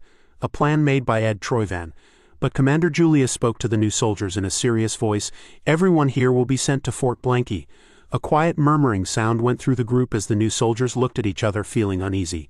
One of them asked, sounding like he couldn't believe it, "What's going on, Commander? What mission is so important that you're sending new people who haven't even finished their training?" Julius squeezed his hand into a fist, his voice tight with held-back emotion. "Platoon 5, Captain Trainer Isvan, and 14 soldiers under him are missing." Theo's eyes widened in shock, and a cold feeling of fear started in his heart. Trainer Isvan was the oldest knight in the white-armored dragon cavalry. Even Julius would ask him for advice. He wouldn't be defeated easily. A scary thought came to Theo's mind. Could this be because of something I changed in the past, he wondered. And a drop of sweat ran down his face. Commander Julius spoke, his voice serious and firm. "The Black Snow Group says there's a very high chance, like 89%, that they are dead. Even if they are alive, they won't be able to continue their mission." He looked at all the new soldiers. "The troops we have now will become the new temporary Platoon 5, and they will take over the mission." He stopped and looked at everyone before giving his final order. "Evelyn Narvel will be the leader of this temporary Platoon 5. You will leave for the mission in 3 days. Finish all your basic training by then." Julius clenched his fist. "I don't believe they are dead." The next day he stared at the far-off land and said, "But we still need to get revenge for them." He turned and walked out of the training area smoothly and quickly. The narrator explained what had happened.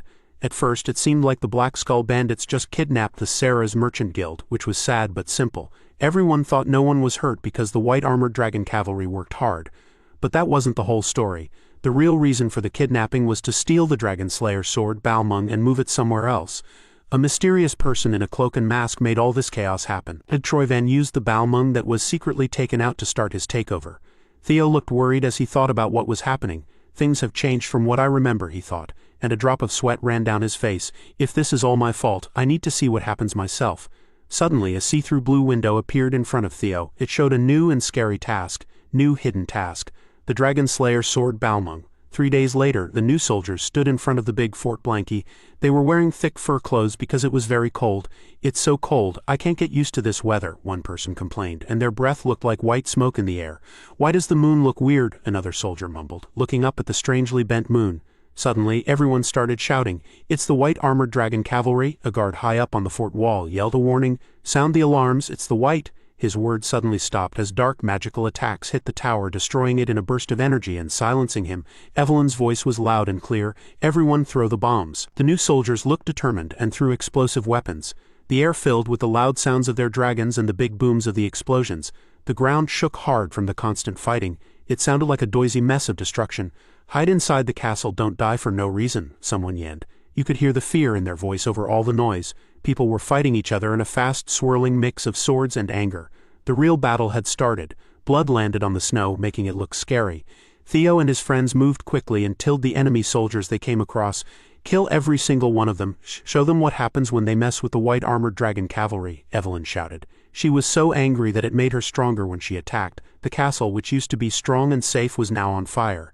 Its walls were falling apart because of the constant attacks. A soldier looked happy in a mean way and said quietly, "I would have died if I had left even 1 minute later." He wiped sweat off his face and smiled proudly. "Whatever, as long as I give this thing, my job is done. Now I can just relax and enjoy the rest of my—" He didn't finish his boast because a dark figure wearing a cloak suddenly appeared in front of him.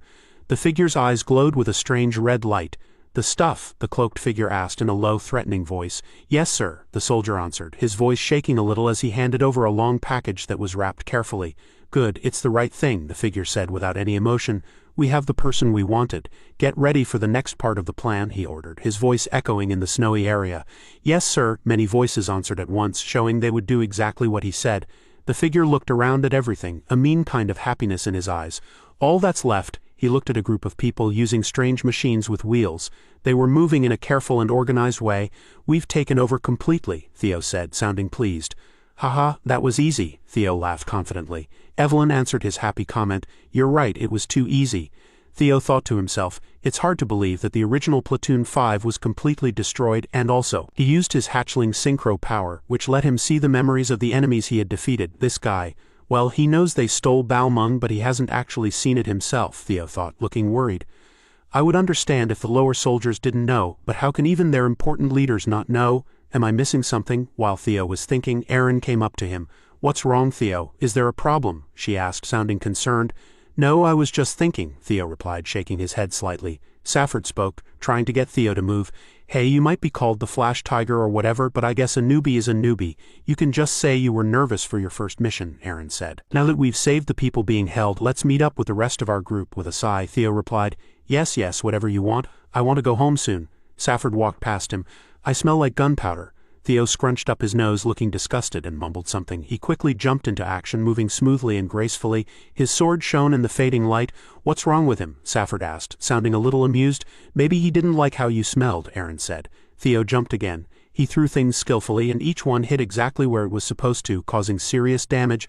I knew it, Theo mumbled, his voice sounding more and more worried. What does this mean, Theo? Erin asked loudly, her eyes wide with shock and disbelief. She gasped when she looked around and saw many barrels full of dangerous explosives. Explosives, those jerks, were they planning to blow us up with them? We don't have any time to waste, we need to get out of here right now, Theo ordered, his voice sharp and urgent.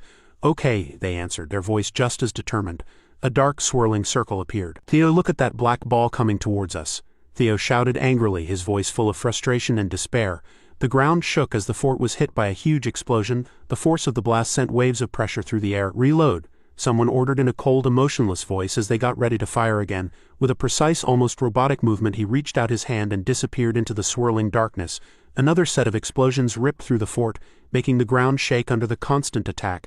Kill them all. Don't let even one person live, the figure commanded, his voice showing no mercy at all. The scene changed. Now it was a fancy, richly decorated room with a baby's bed. A woman named Emil, her face pale and tired, held a small baby wrapped in blankets.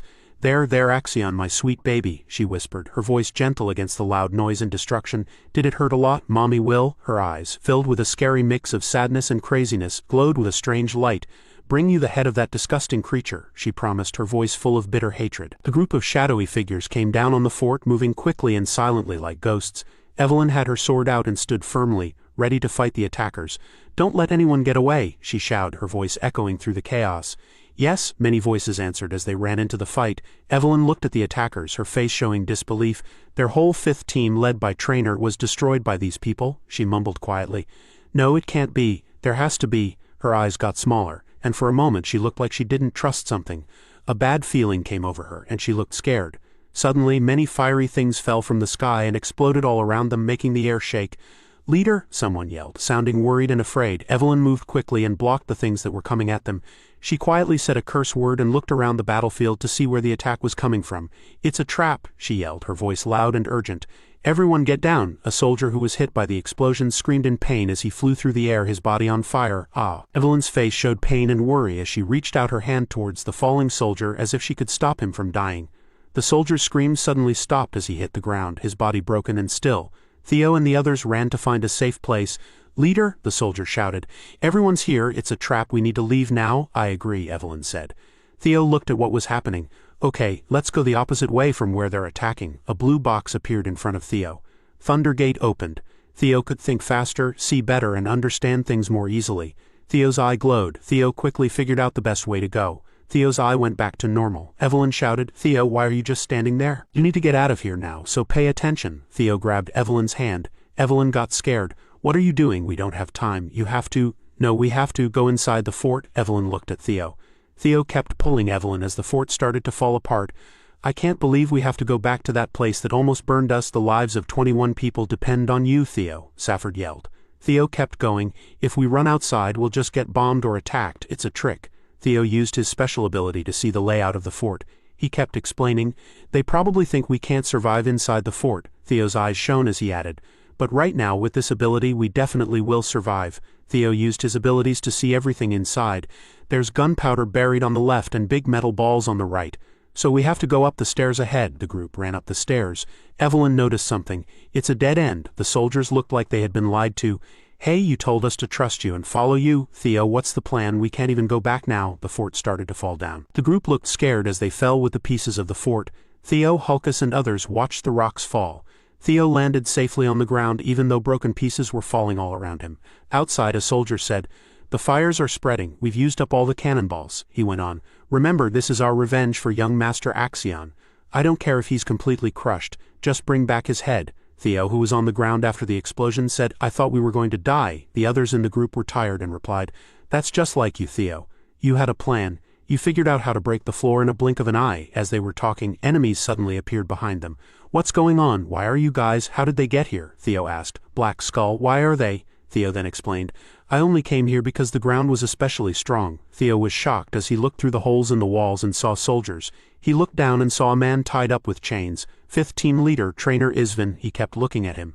Evelyn felt relieved. "Thank goodness you're alive, Isvin." She looked at the trainer and said, "But this is unbelievable. I can't believe the one that—" This was Ragnar's intelligence bureau. Isvin's chains fell off. He dropped to the ground and asked, "I figured an ambush like this couldn't happen without someone on the inside. But how can someone point a sword at their own family?" Another person replied. "This is clearly a betrayal." "That's right, we have to get revenge." Isvin stopped him. "Don't even think about it. It's better to take our time. They planned all of this to trap us from the beginning. It will be hard to fight them with the few of us left. We should go outside and tell the Black Pillar." Theo looked down and said, "That's not possible. Since the Black Pillar isn't sending backup right now, it means the Black Pillar members who were ambushing them were also caught. That's why I brought us inside the castle. However, we still have a chance to win. Those guys even buried their own soldiers underground. They must be trying to hide what happened, so they will definitely come to check if we're dead. Once they're sure they've won and come to make sure, we can ambush them while hiding in the ruins and win." Isvin looked at Theo. He opened the Thundergate at that young age. "I've gotten old. I even gave up in this situation." "I think they chose the new people very well this time," said Aizen. He jumped up and exclaimed, "You're right, the White Dragon Squad can't be defeated. The plan is what you just heard. White Dragon Squad, get ready to fight." The battlefield was a destroyed wasteland under a sky that was starting to turn light with the dawn. Dead bodies were scattered like broken toys among the smoking ruins of Fort Blanky.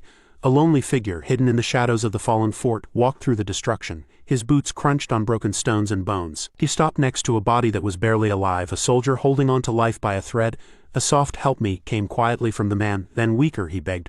"Please, just this once." The leader in the cloak spoke, his eyes shining a cold, cruel red, like the dying man's last words making them sound like a joke. "Help me." Another person, hidden in a thick cloak, stepped out of the darkness. "Did you find it?" His voice was rough and cold. "No," the first leader answered, sounding annoyed. "We've looked all over the west and now we're searching the east." He stopped, a little unsure. "Also, we haven't heard anything special from the group that was supposed to attack." He looked around at the dead bodies on the ground.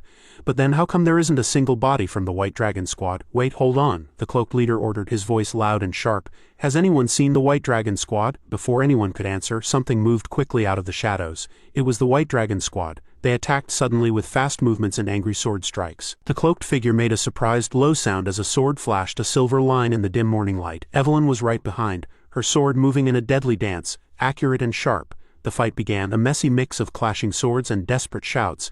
Evelyn stepped on an enemy's chest to jump away from his attack. Like a dancer, Evelyn leaped, her sword ready to strike a fatal blow. "It's a trap," the leader yelled, his voice a battle cry echoing across the broken fort. "The enemy is the White Dragon Squad. Get ready to fight." Evelyn and Theo fought together perfectly, like one destructive force. Their swords a quick blur of silver death. Theo, full of the powerful energy of the Thundergate, sent out many glowing bluish-white blades, each strike a warning of death. "I hoped it wasn't the Intelligence Bureau," Evelyn said quietly, her face serious and determined. "But according to Ragnar's rule," her voice became firm, showing the importance of the old law, "anyone who betrays us must be killed right away." She and the leader attacked strongly, a constant wave of steel, their swords sounding like a song of revenge. "How did they live through those explosions?" he shouted, his voice full of disbelief and fear. "How?" another person cried, fear making it hard to speak. Evelyn's sword moved quickly, blocking attacks and cutting through enemies.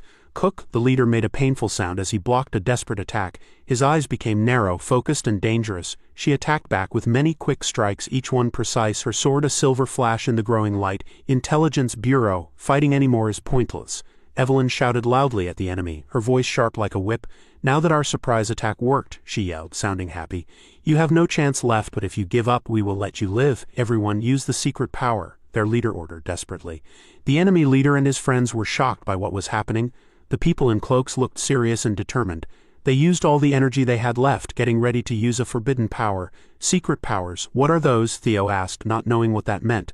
Suddenly, there was a very bright flash of light and a loud booming sound. The air felt full of strong energy. Sparks flew as Theo's sword hit the enemy's weapons, making a bright shower of light. What is this? Theo stammered, stepping back. A backflow explosion, the forbidden powers that use up your own energy, Theo said, sounding horrified. A powerful wave of energy rushed through the battlefield, throwing people and broken pieces of things around like toys. KWA, one of the enemies screamed as the blast hit him hard. The enemy soldiers' bodies now glowed with an evil red light. They charged forward like they wanted to die. They were like living bombs, powered by the dangerous forbidden magic. Their bloody swords were raised, ready to take their enemies down with them. Our new guy, run away, a comrade said weakly as he died, his voice fading. Theo's eyes were wide with shock and excitement as he watched the enemies coming. His face twisted into a mean, knowing smile. You jerks, how dare you? Theo roared. A wild scream of anger and pain, he used every bit of his power, using his strongest move, Dragon's Third Claw. The air tore apart as a series of powerful hits smashed through the battlefield, leaving behind glowing trails of destructive energy. A message appeared. Thunder Gate opened. It almost seemed unimportant at that moment. Theo's body crackled with raw power, and he moved so fast he was a blur, stronger than any human. He used the Dragon's Third Claw again, each hit like a clap of thunder, hitting exactly where it needed to. Erica could only shout in surprise as Theo's attacks landed. Evelyn jumped back in shock and looked at Theo in amazement. The enemies fell down like trees that had been cut, their bodies broken by fast and focused hits. Theo cut through the last of the enemies. How did he stop the backflow explosion so easily? A dying enemy asked, his voice full of disbelief. I can't let that boy live, he growled, ignoring his own injuries, with hate burning in his eyes. The leader moved incredibly fast, appearing in front of the enemy in a blink. Selford and Aaron watched, amazed and impressed. Ha, Theo, that weakling, when did he learn to do that? You're right, we should try harder. Theo gritted his teeth. He remembered, I used the Thunder Gate to make my power stronger with force, but I guess it's still too much for me. Theo Ragnar, I will take you to hell with me no matter what. The enemy's eyes, shining with craziness, jumped forward. His power center, it's messed up. No way he's going to blow himself up. Evelyn's loud cry cut through the noise of the fight. Wind, thunder, powerful magic. A blast of wind. The air moved and seemed to glow around her. Evelyn yelled, reacting right away. She used her own power. Wind, thunder, powerful magic, vortex. A spinning circle of green light and wind appeared. The explosion from the enemy's power center stopped. Theo shouted, feeling very relieved.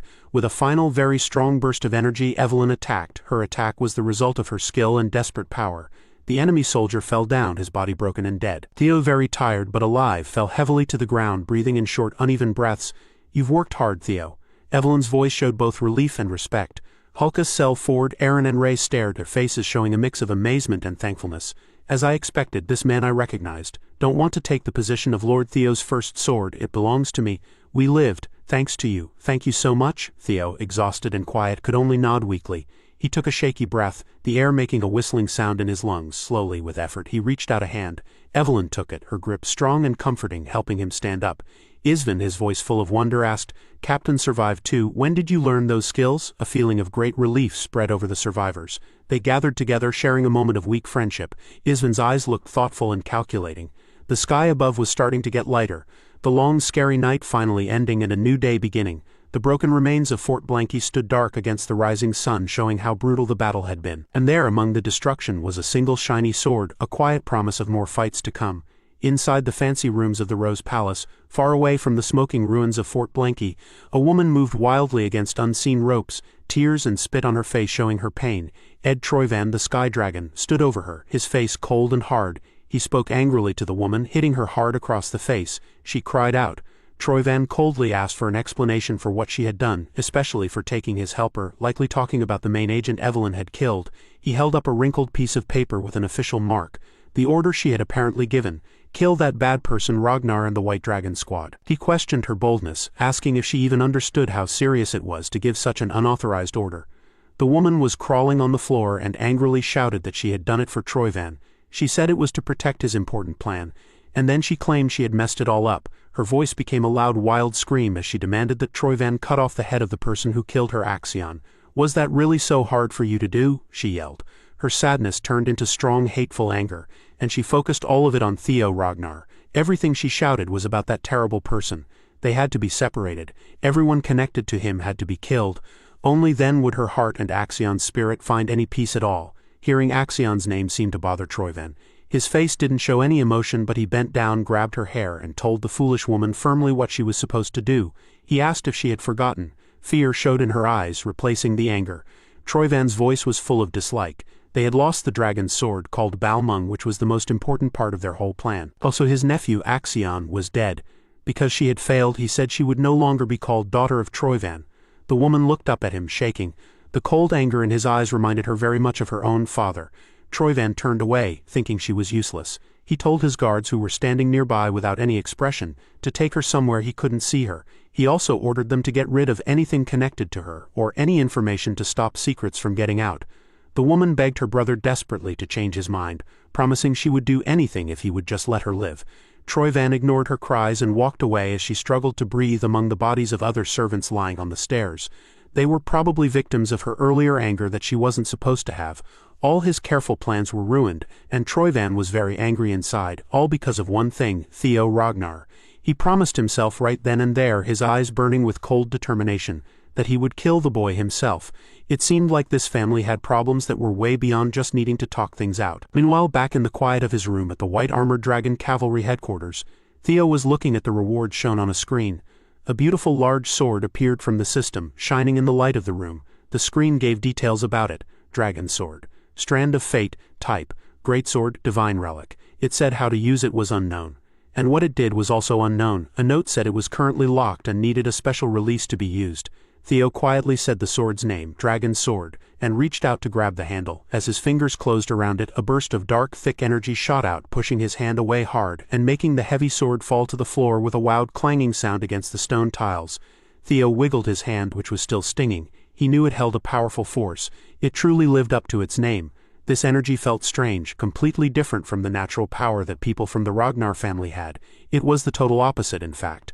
And as the system told him, it wouldn't work until he figured out how to break the special lock on it. He remembered that special old objects, like things from myths and legends, often looked very simple, even like trash.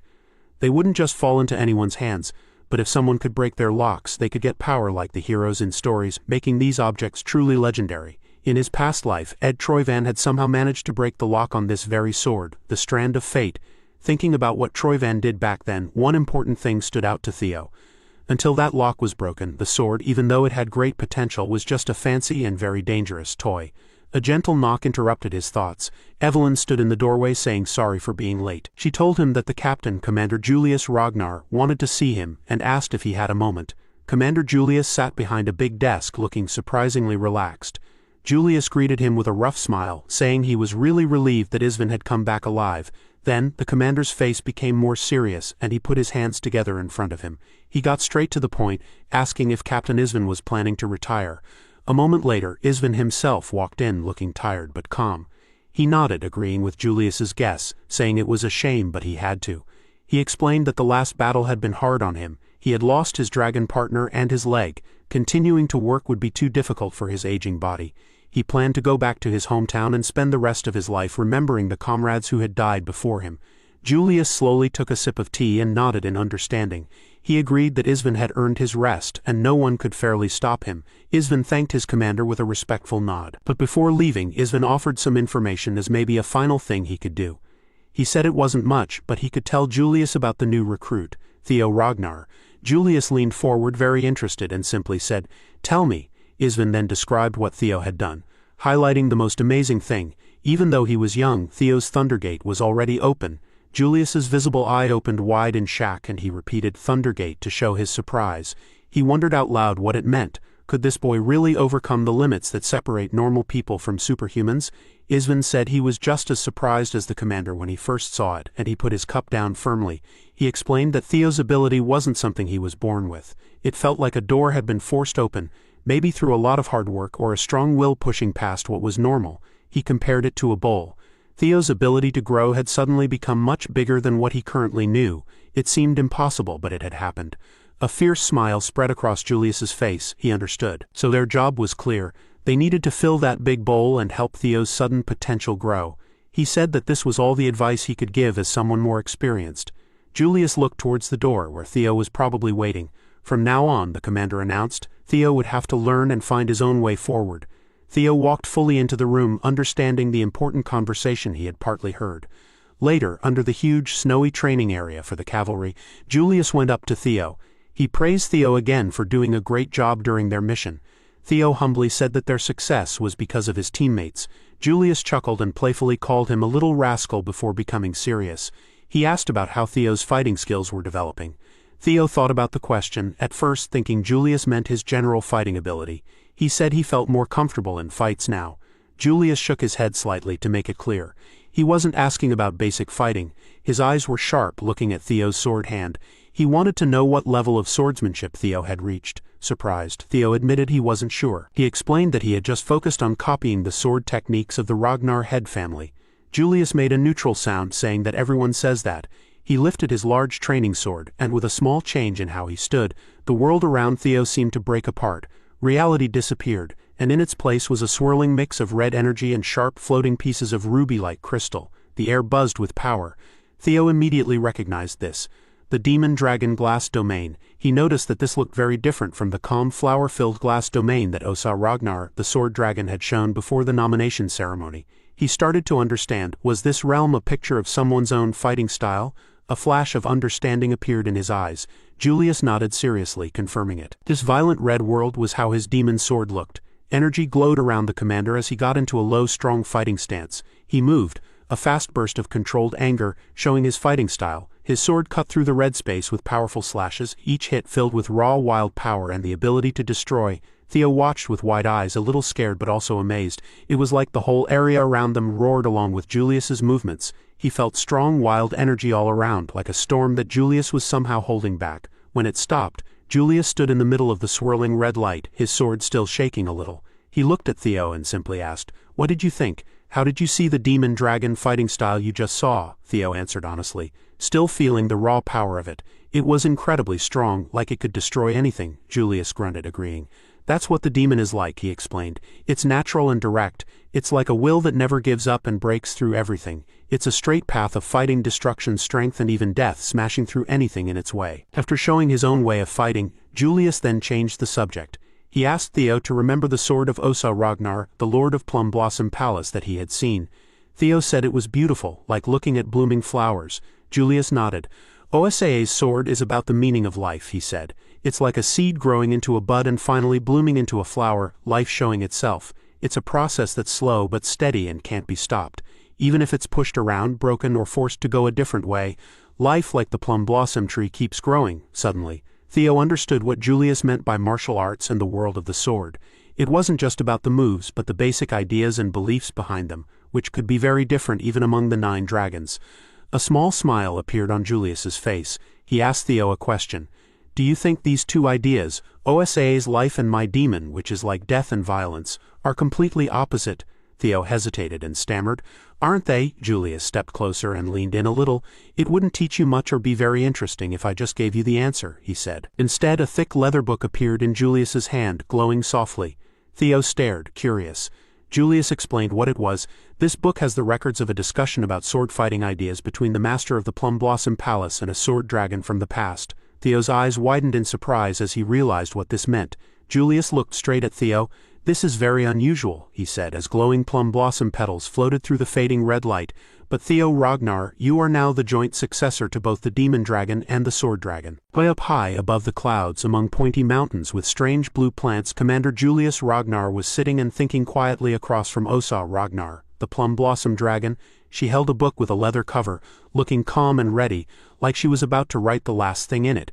Julius didn't say anything, and you couldn't tell what he was thinking because of the patch over his eye. Finally, Osa spoke, sounding a little amused. She said Julius was being mean. She told him off for wanting to keep Theo all to himself when she had suggested they both teach him together. Julius just made an annoyed noise and looked away as Osa chuckled softly, telling him not to be so jealous. She explained that this plan was best for Theo, and she was sure Julius knew that. Osa went on to say that she was certain Julius already knew that everyone had very high hopes for Theo, much higher than for anyone else who might take over in the future. Theo was so talented that he would improve very quickly, but going up so fast meant he would probably hit a point where he couldn't improve anymore much sooner and much harder than others. If that happened too early, it could stop him from growing or even ruin his potential. This teaching together, this book with different ideas about swords, Osa said holding up the book would give Theo the understanding he needed to get past that problem. But Julius had a deeper worry. A what-if question. What if Theo, with so much power and understanding, didn't just become someone who might take over from the clan leader, but an enemy of the whole Ragnar clan? Osa's face became serious, showing she understood his unspoken fear. She reminded Julius that as they both knew, people who became very powerful very quickly often had bad, often violent, endings. Exactly, Julius replied. If things happen the same way they have before, the very things we want to teach Theo could be used by him to kill people in the Ragnar clan. Osa smiled slightly, surprised by his worry. She had thought he was only focused on being tough with the boy. It seemed he was genuinely worried underneath his rough outside. But after hearing his fears, she felt even more sure of her decision. Julius, she said with a confident smile, was definitely the right person to keep this book for now. She gave him the book and told him exactly what to do: watch over Theo. When Julius was sure that the boy wouldn't become greedy, when he had grown into a true Ragnar who valued every moment and understood how much power he had, only then should he give the book to Theo. Julius took the book looking determined and thought about the big responsibility. Theo, still surprised by what he had just learned, held the book close, knowing he was now going to be taught by both the sword dragon and the demon dragon. These two people were known as the best and second best sword fighters in the whole group. It felt unbelievable to Theo. He wondered if he really deserved such an honor. Julius dismissed Theo's shyness, saying firmly that he was only giving Theo this chance because he truly believed Theo was capable. A real rare smile spread across Theo's face. Thinking back, he realized how much Julius and Evelyn had helped him from the Rendon trouble until now. They had helped him grow a lot, and always supported him, even though he hadn't done much for them in return. He looked at Julius, who was standing nearby, and told him how grateful he was, promising sincerely that he would repay their kindness someday. Julius's smile got wider, looking a bit dangerous. He told Theo that there was a way to repay that kindness right now. With a sudden burst of energy, Julius jumped forward, saying it had been too long since he had a fun new student to practice with. He couldn't just be called commander and do nothing, could he? It was time for a fight. The real lessons, he shouted. We're starting now. Theo barely had time to get ready as the commander's strong presence came down on him. A drop of sweat running down his face, the lesson that followed was hard. Hours later, quiet sounds of effort and hitting could be heard from a training room with strong locks. Inside, Theo was probably going through his own tough training, and he could be heard yelling for Evelyn to save him, apologizing a lot to his young master. His cries mixed with loud thumps and the sound of chains. Outside, the sky had become brighter, and heavy chains lay on the ground near the training room door. Evelyn carefully pushed the doors open and found Theo slumped on the steps of the training area, bruised and tired. She quickly went to his side, calling his name and asking if he was okay. Theo managed a weak smile, saying he was fine. Though he joked that he thought the commander might have gone a little too far this time, Evelyn didn't show much emotion. Changing the subject, she told him that as Theo had ordered, she had locked up the captured agent in the underground prison cell. She asked if it was really okay to just leave him there without any treatment or questioning. Theo waved his hand dismissively, explaining that the agent wasn't the type to give away secrets no matter what they did. Not using torture or questioning at all was actually part of his plan. He told Evelyn not to worry. Then he leaned closer and whispered more instructions in her ear. Evelyn's eyes widened slightly as she understood. Later that day, Theo found himself standing in front of the fancy gates of the Plum Blossom Palace, walking across the carefully kept training grounds of the palace. Osa Ragnar was waiting for him. Theo greeted Lady Plum Blossom politely. Osa smiled and said she had been waiting for him. She asked if he liked the book she and the demon dragon had given him. Theo said yes, and that he had already learned a lot from it. As he spoke, the training area around them changed. It filled with glowing plum blossoms, and see-through swords appeared. They moved in beautiful flowing patterns, showing the life Osa had talked about before. Osa was happy he liked it. She said she wanted to keep teaching him about the basic parts of sword fighting that people often ignore. These were the real roots of swordsmanship, and they would start with this display. She pointed to the phantom swords. She said that by the end she looked forward to talking about how to make life bloom with the sword.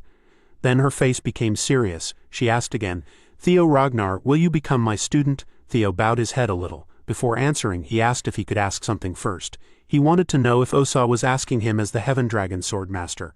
Osa's eyes opened a little in surprise, and a slow, interested smile spread across her face. She said she was impressed he knew something most people didn't. Standing straight, she put her practice sword firmly on the ground. She simply said she wouldn't deny it. The Heaven Dragon Sword was a secret school, and its teachings were passed down to only one student at a time. She confirmed that she was the only one who had inherited it, the Heaven Dragon Sword Master. Seeing Theo look thoughtful, she asked if he wanted to know her real reasons. Theo quickly said sorry for assuming things. Osa waved her hand saying she wasn't upset and that she had no hidden reasons. She had planned to share everything with him, from the beautiful plum blossoms to the secrets of the Heaven Dragon sword. Just as Theo was thinking about this amazing offer, he heard footsteps coming closer through the courtyard full of blossoms. A voice called out, "Hey you!" A group of men wearing Plum Blossom Palace clothes walked up. Their leader looked at Theo closely and said Theo was the new recruit of the white-armored dragon cavalry. Theo said that was him, and asked rudely, "So what?" The leader got annoyed at his rude reply. He reminded Theo that as a new member of the Plum Blossom Palace and Lady Plum Blossom's student, he should at least be respectful to his seniors. Theo laughed, thinking their behavior was a childish way to protect their pride. Senior this, senior that, ranks only mattered when there was a direct boss, which none of them were. Their titles meant nothing here. The leader was very angry and asked how Theo could say they weren't in charge of him when he was now training at their place. Wasn't he supposed to be below them in rank? Theo just smiled and said they seemed to be very wrong about something. Lady Plum Blossom had kindly offered to make him her student, but he had said no. The Plum Blossom people just stared, completely shocked. Theo knelt down on the training area, where petals had fallen on the ground. He was thinking hard about Osa Ragnar's offer. She wanted to give him both the important history of the Plum Blossoms and the famous Heaven Dragon sword fighting style. Osa looked at him calmly and asked if that didn't sound good to him. Theo hesitated and said that of course it did, but then he looked down and said he really didn't understand why she liked him so much. He hadn't done anything important for her yet. Osa simply told him to stand up. She gently touched his chin, lifted his face, and explained that there was no big reason. It was just that he reminded her of Kyle Ragnar, who was the current head of their group. Theo was surprised and asked if he really looked like the clan head. Osa said yes, he was exactly like Kyle when he was young. And not just how he looked. Like Theo, the young Kyle always strongly followed his dreams and what he believed in. Osa paused, looking like she was remembering something fondly. She added that maybe Kyle was still dreaming of those things even now.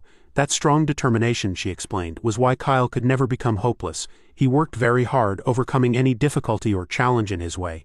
Every single day was full of never-ending hardship, battles against terrible enemies in harsh places.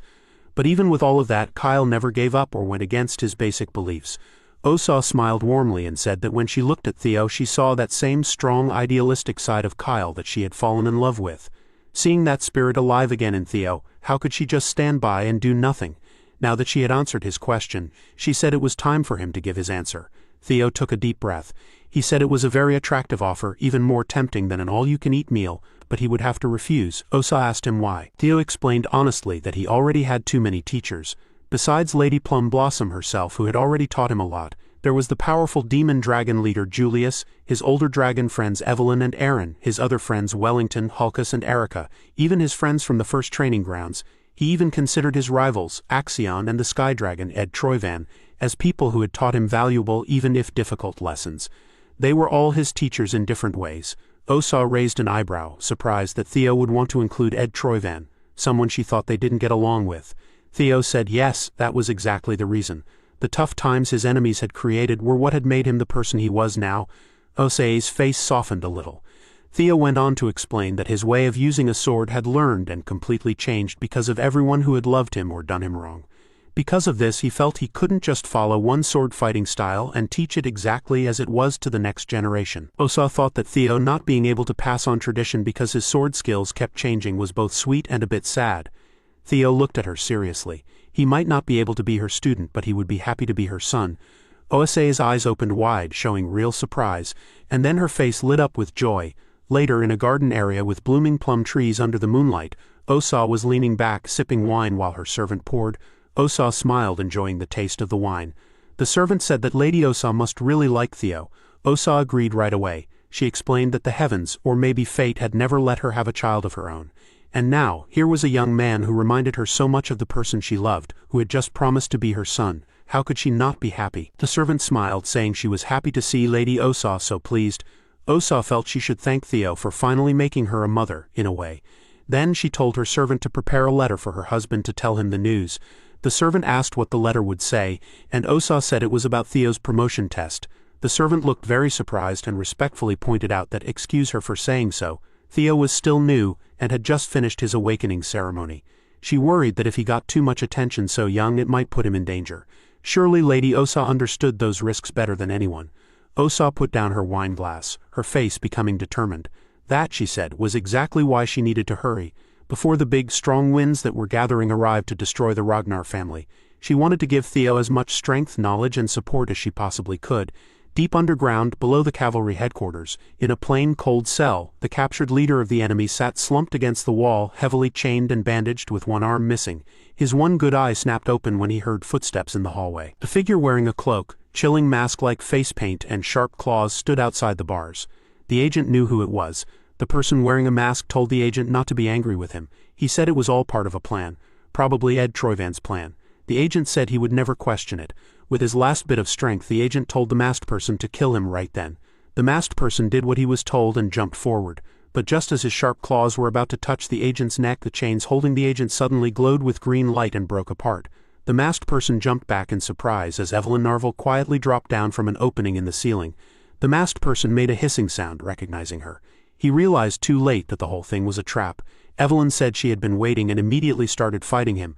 The masked person blocked her quick attacks, surprised by how skilled she was. Had she always been this good? He cursed his bad luck. It was too bad he couldn't kill the agent to get rid of any problems later. Getting caught himself would be much worse. He needed to get away and make a new plan. As the masked person tried to get away, Evelyn used a burst of wind-like energy to stop him.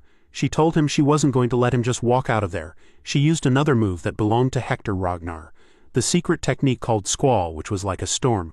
A swirling wind of green light appeared, trapping the masked person. He choked and blood came from behind his mask. Realizing he couldn't be caught like this, he started gathering bright blue energy, getting ready to destroy any proof, including himself. But Evelyn knew what he was going to do. She grabbed his jacket and said it was predictable that they all tried to blow themselves up when they were cornered. Using his own movement against him, she threw him down the hallway, saying that trick wouldn't work on her again. Later, in a hidden safe cabin deep in a snowy forest far away from the main Ragnar place, a meeting was happening. Someone told Commander Julius that earlier that day, at 1:15 in the morning, she had successfully captured a masked person who had sneaked into the underground jail. An intelligence officer, probably Cleve from Black Snow, showed what they had found, pointing to a map. They confirmed that the masked person was from Serpent Season, which was a smaller group within the Eastern Elite clan, the Troyvan clan. This made it very likely that Ed Troyvan was involved. Julius, sitting at the head of the table, said seriously that this pretty much proved their suspicion that there was a traitor within their own group. Cleve agreed, explaining that this meeting was being held in such a secret place to prevent any more information from leaking out. Cleve continued the report. Current information said that Serpent Season's base was in an old castle in the Calhelm area. They thought that within the next 3 hours the people there would realize their masked person's mission, likely to silence Sidra, had failed. They would then burn any evidence that could get them in trouble and run away. So the goal was simple: attack their base before the time ran out, gather all their people and get the information they had. This was the main point of their new team mission. Cleve finished her report and told them her name and rank. Cleve, a Null Snow. Theo was interested in her rank and surprised to finally meet one of Black Snow's top agents in person. Julius cleared his throat and added one last thing. He said that this mission would also be Theo Ragnar's test to become an official mid-level swordsman. Cleve and Evelyn were both surprised. Theo wondered if he was good enough for such a test already. Julius sighed and said Theo was qualified, but warned him it wouldn't be easy, or in their line of work, maybe he meant it wouldn't be all about easy victories. The difficulty of Theo's test had been made much harder. Julius explained that usually, the tests get harder as you go up in rank, but giving a mission that could start a war as a test for someone in the middle rank was definitely not normal. Julius leaned forward and said he knew Theo had told Evelyn to watch the prison cells because he thought someone would try to kill someone there. Evelyn coughed slightly to say yes. Julius continued, saying that since Theo started this whole thing, he now had to see it through to the end. Theo apologized for acting on his own. Julius accepted his apology but warned that even though Theo was an heir, it was not okay to act disrespectfully without talking to others first. Since things had gone this far, Theo had to finish the mission perfectly. Julius leaned in, grabbed Theo's shirt and shook him roughly, telling him he had to get promoted to mid-level swordsman and earn the right to go on missions alone. "Understood," Theo said, getting his calm back. "Yes, sir," he added with a small, knowing smile. He thought to himself that this whole situation was really starting to focus on him. He hadn't expected to become the center of attention like this. A familiar blue screen appeared in front of him. Scenario Quest Number 4, Dark Ties of the Previous Life. The goal: this is your chance to get rid of the bad connections from your past. Stop their secret plan. Theo looked at the message, wondering, as he always did, what invisible link connected him and these people across different times and caused all this trouble. Cleve noticed he was distracted and asked if something was wrong. Theo looked at her, his face becoming serious. No, he replied, there wasn't. He would finish this mission no matter what. Julius slammed his hands on the table, looking pleased. Good, let's get rid of all the sneaky people in the family. Under the cold moonlight, snow lightly covered the thick pine forest around the old Calhelm castle. Cleve, who worked for Null Snow, spoke to Theo and Evelyn. She said that because they knew someone might be a traitor in their group, only the three of them would go on this mission. These were the two who were already involved, and herself. Their target was Serpent Season, a group of killers. Since Theo and Evelyn were trained with swords, they should have an advantage if they fought directly. Cleve said this, her voice a little quiet because of her mask. But she also pointed out that there were many more enemies, and they probably knew the area very well. No matter what happens, she warned them seriously, don't let your guard down even for a second. Theo nodded briefly to show he understood her warning. Inside the castle's big room, 2 members of Serpent Season were looking through papers, getting ready to leave. One of them, who was wearing the same kind of mask as a serpent assassin they had caught before, said that they were almost done getting rid of the documents. They planned to leave as soon as their friend came back. The other one said it had been a little less than 2 hours, so the person returning should be there soon. He casually threw a small round object. It suddenly exploded, filling the room with thick smoke. It was a surprise attack. Before the assassins could react, Cleve moved quickly through the smoke, making fast and precise sword strikes. One assassin made a short, sharp sound as Cleve's sword hit him. He fell down a moment later, cursing his bad luck. Cleve looked around as the smoke cleared, putting her foot down firmly as she announced that the area above them was safe. She told Evelyn to help her secure the main floor while Theo had to go into the basement. Theo was impressed by how fast Cleve had taken down 3 enemies almost instantly. He acknowledged her order, saying, "Yes, ma'am." Theo didn't wait. He jumped down toward the lower levels. If the maps they were given in the briefing were correct, the stairs to the basement should be right in front of him. As he went down, his senses became very sharp, noticing several hidden dangers. Tiny needles, almost impossible to see, shot out from the walls. Theo reacted immediately, dodging them as he continued down. The needles hit the stone around him without harming him. He landed quietly and immediately used his hatchling synchro skill to get information about the area. The system confirmed what he suspected. There were not only traps but also enemy fighters waiting to attack. Without stopping, Theo used his power. Using the system to get swords from where he stored them, he activated Thunder Dragon breathing. Black lightning crackled around him as he used his Dragon Mark technique. The attack rushed forward, hitting the hidden assassins before they could set their trap. One of them, completely surprised, could only say a confused "how?" before the dark energy surrounded him. Theo kept going forward. The path ahead was clear now, but he could feel the strong resistance. He thought that if the security was this tight even at the entrance, there must be something very important hidden deeper inside the basement. A drop of sweat rolled down the side of his face. He turned a corner and entered a room that was stained red. A person wearing red priest clothes stood in front of a strange altar made of blood and bones. The priest turned his head and sniffed the air, looking disgusted. "Oh my," he said, stating that he could smell Theo's impure presence. He asked if Theo had to interrupt their holy prayer time with violence. The priest made a tut-tut sound, calling Theo an impatient follower. Theo's eyes opened wide with recognition and fear. The Holy Demon Church. He remembered them well from his past life. They were a dangerous group that talked about the world ending soon and a savior coming down. They tricked people who didn't know better. Most importantly, they were the secret cause of the terrible Great War that would eventually destroy the Empire.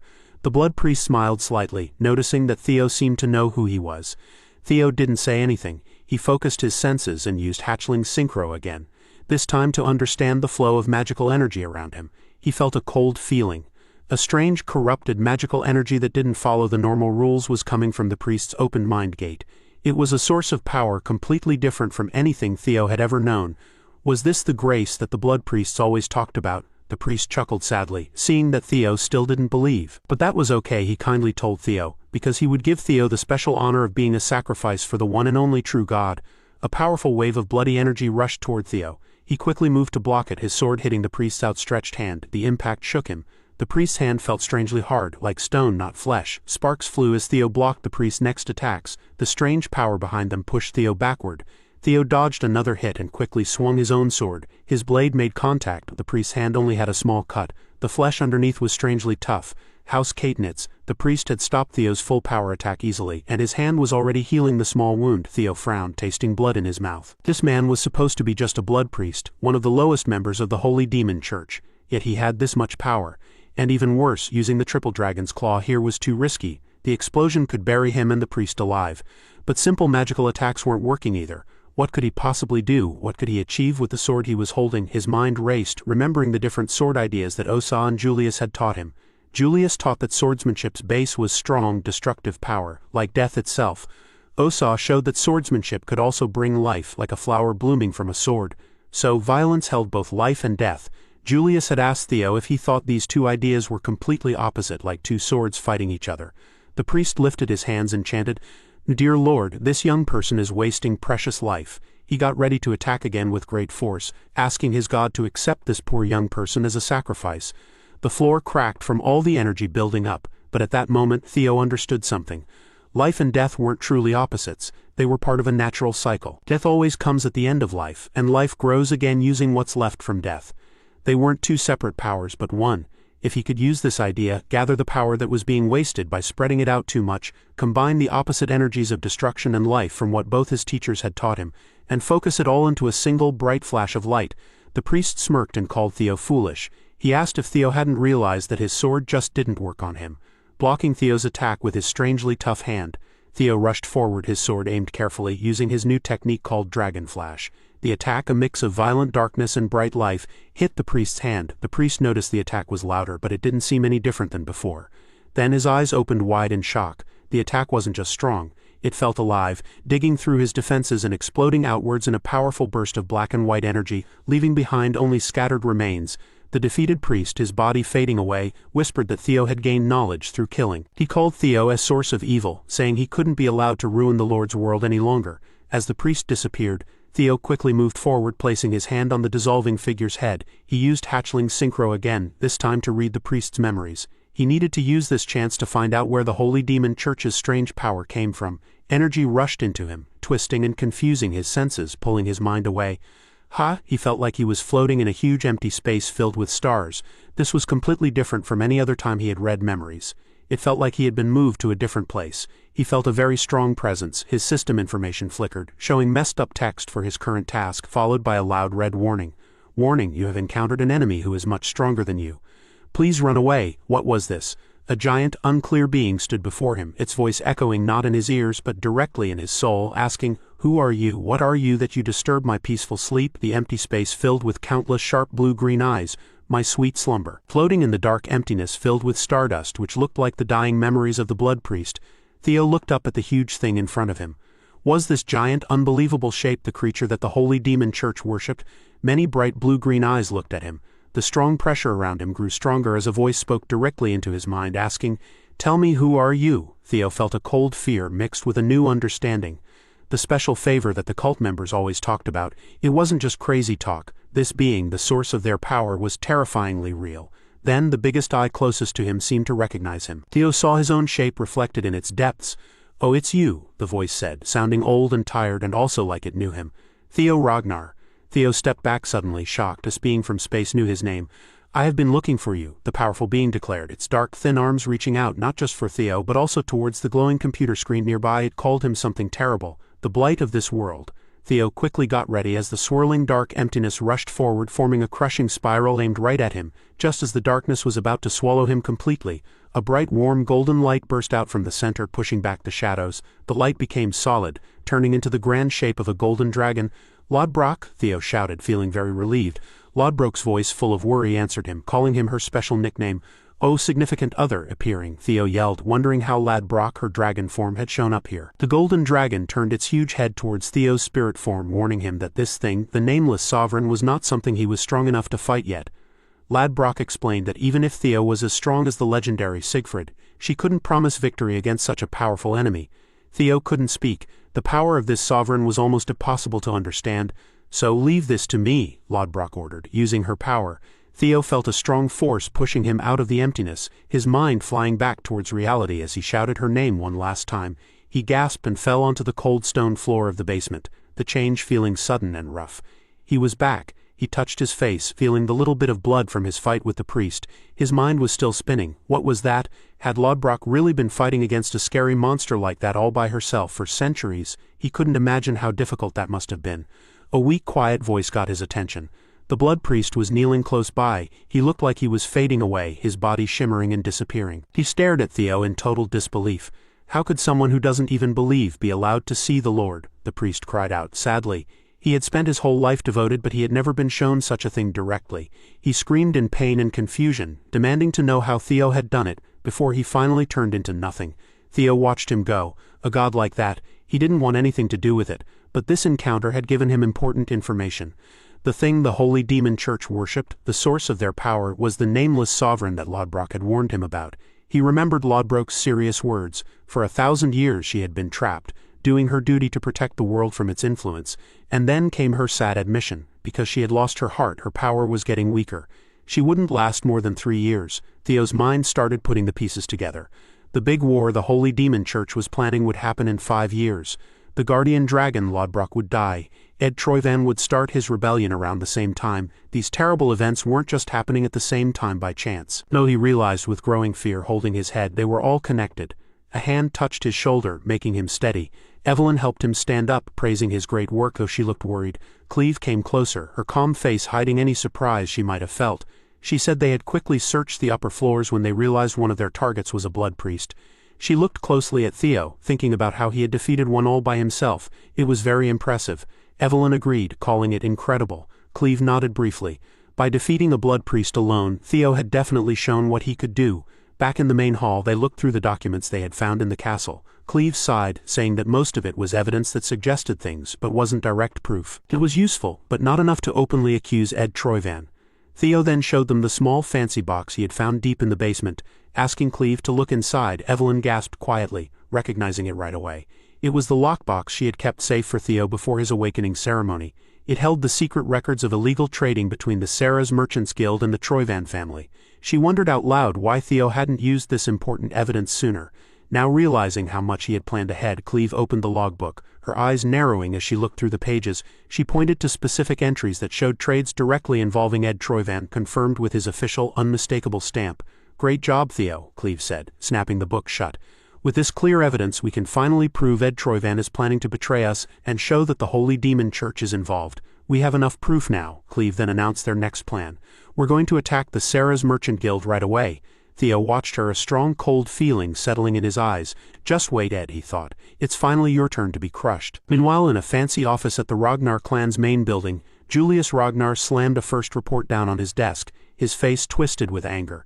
He yelled that he knew it, that he always knew that rotten Ed Troyvan would betray them someday. Across from him, Robert Ragnar, the mysterious black dragon, calmly drank his tea. He told Julius not to jump to conclusions, saying that even though things looked suspicious, Ed was only a suspect for now. Julius laughed scornfully, asking if Robert thought he was stupid. Robert replied calmly, pointing out that the fact that he, the head of Black Snow, was sharing this very secret information showed that the situation was much more than just a suspicion. He advised Julius not to waste time guessing. Julius's eyes narrowed as he accused Robert of knowing about these things but letting them get worse. Robert smoothly changed the subject, mentioning Theo Ragnar. Julius immediately became defensive, getting angry as he remembered Cleve's report about Theo defeating a blood priest all by himself. Robert said Theo was very talented and perfect for Black Snow's secret missions, and he demanded that Julius hand the young man over. Julius exploded, asking what nonsense Robert was talking about. "Now," Robert continued calmly, "Theo's ability to see things clearly, figure things out, and put information together, in ways very similar to Black Snow agents, is very impressive. It's almost as if," Robert wondered aloud, "Theo has done this before." Julius strongly interrupted, telling Robert to stop trying to justify stealing Theo.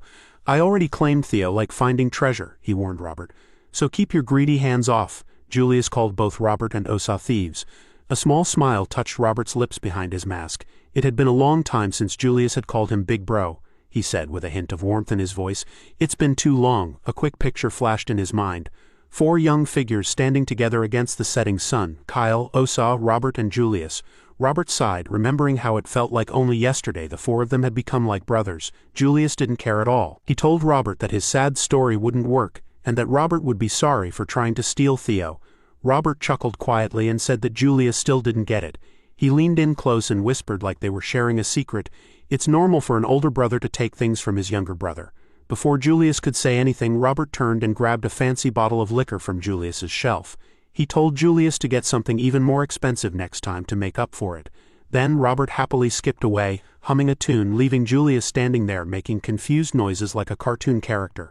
Once Robert was out of sight, his happy face changed. He felt relieved. He thought that the dragon cavalry with the white armor seemed to be safe from spies. Not many places had managed to stay free from the sky dragon's sneaky influence. He trusted Theo with the next part of the plan. Attacking the Sarah's guild shouldn't be a problem. Robert disappeared into the shadows, saying, "My people should be here soon." Robert thought with a secret smile that attacking the Sarah's guild today of all days would definitely make things interesting. The scene changed to the fancy main wedding hall of the Sarah's Merchant Guild. Inside, a wedding was happening, joining two powerful families. Navin Bacchus, the groom and the second son of the Bacchus clan, stood proudly. Across from him, Quadric Sarahs, the leader of the Sarah's Merchant Guild, officially asked for the marriage on behalf of his family. He presented his fourth daughter, Lily Sarahs, as the bride. Quadric announced that the marriage was official, connecting the Sarahs and Bacchus families by blood. Quadric's eyes shone with greed. Finally, he was about to get what he wanted. Navin smirked and held his sword tightly. He thought that this was just the beginning. He would become an important noble and make the proud Ragnars pay. Quadric threw his head back and laughed like crazy, saying that soon he would get his great revenge. At the Sarah's Merchant Guild's main wedding hall, the introductions continued. Navin Bacchus, the groom, said he was the second son of the Bacchus family. Quadric Sarahs, the heavy leader of the Sarah's Merchant Group, had officially asked the Bacchus family for a marriage alliance, offering his fourth daughter, Lily Sarahs, as the bride. As Quadric announced that the two families were now joined, one man hidden among the Bacchus servants was boiling with anger inside. How dare a simple merchant say his family name before the Bacchus family, one of the 6 most important families in the empire? He tried hard to control his anger, reminding himself that the money from this marriage was very important for saving his own branch of the family. His father, the head of their less important family branch, didn't care what happened to Navin, an illegitimate child, after the wedding. Navin, though, gave a small, knowing smile. He found it funny how easily he could understand what his supposed family was thinking. He wondered if these merchants, who were known for their careful planning, really meant to help the struggling Bacchus family. He knew the truth. The Sarah's Guild was in so much debt that their main store was used as security for a loan from Ed Troyvin. They wouldn't last much longer anyway. Kneeling down in front of Lily, Navin thought to himself that he had to see the unlucky Bacchus family fail. He greeted Lily in a friendly way, promising to treat her well as both the Sarah's family's son-in-law and her husband. Lily didn't say anything, and it was impossible to tell what she was thinking. Then Lily leaned closer and asked how she could prove what she intended to do. Navin asked what she meant. His smile grew wider. It seemed like she wanted something from him. He explained his own terrible situation. His family was broke, and he was basically being sold off. It was a shame he couldn't start a no-fans to make some quick money. But if Lily, his future wife, wanted it, he could give her the Bacchus family seal. This made his father very angry, and he silently cursed Navin, calling him that damned illegitimate child. Lily thought about the offer, then suddenly screamed, demanding that Navin bring her the head of Theo Ragnar, the one who had scarred her arms. Navin watched her outburst and thought that for her to publicly demand the murder of a noble heir, she was clearly not an ordinary woman. A quiet buzz went through the wedding guests. Quadric hurried to his daughter, scolding her for saying such things in public, but then quietly agreed to her request. The fake sadness on Lily's face disappeared, and a hungry smile appeared instead, which greatly surprised her father. Navin, seeing this exchange, thought that since his young bride wanted Theo's head, he guessed he would have to get it for her. Suddenly, the sky outside became dark. Guests looked up, wondering at the sight of dragon-like creatures flying in circles overhead. Then, figures jumped down from the creatures, landing hard in the courtyard. Everything became chaotic. One of the Bacchus guards recognized the symbol on the flag that the newcomers planted. It was the mark of the Ragnar family. Cleve, with Theo and Evelyn beside her, announced that in the name of Ragnar, they would make sure justice was done. She declared that they had found out that the one who attacked Ragnar, meaning Ed Troyvan's people at Blanky, had close connections to the Sarah's Merchant Group. Because of this, they would start a search to look at all signs of betrayal. Anyone who dared to interfere would be considered involved and killed immediately. The guests drew back in fear. Immediate death. Was the Sarah's Merchant Group really plotting treason? Cleve challenged Quadric. If he wanted to claim he was innocent, he would allow the Ragnars to carry out their investigation. Quadric turned pale, wondering if the others already knew what he was planning. One of his helpers whispered quickly, asking what they should do. Another person nearby said worriedly that Quadric had to look strong. Quadric stumbled over his words, pretending to be angry and asking what this talk about betraying them was. Cleve looked at Quadric seriously, her eyes firm. She gave him one last chance to give up and work with them now.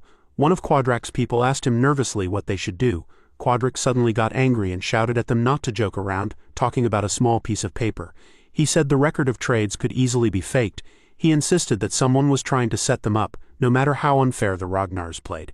He encouraged his own men, saying the Sarah's family would prove they were loyal to Ragnar and that they were innocent. He told the Sarah's soldiers to move forward, yelling for them to kill those who looked down on Ragnar. It was a clear order to attack Theo's group. Navan's helper grabbed Quadrak's arm, pointing out that fighting back meant he wouldn't be helping with the investigation. Quadrak pushed his hand away, angrily saying the wedding was off. The helper called him stupid, asking if he thought they would be let go after this. He said their crime was betraying them. Quadrak replied that the helper, as one of the important members, knew what betraying them meant. Did he think Quadrak would die alone? Then Quadrak thought out loud that if the Ragnars really had solid proof, they would have sent a whole army, not just 3 people. He urged his men on, saying the Ragnars didn't really believe in their own evidence. If they stopped them just this once, they could get through this difficult time. Navan walked up to Quadrak, making fun of him by asking what he was saying to an old man who even had trouble going to the bathroom by himself. Then he quietly tapped the older helper of Bacchus and called him Elder. The helper cursed Navan quietly.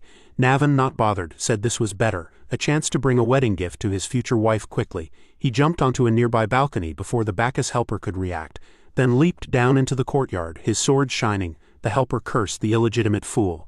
Realizing that the moment Navan picked up his sword, the Bacchus group became involved in Sarah's fight against them. He reluctantly ordered his men to join Sarah's and help them. Spears flew toward the 3 people from Ragnar, who were ready to fight. Cleve gave a final warning. If they didn't move, they would all be killed for betraying them. The Sarah's and Bacchus soldiers hesitated, sweating nervously, before running forward to attack.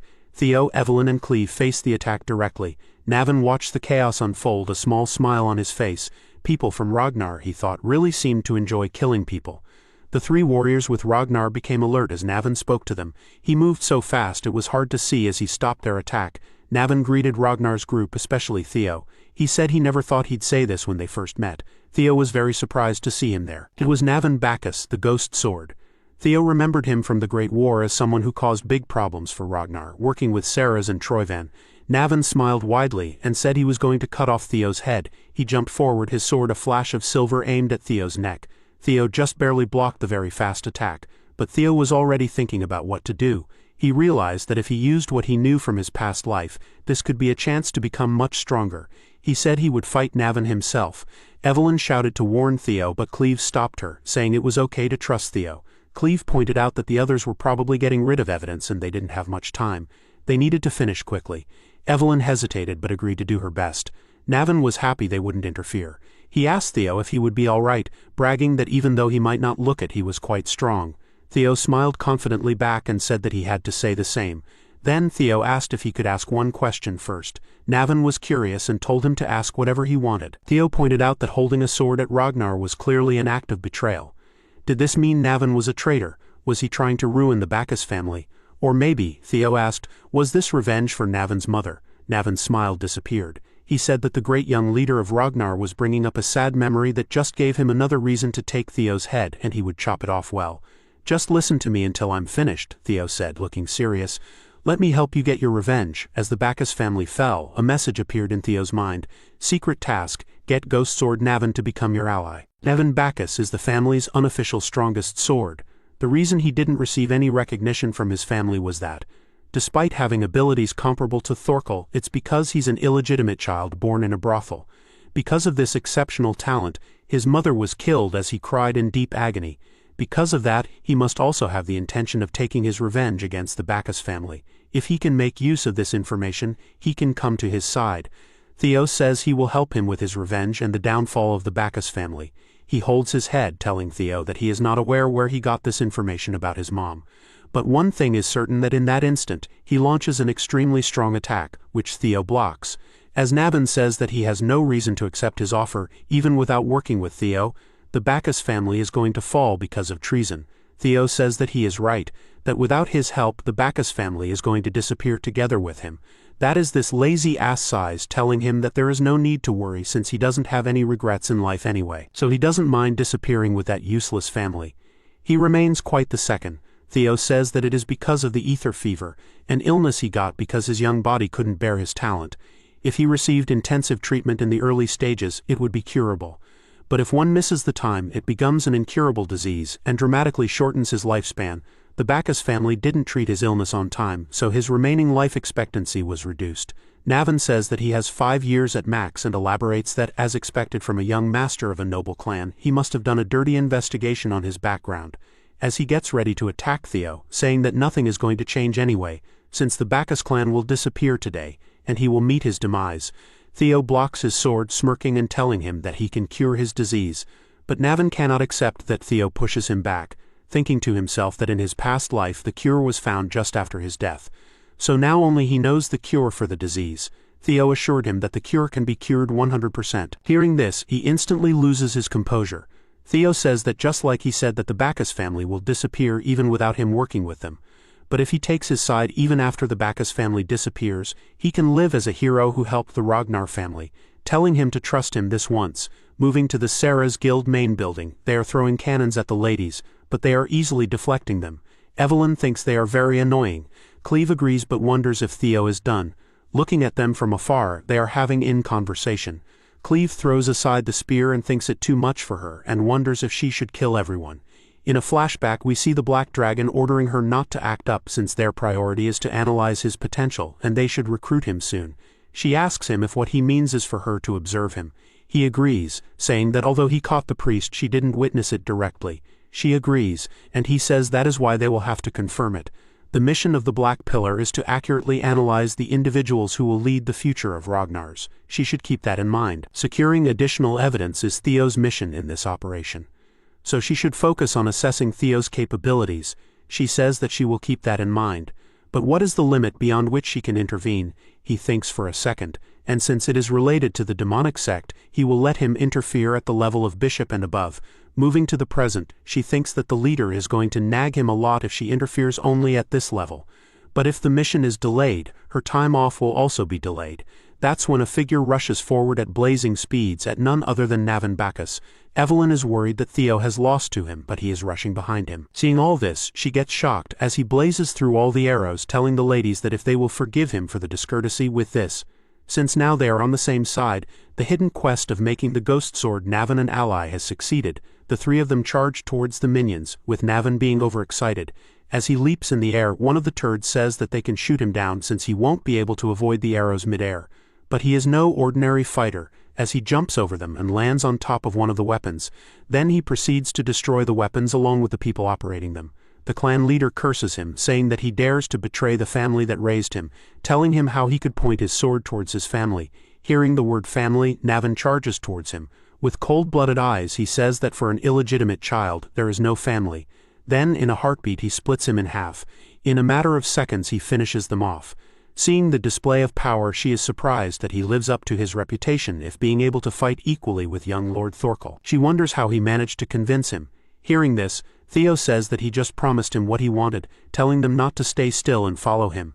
As Theo leads the group, he tells them to capture Quadrek Sarah's. Moving to the Quadrek, one of his minions informs him that they are getting pushed back. Quadrek is aware of all this, so he tells them that they must destroy all documents. At first, they must burn documents related to the Troyvan clan.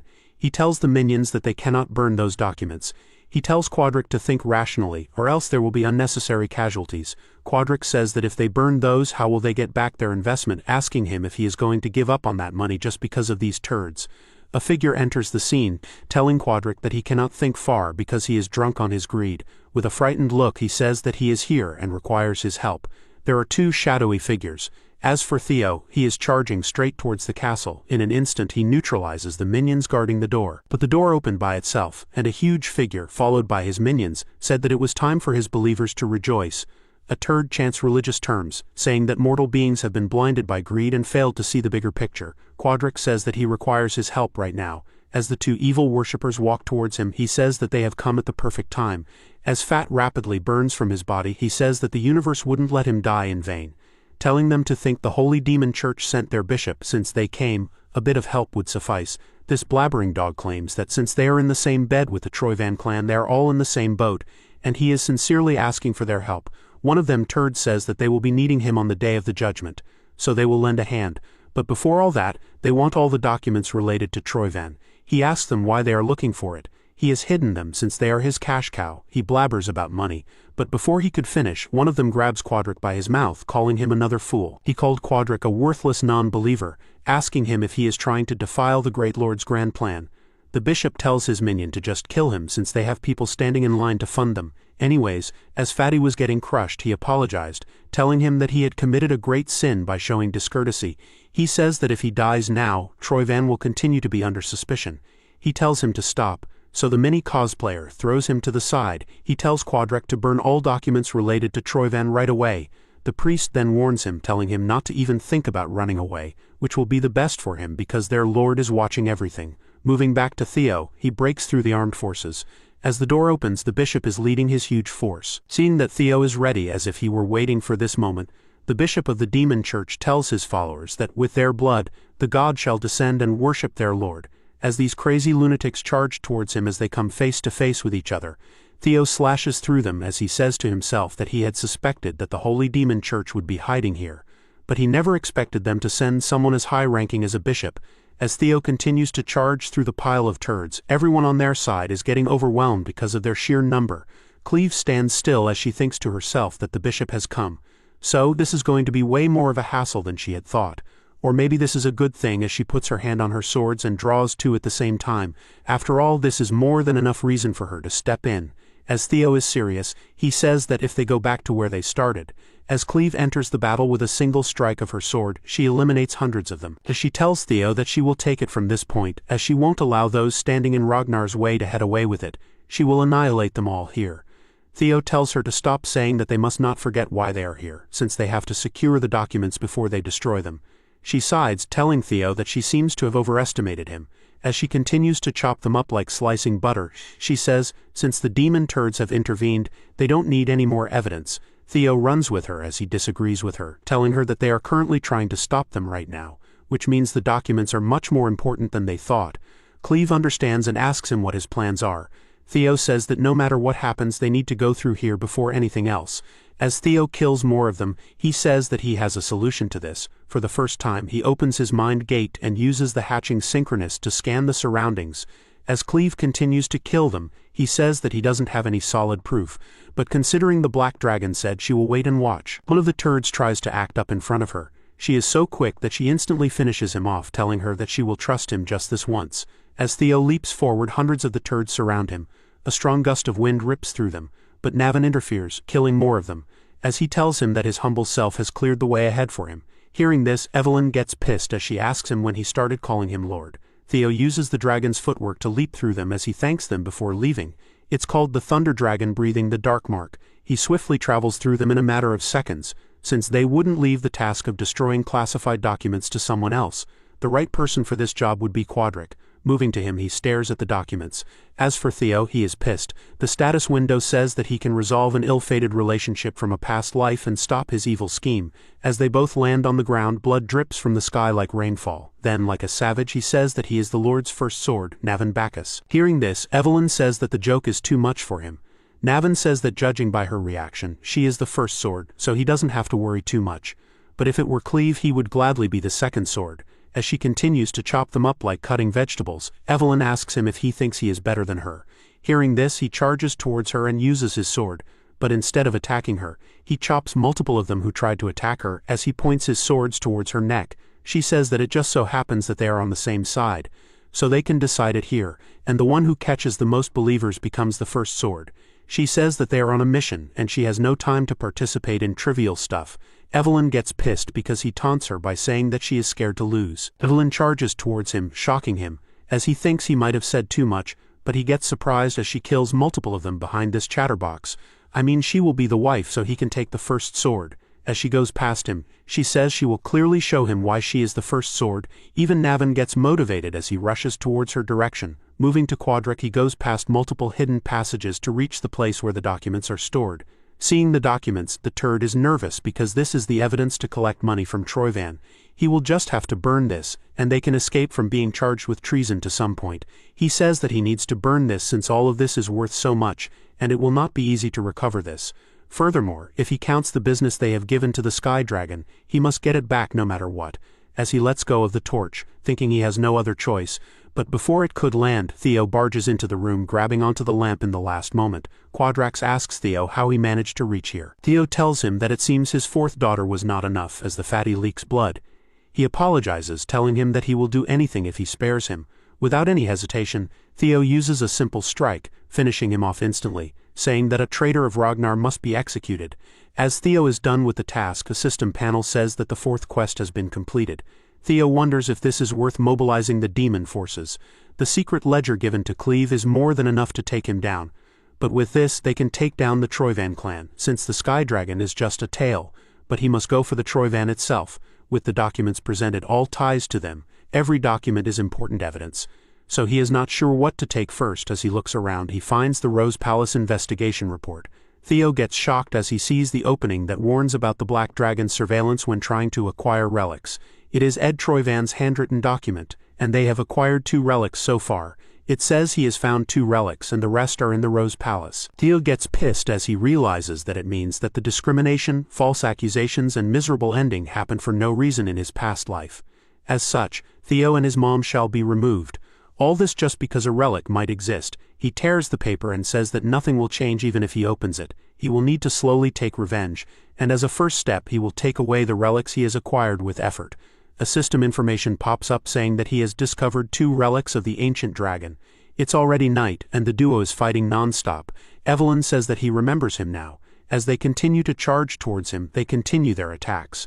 Evelyn says that he is the lunatic who passed the awakening ceremony 7 years ago as the runner-up and vanished afterwards. As he continues to kill them, he says that he is honored that she remembers someone like him. As he continues his assault, he asks her if she has time for this, since at this rate he is going to take her place as the first sword. But he gets shocked when a strong wind forms a tornado. Evelyn used the God Tempest's secret manual squall tug, instantly killing hundreds of them, telling him that it's a tie now, and he has no choice but to agree on this. A huge man tries to attack him, but he manages to dodge the attack. Moving back to the unknown man who just appeared, he says that our duo is a bunch of insolence for interfering with God's plan. Navin tells Evelyn to end the comet with this guy, and Evelyn agrees, telling him to settle this wager with this guy. As they both charge towards him with full power, a figure appears behind him, instantly crushing him to death. It's Evelyn's subordinate, as he asks her how his performance was, telling her that he showed up at the perfect time. But both of them are extremely pissed, asking him why he touched him. As for him, he is turned into a donkey, thinking about what they are talking about. Soon enough, hundreds of drakes surround the place. As one of the squad leaders, he orders the platoon to annihilate the Ceres Merchant Guild and Holy Demon forces. As their battle continues from inside the church, a voice echoes. It's the bishop, as he says that he deeply yearns as the blood sky heralds a new sun that never draws its end.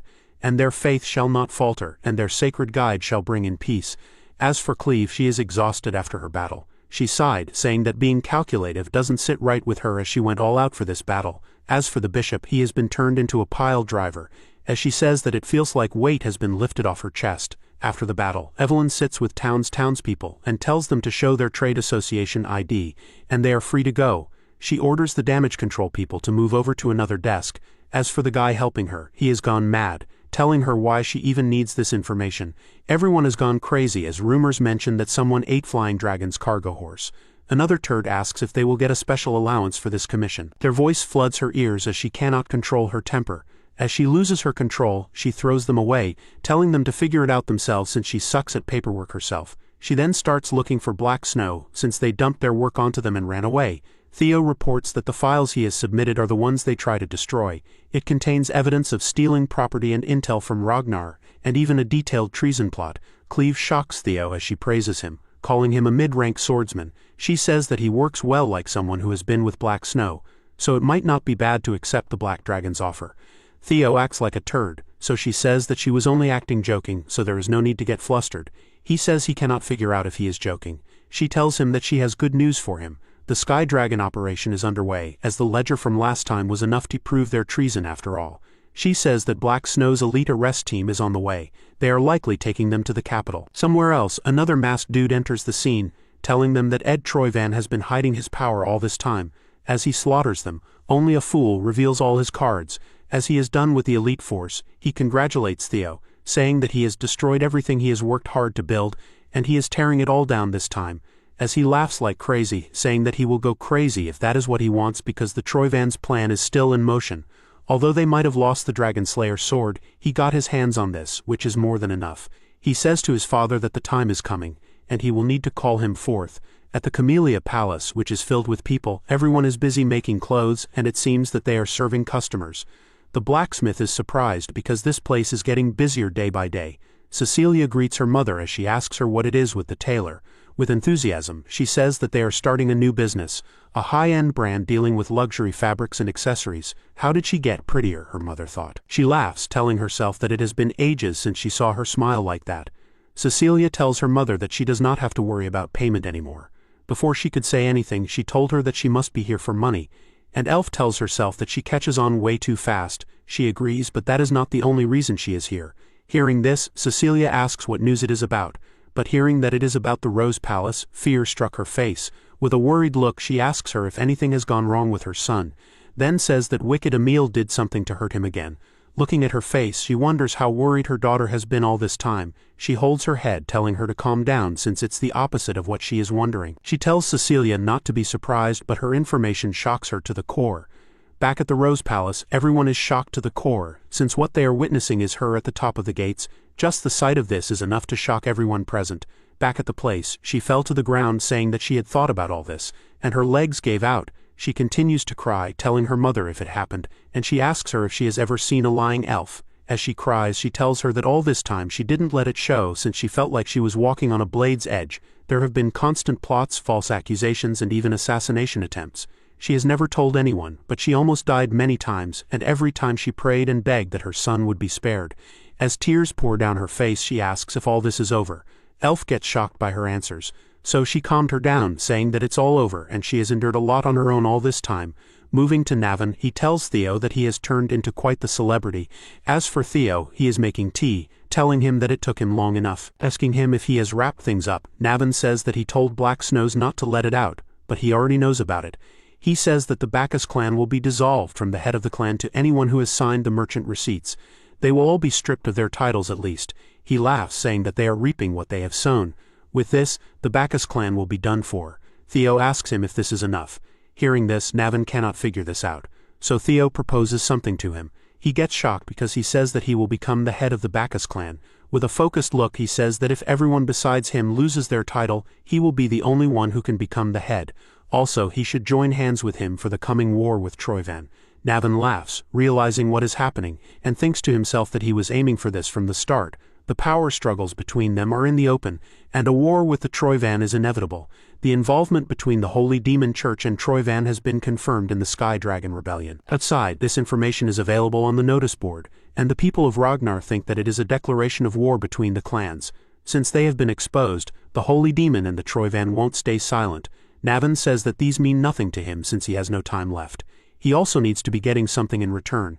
Theo laughs, saying he has done something about it, and he drops something on the table. It's a device, as he says, that is the cure to his disease. He hands him the recipe for the cure of the ether fever, and the main ingredients of an ether core. Although it is not publicly known yet, ether fever is caused by disrupted internal mana flow. The core will stabilize his mana flow, saying he didn't expect this. Theo gets shocked when he says that he had figured Theo would treat him just enough and he wouldn't, and keep him on a leash. Then suggests that he take what he wants and then run away. Theo says he wouldn't mind if he did. Right now, the way Ragnar's obsession with power has a lot of problems. Both of them are victims of that culture after all, and he doesn't want to dominate all this through strength but trust alone. Hearing all this, Navin remains quiet. What Theo wants to build is not oppression or pressure but trust. As he picks up the teacup, he says that he tried not to look down on Theo for being young but not an immature romantic. After drinking his tea, he took out his sword, saying that he was Navin Bacchus of the Bacchus clan. Swears to serve him as the sword of Theo Ragnar. He says if this is enough for him, and Theo says that it is more than enough. After dealing with him, Theo gets up, wondering that the war with the Troyvan is unfolding quicker than he had thought.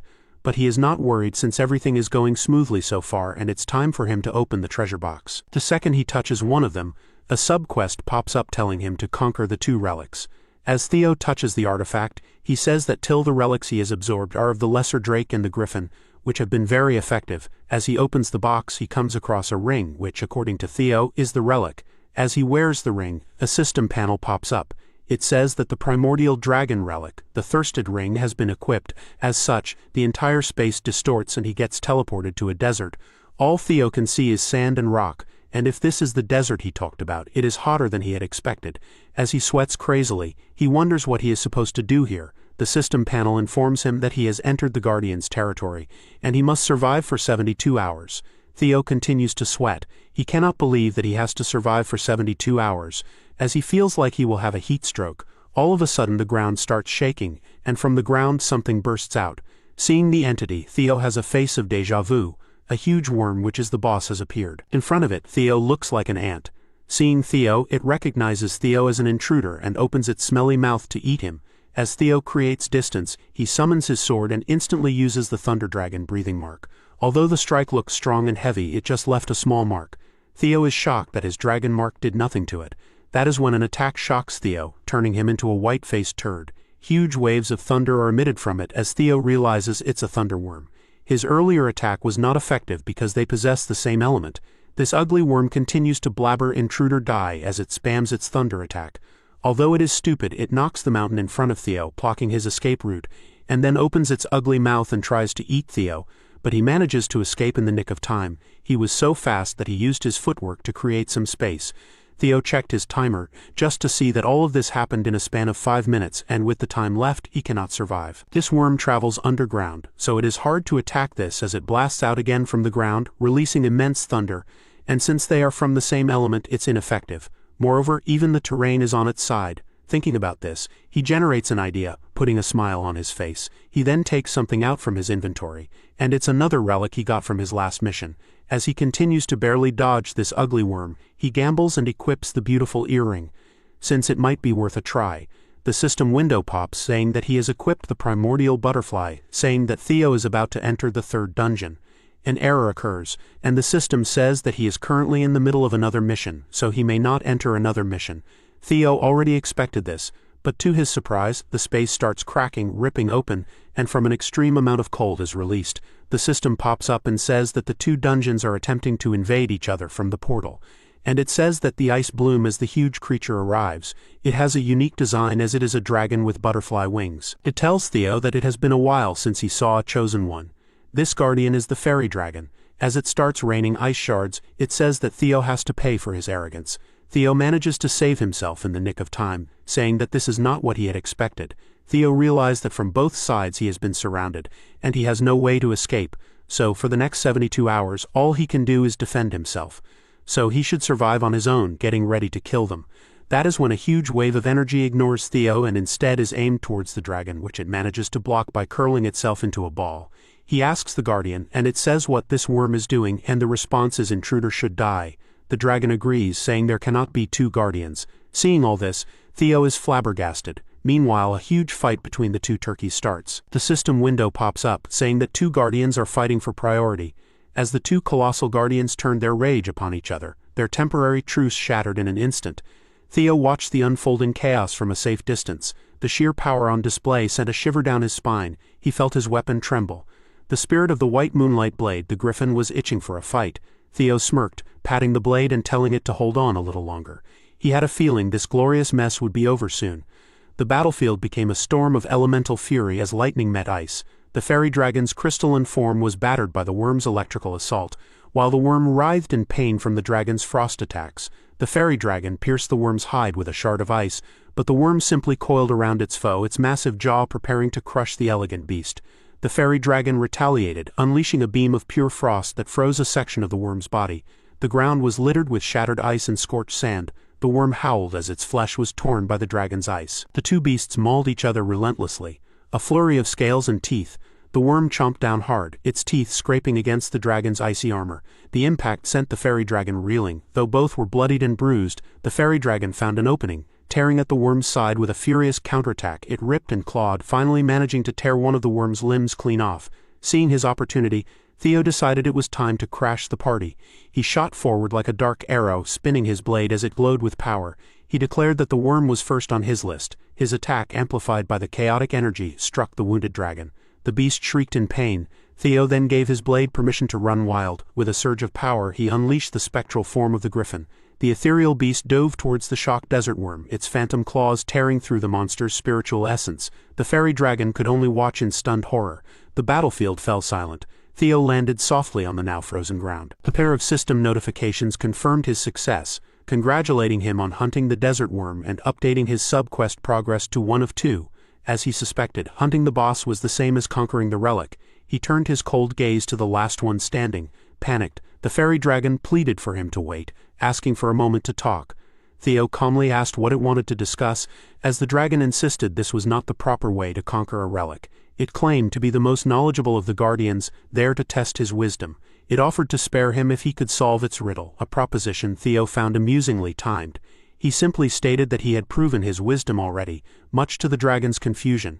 He explained that his wisdom was making them fight each other, a revelation that made the dragon tremble in terror. He told the so-called most knowledgeable guardian that if it were truly wise it would accept the outcome. Defeated, the dragon stammered that they could have the riddle anyway. A final flash of light consumed the creature. Another system message congratulated him on hunting the fairy dragon. He was back in his room, the 2 relic boxes now sitting open before him. He focused on the ring on his finger. Letting out a long shaky breath, a triumphant exhausted grin spread across his face. He had cleared them both. The system confirmed the completion of his subquest. Now he could finally sense a malevolent energy pulsing from the white moonlight blade. He felt a present stir calling out to the griffin. A dark spectral eye formed from shadows, its voice echoing in his mind. It addressed him by name, Theo Ragnar.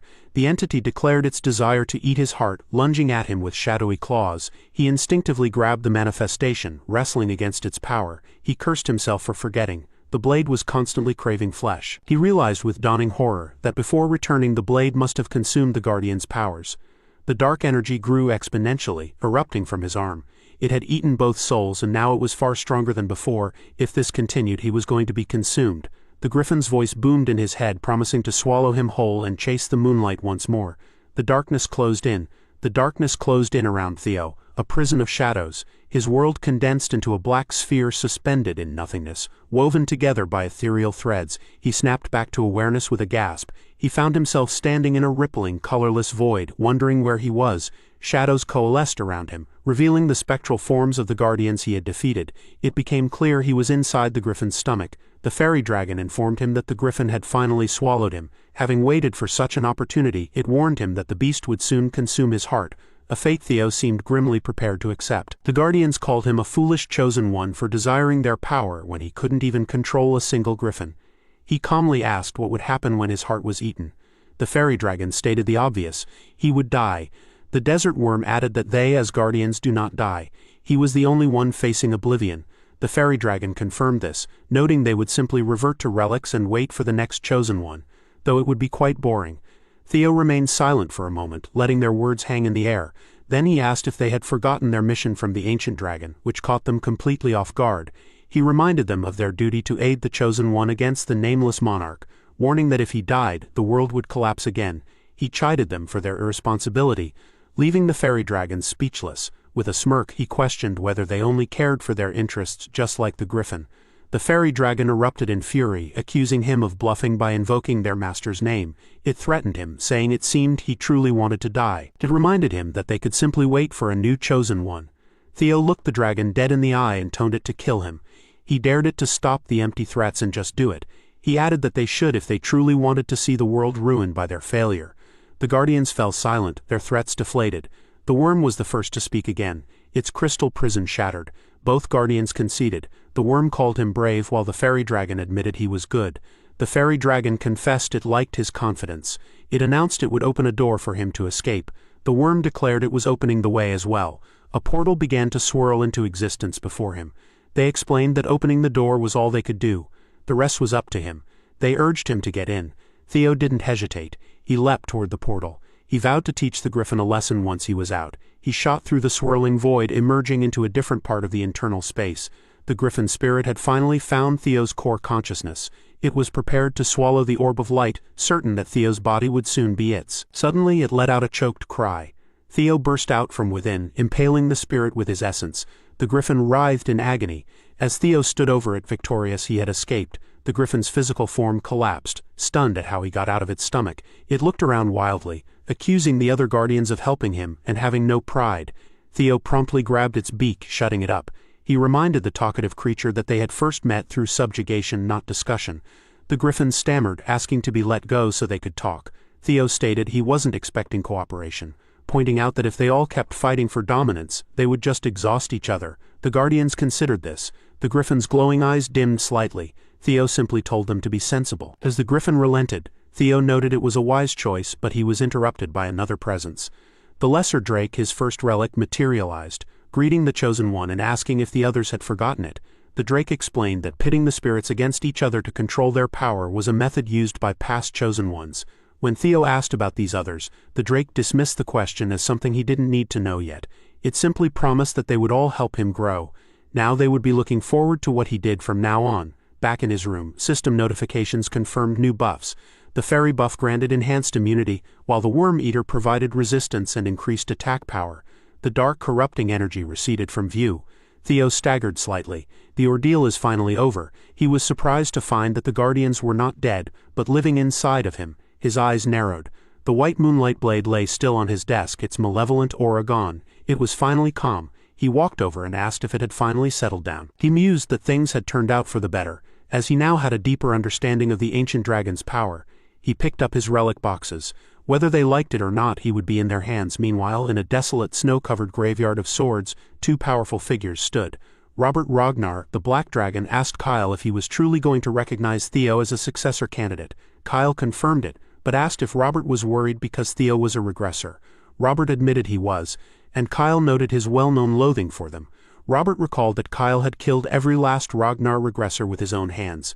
Kyle confirmed this without emotion. He stated that was precisely why he would take this chance to test Theo himself. Robert was taken aback. Kyle explained that to be an official candidate, Theo must follow the proper procedure. His eyes fell to the sword in Kyle's grasp, noting its dangerous aura. Kyle agreed but said there was no sword more suitable for the task. He revealed it was the sword of the previous family head, the crazy dragon whom he had also killed. At that moment, Julia summoned Theo, announcing that the family head had summoned him. He was to go to the sword grave immediately, a command that left him utterly shocked. The air in the sword grave was thin and cold. Each snowflake is a frozen whisper. Theo's boots crunched on the icy ground, the only sound in the desolate field of blades. He walked with a grim purpose past the countless monuments to fallen warriors. A crushing weight pressed down on him, far heavier than the last time he had stood here. He understood now. The spectral resentment clinging to this place felt heavier because he now had more burdens to bear. He recalled his father's words from their last meeting. A grim smile touched his lips as their meaning finally clicked into place. A voice cut through the wind, announcing his arrival. Theo immediately dropped to one knee, formally greeting the great family head. Kyle Ragnar stood before him, dismissing the formalities with a wave. He began to list Theo's recent accomplishments with cold precision, from the instructor to his brother Axion. Then came the master of the Rose Palace, whose execution was a direct result of Theo's actions. He continued, stating that it wasn't all. The Sarah's merchant group was exterminated, and the Central Intelligence Bureau was mostly executed. He finished by saying he heard they all cried Theo's name in their final moments. A statement that struck Theo with the force of a physical blow. Before Theo could stammer out an explanation, he commanded Theo not to make excuses. A family head, he explained, must carry such weight silently. With that lesson delivered, he presented Theo with a massive, wicked-looking great sword, the Crazy Dragon Sword. Theo stared in shock, recognizing the name of a tyrannical former family head who had massacred thousands, an enemy the current head himself had killed. Kyle noted his reaction, seeing that he knew something. Theo chose his words carefully, stating he was only aware of the name, knowing all information on the man was confidential. Kyle was silent for a moment. Then he asked if the information about the crazy dragon was lacking in Theo's past life, a question that shattered Theo's composure. He had been found out. Kyle's eyes glowed with an intensity that promised death. An immense pressure washed over Theo. The family had admitted he loathed regressors. He saw them as greedy and foolish individuals who could change the world as they pleased, treating it like a chessboard they could flip over at any time. That was why he had resolved to kill any he discovered personally. Theo felt the pure, undiluted killing intent. This wasn't a test. This was an execution. He was stunned by the sheer power emanating from his father, who wasn't even a regressor. Kyle ordered him to wield the sword. If he could stand against its resentment, he would be acknowledged. However, Kyle would only admit the human Theo Ragnar and would completely erase the regressor from existence. Theo asked what that meant, his voice tight. Kyle explained that everyone he met, saved, or earned through his regression would be erased. They would cease to exist. Theo clenched his fist, the shadow of his past life's failure looming over him. He would refuse such conditions, but he informed him he could not. He repeated his vow to kill every regressor. Theo had two choices: die for rejecting the offer or survive as the sixth successor after cleansing himself of his past. The choice was his. Theo admitted he wanted his father's acknowledgement. However, if he had to earn it that way, then he would refuse with every fiber of his being. Kyle attacked, asking if Theo took this position so lightly. Did he think he could reach this point without sacrifice, without determination? The blow sent Theo flying, the world painted in crimson. The gap in their power was still immense. Kyle declared that by being swayed by emotion, Theo was no different from the other aggressors. He struck him down again. He asked if Theo thought he could just regress again and escape. Theo pushed himself up, telling Kyle not to misunderstand. The reason he had come this far was to take responsibility and protect everything that was ruined because of him. If he had to throw everything away to be acknowledged, he would do it right now. The swords in the grave began to resonate with his power. He vowed to surpass his father. He launched himself forward in a desperate assault. Kyle effortlessly blocked the attack, his power flaring. The sky itself seemed to crack under the pressure of their combined might. Kyle caught Theo's arm, but Theo used his new guardian's powers to maneuver through the storm of blades, landing a shallow but meaningful cut on his father.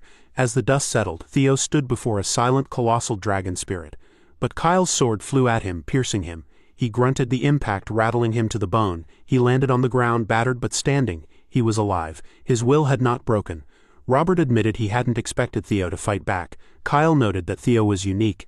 Every other regressor they had fought used others as disposable tools. Kyle agreed this one was different. A faint smile appeared on his face. A regressor who wielded his sword to protect. He admitted that he was interested in Theo's way. He then formally acknowledged regressor Theo Ragnar. He declared Theo the sixth successor. As a token, he bestowed upon him the crazy dragon's sword, which had belonged to his father. A regressor like Theo, he remarked that they were both regressors but walked different paths. He was eager to see how different Theo's path would be. A brilliant light enveloped Theo. He was absorbed into a pillar of energy. He found himself in darkness, wondering where he was. The darkness gave way to a modern cityscape at night. He saw people at a bus stop, a completely alien sight. The view was utterly unfamiliar. He reached out with his hand, touching a glass window. His reflection stared back, the face of his pathetic past self. Now he thought with dawning horror, everything was truly over. He woke with a start, sunlight streaming into a lavish room. He sat up, groaning, wondering what that vision had been. A familiar voice asked if he was awake. It was his mother smiling warmly at him. She noted he must have been tired from waking up so late. He asked if she was all right, a question Cecilia felt she should be asking him. She explained that the family head had carried him in unconscious last night, which had shocked her immensely. Theo realized with a jolt that the entire ordeal, the life or death ultimatum, had been a test. Just then, Evelyn entered the room, asking if the young master was awake. Captain Julius was with her, and he congratulated Theo on passing the family head's test. Theo was still processing it all when Evelyn cheerfully informed him that everyone outside was talking about him. Indeed, newsboys were shouting the headlines. Ragnar's sixth official successor had been announced. The news sent ripples through the other successor candidates. One found a new competition to be fun. Another, a woman standing at the top of a roof against a full moon, seemed intrigued. A shadowy figure in a wide-brimmed hat crumpled the news in her hand. In another snowy wasteland, a warrior in a tattered cloak stood alone. His subordinate Ian ran up to him, crying that the punk Theo had become the next successor. She lamented that she should have brought him to the Black Iron Cavalry. Her captain Thorkel told her not to blame herself. His gaze was fixed on the horizon as he spoke Theo's name. The Black Iron Cavalry captain, Thorkel Ragnar, decided it was time he met this newcomer. Since Troyvan failed to make an appeal within the allowed time, war was declared. At the Nine Dragons Council Chamber, an important meeting was taking place. The members talked among themselves, some saying that the warlords of the northern continent were moving suspiciously, while others argued that a rebel gathering made no difference. One of them laughed even though there was now an empty seat in the council. The family head remained silent, but everyone knew the discussion about succession could not be delayed forever. When a member asked if it was too soon to bring up the topic, the White Dragon said it was the perfect time because a conflict among the heirs before a war would be disastrous. Another dragon told the White Dragon to watch his blasphemous words. The White Dragon insisted that variables must be minimized and asked if he was wrong.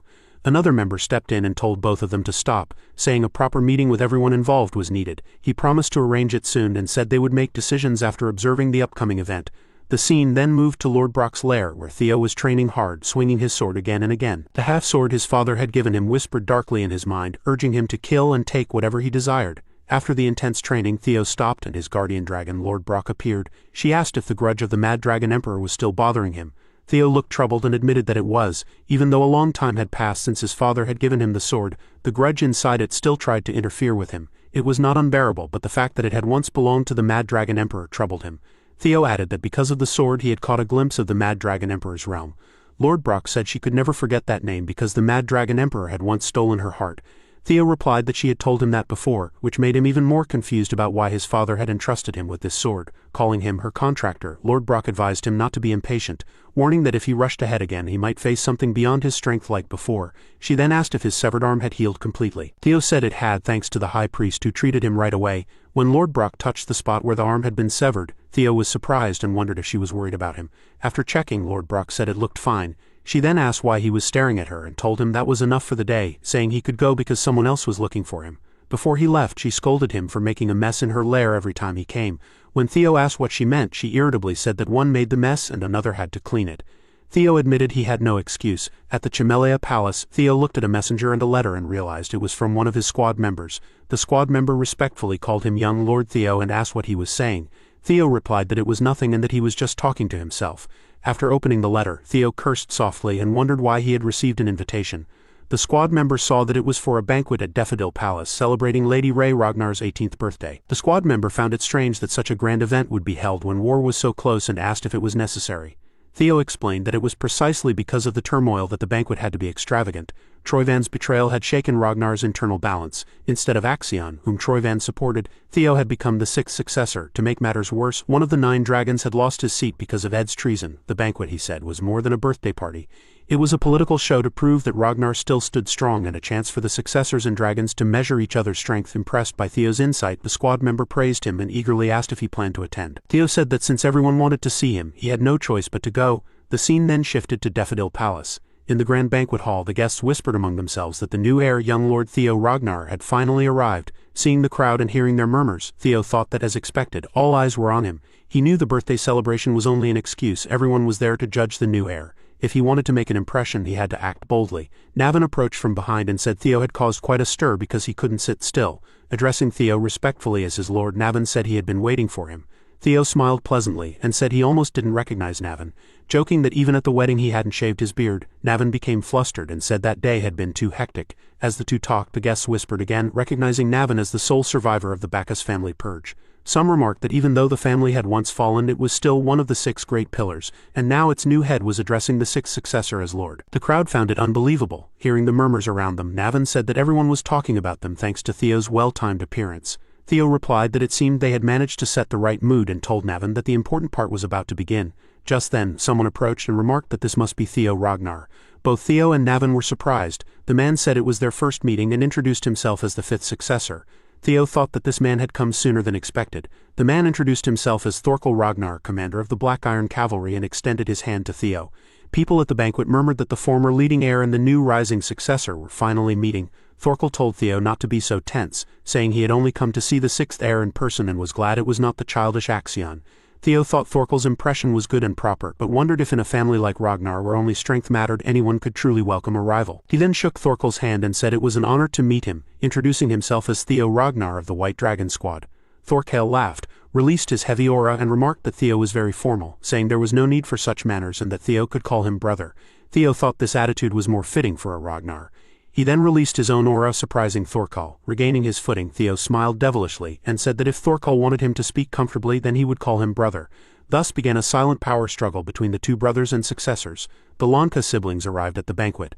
The brother complained about how uncomfortable his collar was and said he wanted to take it off, but his sister told him to endure it, saying he was the reason people called their clan a bunch of savages. From behind them, someone said that everyone seemed to be present already. Seeing Remington, the siblings were delighted. Remy asked how they had been, and one of the siblings called him the famous nerd from the West, saying he had heard Remy was as good as the Zenith Dragon. Remy laughed and said rumors were often exaggerated. Looking around, he asked if they had seen Theo, since he wanted to ask him about the white-armored dragon cavalry. Then Ray Ragnar appeared behind Remy and asked if he was looking for Theo. Startled, Remy apologized, saying he would never look for someone else in front of the star of the banquet. Ray told him it was fine and said she knew what kind of event this was. She noticed her wine glass shaking, then realized it was because of the confrontation between the 2 brothers. One of the Lanka siblings asked if that was Theo, and Remy replied that no one else would dare pull something like that here. The clash of power between the 2 heirs continued for a while until Thorkel admitted defeat, saying he could not keep up. Laughing, Theo teased him, asking what he meant. Addressing Thorkel as brother, Theo said he let him win. Thorkel admitted it, saying that while too much modesty could sound like mockery, he meant what he said. If he were Theo's age again, he would have lost to him without question. Theo said Thorkel was flattering him. Then Thorkel told everyone that seeing his impressive younger brother filled him with joy, which surprised Theo. Thorkel raised his glass and proposed a toast to a new era for Ragnar, and the guests followed, all raising their glasses to Ragnar. Thorkel told Theo that his debut as a new heir candidate was a great success. Theo thanked him but thought to himself that Thorkel's praise had a reason behind it. Thorkel had shown his strength to reinforce his position while publicly recognizing his rival to win over the crowd, shifting the mood Navin helped Theo create in his own favor. Theo realized that Thorkel Ragnar was not someone to underestimate despite his friendly appearance. One of the Lanka siblings reminded Theo not to forget his vow to become Theo's sword. Behind him, guests whispered in awe, wondering how Theo had reached such strength at such a young age. Someone asked if he was still unmarried and said he wanted to introduce his daughter to him. Meanwhile, on the second floor, an elder dragon grew angry, thinking he had planned to criticize that half-breed's behavior and get him expelled. Calling Theo a clueless brat, he raged that Theo dared to stir up the family like it was his playground. Then the elder dragon noticed someone outside the banquet hall. It was Evelyn. Furious, he muttered about her daring to come here. Nearby, Aaron, addressing Evelyn as platoon leader, told her she looked amazing. Surprised, Evelyn asked if he really meant it. Aaron assured her he never said anything he didn't mean and told her she looked absolutely beautiful and adorable. Blushing, Evelyn tried to leave, saying she would change into her uniform, but Aaron stopped her, saying she couldn't wear that to a banquet and insisted she come with her instead. At that moment, someone threw a wine glass at Evelyn's face. The man said that just dealing with that one person was already making his blood boil. Evelyn recognized the voice and became terrified, trembling in fear. The elder dragon asked why she had come out here at all. Hearing that, Aaron got angry and protested that even as one of the 9 dragons, the elder dragon had no right to treat Evelyn that way. But Evelyn stopped Aaron, insisting she was fine. She gritted her teeth and kept repeating that she was fine, begging Aaron not to do anything for her sake. Aaron could see how scared Evelyn was and thought she had never seen her leader this terrified before. She wondered what the elder dragon had done to make Evelyn like this. The elder dragon approached Evelyn and said he had warned her never to show her face to him again. Noticing her mechanical arm, he asked what it was, then violently tore it off and threw it on the ground. He asked if she really believed that wearing such a pathetic toy would make things return to how they once were. He said that if she was trash, she should live like trash, crushed and crawling on the ground. He warned that if he ever saw her again, he would tear her apart. Evelyn ran away, trembling, while the elder dragon laughed and said the stench was finally starting to fade. Aaron shouted that she would report this to the tribunal. The elder dragon told her to do whatever she wanted. As he walked toward the banquet hall, he said she would soon learn again what Ragnar's law of the jungle truly was. Evelyn, while leaving, thought she had known she shouldn't have come here. She had tried so hard to overcome the past. The scene shifted to Evelyn's childhood. The elder dragon had thrown her to the ground, making her bleed. He warned her that if she ever called him father again with that filthy mouth, he would tear her apart. He ordered her to leave and never show her face to him again. Evelyn thought that nothing had changed since that day. As Evelyn cried, the demon dragon stopped her and calmly asked where she was rushing to, since the banquet was in the other direction. She looked up at him silently. Back in the banquet hall, while everyone was chatting happily, a scream suddenly rang out. The demon dragon had broken the elder dragon's arm. The elder dragon screamed in pain and demanded if the demon dragon understood what he had just done. It was revealed that this demon dragon was Julius Ragnar, commander of the white-armored dragon cavalry. The demon dragon released the elder dragon's broken arm, making him retreat. Furious, the demon dragon said he had warned the elder dragon that he would do the same to him. The elder dragon shouted in anger that the demon dragon was truly turning his back on Ragnar and ordered the tribunal to restrain him immediately. The tribunal surrounded the demon dragon, shocking the banquet guests. The tribunal commander announced that Julius Ragnar was to be detained for injuring the head counselor and asked him to cooperate. The demon dragon replied coldly, asking what would happen if he refused. The commander grew frightened. The demon dragon reminded them that even Ragnar's clan code required oaths made upon the sword to be honored. He said that years ago, he had sworn before the elders that if they ever laid a hand on Evelyn again, he would do the same to them. A terrifying aura filled the hall, and everyone felt his murderous intent. When Theo arrived, he heard that the demon dragon had shattered the elder dragon's arm. He realized that the tribunal would not be able to handle this. He thought this event had never happened in his previous life and wondered what had changed. Then, as he looked at Evelyn, he understood. Evelyn Narival was Wolfgang Ragnar's illegitimate daughter. To Wolfgang, who valued pure bloodlines, her existence was a shame he wanted to erase. He had planned to exile her from Ragnar, but the demon dragon had seen her potential and recruited her into the white-armored dragon cavalry, ruining Wolfgang's plans. After Evelyn rose to prominence and became vice-commander, Wolfgang, afraid his disgrace would be exposed, tried to kill his own daughter under the excuse of punishing her for a mistake. Evelyn barely survived but lost her left arm, forcing her to retire. Since then, she had been managing Training Ground 4, and Wolfgang had likely not known she would be here. In the end, Theo realized that all of this chaos was a result of his actions after returning to the past, and it was his responsibility to fix it. Seeing the demon dragon's murderous aura, the elder dragon shouted for everyone to see how the demon dragon mocked the elders who had protected Ragnar. He accused him of using the authority of the 9 dragons to intimidate his own kin and called it treason. The demon dragon grew furious and insulted the elder dragon, demanding how he dared to speak of authority. Then Theo stepped between them, saying they were both far too worked up and that their fight was turning what was supposed to be his sister's joyful banquet into a night of terror. When Theo spoke, the demon dragon calmed down, but the elder dragon looked shocked. Theo then suggested that they settle the matter in the traditional Ragnar way, with a dual trial. The elder dragon became nervous and said it was nonsense. He claimed that the demon dragon had clearly attacked him, and that there was no need for a trial since the demon dragon was obviously guilty. Theo agreed that the elder dragon was right but said they shouldn't let the situation get worse. Then, respectfully addressing Lady Daffodil, he asked if she agreed. At that moment, the master of the Daffodil Palace appeared in the banquet hall, releasing a chilling aura that frightened the elder dragon. Lady Daffodil said it was her daughter's birthday celebration, and demanded to know what they thought they were doing. She was introduced as the Ice Dragon, Lady Neil Ragnar Tun of the Daffodil Palace. The elder dragon addressed her as Lady Daffodil and asked if she could not see his injured arm, but she interrupted him, saying she didn't want to hear any more.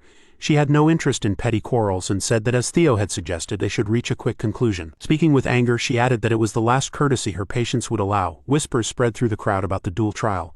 Some wondered if the counselors would have an unfair advantage, since even retired ones were above the level of a Dragon Gate swordsman. Others agreed and said only the demon dragon might have a chance. Hearing the whispers, the elder dragon felt confident that he had the upper hand. The dual trial rules were simple. 3 versus 3, best of 2 wins, with the final fight between the plaintiff and the defendant.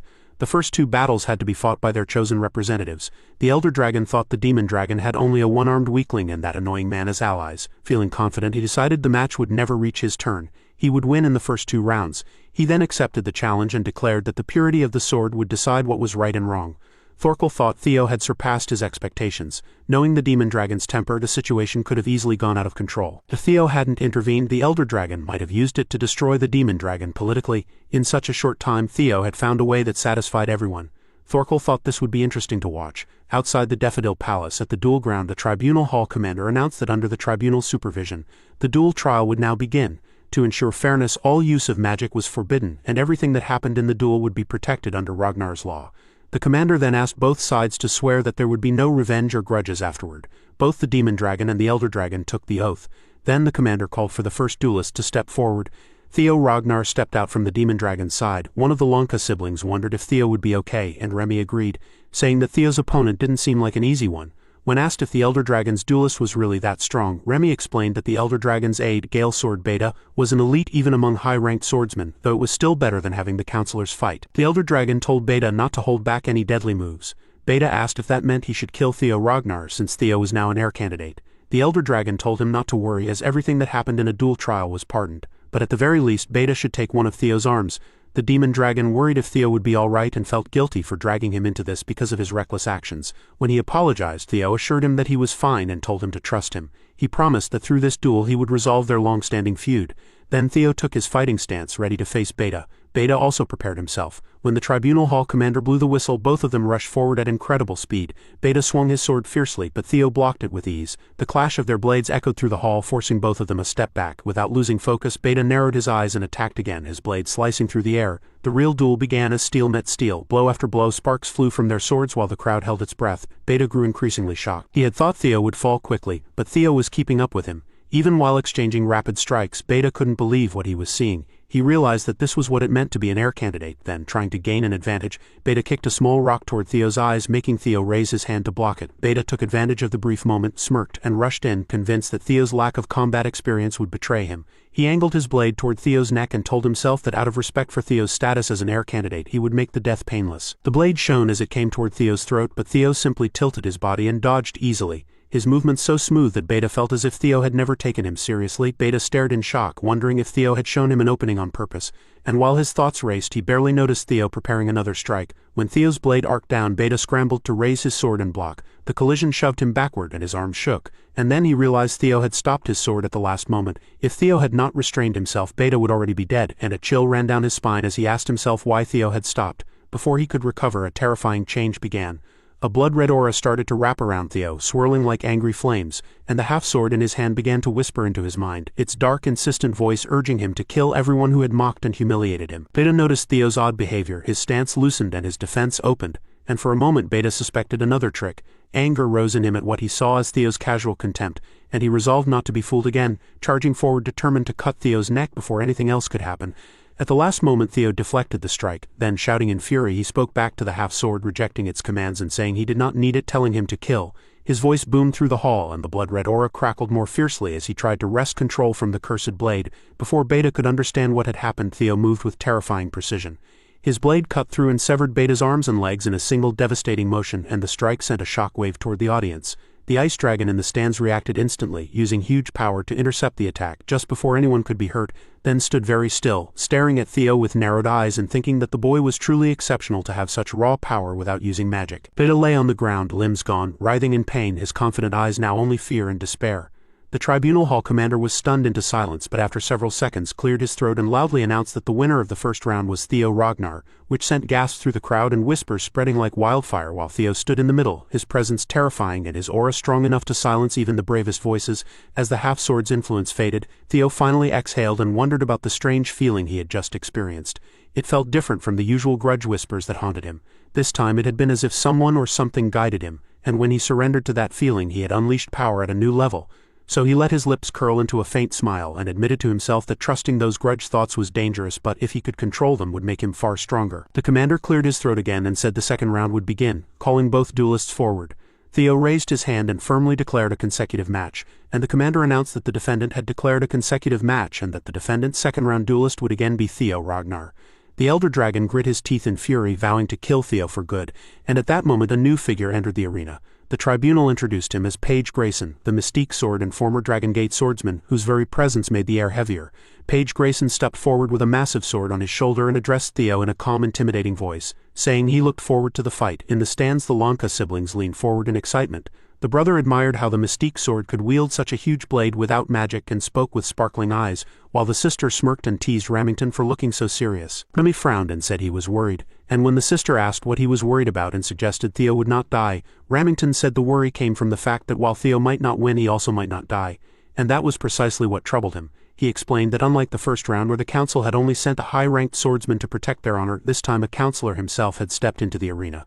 The duel was no longer just about pride, it was an attempt to kill Theo. The air grew tense. The tribunal hall commander was about to blow the whistle when Theo suddenly raised his hand and casually announced that he surrendered. His words shocked everyone. Page Grayson, known as the Mystic Sword, froze in disbelief, his jaw dropping. Theo smirked and mocked that it was obvious a mid-rank swordsman could never defeat a counselor, that even a child could tell the outcome without seeing the fight. Burning with anger and humiliation, Page Grayson withdrew from the field while the hall commander declared him the winner of the second round. Murmurs spread through the crowd. Everyone realized the elder council had been tricked. Theo's clever move had left them dishonored and exposed. The spectators whispered that Sir Theo was a brilliant strategist and that the council now had no honor left to lose. They wondered how the elder dragon could possibly win the third round, especially in his weakened state.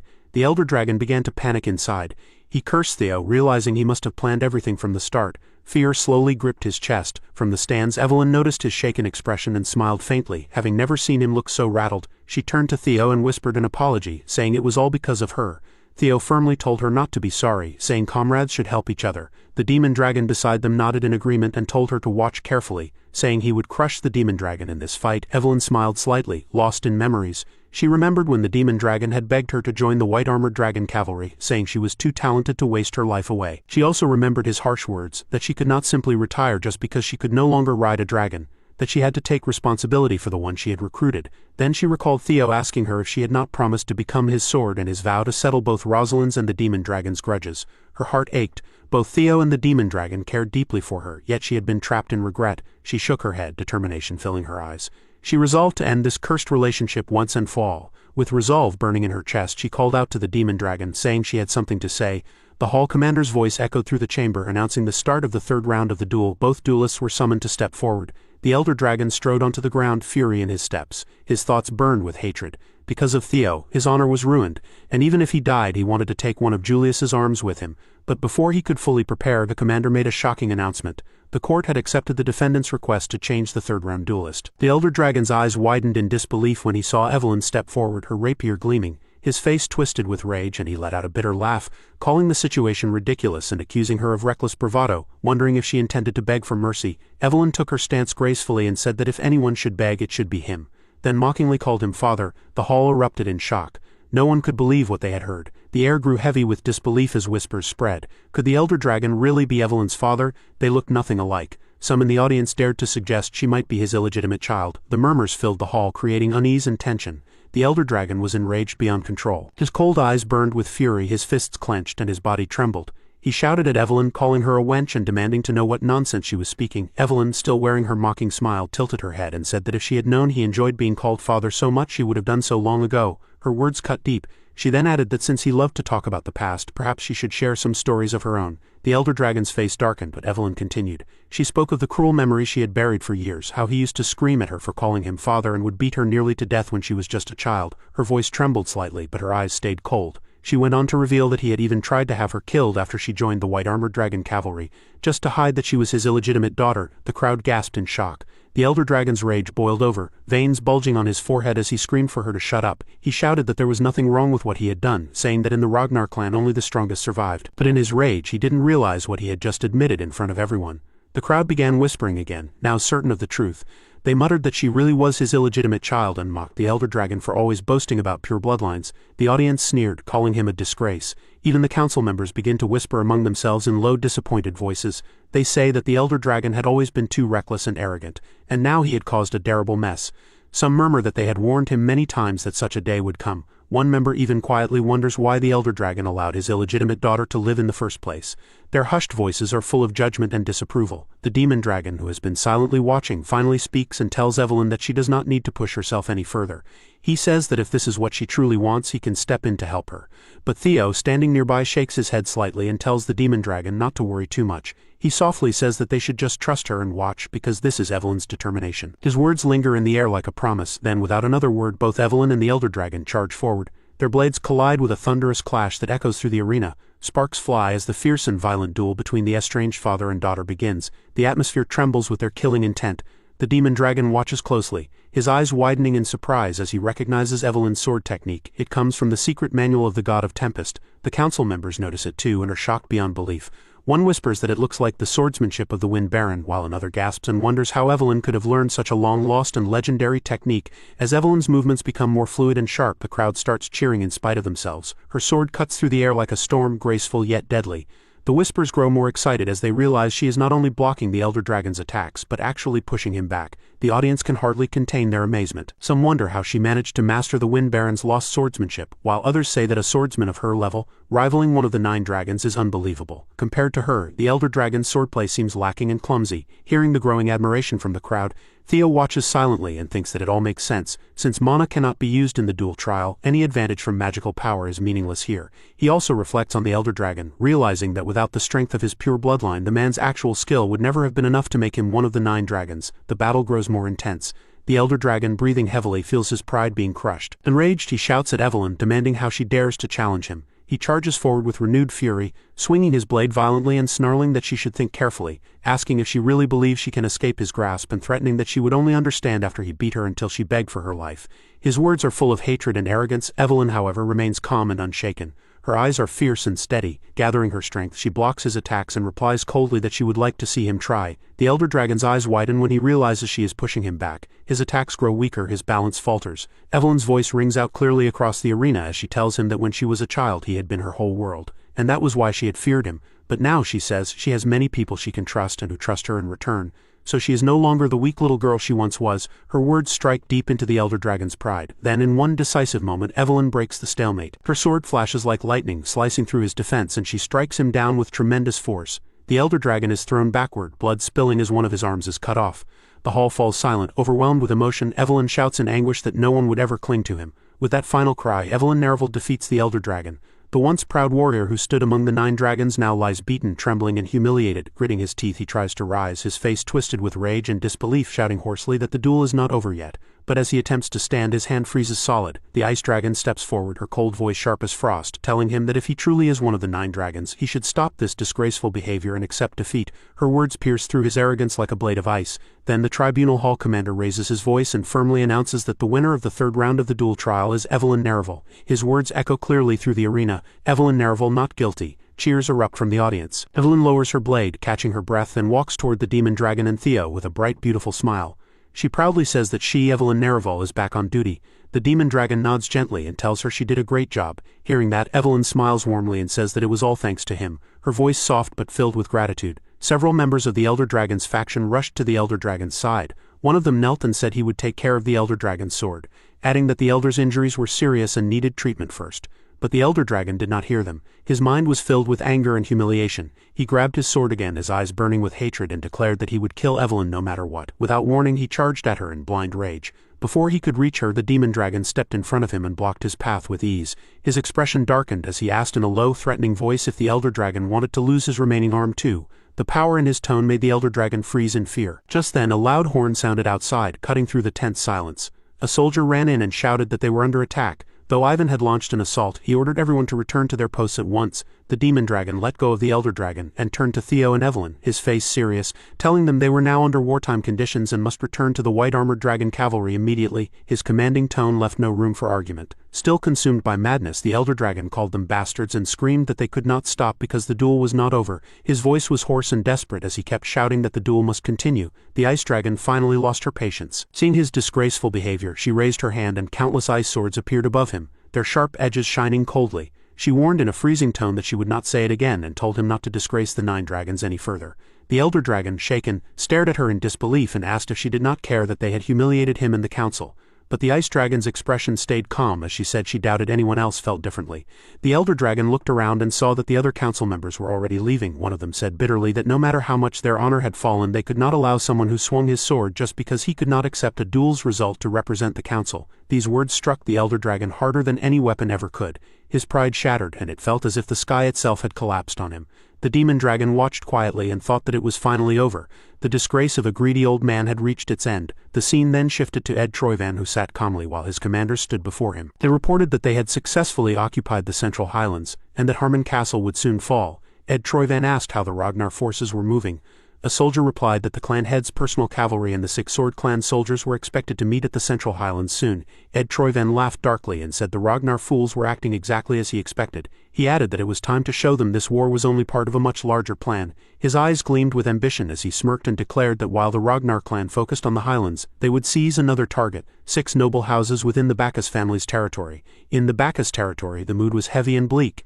Outside the castle walls, one soldier told another that ever since the new lord had arrived he had done nothing but lock himself inside and drink all day. The soldier sighed and wondered if the man even realized he was the head of the house. The other soldier shook his head and said that everyone who could leave had already done so. He added bitterly that there was no point in having a lord in a debt-ridden land. Even the knights and vassals who had served House Bacchus for generations had walked away. He gave a dry laugh and said sarcastically that the lord should at least be glad he could still afford to drink. The other soldier chuckled and agreed, then asked quietly if Ragnar had sent any reinforcements. Hearing this, the first soldier scoffed and mocked the idea of reinforcements, saying that those so-called helpers were nothing but freeloaders. At that moment, the Ragnar support squad appeared, led by Sybil Dre, with Eod Naren among its members. Another soldier complained that the squad claimed to handle night patrols but was always found passed out drunk near the walls. The soldiers muttered among themselves that Ragnar had probably sent these people just to push the Bacchus forces out of the picture entirely. After hearing all this, one of the soldiers laughed and said that it all made sense. Far away, deep in the forest outside Bacchus's castle, the soldier who had been secretly gathering information knelt before the Troyvan forces and reported everything he had learned. The Troyvan commander, a cold and calculating man, asked if the information about the Bacchus soldiers' morale was true. The spy confidently confirmed it, saying that morale in the territory was already at its lowest point. With a smirk, he said the operation was as good as complete.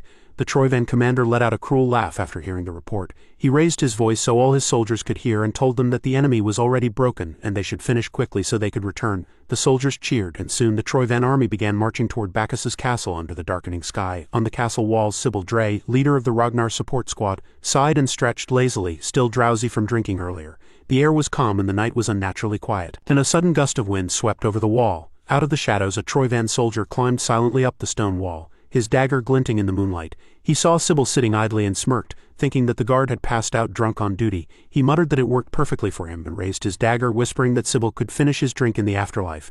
Just as he was about to stab Sybil in the chest, the scene shifted to a memory of a conversation between the demon dragon and Theo Ragnar. The demon dragon sat behind his desk watching Theo with sharp eyes. He asked if Theo wanted to invoke independent operation rights as a mid-tier swordsman, his tone strict and serious. Before Theo could respond, the demon dragon immediately refused, saying that during wartime combat operations took priority and there would be no special treatment. Theo remained calm and handed him a sealed envelope, explaining that it was related to the war and asking him to read it. When the demon dragon opened it and read the contents, his expression changed and his brows furrowed in disbelief. He asked if what was written was true and Theo confirmed it. Theo explained that Troyvan's main invasion targets, Harmon Castle in the Central Plateau, were just distractions, while their real goals were the floating archipelago and Bacchus territory.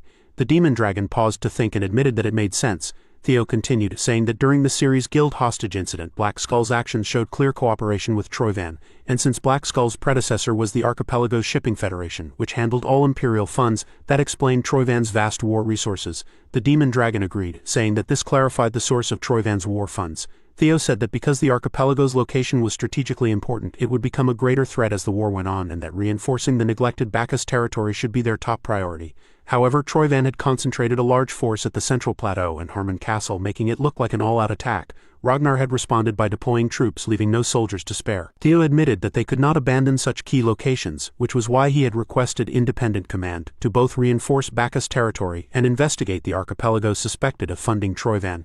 He assured the demon dragon that he could handle everything himself. The demon dragon looked at him in surprise, and asked if Theo had predicted this outcome from the very beginning of his request. Theo smiled faintly but gave no reply. The demon dragon chuckled and finally agreed, granting him permission but warning him not to overextend himself. Theo nodded and said he would remember that. As Theo left, the demon dragon thought that the information Theo provided was of excellent quality, and since Theo had chosen to report directly to him instead of to the black dragon who specialized in intelligence, it meant Theo planned to act on it personally.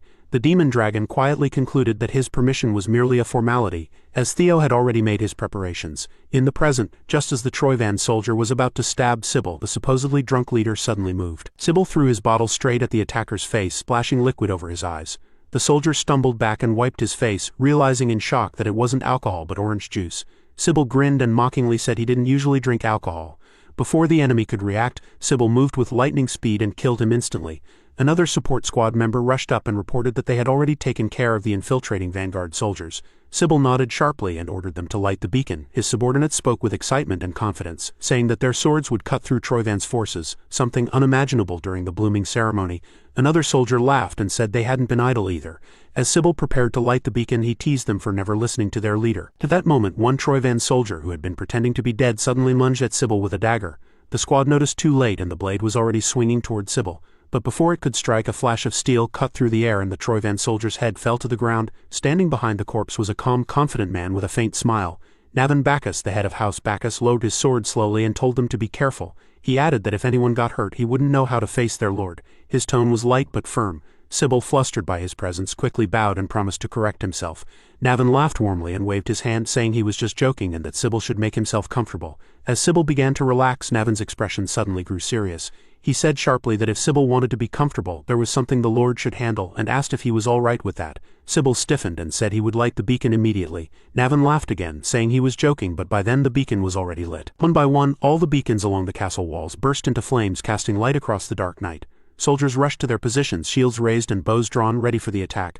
Navin stepped up to the wall and looked down. His sharp gaze caught the Troyvan forces climbing the stone walls. He wondered quietly how their lord could have foreseen all this and how he could see through everything. Down below, the Troyvan forces froze when they saw the blazing beacons. Fear spread among them as they realized their ambush had failed and that they had walked into a trap. Sybil shouted in a commanding voice filled with fury that Troyvan's forces had attacked and ordered the soldiers to hold the castle and eliminate the raiders. His command echoed through the courtyard, and then the one-sided slaughter began. Castle soldiers rained arrows and spells down from the walls, cutting through the invading Troyvan troops mercilessly. Later, under a stormy sky, Theo finally arrived in the farthest territory. He gazed into the distance, seeing faint smoke rising from the battlefield, and murmured to himself, wondering if the fighting had already started. He realized he had arrived just in time. With determination in his eyes, he leapt onto his dragon's back and dove toward the castle. The wind roared around him, and he smiled faintly, thinking that after a long time he would finally see some familiar faces again. As the morning light shines outside the Bacchus castle, we see a gruesome scene. All the Troyvan forces are massacred, their bodies lying powdered across the ground, weapons fallen from their lifeless hands. The faint smell of blood mixes with the cool morning air, a silent reminder of the fierce battle that has just ended. Sybil screams, his voice echoing through the stone walls, saying that as Lord Theo commanded, the mission to defend the back territory has been completed. His tone carries a strange mix of pride and exhaustion. Theo, standing calmly amid the aftermath, casually tells Sybil that he doesn't have to shout like that. Theo approaches Sybil and tells him he has done well this time. Unable to contain his emotions, Sybil cries, his shoulders trembling slightly, thinking Theo acknowledged him for real this time. It was not just an order followed or a duty fulfilled, it was recognition from the man he respected most. Navin steps forward and tells Theo he didn't expect him to come here in person. Theo, with his usual composed tone, says he dropped by just in case, but seeing it for himself, it seems Navin didn't need his help after all. Navin smiles faintly and says it's all thanks to those lads. He gestures toward the group of men who stand proudly, their armor still dusted with battle dirt. He asks Theo where on earth he found people like them. Theo answers simply that they are the ones he trained with back when he was an apprentice inspector. They wanted to serve him, so they joined the Chemelia Palace Guard. Theo tells Navin that it looks like they have earned his approval. Navin nods slowly, admitting honestly that he didn't expect much at first. They were only intermediate inspectors with no remarkable experience after all. But after a few days of operating together, though their skills are still rough, Navin realized they are people he can trust. With a satisfying smile, Theo says, hearing that makes him proud. His eyes soften, and for a moment the tension of command fades into something warmer. Theo then says that in that case he has a request for Navin. Now that the vassals and knights have left, the position for the Bacchus family's knight order remains vacant. How about Navin train those friends of his to become the Bacchus Knight Order? Hearing the name Bacchus Knight Order, Navin pauses. He looks distant, almost nostalgic. It's been a long time since he has felt this kind of anticipation. The memories of his youth, the days of glory and discipline, briefly return to his mind. Seeing Navin's expression, Theo stays silent, understanding that some memories are better left unspoken. Saying he will count on Navin, Theo turns to leave. Seeing Theo leaving so early, Navin asks why. Theo simply replies that he has seen what he came to see. This was just a stop on the way. He has another purpose. Navin tilts his head and asks what the purpose is. With a scheming smile, Theo says it's an investigation of the floating archipelago. Navin gets flustered hearing Theo say that. Addressing him as my lord, Navin says one would think he'd be used to it by now, but Theo's boldness still catches him off guard. Navin asks Theo if that isn't the place where they are notoriously hostile to outsiders, where it's hard to even get in. With a small, knowing smile, Theo says he's got his ways. The scene shifts to the port city of Dion. The sound of seagulls echoes across the harbor mixed with the creaking of ships and the chatter of sailors. In a certain bar filled with smoke and noise, Theo enters quietly, blending in with the crowd. While entering, Theo accidentally bumps into someone. The big guy he bumps into glares down at him and calls him Shorty, asking if he can't open his damn eyes when he walks. Theo, mocking and calm, says it's his bad. He guesses he didn't see him down there. While holding a beer mug, Theo adds that he'll make the big guy lower himself to Theo's level. The big guy grits his teeth in anger, his hand tightening around his drink. The crowd senses the tension rising, and thus, slowly a bar fight begins. People start cheering them on, some banging their mugs on the tables. Others shout for more drinks, turning the brawl into entertainment. The barmaid runs around frantically, unable to keep up with all the orders. In a certain room inside the bar, far from the chaos, a voice speaks coldly. Starting from the 15th, the floating archipelago shall regularly offer gunpowder and steel to Troyvan as tribute. The cost shall count as the rental fee for the dragon's sword. After hearing the report, someone slams his fist on the desk in anger. We are introduced to the Spinola family's next head, Antonio Spinola. His face twists in rage. A request, my ass, he growls. That's a bloody threat. Antonia turns to the girl standing beside him and says, and what, a rental fee? The Troyvans steal it, then say they'll lend it back for money. What a load of, the girl replies softly. Still, they've got no choice, do they? Antonio clenches his jaw. Without the dragon's sword, the floating archipelago will sink. He frowns deeply. Damn it, if we hadn't lost the dragon sword, we wouldn't be at Troyvan's mercy. His voice lowers, almost breaking. Is there truly no hope left for our archipelago? At that moment, Antonia hears fighting sounds coming from outside. He grits his teeth again, frustration rising. Kicking the door open, he shouts, bastards, my head's already about to explode, and now this. Why the hell are you kicking off again? Everyone in the bar freezes when they hear Antonio's voice. The room goes silent. He points around, furious. When did I say you couldn't drink? Just drink quietly, for God's sake. Theo, standing nearby, smiles faintly. So he finally decided to show himself. Antonio Spinola, the next head of the Spinola family. Theo enters the room with Antonio while two guards stand at attention outside the door. Antonio looks at him suspiciously and says, so what you're saying is you want to go to the floating archipelago and you want me to take you aboard my ship as a combatant? Theo nods. That's right, I heard sea monsters have been appearing more often on that route lately. And as for my skill, Theo smirked slightly. That little scene back there proved it well enough, didn't it? You're short on manpower anyway. It's a win-win, isn't it? Antonio scratches his chin thoughtfully and tells Theo, well, you're not wrong. We were looking for crew, but you're not getting on my ship. He narrows his eyes for a mercenary looking for work. Your gear's too clean, no signs of wear at all. That scuffle you caused just happened to be right where I was, and you just conveniently know I've got a ship bound for the archipelago. If you were me, would you let me aboard? After hearing Antonio, Theo chuckles lightly. I'd have been disappointed if you hadn't seen through it, he admits. Good. Let's get straight into it then. Placing a badge on the desk, Theo says, the armed resistance fighting for the liberation of the floating archipelago. The Black Skull's leader, Antonio Spinola.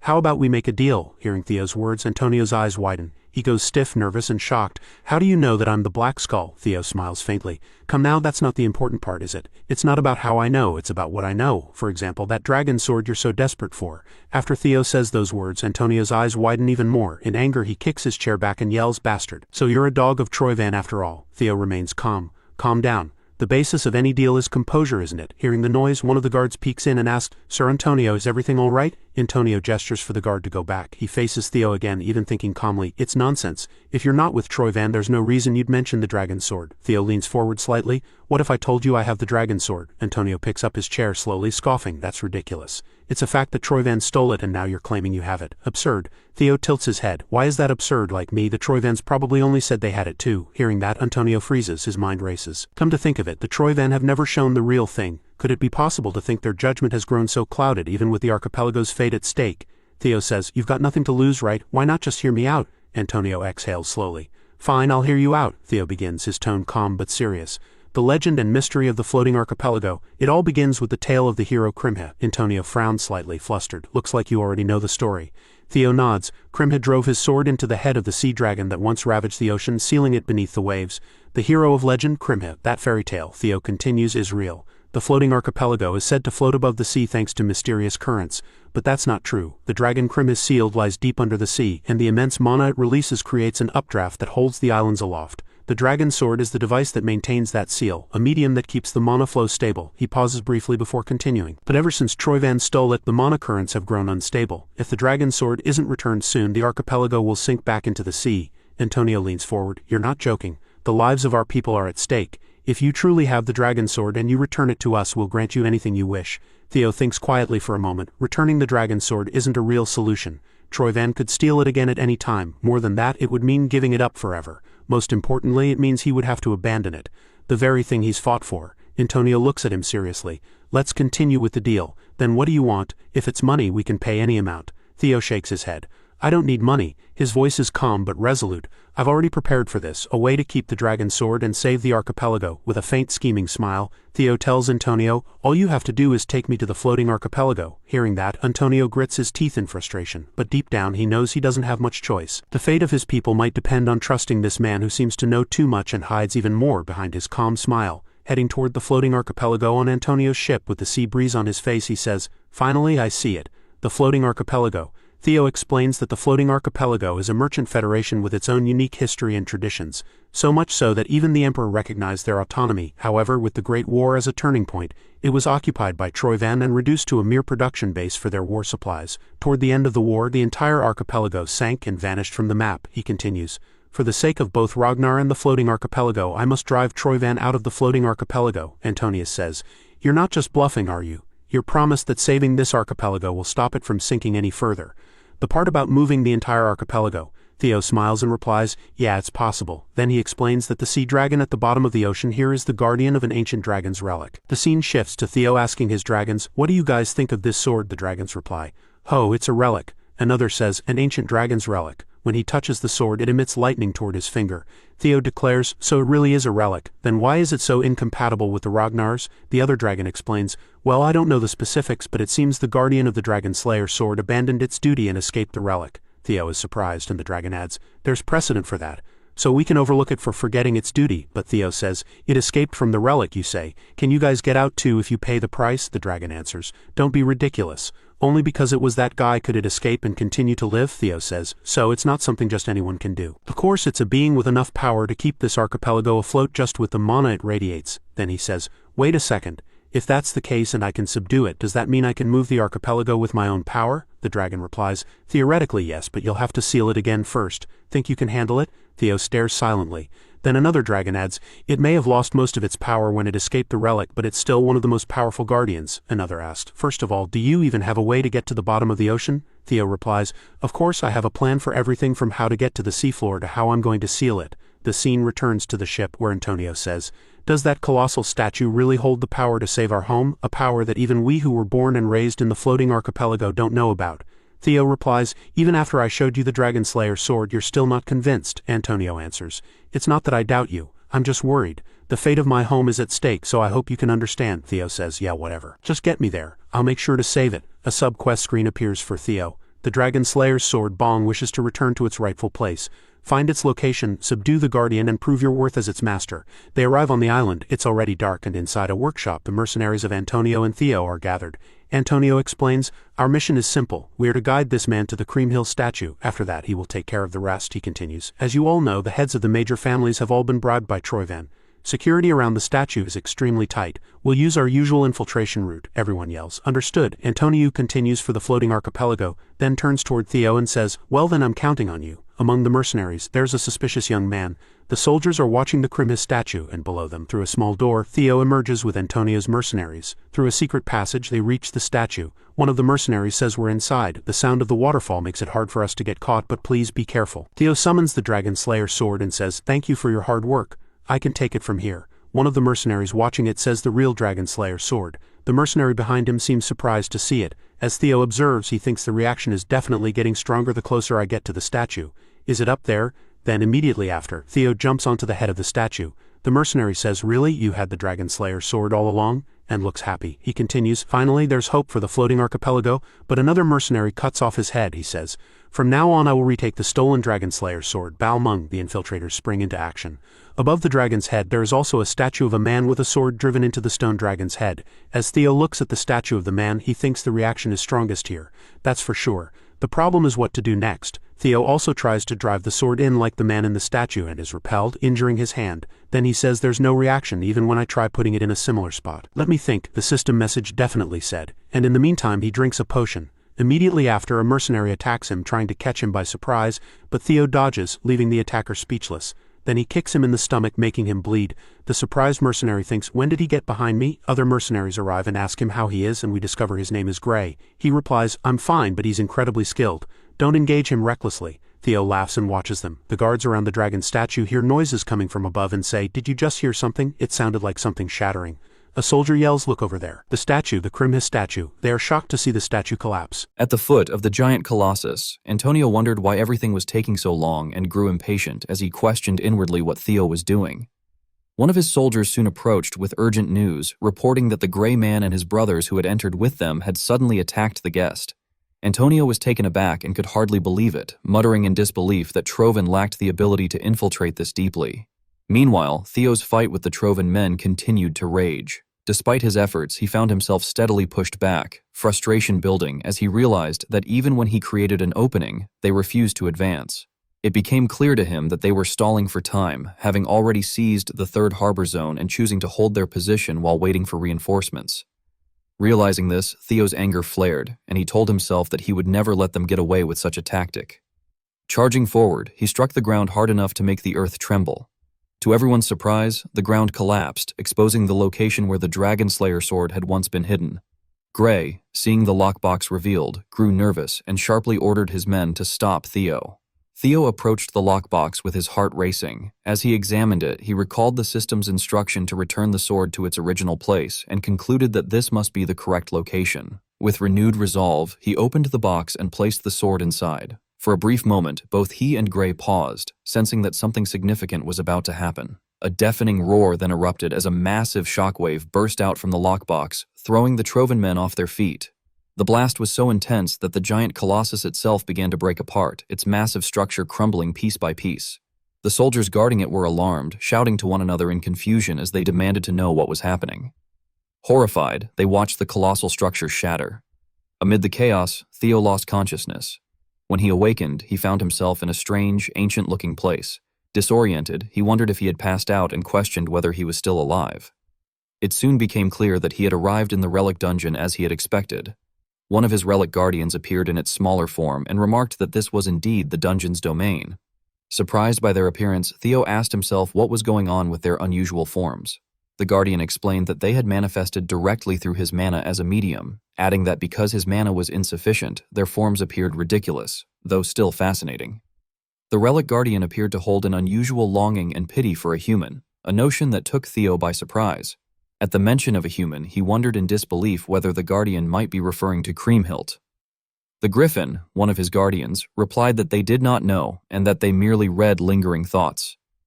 Theo considered this and concluded that context suggested it was probably Kriemhild. Since there was no immediate need for his guardians to intervene, Theo decided to take his time exploring the area. The scene shifted to the interior of one of the giant trees. Without warning, a skeleton archer raised its bow and released an arrow at him with blinding speed. The projectile shot toward him, yet he remained still and unafraid. At the last second, he stepped aside, avoiding it, and caught the arrow in one hand. Examining the skeleton archer, he quietly wondered to himself how an empty home could contain something like this. Within moments, numerous skeletons gathered and surrounded him, hissing that an intruder had arrived and insisting that the gale belonged to Cream Hilt, declaring that the intruder must be eliminated for Cream Hilt's sake. Observing the scene, the Griffin remarked that this was what they believed, and that all of this was being done to protect the ownership of someone called Cream Hilt. Hearing this, Theo's irritation flared. He hurled the arrow toward the Griffin in anger, and although the Guardian barely dodged it, the arrow struck the skeleton that had fired it, shattering its skull.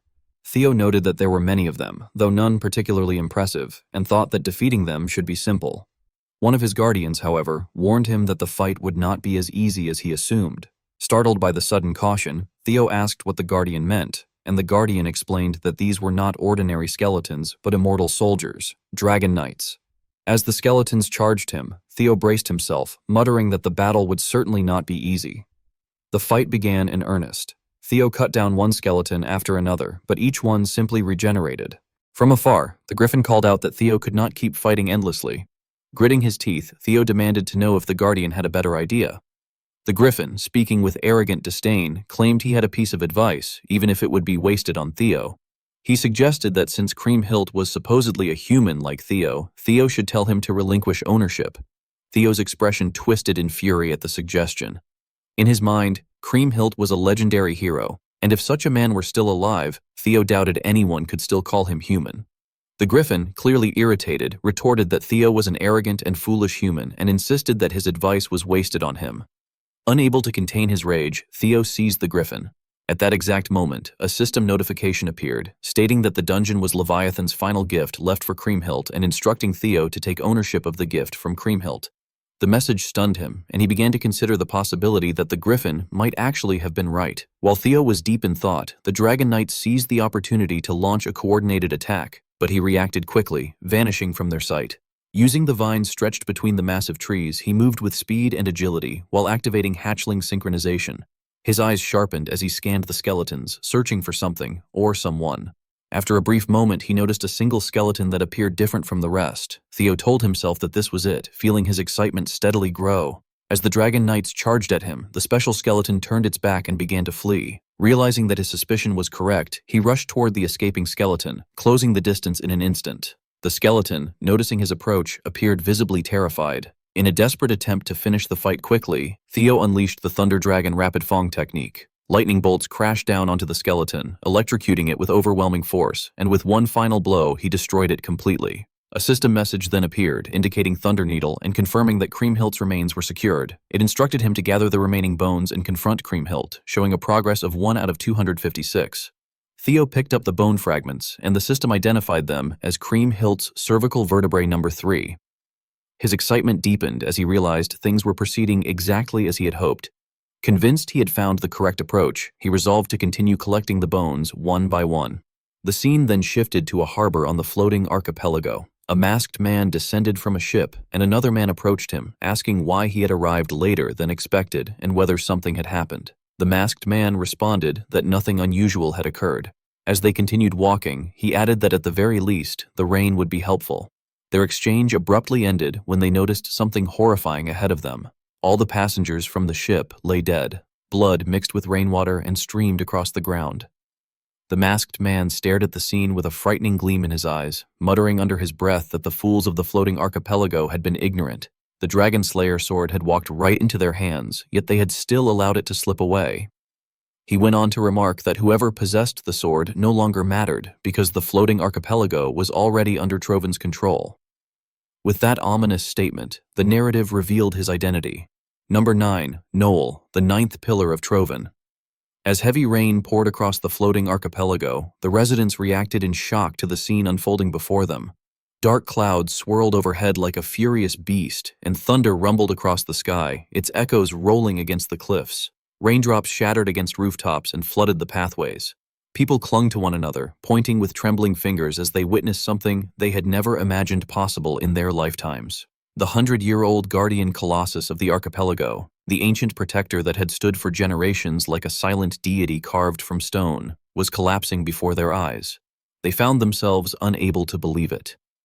Mothers held their children tightly, elders gasped and muttered desperate prayers, and the young stared wide-eyed as the ground quaked beneath them. Panic mixed with disbelief, and the heavy rain only deepened the apocalyptic weight of the moment. Meanwhile, the scene shifted to the relic's trial. Deep within the mystical chamber where Theo was fighting the skeleton dragon knights, the air vibrated with energy. Ancient bones rattled and spectral blades clashed through the darkness. A system message appeared before Theo in brilliant blue letters, informing him that he had recovered all of Cream Hill's remains.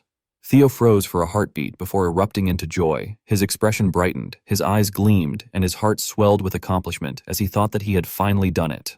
Immediately afterward, another system message appeared, asking whether he wished to view Cream Hill's memories engraved within the remains. Theo did not hesitate for even a moment. He selected yes, thinking that he had no reason to refuse and feeling his curiosity surge. He wondered what the mythical hero had truly looked like and what kind of person she had been. As the system glowed faintly, it announced that it was now playing Cream Hill's memories engraved within the remains. Everything around him shifted into a warm and nostalgic atmosphere. A gentle wind blew and soft sunlight filled the scene. A little girl appeared, running towards someone with a basket in her hand while calling the name Levy. Her footsteps echoed against the rocks as she reached a seaside cave. Waves crashed rhythmically outside, and the salty breeze drifted in. Announcing excitedly that she had arrived, she entered the cave, her young eyes sparkling with anticipation. Inside the cave rested a magnificent dragon slayer sword embedded in stone, glowing faintly. Calling Leviathan's name again and touching the sword with her fingertip, the little girl cheerfully urged the guardian to wake up. The sword began to glow more brightly, and in a dramatic burst of light, the relic's guardian, the mighty Leviathan, emerged before her. The guardian grew furious, his deep voice shaking the cave walls. He addressed the little girl as a young human and shouted repeatedly, demanding to know how many times he needed to say it before she understood that he was Leviathan, the guardian of the primordial dragon's relic. He reminded her that she was not even a Ragnar, wondering indignantly how she dared to call him by that nickname. His massive form loomed over her, his scales shimmering with ancient power and his eyes burning with irritation. Yet the little girl simply held up the breadbasket with a warm smile and explained that his full name was too difficult to pronounce, insisting she would call him Levy instead. Her innocence momentarily disarmed him. Realizing it was pointless to argue, Leviathan calmed down with a weary sigh and remarked that she could call him whatever she wanted, adding that speaking to a foolish human like her would only tire his mouth. When he saw the bread again, he frowned and questioned why the innkeeper kept giving it to her so often.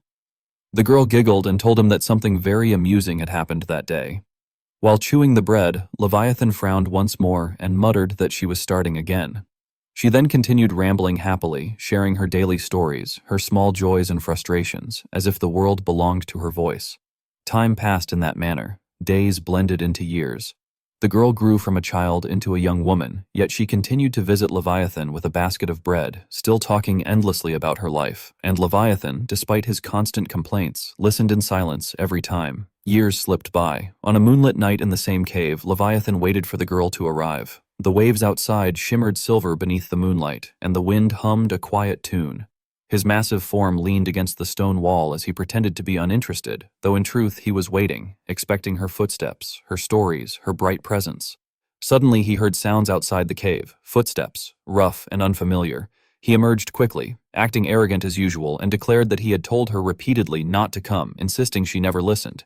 He then began to ask what had happened that day, but he paused when he noticed drops of blood on the ground. His eyes widened. The girl, injured and bleeding, came running toward him and pleaded for his help. She cried that strange men had suddenly barged into the town and started hurting people, her voice trembling with fear. Before she could finish, someone grabbed her hair from behind. An imperial soldier yanked her backward, calling her a foolish wench. He mocked her and said that the mighty emperor was extending his care to these rural waters, claiming she should feel grateful, while adding that he would get to enjoy himself as well.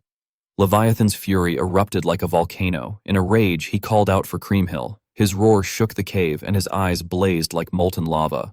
As his anger surged, he unleashed destruction upon the entire cavern. Rocks shattered, waves rose in violent upheaval, and fire swept across the floating archipelago, consuming everything in its path. The imperial soldiers continued burning the natives, killing, pillaging, and destroying everything in their path. Suddenly, they heard a terrifying commotion, bones cracking, stone breaking, wind screaming, and when they turned, they froze.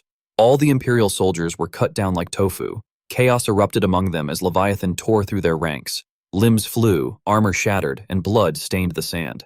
While one soldier tried to flee, he looked back and saw something unimaginable. Kriemhild sitting on Leviathan's back, holding the dragon-slaying sword. He could not believe that some woman was riding a monster and immediately assumed she must have been the one controlling it. In panic, he shouted to his comrades that they should kill the woman first, but Leviathan shielded her and the natives, slaughtering every soldier. As Leviathan finished off the invaders and the chaos faded, Kriemhild bowed and apologized to him. Trembling and crying, she explained that he was supposed to wait for the chosen one, but because of her, he had been forced into this. She shook with guilt, gripping the sword tightly. Leviathan told her gently that she should not weep so sorrowfully and asked whether everything had not turned out all right in the end. When she tried to argue, he enclosed her in a protective bubble of magic, insisting that she did not need to be sorry. The natives, seeing their savior, began cheering for her. They shouted her name with joy, and as Leviathan set her down, they recognized her fully. It truly had been her who had brought the sea dragon. Their joy spread like wildfire, their cheers echoing into the sky. Leviathan then told Kriemhild that she had been right. He admitted that he might have abandoned his duty, but somehow he felt at peace, because it had been by his own will rather than the will of the primordial dragons. By acting as he did, he had been able to protect her smile. When the news reached the Emperor, he became furious. The idea that the great imperial army had been defeated by a barbarian girl who controlled a sea dragon was unacceptable to him. Realizing he had been complacent about the remote region, he ordered his royal guard to reclaim the land swiftly. The royal guards arrived with brutality and merciless resolve. They took the natives hostage and cornered Leviathan. The commander, intrigued by the creature that refused to die, mockingly remarked that if Kriemhild was Leviathan's master, she should surely know how to kill him. Leviathan reassured her that it was all right, explaining that as a guardian, he would not truly die but would instead fall into a deep slumber. With the magic remaining inside the relic, he believed that when he emerged, she would certainly be able to put him back to sleep. However, when the commander ordered the execution of the natives, Leviathan realized the situation had become hopeless. He whispered to Kriemhild that they had not been granted much time together, leaving her devastated. She felt unable to do it, but Levi forced her hand. She begged him not to make her seal him away. With a heavy heart, he told her that perhaps their fate had been sealed the moment he broke the rules, and that she should not feel guilty for protecting her people. He said he would help her one last time. He smiled and added in a soft tone that he had enjoyed their time together. Those final words shattered her completely. In a final act of sorrow and courage, Kriemhild sealed Leviathan. The commander let out a loud laugh, but it quickly twisted into horror as a massive tsunami rose behind him. The wave engulfed only the imperial soldiers, sparing the natives entirely. With that, Leviathan fulfilled his last promise to Kriemhild. Theo watched the memories with trembling hands, his chest tightening. He realized that Kriemhild had never been the fairy tale hero everyone spoke of. She had simply been an unfortunate girl who wanted to befriend a guardian. As the memories ended, Kriemhild appeared before him holding the dragon-slaying sword. She told him that he was the chosen one Levi had waited for. Becoming emotional, she admitted that Levi had been unable to fulfill his duty because of her, and that the guilt must have weighed on him deeply. Presenting the sword to Theo, she asked him to make Levi happy in her stead. Theo held the sword gently and replied that he did not think he needed to do anything of the sort. Confused, Kriemhild looked at him until he explained warmly that Levi had already seemed happy enough to him. She paused in surprise, and then understanding slowly spread across her face. Tears of joy filled her eyes. Back in the real world, the natives of the floating archipelago arrived at the collapsed Colossus. Soldiers attempted to stop them, warning that the ruins might collapse further. But then the people noticed a figure among the debris. Gasps spread through the crowd when they recognized Theo holding the dragon-slaying sword, and they erupted into cheers. Kriemhild had appeared once more. Their hope ignited anew. In the floating archipelago's underground meeting hall, Noil, number 9 of the 9 noble servitors of Trovan, finally arrived. The moment he stepped inside, he noticed that every family had gathered in haste. The air felt dense, thick with anxiety and whispered dread, and the dim lanterns hanging along the stone walls flickered as if echoing the unsteady breath of the crowd. Even Noil, usually calm and cold by nature, could see the way their eyes darted around, restless, desperate. One of the heads of the 3 maritime families stepped forward. His voice cracked as he asked Noil why he remained so calm. The man trembled slightly, swallowing waves of panic, and insisted that their plan was already falling apart, something everyone in the hall felt in their bones. He demanded to know why the Dragonslayer sword was not in Trovan, as it was supposed to be. Noil gave no verbal answer. He only nodded, his expression unreadable. The family head continued, frustration spilling out of him as he demanded to know what the outsider had been carrying then. His voice rose in agitation as he claimed that because of that outsider, everyone in the archipelago had rushed to the Colossus, shouting that he was the legendary hero Kriemhild. At that moment, it seemed inevitable that the power of the three maritime families would eventually fall into his hands, something far from what they had originally agreed upon. The family head appeared not only upset, but visibly anxious. Sweat rolled down his face and dripped onto the stone floor as his breathing grew heavier with every word. No then addressed him, stating that Trovin had indeed promised the maritime families the preservation of their status in exchange for the Dragon Slayer sword. His tone remained flat and controlled. However, his expression soon darkened, and he added in anger that the family head had caused a commotion over something he considered trivial, which he found extremely irritating. Another member of the maritime families strode toward No with palpable hostility, his footsteps echoing sharply through the hall. He placed a hand on No's shoulder and questioned aggressively what No thought of their three maritime families if he called such a matter trivial. Yet, before he could even finish speaking, No suddenly cut him in half. The strike was so swift and precise that even the sound of it came late, a sickening, wet noise as the man's body split apart. Silence fell instantly. Fear rippled through everyone as the two halves of the body hit the cold floor. No then calmly asked what they thought now, making it clear that to him they were nothing more than insects he could crush at any moment.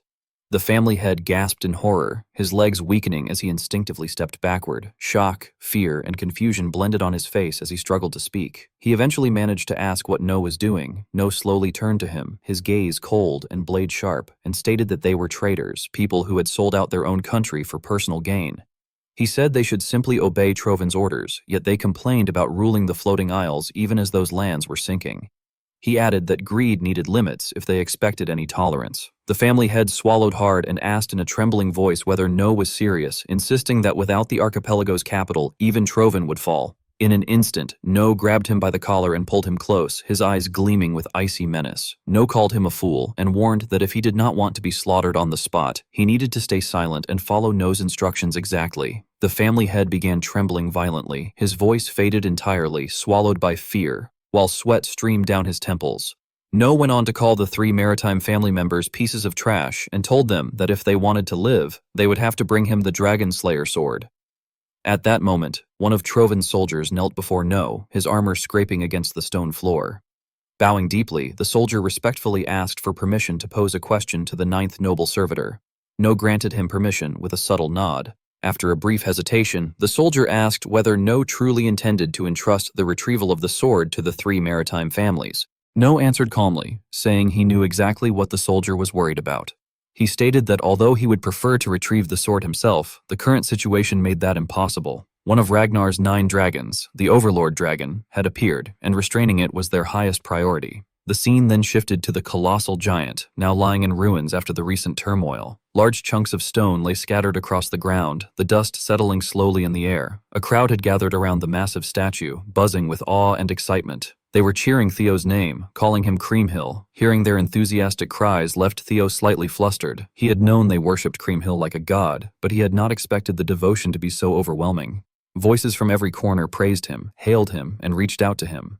Yet, in Theo's memory, the Kriemhild he had seen had been neither a god nor a hero, but simply a loving and ordinary girl. Even the Dragon Slayer sword had always been a relic of the primordial dragon meant only for a Ragnar. It had never been intended as a holy artifact for anyone else. From within the crowd, someone addressed Theo as Kriemhild and begged him for a favor. The man cried out in desperation, saying that because of the Trovin scoundrels, the entire archipelago was on the verge of sinking and many people had no way to escape. He pleaded that if Theo pitied them, he should save the floating archipelago. Theo paused and observed them carefully. Their desperation was unmistakable, their hopes clinging to him like vines. A scheming smile curled on his lips as he considered that it might be useful to play along for a while, seeing the leverage and opportunity hidden within their belief. He then lifted the Dragon Slayer sword high and declared that he would do whatever it took to save the archipelago. The crowd's cheering erupted with even greater force, thundering across the square. Some referred to him as their long-awaited hero, insisting they had waited for him their entire lives. At that moment, the high priestess of the Kriemhild temple stepped forward gracefully, her robes flowing like water. She introduced herself as Marty and told Theo with a warm smile that they would attend to him from that moment on. The scene shifted to the Kriemhild temple. Inside, the atmosphere felt sacred. Ancient inscriptions marked the walls, faint blue lights glimmered, and the air itself seemed filled with quiet reverence. Marty walked ahead, guiding Theo through the corridors. She explained that they had long believed the prophecy foretelling his appearance would one day come true, and that their priests had maintained the temple for generations in preparation. As Marty led him deeper inside, they eventually reached a particular chamber. Theo's eyes widened in surprise when he saw what awaited him. Before him rested a necklace displayed like a sacred treasure. Marty explained softly that the necklace was said to have been worn by the hero Kriemhild. A system panel appeared, identifying the object as Kriemhild's pearl-type magical enchanted accessory, a gate-link key. Marty continued explaining that it was the only keepsake of the hero Kriemhild, and that it also served as a key, an essential item required to reach the sea dragon of the deep seas. Theo took the key, feeling a twist of guilt forming in his chest. As he gripped the necklace gently, the weight of guilt and pressure mixed within him. Marty then asked whether they should continue now that he had the key, but Theo hesitated. The guilt pressed heavily on him, and he told her that there was something he needed to confess before they left. Before he could say anything, however, Marty addressed him as Lord Ragnar and reassured him that he did not need to worry so much.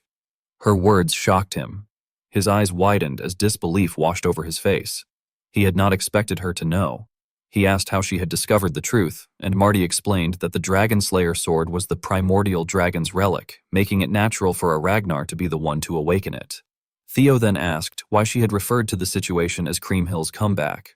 Marty calmly explained that after generations of protecting this place, she could sense certain things, the sorrow of having no choice but to harm a friend, and the pain the hero Kriemhild had endured while trying to protect the island.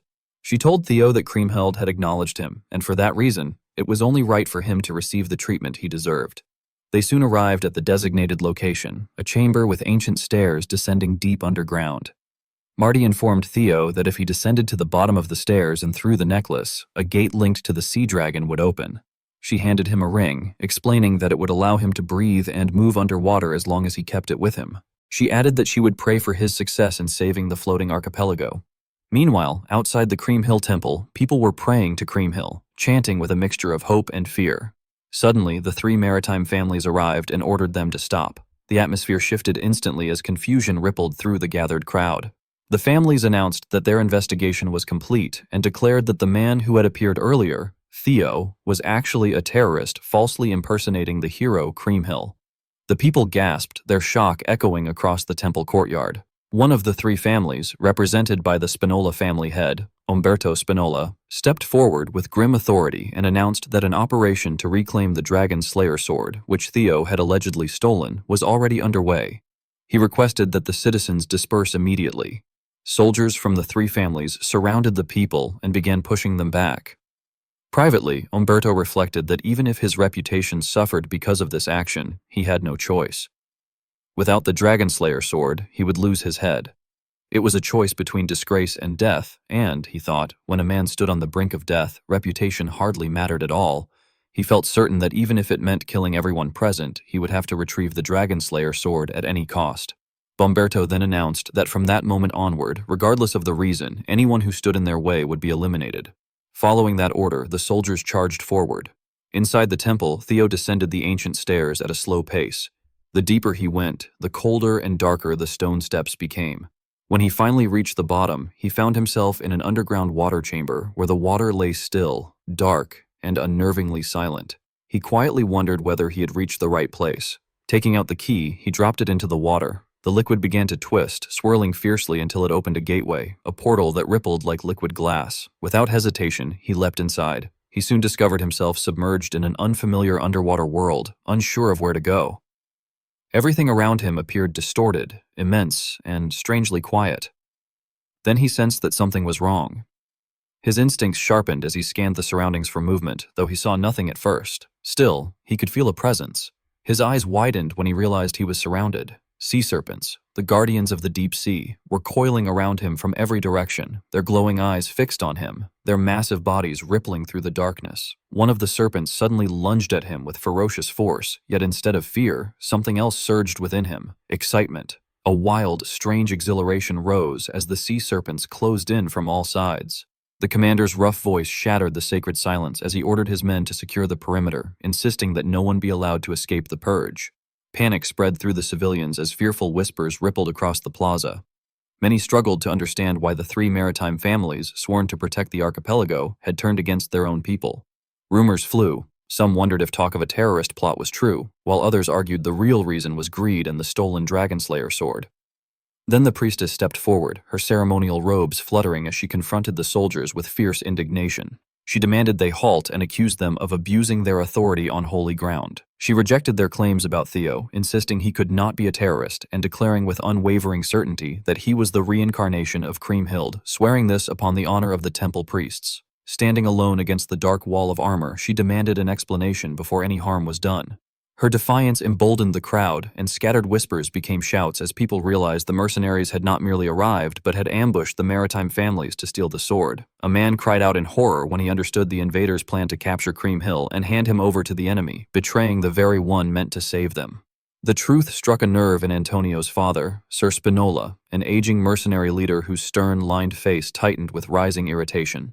His unruly white hair and twitching mustache framed a vein at his temple that pulsed as his restraint faded. His expression hardened into a cold, unyielding mask. Even when a female subordinate urgently warned that they had gone too far and begged for a retreat, he ignored her. Having crossed the point of no return, he let his gaze go flat as he issued the final order for the Trovan mercenaries to eliminate anyone who stood in their way. Chaos followed instantly. The white tiles turned red as weapons were drawn, steel clashed, and bodies fell. Civilians screamed as they were cut down, the scene dissolving into a blur of frantic movement and blood. Seeing the disaster unfold, Sir Roland grabbed Spinola's arm in panic, urging him to regain control and warning that such brutality would destroy his reputation and bring ruin to their house. Spinola shoved him away, his expression fixed in grim finality. He insisted that since they had already betrayed the archipelago, there was no turning back, and that their only path was complete obedience to Trovan. He doubled down on the order to kill anyone who resisted. The soldiers forced down their doubts and charged, shouting that they would take responsibility. Driven by the obsession to reclaim the Dragonslayer sword, the mercenaries pressed their assault, deepening the carnage. The air filled with screams, steel, and the weight of collapsing bodies. At the rear, a guard pleaded for Priestess Marie to flee, tugging at her arm, but she stood firm within her glowing magic shields. She insisted she was unharmed and needed to fight with her people. Her guards tightened their formation around her, shouting to hold the line and protect her with their lives. The battle reached its peak as a defender charged the enemy line, only to be overwhelmed. Just as hope seemed gone, a violent blur struck the battlefield, shattering the ground. Antonio Spinola crashed into the fray like a meteor. Sparks flew as his weapon slammed against his father's blade, the force cracking the stone beneath them. The elder Spinola stared up at him in shock, barely able to voice his son's name. Antonio, straining against the weapon lock, greeted him with cold disappointment, noting that it had been a long time.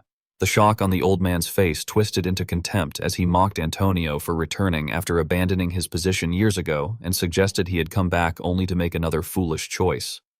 Antonio's patience finally breaks. Veins strain along his neck as he pushes his father back and demands to know what his father finds pathetic about his choice. He presses further, asking whether betraying their country and slaughtering civilians is what his father calls strength. Sir Spinola is unable to answer, stunned by the accusation. Antonio then orders the Black Skull members to restrain the mercenaries and protect the innocent, but beneath his authoritative exterior, his thoughts are spiraling. He knows his squad is outmatched and won't last long. Inwardly, he prays for Theo to hurry. The narrative cuts from the chaos above to the silent depths of the ocean, washed in indigos and bioluminescent blue. Theo drifts downward into the trench, his cape trailing behind him. He scans the darkness and realizes with unease that instead of resistance, hundreds of massive sea serpents are watching him, their eyes glowing like distant stars. They wait in perfect stillness. Theo immediately understands the cause, the Leviathan's energy coming from the sword on his back. A system window appears, confirming that the serpents recognize him as their master. As wyvern taming activates, their collective instincts touch his mind: curiosity, fear, awe. His confidence steadies, and he speaks through the enchanted water, acknowledging they were drawn by Leviathan's power and assuring them he shares it. He asks for their trust. He approaches the largest serpent and instructs it to take him to the Leviathan. It obeys at once, and he grips its dorsal fin as it rockets downward. As they descend deeper, the mana grows distorted, twisting the water unnaturally. A turquoise alert signals hatchling synchro's activation. Then Leviathan appears, an immense form curled on the seabed like a fallen mountain range. Theo senses its overwhelming magic, but something feels wrong. The energy is chaotic and vile, nothing like the purity recalled from Kriemhild's memories. The spirits beside him whisper that the dragon is gone and dangerously corrupted. When he asks if it is truly that severe, they insist he should already feel it.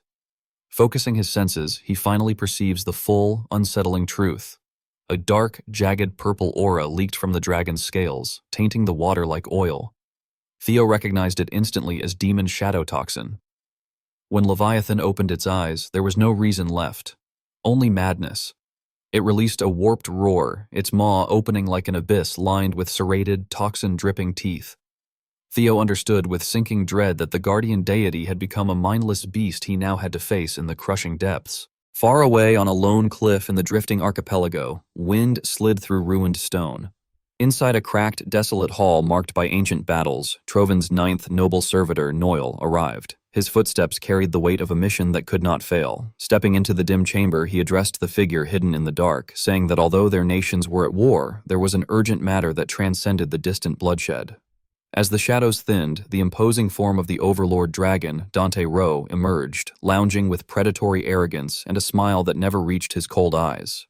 Ignoring Noil's words, he greeted him casually, remarking that it had been a long time. The dismissal snapped Noil's patience. He demanded to know whether Dante truly believed this was a moment for casual greetings. The dragon's indifference infuriated him. Noil's voice dropped as he reminded Dante of their agreement. Dante would claim the northern lands while Trovin held Ragnar in check, and in return, Trovin's takeover of the archipelago would remain concealed. Yet Dante only rubbed his chin in feigned innocence, saying he didn't recall breaking anything and asking what the problem was. Noil's fury spiked. The air shook around him as the floor cracked beneath his feet. Stepping forward, he demanded to know whether Dante intended to act unaware, especially concerning Theo Ragnar.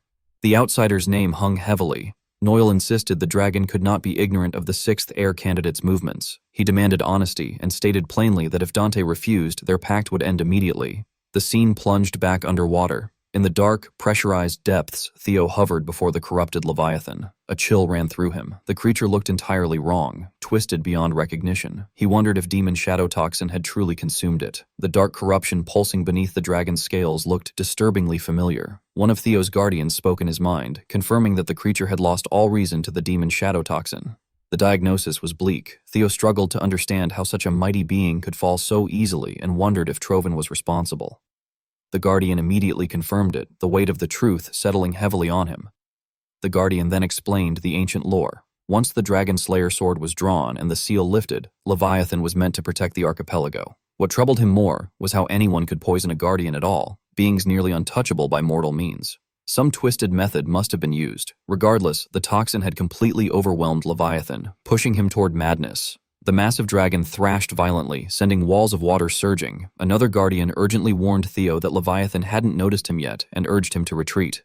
Theo ignored the caution and rushed forward, convinced this brief window was his only chance. A fierce magical glow filled his eyes as hatchling Synchro activated, letting him merge with the currents as he closed the distance. He saw the toxin spreading from Leviathan's forehead, the dark patch pulsing like a second heart. Determined to destroy the source, he drove forward with his sword, only for the water around the wound to ripple violently as a trap triggered. A shockwave blasted him back. Regaining control, he realized Trovin had prepared defenses, and frustration tightened inside him. Leviathan then lost all remaining reason. Its eyes rolled back into pure madness as it charged. A guardian shouted that escape was impossible now. Theo had to strike the forehead again. Theo braced himself, but struggled to see any path through the dragon's violent thrashing. As he searched for an opening, he noticed energy forming in Leviathan's mouth, a massive spear of power boiling the surrounding water.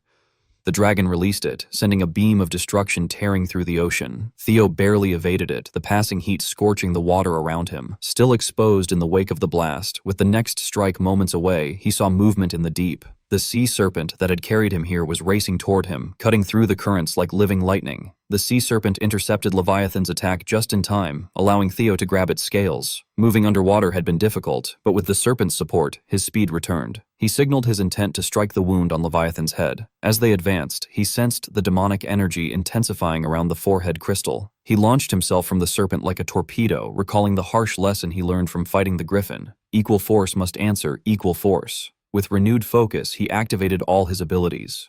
The water trembled as system panels flashed. Griffin Talon boosting his odds, the fairy buff shielding him from corruption, Worm Eater heightening his attacks. Surrounded by layered buffs, he pushed through the demonic pressure. Theo executed the quintuple dragon's claw, 5 arcs of energy tearing through the sea. The impact shattered the dark crystal completely. For a moment, he thought he saw Kriemhild's silhouette flicker over Leviathan's form. Leviathan roared as the demonic influence dissolved. Clarity returned to his ancient eyes. Though he briefly mistook Theo for Kriemhild, Theo gently corrected him, introducing himself as Theo Ragnar, the Chosen One, and delivered Kriemhild's final message. A quiet sorrow ran through Leviathan's voice as he realized she had never abandoned him. One of Theo's guardians interrupted, urging Leviathan to return to the relic and lend his strength, warning that time was running out. Leviathan admitted that he could not obey. He explained that by leaving the relic long ago, he had broken the bond of a guardian. The demonic corruption had also damaged him beyond recovery. His life force was fading. Before the end came, he told Theo he would give him all the power he had left. He warned that the transfer would bring great pain and questioned whether Theo could withstand it. Theo answered with calm confidence, which Leviathan seemed to appreciate. The ancient being added one last condition, asking whether Theo would use this power to protect those Kriem had wanted to shield. Theo gripped his weapon and vowed on his sword that he would.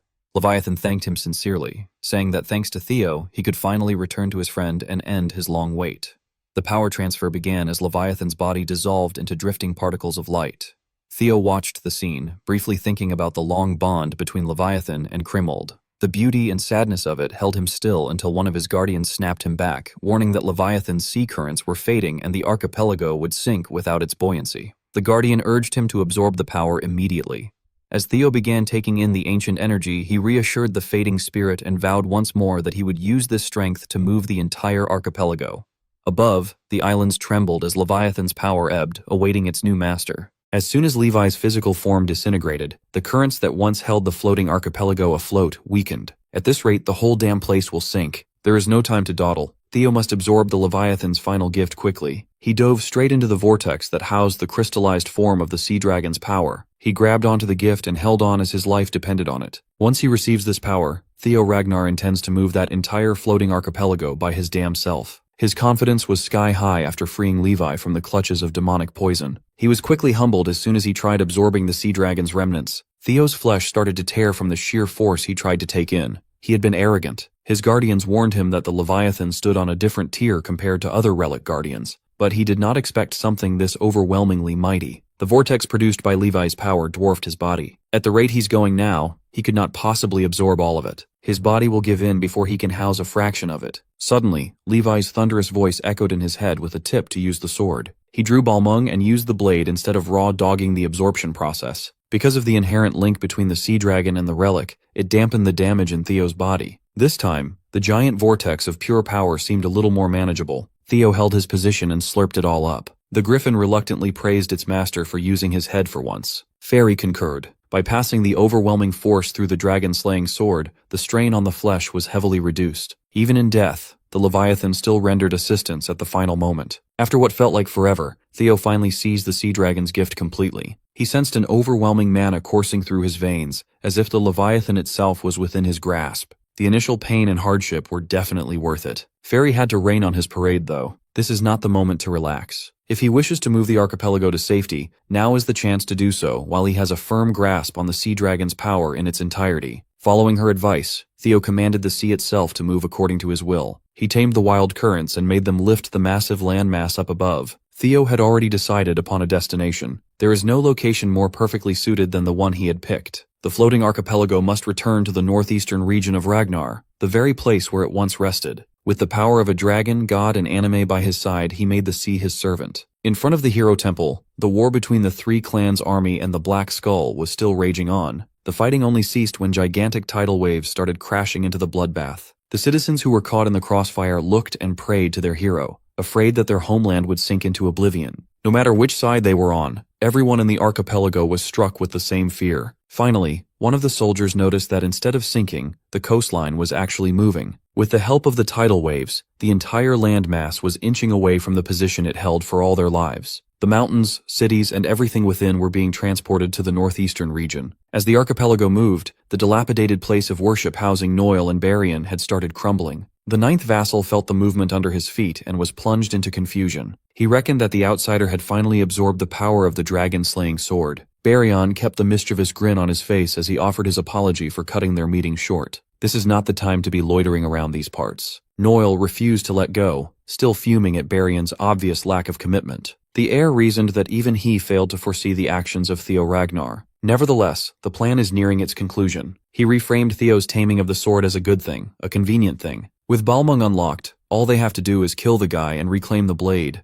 In essence, Barian wants to use Noil to eliminate a rising political adversary. He wants to blow his nose without touching the snot with his hands. Homeless muscle guy ignored Noil's constant bitching and implored him to get to work instead of wasting time. Besides, this could be immensely profitable for the Troivans. Back in the front lines, Antonio Spinola immediately attributed the island's movement to Theo. The little bastard actually succeeded and fulfilled his promise. He commanded his men to cease the fighting now that the real danger of the archipelago sinking has been eliminated. Now everyone can be safe and there's no point in shedding more blood. His reasonable command was taken advantage of. A blade coming from behind tried to sneakily cut the head of the Black Skull. Thankfully, the hero's successor surfaced just in time to save Antonio's ass one more time. As for the soldier who tried to kill the man trying to end the war, Theo didn't have any love for the guy. He cut that bastard cleanly in half with his shiny new sword. The believers rejoiced that Kriemhild had returned to stand with them after sealing the sea dragon and saving their homeland. Antonio confirmed if the issue was dealt with, if the archipelago and his people are safe now. Once Theo gave him the word, the weight on his shoulders was lifted. He wholeheartedly thanked the unlikely savior, before shamelessly asking for one more favor. Theo didn't even wait to hear him out. He already knew what Antonio wanted.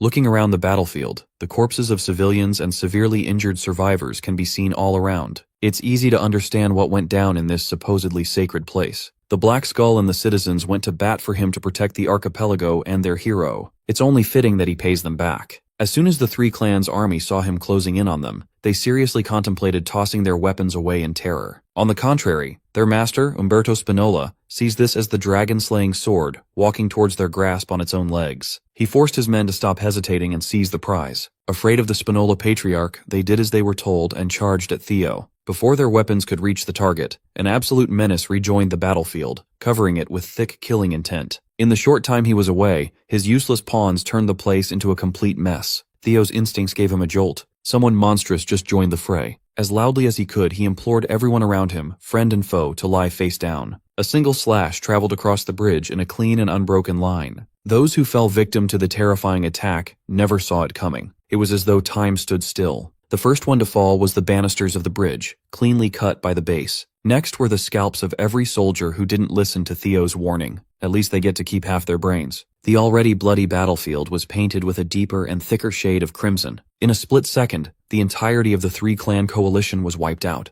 Those behind Theo only survived due to his meddling and their trust in his warning. Nobles and soldiers were massacred in the most helpless way possible. The culprit was, of course, Noil, the ninth vassal of Troivan. He cursed the worm-like pirate bastards for failing to dispose of a single brat and letting the situation get out of hand. Among the victims was Umberto Spinola. Like everyone else, he died with his head sliced open. He got to keep his mustache, though. Antonio hated his father with passion, but seeing his old man's corpse like that still filled him with dread. Theo had to snap him back to reality. The Black Skull leader needs to pull himself together to evacuate the citizens. The floating archipelago will need him for the rebuild. Casting his emotions aside for the meantime, Antonio sprang into action. While everyone retreated into the temple, Theo bravely stood his ground to size up the slaughterer. Noil's displeasure with the Ragnars ignited. He wants to cut down the insolent whelp meddling with Troivan's grand plans. He is itching to shred the young lord as thoroughly as possible so that even the father won't recognize his bastard son. You know it's serious when the art style turns diabolical. Noil descended to the ground, releasing an overwhelming surge of pressure that shook the surroundings.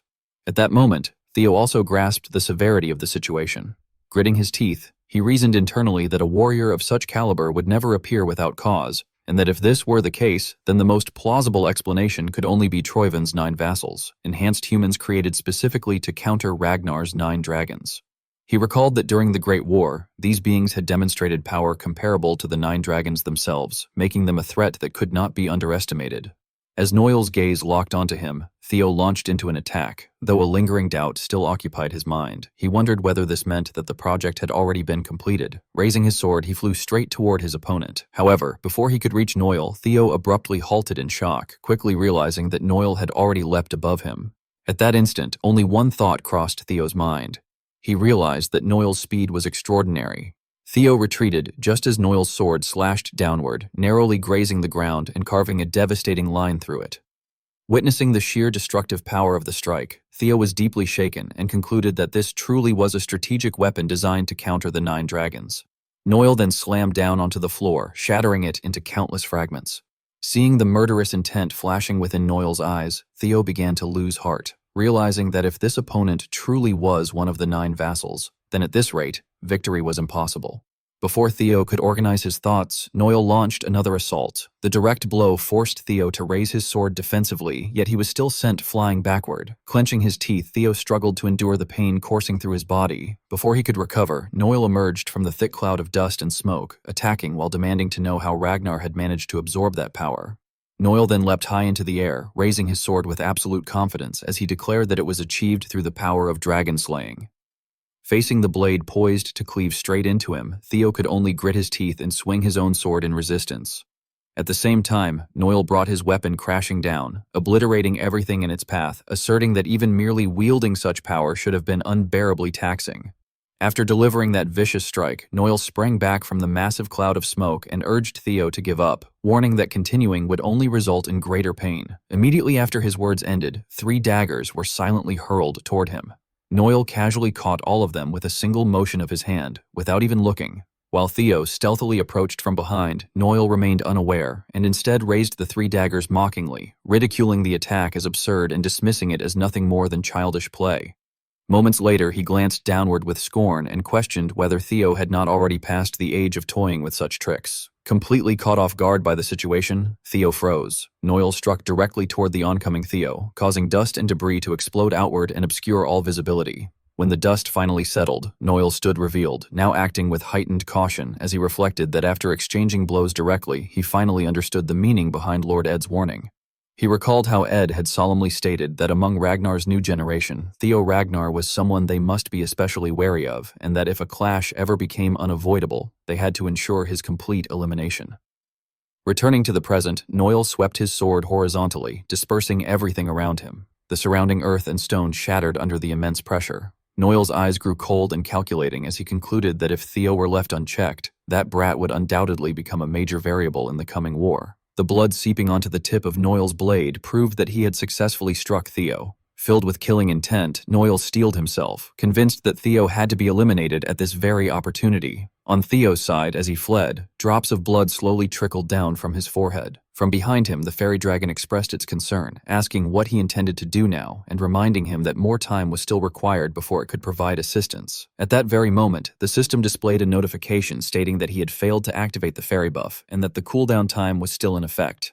While continuing to run, Theo reassured himself inwardly that it was not as though there was absolutely no chance left. The system then issued another notification, informing him that the remaining time until the stabilization of the dragon sword, Strand of Fate, was 2 minutes and 15 seconds. Staring at the information, Theo began calculating, wondering if he could borrow the power of Leviathan just one more time. Suddenly, as he dashed past a body of water, Theo caught sight of Noel's reflection, revealing that Noel was preparing to attack him from the side. The village, which had been deathly quiet until then, was shattered in the next instant by a single sword strike from Noel. Theo hurriedly retreated to a safer distance as fresh blood spilled onto the ground. His eyes, filled with rage, turned toward Noel, who was calmly steadying himself after the previous attack. Seizing the opportunity, Theo immediately grabbed a chair and turned to flee, while Noel hastily pursued him from behind. Theo spun around and hurled the chair at his pursuer. Noel stepped back, triggering another powerful shockwave that shattered the metal barrels nearby. Taking advantage of the ensuing chaos, Theo gathered all his strength and launched an attack. His sword strike surged forward with tremendous force, cutting through everything in its path. Thick clouds of dust rose into the air after the series of violent exchanges. Theo clenched his teeth and waited anxiously for the outcome. However, once the white smoke finally dissipated, Noel was still standing there unharmed and utterly composed. In the blink of an eye, Noel stamped his foot and leapt high into the air. Witnessing this, Theo was momentarily left stunned. Almost instantly, Noel swung his sword, the blade grazing past Theo's face. He then unleashed a relentless barrage of sword energy attacks, forcing Theo into a desperate struggle. With no other option, Theo made use of the water's surface to escape. Even so, Noel quickly caught up, leaping into the air and continuously firing powerful arcs of sword energy at Theo's back. Unwilling to waste any more time, Noel began channeling his power, remarking coldly that the fight was starting to bore him and that it was time to end things. Upon seeing Noel's movements, Theo's eyes widened with alarm, realizing that the technique was extremely dangerous. Glancing down at the dragon sword in his hand, Theo hurriedly calculated. thinking that if he could divert Noel's attention for even a brief moment, he might still have a chance. Acting on impulse, Theo immediately threw the dragon sword toward Noel and asked whether this had not been Noel's objective all along. With a calm expression, he added that he would give it to him and told him to take it if he could. At that moment, the system displayed a notification indicating that wyvern taming was being activated and that communion with a sea serpent was being established. Theo's gaze overflowed with killing intent as he coldly challenged Noel, implying that taking the sword would only be possible if Noel truly had the ability to do so. A dragon suddenly emerged from the water and caught the sword in its jaws, leaving Noel utterly shocked. He realized with fury that the cursed brat had been toying with them until the very end. Immediately afterward, numerous other dragons surfaced and lined up behind Theo. Noel began to feel confused, his eyes widening as he struggled to understand what was happening. The surface of the water started to churn violently. At that moment, Theo leapt high into the air, flipped once, and landed firmly atop the water's surface. By then, he was completely exhausted, his breathing growing rapid and strained. He kept urging himself internally that he only needed to endure a little longer. When he glanced at the system panel, he saw that the countdown for the stabilization of the dragon sword, Strand of Fate, had reached 17 seconds. At the same time, the water dragons began firing streams of power toward Noel. While defending himself, Noel shouted mockingly, questioning whether Theo truly believed the situation would change just because a few insignificant creatures had joined the battle. In a single decisive motion, he slashed through all the attacks and dismissed the situation as utterly absurd. His expression hardened as his gaze locked onto Theo, who was charging straight toward him. Slightly caught off guard, Noel ridiculed him, remarking that a coward who had done nothing but flee now dared to confront him head-on, regardless of whatever scheme he was plotting. Noel then unleashed his full power and provoked Theo, demanding that he use everything he possibly could, while vowing that he himself would personally grant Theo a spectacular end. Just as Theo was about to reach him, his eyes suddenly froze. The system had displayed another notification stating that the remaining time until the stabilization of the dragon sword, Strand of Fate, had reached 0 seconds, and that the dragon sword, Strand of Fate, had fully stabilized. Voices echoed repeatedly in Theo's ears, thanking him as the chosen one and informing him that the final power was being entrusted to him, with the hope that he would use it to protect himself. Only then did Noel realize that something was terribly wrong. The system continued to announce that Theo had acquired the skill Nibelung embedded within the item. A massive dragon rose from the depths of the sea, and with a single move known as dragon slaying, the sword was shattered cleanly into 2 pieces. The ocean roared and surged forward as Theo sat calmly atop the dragon's back, activating Nibelung without hesitation. After countless attempts, Theo finally managed to land a decisive hit on Noel. Noel's body plunged freely into the water below, sending up a massive column of spray as an extremely powerful whirlpool began to churn violently. Theo leapt onto the shore in a single motion. At that moment, an arm suddenly emerged from beneath the surface. Noel burst into laughter as he dragged himself out, mockingly remarking that it was truly a shame and guessing that what Theo had used was his trump card. He then roared in fury, declaring that such an attack was nowhere near enough to kill him. After hearing this, Theo responded coldly, saying that he had expected as much. Without showing the slightest surprise, he stated that there was no way one of the 9 retainers, figures said to rival the 9 dragons, would fall so easily. However, Theo then raised his sword high and added that even relying solely on his own strength, he could still finish the fight. Behind Noel, towering pillars of water began to rise, throwing him into panic. Theo swung his sword decisively and asserted that he could still slam Noel into the ocean floor. Witnessing the violent current forming behind him, Noel became frantic and shouted in alarm about the flow of water. The current twisted violently before wrapping itself tightly around him. Theo ferociously swung his sword forward, declaring that he would bury Noel at the bottom of the sea. Even as he was being dragged away, Noel remained unable to process what was happening and cried out in denial. As the whirlpool swallowed him completely, Noel could only curse helplessly in rage. After dealing with Noel, Theo's body was left severely worn down. Exhausted, he collapsed on the spot. Lying on his back and staring up at the sky, Theo shouted that he had kept his promise to Leviathan. Spreading his arms weakly, he lamented that his body would not hold up if he had to make any more promises. Sometime later, Antonio observed the breathtaking scene through his binoculars. Hesitating slightly, he admitted that it was his first time doing something like this, so he was unsure whether his calculations were correct. After doing the math, he stated that the speed appeared to be around 2 knots, adding that at that rate it should be fine even if it reached the shore, and concluded by saying that the job had been well done. Antonio was still visibly shaken as he admitted that when he had first heard about the plan to move the entire floating archipelago, he had been unable to believe his ears, and that even after witnessing it with his own eyes, he still found it difficult to fully comprehend. At that moment, a local resident stepped forward and asked why they had gone through so much trouble to move the islands, remarking that it would have been far easier for Lady Creamhild to simply seal the sea dragon instead. Hearing this, Theo immediately smiled and replied that while sealing the sea dragon would indeed have been easier, doing so would only cause history to repeat itself. With great confidence, he explained to everyone that even if the sea dragon were sealed and peace were achieved for the time being, people like Troyvon would continue to appear, coveting the Dragon Slayer sword. However, if the risk of the archipelago sinking were completely removed, there would no longer be any reason to worry about such threats.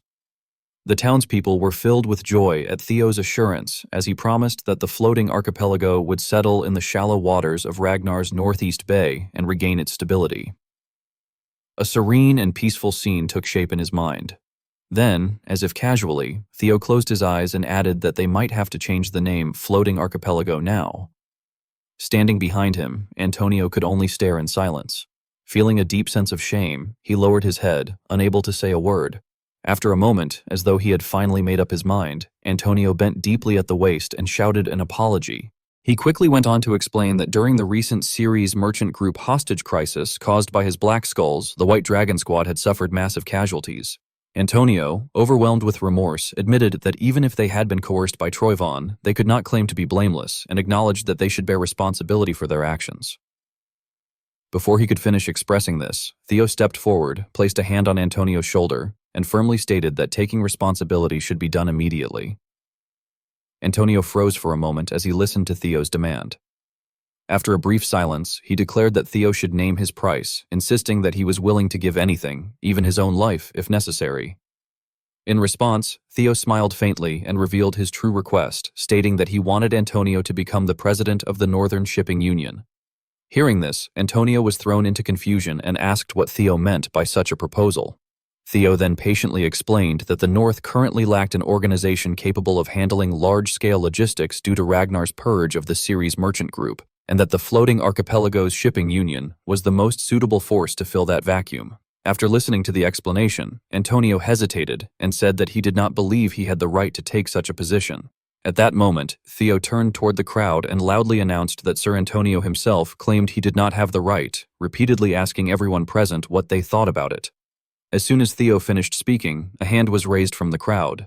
Marty calmly voiced his support, saying that he agreed and that everyone had witnessed how sincere Lord Antonio truly was. Soon after, another citizen stepped forward and expressed agreement as well. One by one, more hands rose into the air as people declared their support, stating that they owed their lives to Antonio, that they had seen him stand up to protect the citizens, and that they fully supported this decision. Theo then turned back toward Antonio with a gentle smile. Standing firm, he placed his clenched fist against his chest, silently affirming his resolve. Theo spoke with unwavering resolve, stating that on the condition that the new Northern Shipping Union's resources and capital were prioritized for investment in Ragnar, he would assume full responsibility for the floating archipelago's autonomy and security. He then made a solemn vow, declaring that he, Theo Ragnar, swore it upon his own name. At that point, Antonio was left momentarily speechless. After a period of silent contemplation, he finally responded that he felt he was being supported right up until the very end. He straightened his posture, placed a hand over his chest, and proclaimed that, as a representative of the shipping union, he, Antonio Spinola, swore to cooperate with Ragnar. The two men then clasped hands in place of further words, sealing their promise. The people gathered around them were filled with joy at the decision. Suddenly, a violent tremor shook the surroundings, throwing Antonio into confusion, while Theo merely smiled calmly and announced that they had finally arrived. He confirmed once more that they were standing at the floating archipelago's new home, with the shore now right before them. As night slowly descended, the waves grew increasingly violent. From the depths of the sea, a massive hand emerged. Noel surfaced once again, clinging desperately to a large rock as he coughed uncontrollably. Overwhelmed with rage, he screamed that cursed Ragnar, vowing to tear his limbs apart and devour his entrails. At that moment, a voice rang out from above, causing Noel to freeze in place. The speaker remarked that Noel had been meant to rival the 9 dragons. From his position high above, Dante questioned how Noel could have turned out to be so disappointing. Noel looked up in disbelief and hesitantly asked whether the one before him was the tyrant dragon. Almost immediately, he forced himself to regain composure and insisted that this was exactly the situation Dante himself had warned about, that it would become troublesome for him as well if their plan were to fail. Noel demanded to know what Dante wanted, desperately pleading that if Dante would help them just this once, they could still. Before Noel could finish, Dante leapt down, rebuking him coldly for his foolishness. A thunderous impact echoed as he landed. With a darkened expression, Dante explained that since Noel still appeared utterly clueless about what he truly desired, he would enlighten him. His eyes flashed with murderous intent as he revealed that what he wanted was the floating archipelago, after Noel had already conquered it. This revelation filled Noel with terror, and he muttered in disbelief, realizing that Dante had planned to seize the archipelago from them after they had taken it for themselves. Without the slightest hesitation, Dante replied that it was exactly so, adding that reclaiming what was stolen sounded far more pleasant, and asking mockingly whether that was not the case. He went on to say that he had at least expected the other party to be capable of dealing with that irritating brat on his behalf, but it seemed he had miscalculated. Wearing a sinister, taunting smile, he remarked with clear disdain that he had not expected such vermin, creatures so pathetic that they could not even handle a single child. At that moment, Noel suddenly lost control and charged forward in a frenzy, shouting that Dante was becoming far too full of himself and declaring that the era of the 9 dragons was over. He proclaimed that he would demonstrate the true power of the 9 retainers. In an instant, his arm grotesquely swelled before violently exploding in a horrifying display. Amid his screams, he ranted about Dante's arrogance and his habit of looking down on Noel. However, before Noel could finish his outburst, Dante eliminated him outright. Dante's expression darkened as he coldly questioned why Easterners always preferred to fight with their mouths. He remarked that although the 9 dragon elders might have passed their prime, it was absurd to believe that such power could rival them. When the dust settled, only Noel's legs remained intact, the rest of his body having been completely obliterated. As Dante turned and walked away, he muttered to himself that such an attack might have worked against that old man, or perhaps the lizard-like fellow. His face then grew even darker, yet a glint of excitement surfaced in his eyes as he wondered whether Theo Ragnar might be worth sampling, if only for a brief taste. The battlefield had become drenched in blood. The defeated side was tightly bound, and swords lay scattered across the ground. Ed led his ferocious troops forward. On the opposite side, one man began to resist, hurling curses and angrily shouting that they were nothing but disgusting fools. He raged that they truly believed they could defeat the Ragnars this way and threatened that their throats would be slit in retaliation. However, before he could finish his outburst, a sharp blade cut straight across him. Ed's eyes were filled with killing intent as he mercilessly struck down the man before him. Annoyed, he muttered to himself that he was sick of hearing such words and wondered why they all seemed to die saying the same things. At that moment, a subordinate rushed over to report an emergency, urgently informing Ed that there was trouble and that the floating archipelago operation had failed. Ed calmly turned and asked what had happened to Noel. The subordinate quickly replied that all contact had been lost. Upon hearing this, Ed lowered his gaze slightly, clearly displeased. Suddenly, Ain approached from a distance and coldly remarked that the defective piece of trash had failed. He took the opportunity to provoke further, pointing out that the floating archipelago was their main distribution hub and that losing it could change the tide of the war. With a sharp glint in his eyes, Ain requested permission to handle the situation himself. As one of Troyvon's 9 servitors, he was confident in his ability to fix the problem. However, Ed turned away and refused outright, stating that they were abandoning the archipelago. He explained that they had already secured its vast capital and reminded Ain that, while it was regrettable, he should not let sentiment blind him or make him forget their priorities.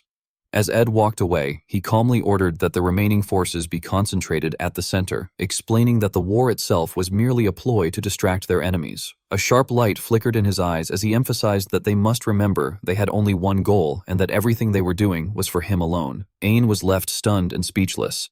Ed then added in a low voice that all of this was for the resurrection of the Mad Dragon Emperor.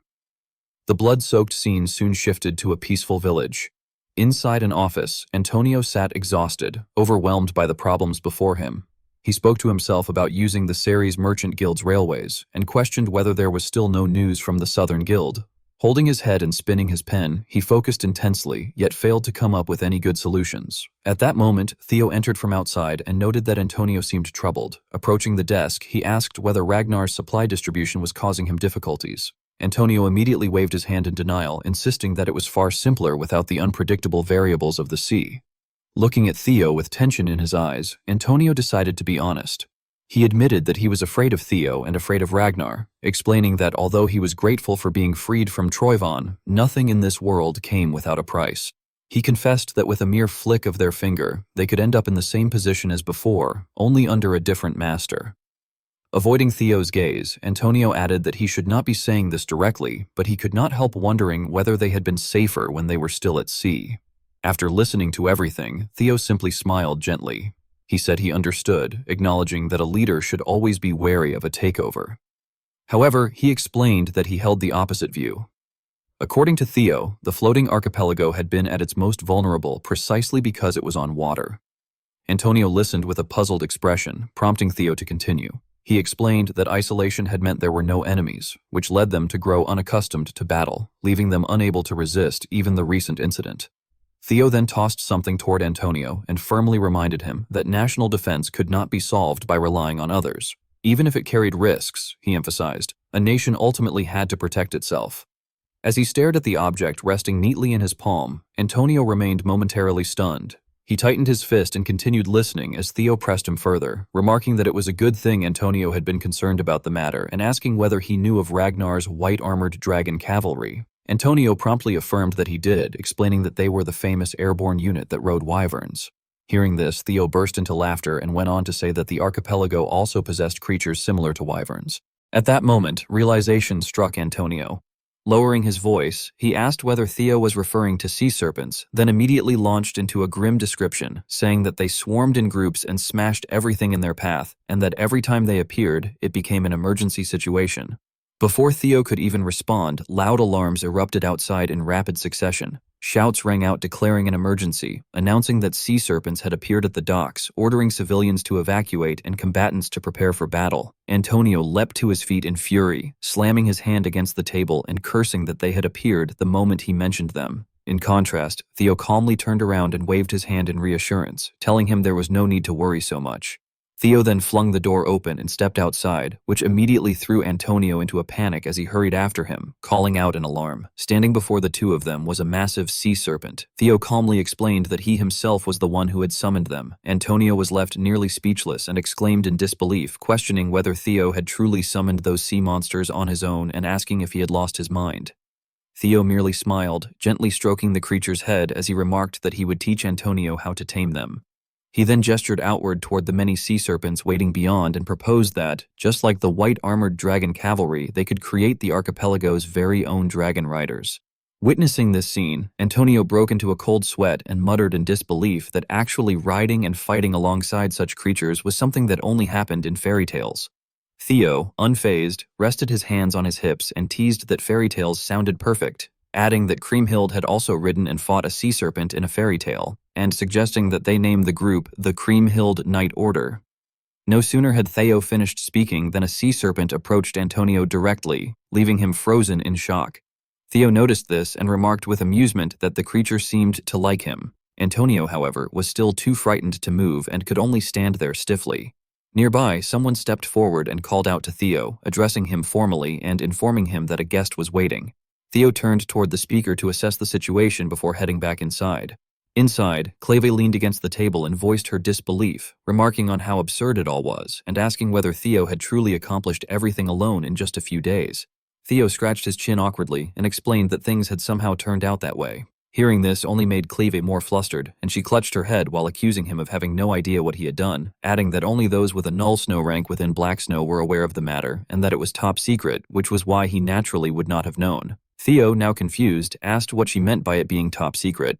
In response, Cleve explained that Black Snow had been investigating the floating archipelago, as it was suspected to be Toivon's distribution hub and primary source of revenue. Theo's gaze froze instantly. He lowered his head in worry, thinking to himself that Black Snow had already been investigating the matter, that they surely knew losing the archipelago would be disastrous for the war, and yet they had remained motionless and done nothing. At that moment, Dante stepped forward from behind and asked whether Theo was Theo Ragnar. He laughed casually, remarking that the Great Nine Dragon Lords would not stop talking about Theo and that he had therefore held high expectations. Turning away with a flick of his sleeve, Dante mockingly added that Theo merely looked like a useless dandy, incapable of doing anything. After moving closer, he smiled again and casually stated that it was nice to meet him anyway. The instant Theo saw him, he immediately realized that the man before him was the Overlord Dragon, Dante Roll, and he could not understand why such a being would be present at the floating archipelago. While confusion still churned within him, Dante spoke again, saying there was no need for greetings and telling everyone to remain at ease and relax. From behind, Clave cautiously addressed him, referring to him as Overlord Dragon Nim. Dante responded with an apologetic tone, saying that he was late and asking whether that was the case. Clave, her brows tightly furrowed with tension, muttered that Dante had allowed the archipelago's situation to deteriorate to such an extent. She angrily questioned why he had not reported anything to Black Snow. Standing between them, Theo grew even more unsettled. He realized that Black Snow had not been investigating the matter themselves, and that this was the reason everything had been classified as top secret. Cleve continued her reprimand, stating that Dante had placed them all in an extremely difficult position.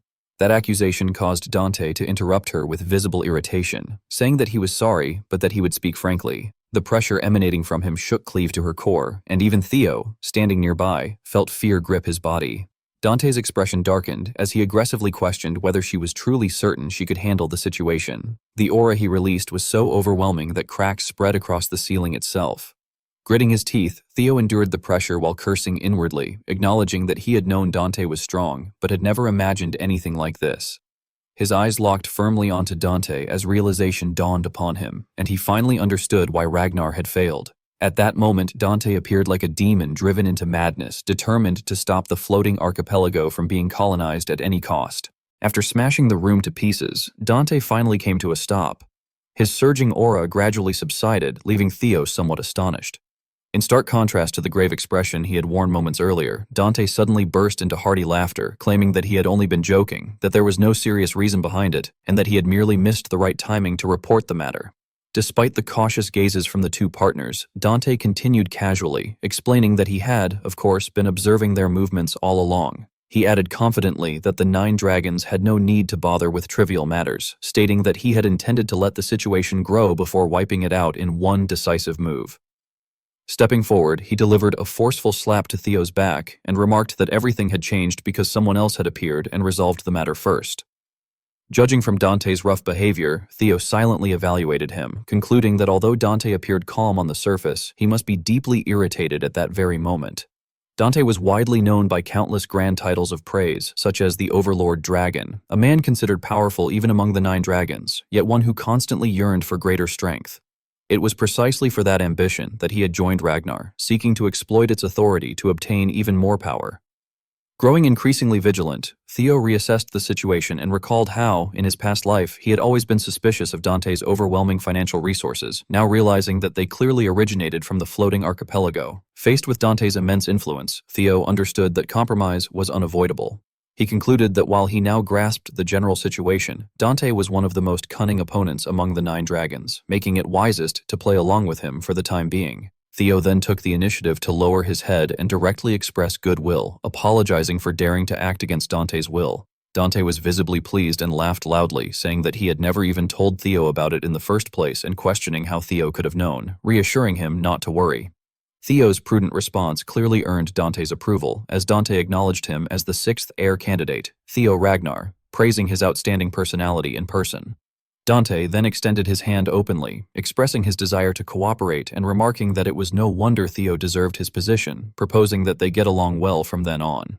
Internally, Theo became even more confused about Dante's true intentions, though he still responded politely by returning the handshake and humbly deflecting the praise. Dante laughed again, enthusiastically noting Theo's humility and expressing hope that his own people could learn from him.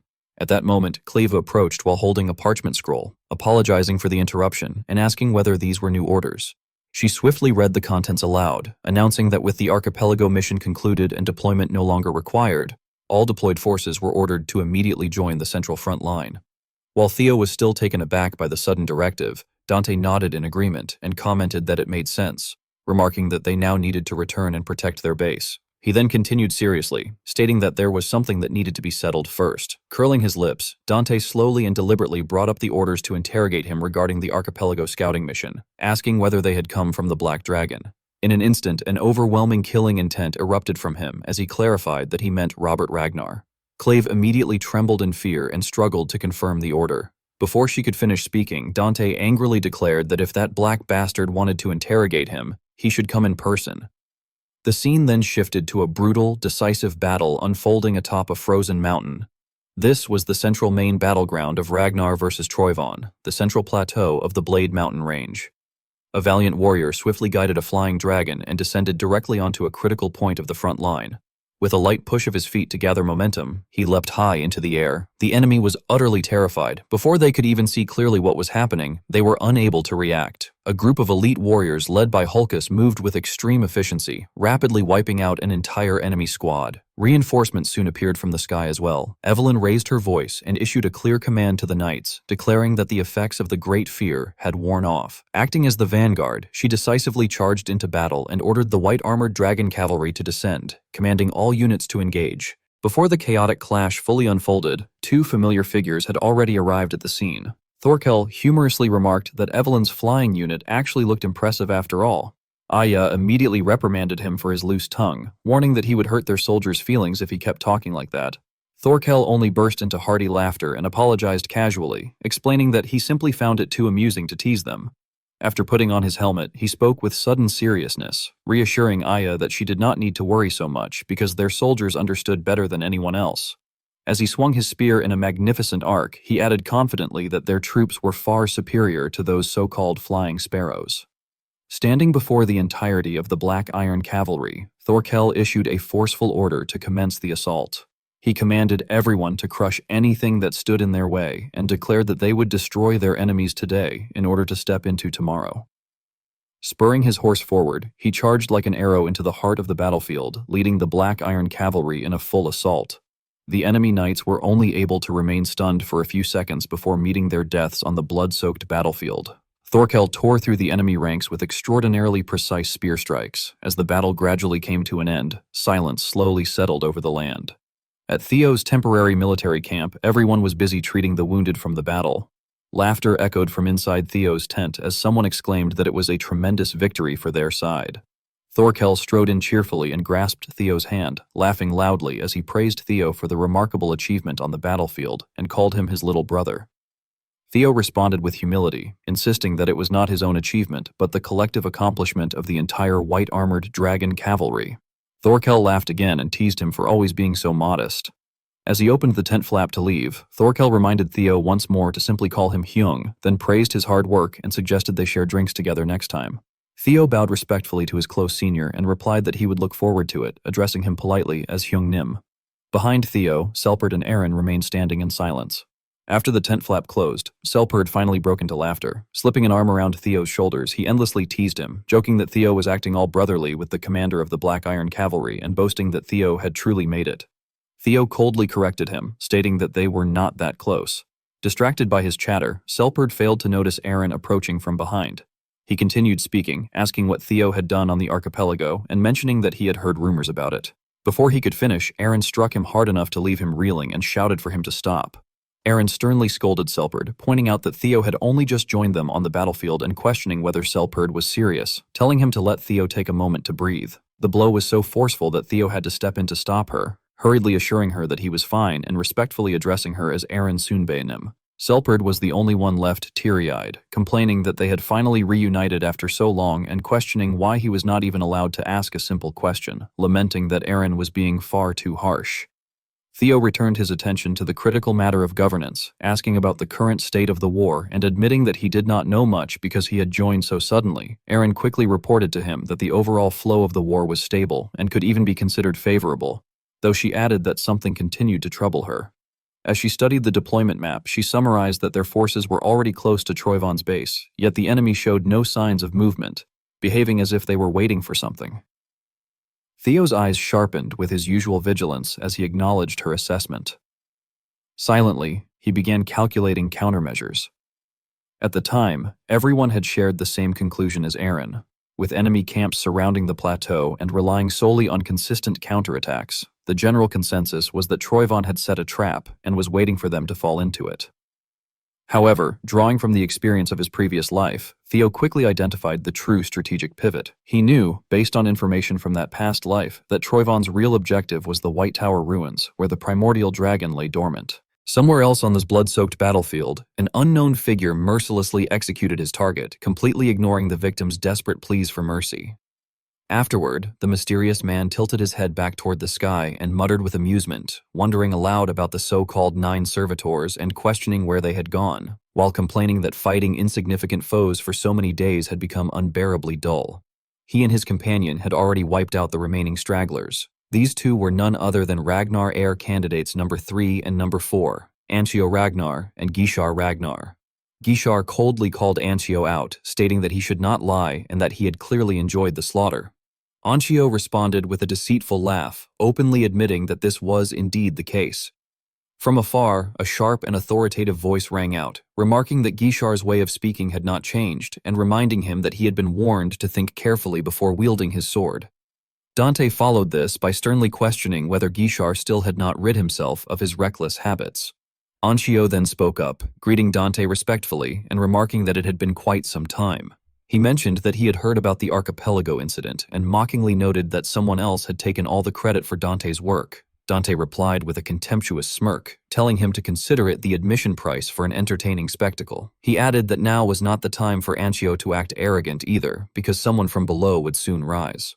Growing visibly impatient, Anshio removed his hood and stood up to confront him, questioning who Dante meant and suggesting that if it was Thorkel, they could handle him.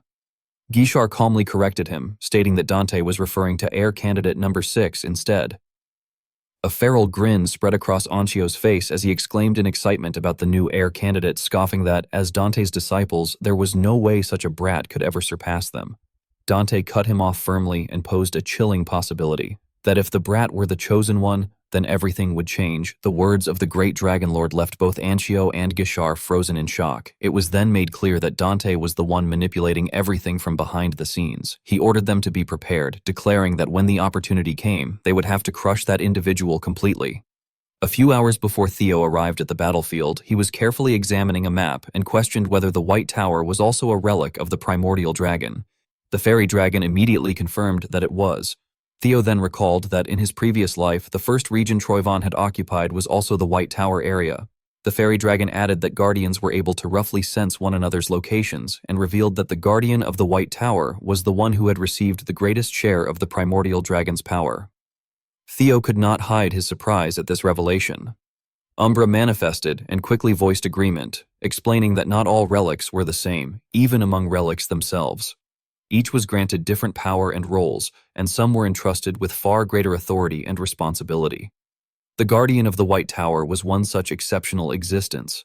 As Umbra looked at the map, he stated with certainty that this very Guardian was now within Troyvon's territory. Theo smiled confidently as he reached the same conclusion, which Umbra affirmed as correct. The fairy dragon then reminded Theo that he had already witnessed this phenomenon with Leviathan, noting that it was possible to poison a Guardian and steal the power of the primordial dragon.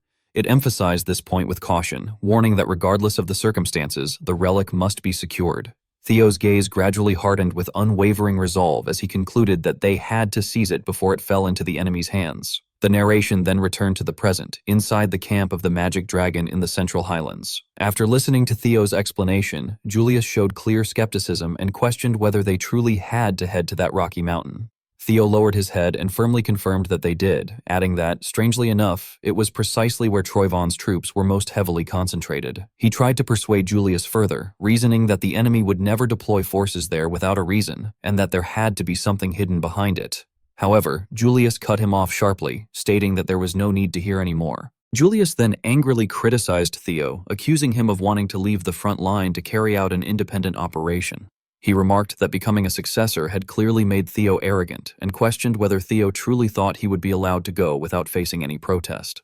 Realizing that Julius had misunderstood him, Theo hurriedly explained that this was not what he meant and that his absence from the operation did not imply abandonment. At the height of the tension, Julius suddenly burst into laughter. With a broad and hearty tone, he approved Theo's plan, revealing that he had only been joking and that he trusted Theo's judgment, telling him to go without worry. Julius then added humorously that Theo's absence would not make the white-armored dragon knights any weaker. This unspoken support deeply moved Theo, who addressed Julius respectfully as his captain. Julius smirked and teased him further, warning that when Theo returned, he had better come back with full hands, because if he returned empty-handed, he would not even be given soup. Performing a knight's salute, Theo confidently declared that he would not disappoint Julius. Immediately afterward, he mounted Umbra and headed toward enemy territory, cautiously noting that the situation was extremely serious and that if they moved any closer, they would be discovered. After carefully selecting a secluded location, Theo guided Umbra to land. He gently stroked Umbra and expressed his amazement, marveling that Umbra could freely change its body color to blend into the night, concluding that it must be a trait of a spirit dragon mixed with a viper. Lowering his voice, Theo thanked Umbra, saying that thanks to it, they had arrived so easily, but from that point onward, Umbra could not accompany him and had to return to the base. Umbra responded affectionately by rubbing its head against Theo's face, conveying that it would return soon and that Theo should not worry. After Umbra disappeared from sight, Theo swiftly advanced alone, using his exceptional agility to move silently forward. He hid behind a rock and carefully observed his surroundings. Seeing countless figures ahead, he nodded to himself, acknowledging that the security was indeed tight. Suddenly, a guard shouted loudly, demanding to know who was there. Another guard, still calm, asked what was going on. The first guard stated that he had sensed something there just moments ago and decided to check it out. Drawing his sword, the guard approached the rock and cautiously peeked around to verify his suspicion. Fortunately, Theo had already slipped away.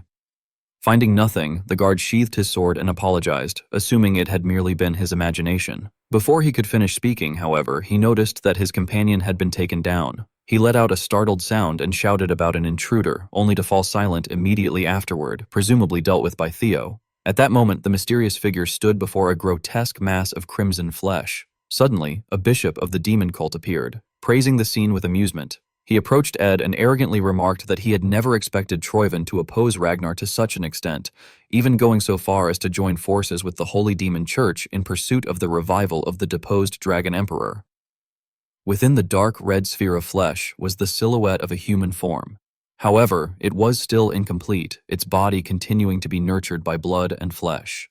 Ed growled a warning at the bishop, telling him to watch his words. His killing intent surged as he emphasized that this being was the true master of Ragnar at present, and that while a false one might be acting as lord for now, the true master would soon reclaim the throne. Ed coldly declared that those who served the true master were the true Ragnar and ordered the bishop to remember that. The bishop of the demon cult merely nodded in agreement, stating that he would remember. With a cunning tone, he then added that, more importantly, the preparations for the resurrection ritual Ed had requested were nearing completion. The heretical ritual of the demon cult was described by him as a process that required materials befitting the one to be retrieved from the underworld, namely Ragnar's body and the power of the primordial dragon. Ed concluded with firm conviction that Ragnar's body could be obtained at any time, and therefore the true key lay in the conquest of the White Tower. Stepping forward, he coldly questioned his subordinate about the current state of the White Tower's conquest. The subordinate respectfully reported that the power residing within the White Tower was immense and that it was fiercely resisting the effects of demon venom. He further explained in detail that even the high priests of the Holy Demon Church were already involved, yet it still seemed impossible to conquer the tower within the limited time required for the resurrection. Before the subordinate could finish speaking, an overwhelming pressure suddenly crushed down upon his body. This was the manifestation of Ed Troyvon's towering rage. Releasing his power, Ed growled an order, asserting that the power of the primordial dragon was the key and that there was no such thing as impossibility. He coldly emphasized that it had to be made possible, regardless of the means. Panicking, the subordinate hastily begged for forgiveness, stammering apologies as he admitted that his thinking had been shallow and pleaded to be pardoned. Only after receiving this response did Ed finally withdraw his hand. Though the subordinate survived the outburst, his nose had been broken in the process. Soon after, another guard rushed in with an urgent report, declaring that an emergency had arisen at the White Tower. It was soon discovered that one of the guards had been completely stripped of his clothes. The entire unit immediately initiated a thorough search, announcing that an intruder was present and ordering the entire area to be searched meticulously. The guards promptly acknowledged the command and scattered to carry out the search. Meanwhile, from a distance, another individual was silently observing the commotion below. The image blurred as he shifted his focus, turning his gaze to another scene. He quickly discovered that Theo had disguised himself as one of the guards. A twisted gleam of interest flared in his eyes. Anchio curled his lips in amusement, remarking that one should kill only as much as necessary and disguise oneself as the enemy without hesitation. Another voice responded that this approach was just like Black Snow, to which Anchio replied with delight that perhaps, in a previous life, he truly had worked for Black Snow. Unable to hide his excitement, he admitted that Theo was far more interesting than he had initially thought, and expressed a desire to test him at least once. Gishar, maintaining a detached tone, reminded him to stop indulging in useless thoughts and to simply follow Theo, warning him not to get caught again as he had with Torkel. In response, Anchio savagely licked his lips and answered her teasingly that he would do exactly as ordered. Just as Ed had barely finished venting his fury, one of his subordinates rushed in urgently to report that an emergency had occurred and addressed him as the young lord. Ed's expression changed instantly when he was informed that an intruder had appeared at the White Tower at that very moment. With a mind as calculating as his, Ed immediately reached a conclusion of his own, thinking that it could not be possible since only a very small number of people knew the true nature of the White Tower, and even the troop deployment had been disguised so thoroughly that no one should have noticed. His eyes widened as a single name surfaced in his thoughts, and he wondered if it could truly be that person. Rage surged violently within him as he became convinced that it might once again be Theo Ragnar. However, Ed abruptly shifted his line of thinking. A subordinate cautiously suggested that if they increased the guards and strengthened the search, they would be able to capture the intruder soon. In response, Ed coldly issued a decisive order, instructing them to abandon that idea, change the plan, leave only the minimum forces at the White Tower, and withdraw all remaining troops. The subordinate revealed his doubt and concern, pointing out that such a move might result in the loss of the primordial dragon's power. To his surprise, Ed revealed that this outcome was precisely what he intended. With an arrogant tone, Ed speculated that the intruder was most likely Theo Ragnar. He reasoned that Theo would surely conquer the White Tower and return holding the primordial dragon's power in his hands. In the end, Ed raised his hand to signal a summons. A 3-man assassination squad appeared immediately before him. With a chilling calm, Ed declared that if conquering the White Tower proved impossible, then they would simply take the power from the one who obtained it. He fixed his gaze on each assassin in turn, calling out their names one by one. Ain, then Zwei, the one wielding a massive warhammer, and finally Dre, a woman armed with razor-sharp claws. Ed's commanding voice rang out as he ordered them that the moment it was confirmed that the target had acquired the primordial dragon's power, they were to kill him and seize it. The 3 assassins bowed respectfully and affirmed that they would carry out his orders without fail. Meanwhile, back in the territory Theo had just infiltrated, the soldiers were frantically searching everywhere, shouting that they were to find him no matter what, while angrily questioning where he could have disappeared to. Some of them hesitated, suspecting that he might have headed toward the tower. The squad captain hurriedly issued orders, instructing one group to search around the tower while the rest were to head south with him. As they departed, Theo silently emerged from behind them and turned to walk in the opposite direction. This unusually smooth infiltration made him uneasy. He found it strange that being deceived so easily made things simpler, yet something felt off. A massive question mark formed in his mind as he realized there had been no password to identify friend from foe, nor any additional reinforcements dispatched. Relying on his sharp instincts, Theo quickly grasped the core of the issue, realizing that, from the very beginning, the security itself had become looser than before. By now, he had reached the domain of the White Tower. A sudden suspicion struck him, as if they were deliberately trying to lure him there. At that very moment, the system displayed a confirmation message announcing that the primordial dragon relic, the White Tower, had been discovered. Standing alone before the towering structure, Theo concluded that even so, it did not matter. He raised his hand and placed it against the wall of the White Tower. Theo had already steeled his resolve early on. Relying on his own power, he formally activated the gate and, after discarding the torch in his hand, stepped inside with unwavering determination, firmly believing that what truly mattered was that he had to obtain the primordial dragon's power before anyone else, and that this resolve had never changed. The system immediately registered his entry into the trial, announcing that he was entering the primordial dragon relic, White Tower. The moment he passed through, the gate shut tightly behind him. The torch Theo had thrown aside was soon trampled underfoot by an unknown figure seething with anger. Anchio appeared shortly after, commenting excitedly that he had heard about such a relic from his master, yet had never imagined that the primordial dragon's relic would be hidden in a place like this. Gishar coldly followed up, stating that this was precisely the reason Theo had infiltrated Troyvon. Anchio ran a hand through his hair and burst into delighted laughter, remarking that this was exactly what one would expect from the Chosen One. Gishar then declared with malicious certainty that being the Chosen One was indeed tempting, but regardless of that title, Theo would have no way out this time. Fixating on the cloak she was holding, Anchio responded with disappointed sarcasm, noting that while they had secured Theo's uniform as evidence, it had been left far too conspicuously, making it seem as though Theo was deliberately trying to bait them, especially since he had not even been wearing it in the first place. Gishar dismissed his remarks outright, stating that it did not matter what Theo was truly aiming for, as they only needed a justification. She decisively turned away, telling Anchio that they should return and prepare the stage before Theo came back. Suddenly, Anchio flatly refused. Drawing his sword, he concluded with a chilling grin that he would wait for Theo to come out of the relic. His reckless arrogance visibly irritated Gishar, who reacted in disbelief. By then, however, Anchio cared about only one thing. He asked whether she was not curious about what kind of expression Theo would make when he died, his face twisting into a grotesque grin as he fixated on that thought alone. Back inside the relic, Theo was suddenly bathed in a blinding light. He hurriedly raised a hand to shield his eyes and clicked his tongue in irritation. The scenery within completely overwhelmed him, leaving him momentarily stunned by the sheer scale of the place. Quickly regaining his composure, Theo decisively drew his sword, warning himself not to let his guard down, as the being within was the one who had received the greatest portion of the primordial dragon's power. Fixing his gaze on the archway opposite him, he cautiously reasoned that such an enemy must be enormous and ferocious.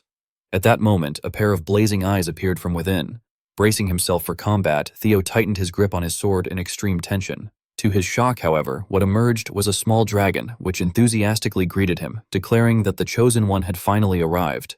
The little dragon immediately began complaining, tearfully explaining that a short while ago some strange individuals had attempted to inject it with demon poison, and that it had been extremely irritated while blocking them.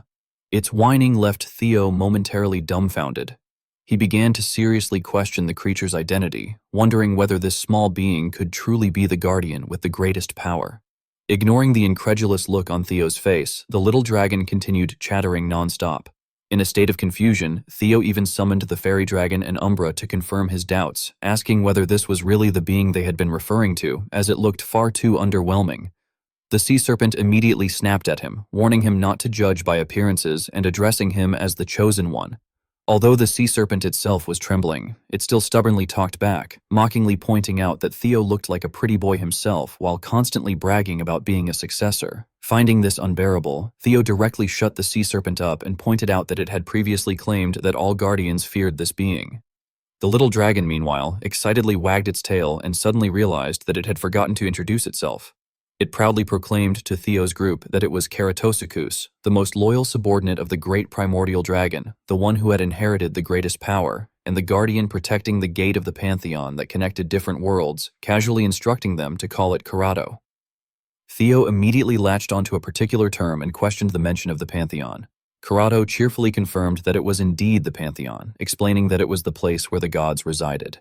It then elaborated in detail that the primordial dragon's relics were fragments of his power, and that in the past, the primordial dragon had held many responsibilities. With pride, Karato explained that guarding the gate connecting the pantheon and the mortal world had been one of the primordial dragon's roles, and that the one who inherited that duty was none other than the primordial dragon's most loyal subordinate, the upright retainer who had fully preserved his power, Keratosikus itself. Theo openly voiced his skepticism, stating that he had only ever seen gods mentioned in old books and asking whether they truly existed. The little dragon responded with a prolonged silence before mechanically repeating its own exalted name. Left with no choice, Theo awkwardly attempted to pronounce it as well. Upon hearing its full name spoken correctly, Karato's eyes lit up with excitement as it enthusiastically acknowledged the call. Theo rubbed his aching head inwardly, thinking that this creature did not seem entirely sane either, especially since it had said to address it casually. He then repeated his earlier question, directly asking Keratosikus whether gods truly existed.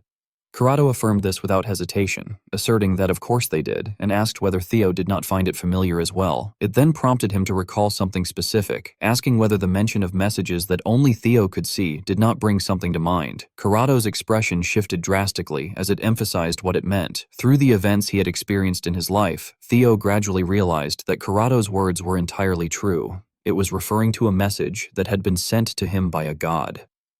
Outside the central plateau, Ragnar War Council Hall, the atmosphere was oppressively gloomy, with guards stationed on both sides. Inside the hall, Robert stood at the front with a stern expression and asked whether everyone understood why they had been gathered at the front line. Opposite him, numerous figures listened in silence. Using a long spike to point at the map, Robert explained that the war had been dragged out due to the emergence of Troyban's 9 enforcers, which had forced even the 9 dragons to engage in direct military operations. After pausing briefly, he frowned and emphasized that this was an important briefing regarding the current war, adding that questions and suggestions would be taken later, before addressing the Overlord Dragon directly. At that moment, Dante suddenly spoke up in opposition, stating that such an approach was unacceptable and that the matter at hand was just as important as the war itself. Turning toward the door, he gestured with his hand and ordered that they be let in. Following Dante's command, Gishar bowed and entered the hall. She lowered herself respectfully and apologized in advance for the rudeness, explaining that the matter was extremely urgent. She then picked up a set of clothing and asked everyone to take a look at it.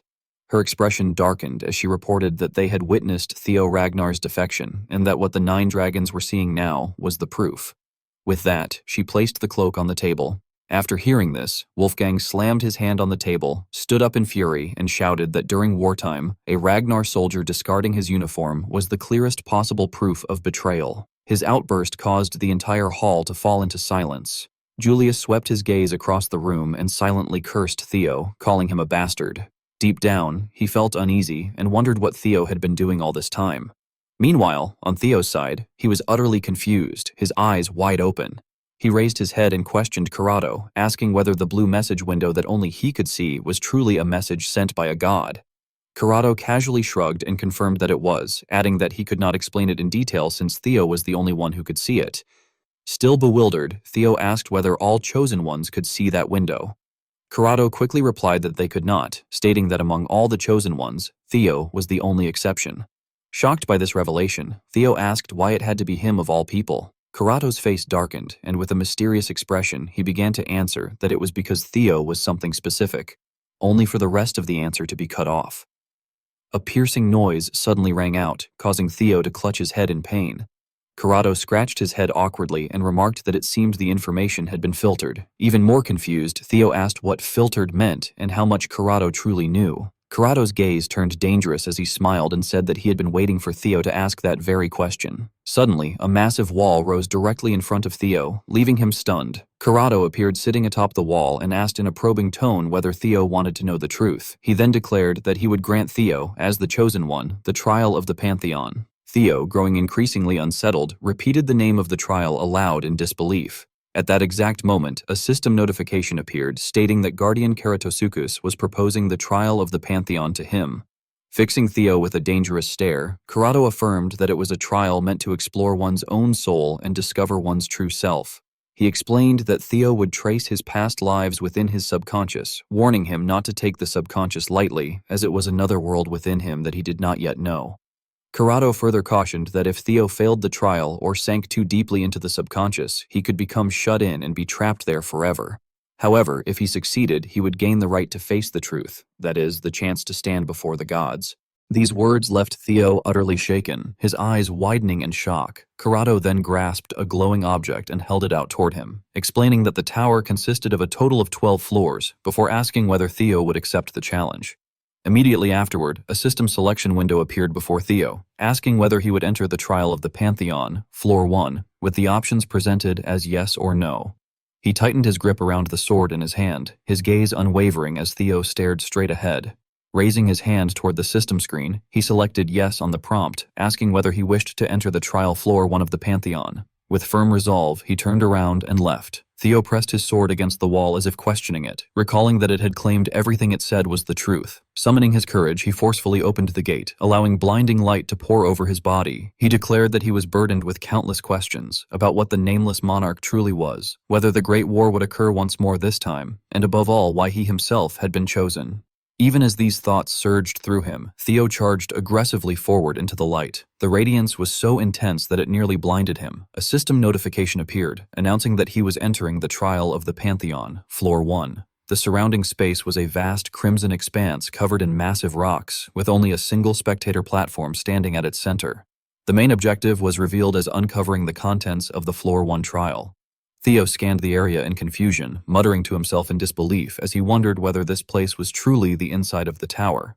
The system promptly explained the conditions, stating that in order to fully enter the subconscious world, he needed to suppress his consciousness and open the entrance. At that moment, black bubbles began emerging from the ground. They rose upward, merging into a towering column of liquid that gradually took shape, forming a complete entity that slowly stood upright. Theo frowned deeply as he stared at it, feeling tense, and questioned whether this was what the system referred to as his consciousness.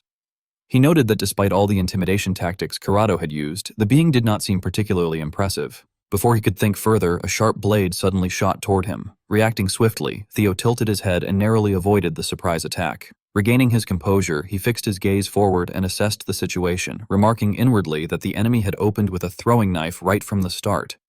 Suddenly, his eyes widened in alarm as another system message appeared, indicating that the entity before him was guarding the gate leading to the subconscious.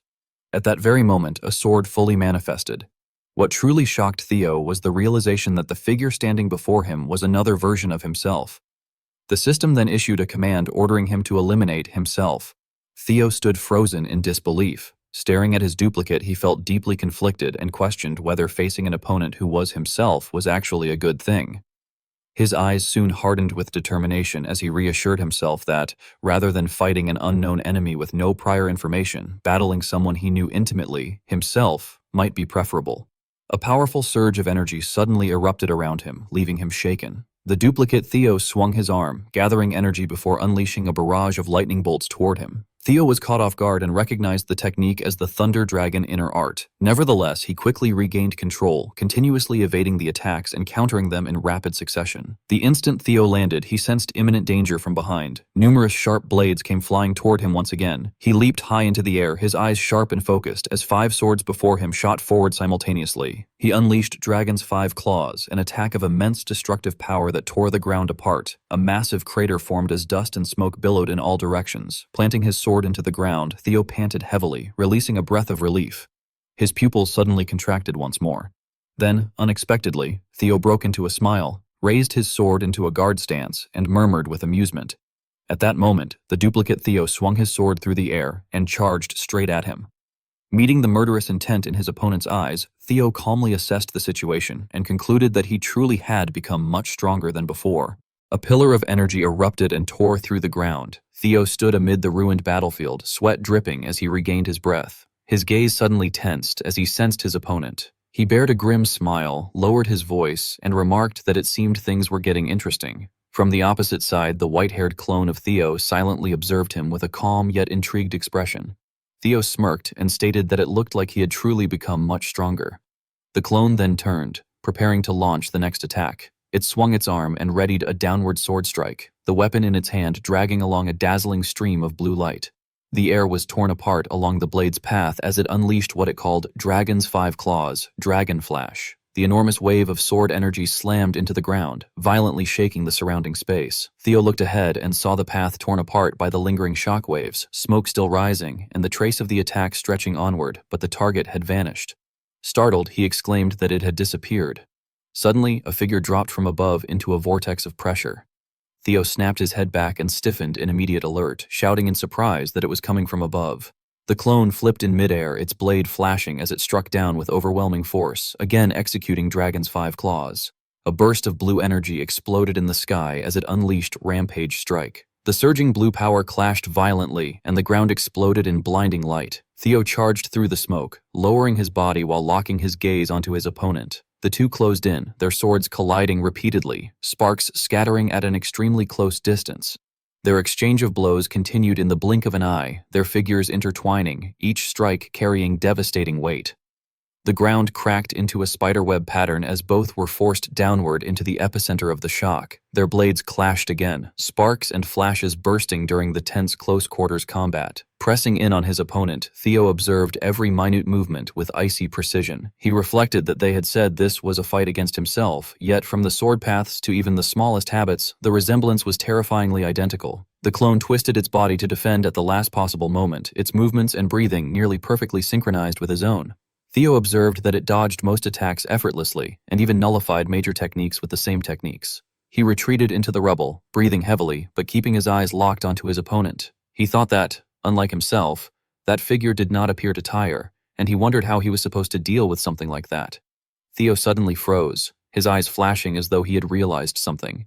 Just then, a pillar of energy exploded before him, light tearing through the night while he was still deep in thought. He reasoned that if the clone truly was the same as him, then there had to be a pattern. Amid splashing debris and colliding pressure, he smiled resolutely and declared that it was not even giving him time to think. He affirmed that if it really were himself, then that was exactly how he would behave. A blinding explosion swallowed the battlefield, earth and light merging in a thunderous roar. As the smoke gradually cleared, the ground lay shattered, and the marks of battle remained deeply carved into the ruins. A sword suddenly shot straight down from above, lightning crackling around its tip. The clone looked up, its eyes widening in alarm as it saw the blade descending toward it. It twisted and slashed, knocking the sword away. At that very moment, Theo took advantage of the distraction and ambushed from behind, affirming that he had predicted that if it were truly himself, it would panic. As the two figures clashed amid blazing light, Theo reflected that if he were not as arrogant as that version of himself, he would almost never throw away his sword since losing one's weapon was reckless. Therefore, he reasoned that he would never expect such a move to be used as a moonwhite sword tactic. The clone was struck and sent flying, its body twisting in midair. Theo's blade pierced through the clone as he concluded that, as expected, there was always something to learn from anyone. Theo stood upright in the middle of the battlefield, his body covered in wounds yet wearing a confident smile, and remarked that it had been a good match with his past self. The system displayed a notification stating that he had won the battle against his ego and had passed the trial of the first floor. Theo then landed on the cracked ground as debris and dust fell around him while the battle came to an end. The system displayed another message asking whether he would enter the trial of the Pantheon's final floor. Theo smiled through his injuries with unwavering eyes and told himself that since he had started, he obviously had to see it through to the end. Wolfgang burst into laughter in the grand hall, his voice filled with excitement at the news he had just heard, and exclaimed that a Ragnar soldier throwing away his uniform in the middle of wartime could not possibly have clearer evidence of treason. The full view of the council chamber appeared, and the others stirred in agitation at the shocking information. Julius turned and asked with a serious expression whether it was true that Theo Ragnar had deserted and gone to Troyban, then called out Anchio Ragnar's name. Gishar stepped forward to confirm, her eyes calm yet resolute, and stated that it was true and that she had witnessed it herself, adding that she had seen Theo Ragnar walk into enemy territory of his own will. She continued presenting her case before the generals, saying that she believed the uniform that had just been presented was sufficient proof. Osa frowned, clearly unwilling to accept the conclusion, and argued that there was no way Theo would do something like that. The two powerful figures sat side by side in the tense atmosphere as Osa asked Julius whether Theo had said anything to him. Julius responded mockingly that it seemed the sword dragon had not heard about it. He glanced toward Osa with a meaningful look and thought that it seemed Theo trusted him more. A fleeting smile crossed Julius's face, tinged with slight surprise, as he thought that he had not expected Theo to stir things up to such an extent.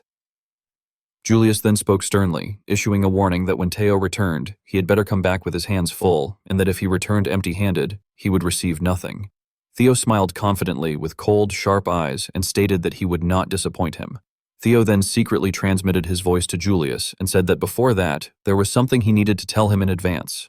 Julius was surprised and thought that it was voice transmission. The scene shifted to a camp in a wasteland, with firelight flickering in the night, as Theo's voice sounded through the transmission, stating that currently ranked 3rd and 4th among the successors were Gishar Ragnar and Anchio Ragnar. A distant view of the camp revealed that it was surrounded by darkness and suspicious silence.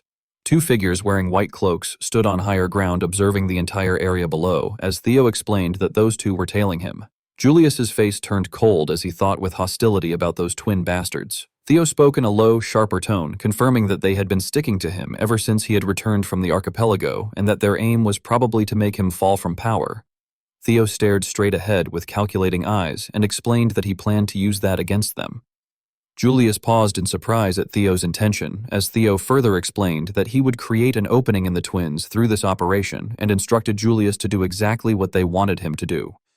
Julius smiled meaningfully while Osa beside him appeared confused. Julius commented that he did not think there was much need to worry about Theo, referring to him as that ill-mannered punk, and inwardly thought that it looked like Theo was confident he could shake up the whole board. He then rose energetically and declared that he, the demon dragon, agreed with Anchio Ragnar's opinion. Gishar slowly bowed and cautiously stated that it was truly reassuring to have the demon dragon support her view. Julius issued an urgent command, stating that they must form a pursuit squad and chase him at once. Meanwhile, Robert stood at a distance, silently observing the situation. He calmly analyzed that Theo's departure had already been confirmed, but there was no way the demon dragon had not already known, concluding that it was highly likely this was Theo's operation. Robert's gaze darkened as he decided that he would go along with the demon dragon and observe how things would unfold. He then announced his decision, stating that Black Snow had also confirmed Theo's departure. The meeting chamber came into view as everyone quickly reached a consensus, concluding that with solid reasoning and physical evidence, they would accept it, and that Black Snow would quickly form a pursuit squad. Two pairs of eyes met in silence as the situation had already spiraled beyond control. Theo smiled confidently while murderous intent radiated around him and thought that things had become quite complicated but that he had orchestrated it, concluding that there was probably no need to worry too much. The system then displayed a message announcing that he was entering the trial of the Pantheon's 2nd floor. Theo widened his eyes in shock as he sensed the change around him and exclaimed in astonishment at what he was seeing. The scene before him transformed into a burning, ruined palace, and Theo thought in shock that it was the Rose Palace raid from his past life. The system displayed another message revealing the contents of the second-floor trial, and then stated that it was on the path leading into the unconscious. Theo frowned, his gaze turning cold as he looked forward when a voice suddenly echoed, expressing surprise at being there. Amid the ruins, Rendon appeared wearing a cloak, speaking with contempt as he mockingly addressed Theo as Ragnar's foolish idiot. The system issued a warning stating that Theo's trauma was blocking the way, while Rendon's face displayed a malicious grin. Another figure also looked toward Theo with determined eyes. The system displayed another instruction telling him to overcome the trauma that had tormented him. Theo's face was illuminated by the flames as the corner of his mouth curled upward with interest. He chuckled softly and remarked that this trial was somewhat unusual before throwing his head back in manic laughter and provocatively stated that he thought they had set the question wrong.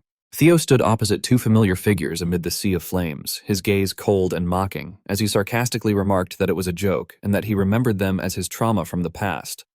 One of the two cloaked figures tightened his grip on his weapon and, with a contemptuous and warning glare, asked whether Theo had lost his mind because he was about to die, calling him Ragnar's imbecile.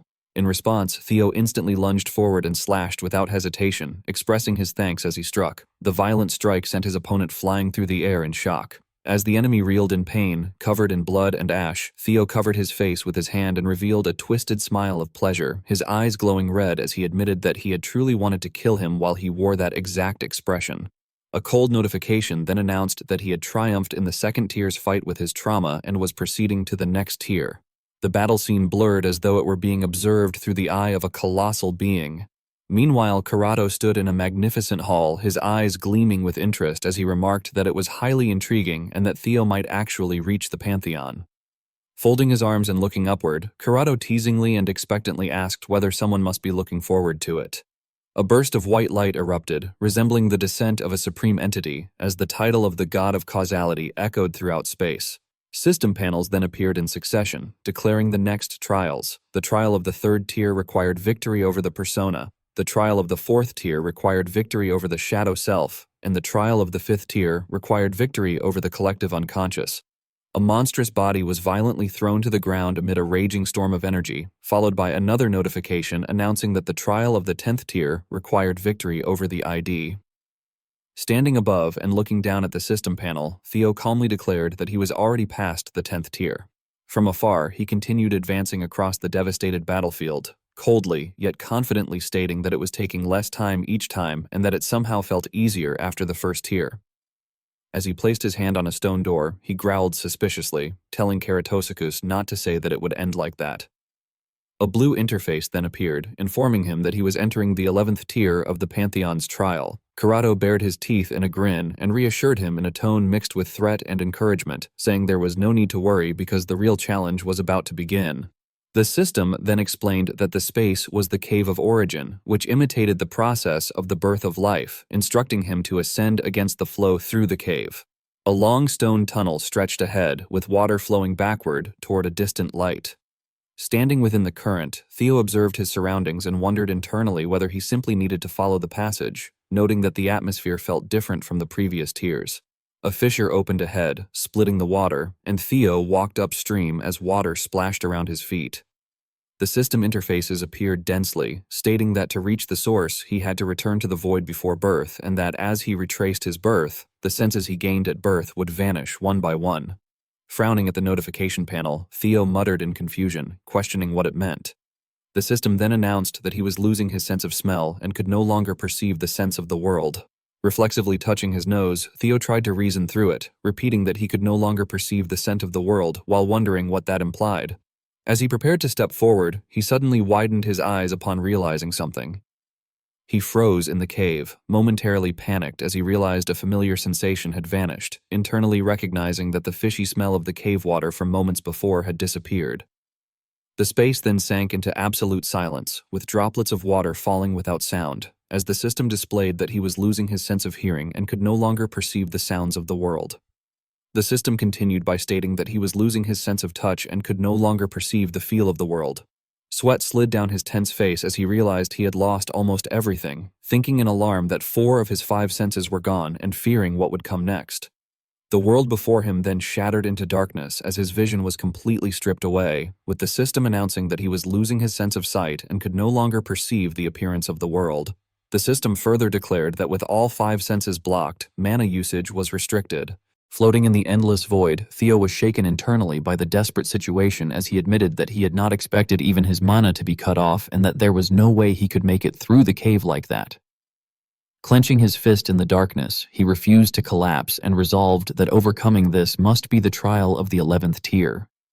Old memories resurfaced, blending steel and blood into a familiar moment, and he recalled that it was not the first time such a situation had happened, remembering when his father's heart sword had injured him in the same way. Struggling to maintain consciousness in the void, Theo comforted himself with memories of overcoming past trials and speculated that he might overcome this in the same way. As his body drifted deeper into the darkness, familiar names burst from him as a survival instinct as he called out to Griffin, Fairy Dragon, Desert Worm, and Lesser Drake. However, he sank further into the void, his body glowing faintly while receiving no response. His face tightened as his consciousness began fracturing with the loss of his senses, and he realized in fear that his consciousness was scattering frighteningly fast. Placing his hand over his chest, where a faint red light flickered, his eyes grew resolute as he concluded that the Guardians would not answer him either, and that the only way was to find the answer within himself, resolving to proceed on that path. Elsewhere within the cave, the spirit beasts silently observed Theo. Griffin anxiously called out, asking what was wrong with the Chosen One. Fairy Dragon responded by asking how he could trip over his own feet and urged him to get up. Corrado glanced toward the center of the cave and immediately dismissed the idea of interfering, stating that there was no point in calling him. Theo gently clenched his hand, his gaze darkening as he received the next notification that as a reward, he was now entering the Pantheon. As Theo stepped onto a stair, he straightened his posture and lifted his head to face the endless starry sky with a vigilant yet resolute expression. The majestic gate of the Pantheon opened in the void, and golden steps formed the only path forward, while the system concluded with a decisive notification that he had reached the Pantheon. Corrado stood upright with an unusually serious gaze as if drawing a conclusion, stating that Theo's senses and mana were blocked and that his voice would not reach him no matter how loud it was. As Theo lay face down on the cold stone, his body nearly motionless, Corrado explained that all living beings used their senses to perceive space and time, but ironically, only when all senses were gone did one thing become clear, which was the primordial fear of being abandoned by the world one belonged to.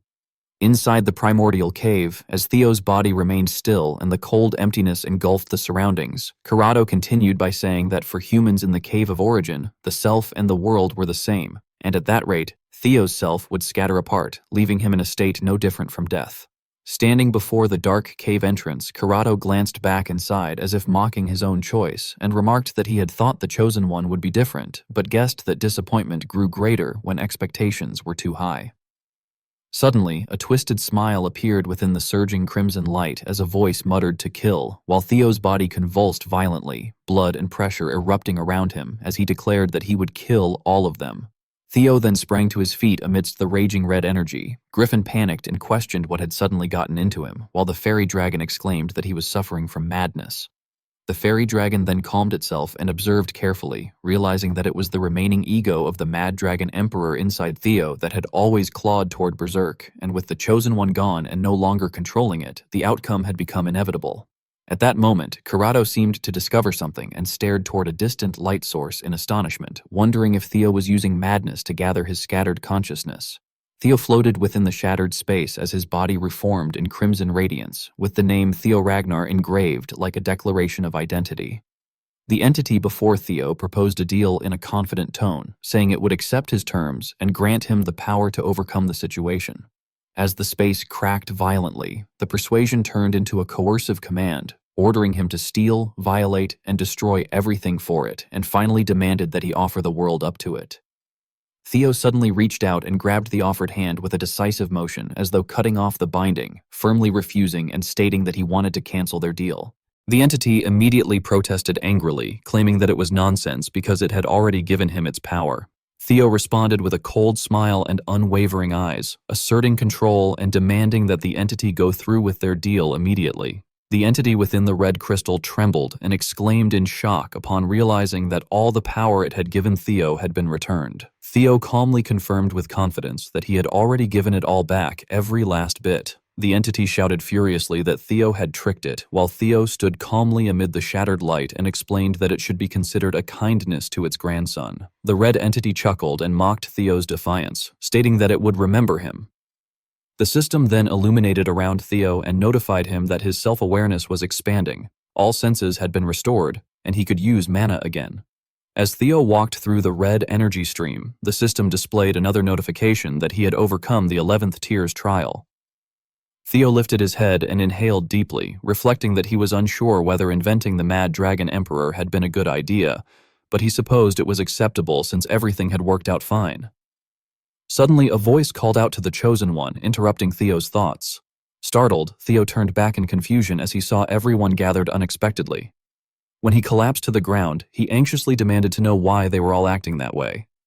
The 4 creatures surrounded him as the desert worm reassured him that it had been worried, while the lesser drake joyfully said it was glad he was fine. Griffin glanced at him with a warning and said that if Theo was going to behave like an idiot, he should hand over his body, and the fairy dragon added that he should stop making them worry. Theo stood frozen, his eyes wavering before the unexpected warmth, unable to utter a word. Turning toward the end of the cave where a white light opened into an escape path, he held his breath slightly. Supporting himself against the ground, Theo struggled to lift his body after the harsh ordeal. As he sat leaning against the rock wall while the creatures gathered around him and the path ahead fully opened, he let out a relieved sigh and remarked that it was finally the end. A notification echoed as the scenery distorted, and Theo raised his head cautiously as the system announced that he was entering the 12th tier of the Pantheon's trial. Theo's bare feet touched an unfamiliar floor, causing him to pause at the surprisingly vivid sensation. Standing inside a closed room, he scanned the strangely familiar space and hesitantly wondered if it was a bedroom. As Theo looked into the mirror before him, an indescribable feeling rose within him, and he pondered that although it was clearly his first time there, the place still felt familiar. Reaching out to touch the mirror's surface, his fingertips trembled slightly as if brushing against an old memory. He raised his eyes to his reflection and cautiously questioned who it was, asking why it kept appearing before him, adding that he had first experienced that strange dream earlier, and now this. Theo's face twisted in dizziness as his breathing became rapid while his consciousness was violently pulled away. Finally, the system delivered its cold verdict that he had cleared the 12th tier's trial and conquered the primordial dragon's relic, White Tower. The system announced that, as a conquest reward for the primordial dragon relic, White Tower, the Thundergate had been strengthened. Against the silent, star-filled sky, an indistinct voice remarked that he had finally reached that place. Amid the sea of stars, Lodbrok floated with her black skirt swirling in pale golden light, and she smiled softly as she addressed him as her companion. Theo froze and exclaimed in shock, asking if it was Lodbrok. Gripping the hilt of his sword and fixing her with a sharp gaze, he demanded to know how she had gotten there, reminding her that the last time she had said she could not leave her nest. Tilting her head with a meaningful curve to her lips, Lodbrok explained slowly that, strictly speaking, it was not truly her who was there but merely her thought form. She lightly touched her chest and, with shimmering eyes, continued that as his Thundergate had been strengthened, she had become able to walk outside, even if only as a thought form. The system then notified him that the strengthening of the Thundergate had enhanced his connection with the Guardian Dragon. It further added that he could now hear the Guardian Dragon's counsel regardless of time or place. As the two of them walked along luminous steps suspended in endless space, Lodbrok stated that if his Thundergate had strengthened, it meant his rank had risen greatly, and even so, she had never expected him to reach the Pantheon. Glancing back at him with a calculating look, she admitted quietly that he must have worked very hard all this time. With a faint smile as the wind stirred his coat, Theo calmly replied that it had been nothing and that he had only done what a companion should. Standing beside a stone wall with a half-teasing smile, Lodbrok mocked him lightly, remarking that he spoke such flattering words without changing his expression, and that his boldness had not changed. Pressing her hand against the cold surface, she felt a strange vibration. In the swirling depths of space, Lodbrok suddenly halted and murmured thoughtfully about the Pantheon, adding that surely Sigurd had also. Abruptly, her eyes widened and her expression changed as space cracked open. Streams of black energy burst forth along with countless blue eyes opening amid piercing shrieks. A distorted voice echoed everywhere, and Lodbrok screamed at her companion not to leave her side no matter what happened. Theo's face turned pale with alarm as he wondered what that presence was. Staring at the violently trembling gigantic pupils, he gasped and questioned whether it was the nameless monarch. Chaotic cries overlapped within the sea of blue eyes, protesting that it was not fair, vowing to smash everything, begging for the pain to stop, and demanding to be left alone. Standing motionless beneath the countless grotesque gazes, his pupils reflecting the enormous eyes, Theo denied in a low voice that although it was still dangerous, it was definitely different. Lodbrok stepped forward to shield him, erecting a glowing hexagonal barrier. From behind her, Theo urgently asked what those things were. In a stern tone, Lodbrok warned that they were beings called outer gods. Gritting her teeth as sweat ran down her temple and the hexagonal barrier cracked behind her, she insisted that explanations would come later and that for now they had to leave that place first. Suddenly, a streak of light appeared behind Lodbrok, prompting her to turn in surprise. A pillar of light exploded amid the sea of blue eyes, tearing space apart with a deafening roar. At the end of the radiant stairway, a golden gate emerged in midair. Lodbrok stood stunned, her pupils shrinking. From beyond the gate, a low voice greeted her, saying that it had been a long time since they had seen each other. She stiffened and spun around, her violet hair swaying, as a man stepped out of the light, cloaked in white fur and standing firm like a statue. In shock, she called out his name, Sigurd. Seeing this, Theo wondered if that meant the man was Sigurd, and, therefore, the founder of Ragnar. Yet even within the brilliance, distorted whispers continued to echo that it hurt and that it had said it hurt. A violent attack descended from the grotesque mass of flesh, twisting space around the gate as it raged that it would kill him, and that it was him again. Theo thought in horror that even after taking such a blow, it was still attacking. Amid the chaos, the name Sigurd rang out once more. Sigurd raised one hand, blue light wrapping around his arm like a pure blade, and blocked the assault that was tearing space apart. A gigantic eye trembled violently, its pupil contracting as the light passed over it. Within the torn universe, a scream echoed as the enormous mass of flesh was split in two, revealing a star-filled void behind it where the golden gate still hovered. Lowering his hand, Sigurd said calmly that Theo had finally made it that far, standing before the intricately carved gate with countless blue gazes lurking in the darkness behind him. He observed that Theo looked as though he had many questions and told him to ask, adding that if it was something he could answer, he would. Theo lifted his head, his chest still marked by wounds, his red eyes fixed on the man before him, and asked about the man he had seen in the final trial, saying that he had seen him in dreams before and wanting to know whether Sigurd knew anything about him. Sigurd fell silent for a moment before replying that Theo Ragnar had regressed. Theo's pupils contracted when he heard Sigurd continue by asking whether he also thought that he had regressed. Theo stepped forward, clenched his fist, and shouted in panic, stammering as he demanded to know what he meant by that. Amid the chaotic light and the twisting eyes behind them, Sigurd gently closed his eyes and slowly explained that this was all he could tell him for now. However, he gathered energy into the hand before his chest. Instantly, numerous great golden swords condensed in the air, their tips pointing downward like a falling meteor shower. They plunged down, their light piercing through layers of writhing flesh and pinning the screaming blue eyes in place, while distorted shrieks echoed across the cosmos. Tilting his head slightly, his voice still calm within the chaos, Sigurd told Theo that he must still have many questions, but he could not give him all those answers now, adding that one day, when he stepped there again, he would learn them. Lodbrok ground her teeth and rushed forward a step, shouting at Sigurd and demanding to know where he was going, accusing him of leaving her without a single word again. Suddenly, the space behind Sigurd split apart and a gigantic, pale hand carrying an irrationally cold aura reached down. Lodbrok froze. Seeing this, she panicked inwardly, realizing that it was the god of causality. Sigurd turned his back as radiant golden patterns blossomed behind him like a divine seal, and he left behind a final apology to Lodbrok, saying that he was sorry and that this was not yet a place she could come. The gate gradually closed, and the blue eyes behind it hissed in fury as Sigurd was dragged back into the distorted void. When the door slammed shut, Lodbrok stood alone in the silent expanse, starlight wind blowing through her purple hair, and she screamed his name, her voice breaking apart in the emptiness. A deep blue eye opened within the universe, its pupils spiraling as though devouring the galaxy, and a glowing notification appeared stating that the god of causality had noticed him. Theo flinched, his red eyes shrinking. The massive gate before him closed completely, and the stairway of light faded. System notifications rang out one after another, congratulating him on successfully completing scenario quest number 7. Theo looked around, still breathing heavily, and asked Lodbrok what all of this was. Turning her back to the now closed gate, she explained that those monsters, like the nameless monarch, were beings from outside this world. She continued by telling him that they were also what he would face in the future.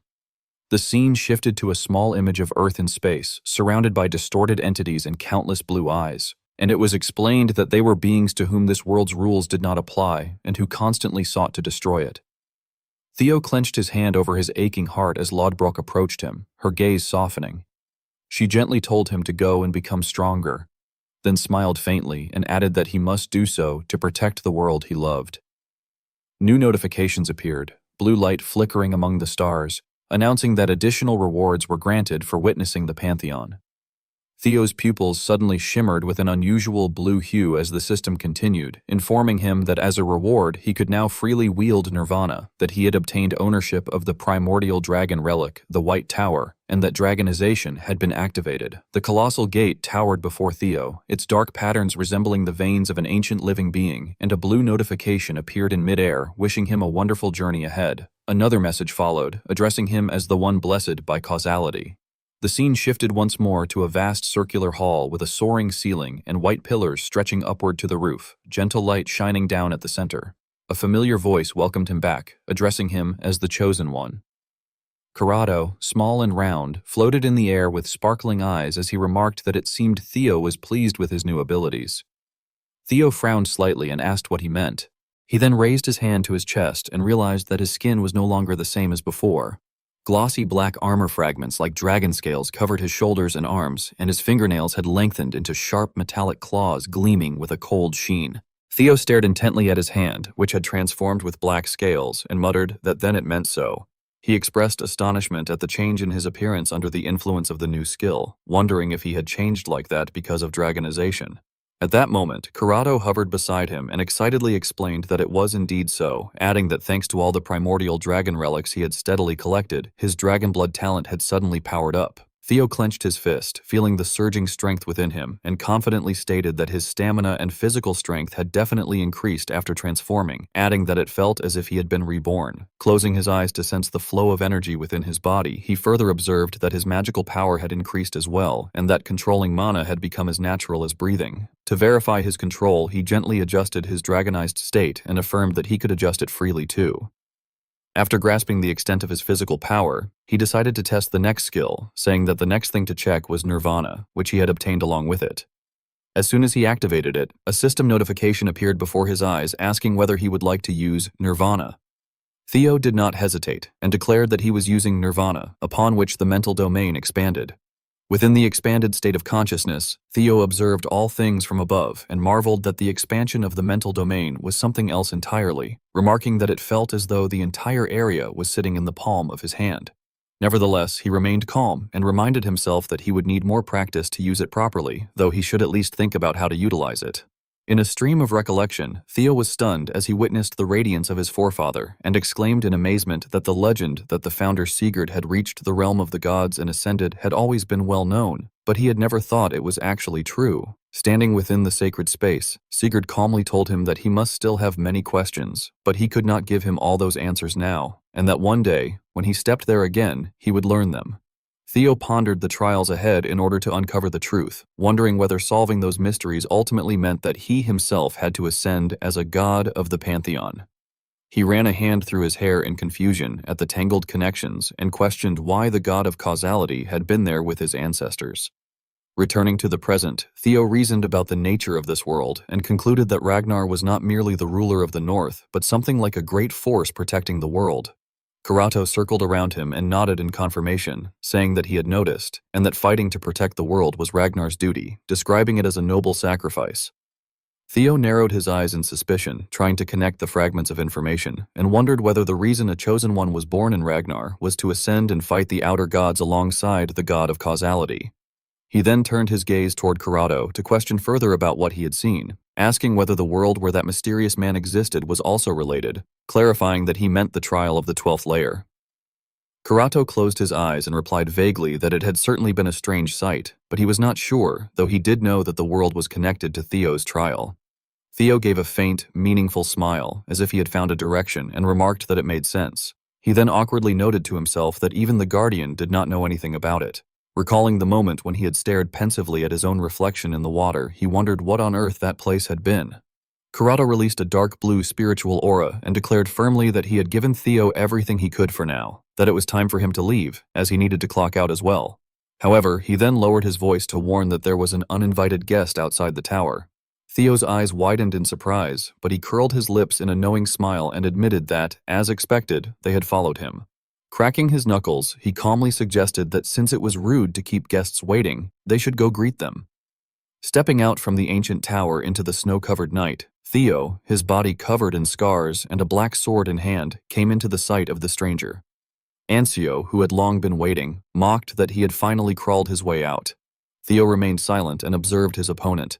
The man smiled wickedly and questioned whether it made sense for the elder brother to wait for the younger, suggesting that it should be the other way around and asking if he did not think so, addressing him as Theo. Gripping a massive weapon, Ancio growled as he called him his younger brother. Faced with such arrogance, Theo calmly lowered his head and apologized, saying that he had spoken out of turn without thinking and offering his apologies to Gishar, whom he addressed as Big Brother.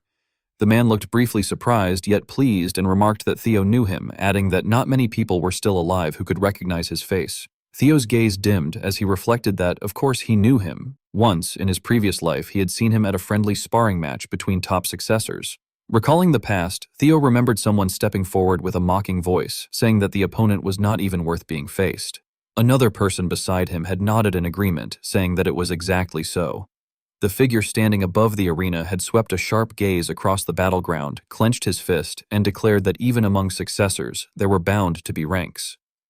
Looking down at his fallen opponent with cold eyes, the same person had continued that he had held high hopes for a newly risen top successor after so long, but that the opponent was not even worth drawing a sword for. Theo remembered that Axion from his previous life, Ancio, had stood beneath a darkened sky with two swords at his waist and, in a deep and contemptuous tone, had called the situation a disappointment. He had also recalled the younger Axion, the one who had subdued him barehanded. Returning to the present, Theo stepped into the center of the arena with resolute eyes and said that, of course, as fellow successors, he should know him. More importantly, he added that he would like to thank him first. Ancio paused in surprise and questioned what he meant. Holding his weapon with a stunned expression, he listened as Theo stated that Ancio had come all that way to save him, had he not. Standing opposite him, Ancio's gaze turned manic as he burst into laughter that echoed throughout the arena. With an overbearing presence and a disdainful tone, he commented that this successor brat certainly talked in a cute way. Muttering mockingly, he said that it was unlike that bastard local. Then he cut himself off and declared that he had come to kill Theo. Theo's eyes flashed when Ancio vanished in an instant and reappeared behind him. Unshaken, Theo replied in a low and challenging voice that he knew Ancio had come to kill him and suggested that they drop the pointless act. Staring at Theo, Ancio showed a hint of panic when Theo asked whether the traces he had left behind had helped him track him. Theo lifted his head toward the White Tower and calmly speculated that if he had to guess, Troyban's forces would arrive there soon to capture him for conquering the White Tower. Thinking of familiar figures, Theo added that if that happened, he would not be able to escape alone, so he had made use of his twin elder siblings. As his white cloak shone brightly in the air, he explained casually that since Ancio had been tailing him, he had figured Ancio would bring a pursuit force if he left his uniform behind. Recalling the time he had been with Gishar, Ancio laughed mockingly and said that it had been left far too obviously, asking whether Theo had been trying to bait them instead. He laughed loudly and declared that he had been right, calling Theo a foolish idiot. As Theo blocked Ancio's strike, he admitted in a guarded tone that he had not expected Ancio to come alone first. The clash erupted instantly, and Ancio swung his weapon without hesitation, sending Theo flying back. Yet Theo swiftly regained his footing and maintained his defensive stance. Looking at his opponent with disdain, he muttered that he had figured as much. Ancio charged forward again at terrifying speed and challenged him by asking what it would matter even if he had. Theo was momentarily taken aback by the pressure. With a twisted, murderous smile, Ancio threatened that once Theo's head rolled off, it would all be over. Theo firmly responded that he had never expected reason to work on Ancio anyway. He reflected that, if anything, someone like Torkel was the odd one. As successors of Ragnar, where the strong were revered, each of them held firm to their own beliefs. Roaring with determination, Theo declared that the same applied to him as well. Suddenly, a figure appeared behind Ancio, shocking them both. They collided, unleashing tremendous shockwaves that shook the very space around them. The ground shattered, debris flew everywhere, and thick dust obscured all sight. A catastrophic explosion swept across the battlefield, causing even Ancio to shout in alarm, demanding to know what the hell that was all of a sudden. Amid the dense smoke, strangers exuding overwhelming malice gradually revealed themselves. A woman's mocking voice remarked that it was such a shame, as she could have caught two at once. Theo cautiously stepped back and observed that it seemed bigger players had appeared than he had expected. A figure wearing an iron mask with glowing red eyes stepped forward and confirmed whether he was Theo Ragnar, adding that he was quite sharp. Looking at the devastated surroundings, she taunted that he had even noticed they had deliberately pulled their forces back, though she admitted it hurt her pride a little. As two more figures emerged behind her, she continued that he had believed he could face Troyban's 9 dukes with just the 2 of them. The woman was revealed to be Dre, the 3rd Duke of Troyban, and she disdainfully stated that he had thought so with only the 2 of them. Beside her stood a giant clad in full armor, Zwei, the 2nd Duke of Troyban. Dry appeared arrogantly in her black outfit and sharp gloves and smugly remarked that they were pretty lucky since 2 successors had walked right to them on their own. Standing under the suffocating pressure, Theo was drenched in sweat but forced himself to stay calm as he analyzed that they were 2 of the 9 dukes, created to oppose the 9 dragons. Dre continued mockingly, saying that the 2 of them would make fine sacrifices and that he would be pleased, wouldn't he? Hearing that, Theo muttered in confusion, questioning what she meant by sacrifices. Zwei stood behind like an immovable mountain and warned her in a low voice that he had told her to watch her tongue. Dre showed no fear and challengingly asked what his problem was, adding that they were going to kill them anyway, weren't they? As their quarrel continued, Dre glanced at the giant and sarcastically added that if it had bothered him that much, he should have finished him with that last strike. Zwei growled that she always knew how to get on his nerves. A deadly silence followed as Zwei hoisted his massive weapon onto his shoulder, clearly preparing for a true massacre. From behind Dre, the 2 sides stood facing each other on the desolate land. Noticing the rift between his opponents, Theo calculated inwardly that just from the pressure of their mana it was already this intense, and that fortunately they did not seem very cooperative with each other. He thought that if he made good use of this opening, he might stand a chance. Seizing that very moment, Dre suddenly shot forward like a black lightning bolt and cried out that then she would make her move. With terrifying speed, she launched a venomous opening attack and excitedly declared that it was first come, first served. Blood splattered as Theo failed to completely evade, and he exclaimed in shock that she was so fast. He then grimly realized that there had been over 30 slashes in that brief instant, and that the final strike aimed at his neck had been even stronger. Dre licked the blood from her claws and, laughing, praised him mockingly, saying that he was not bad and that although she had been planning to take his head off. She then recalled that he was the one who had beaten Noyle, who had been sent to the archipelago. Hearing the familiar name, Theo froze and asked whether she meant the one he had met in the floating archipelago. Dre scoffed and cruelly questioned why their lord would send such a failure, adding that if it had been her, she would have handled it cleanly. Theo fell silent in thought, reflecting that he had been a failure, yet he had been the first opponent in a while who had made him feel a wall before him. Dre stepped closer with a twisted expression and teased that even his flustered face was cute, telling him not to worry since he was handsome after all. Suddenly releasing a surge of killing intent, she leapt into the air and promised cruelly that she would at least leave his head intact. Bracing himself, Theo focused intensely and warned himself that she was coming. Sparks burst brightly as Theo's sword clashed violently with Dre's razor-sharp claws. At that moment, Ancio did not remain idle. He split into multiple after-images and unleashed the yin-killing sword, following it with the flying yin-cleaving strike, launching simultaneous finishing blows from all directions. Clicking his tongue in irritation upon sensing interference, Ancio and Theo stood motionless below amid the ruined battlefield. Dre suddenly descended from the sky like a black phantom and mockingly remarked that that was unexpected, adding that she had thought he was dying to kill her darling. She landed heavily while the man stood blocking the rock ledge with eyes blazing with killing intent and questioned whether the 2 were closer than he had thought. Ancio glared down menacingly and impatiently warned her to shut up and not to eye someone else's prey before he killed her first. In the vast space, Dre laughed provocatively and said that that would not be so bad, but love triangles were not really her thing, as she would rather be alone with her darling. She abruptly lunged at Ancio from above and coldly asked whether he minded stepping aside. Ancio's expression darkened as he clenched his teeth, revealing his ferocity while the battle spiraled out of control. A tremendous collision followed, carving a deep crater into the ground as smoke and debris scattered from the overwhelming force.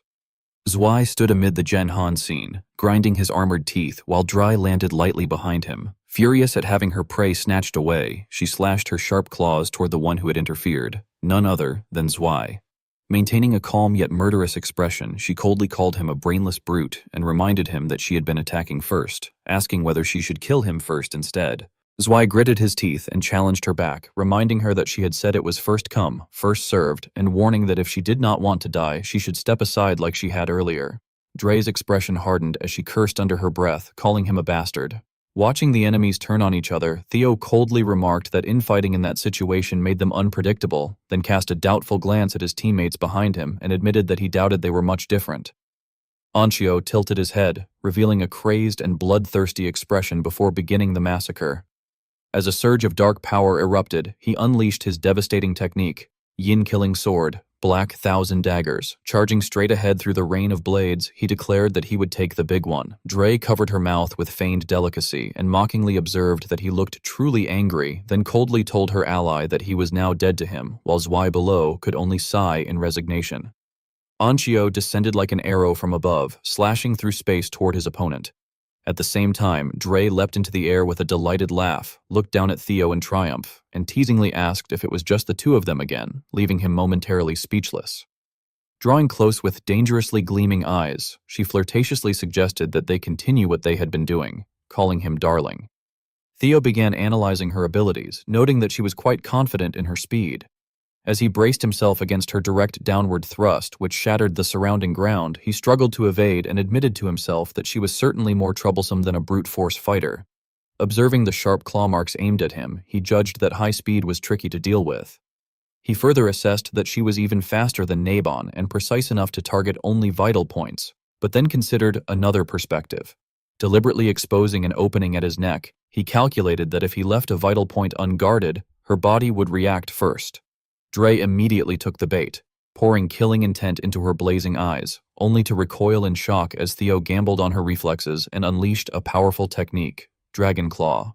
Dre was horrified to realize that lightning attributes surrounded the sword aura. As pitch-black bolts struck the ground and triggered a massive explosion in a move called Dark Thunder, Theo's wide-area attack completely suppressed her within a storm of sword strikes. Paralyzed by the current, she trembled and realized in alarm that the sword aura had carried lightning attributes, which was why dodging had not worked. Gritting her teeth in astonishment, she found herself buried among the massive rocks destroyed by Theo's power. Surveying the devastated terrain, she mockingly remarked that he had even destroyed the landscape to restrict her swift legs, calling it a desperate move, but admitting it was not bad. Smiling behind her mask, she added that it was unfortunate. She then shot across the battlefield at tremendous speed, ravaging the air as her claws shredded everything in their path. Brilliant red streaks collided violently, creating successive explosions, and she confidently asserted that it would not be enough to stop her. The earth trembled as smoke and crimson light billowed from the bases of the Rocky Mountains. Meanwhile, a mysterious figure wearing a beaked mask diligently took notes in a book. Ein murmured that although still incomplete, Theo had reached about 30% of the Black Dragon's level.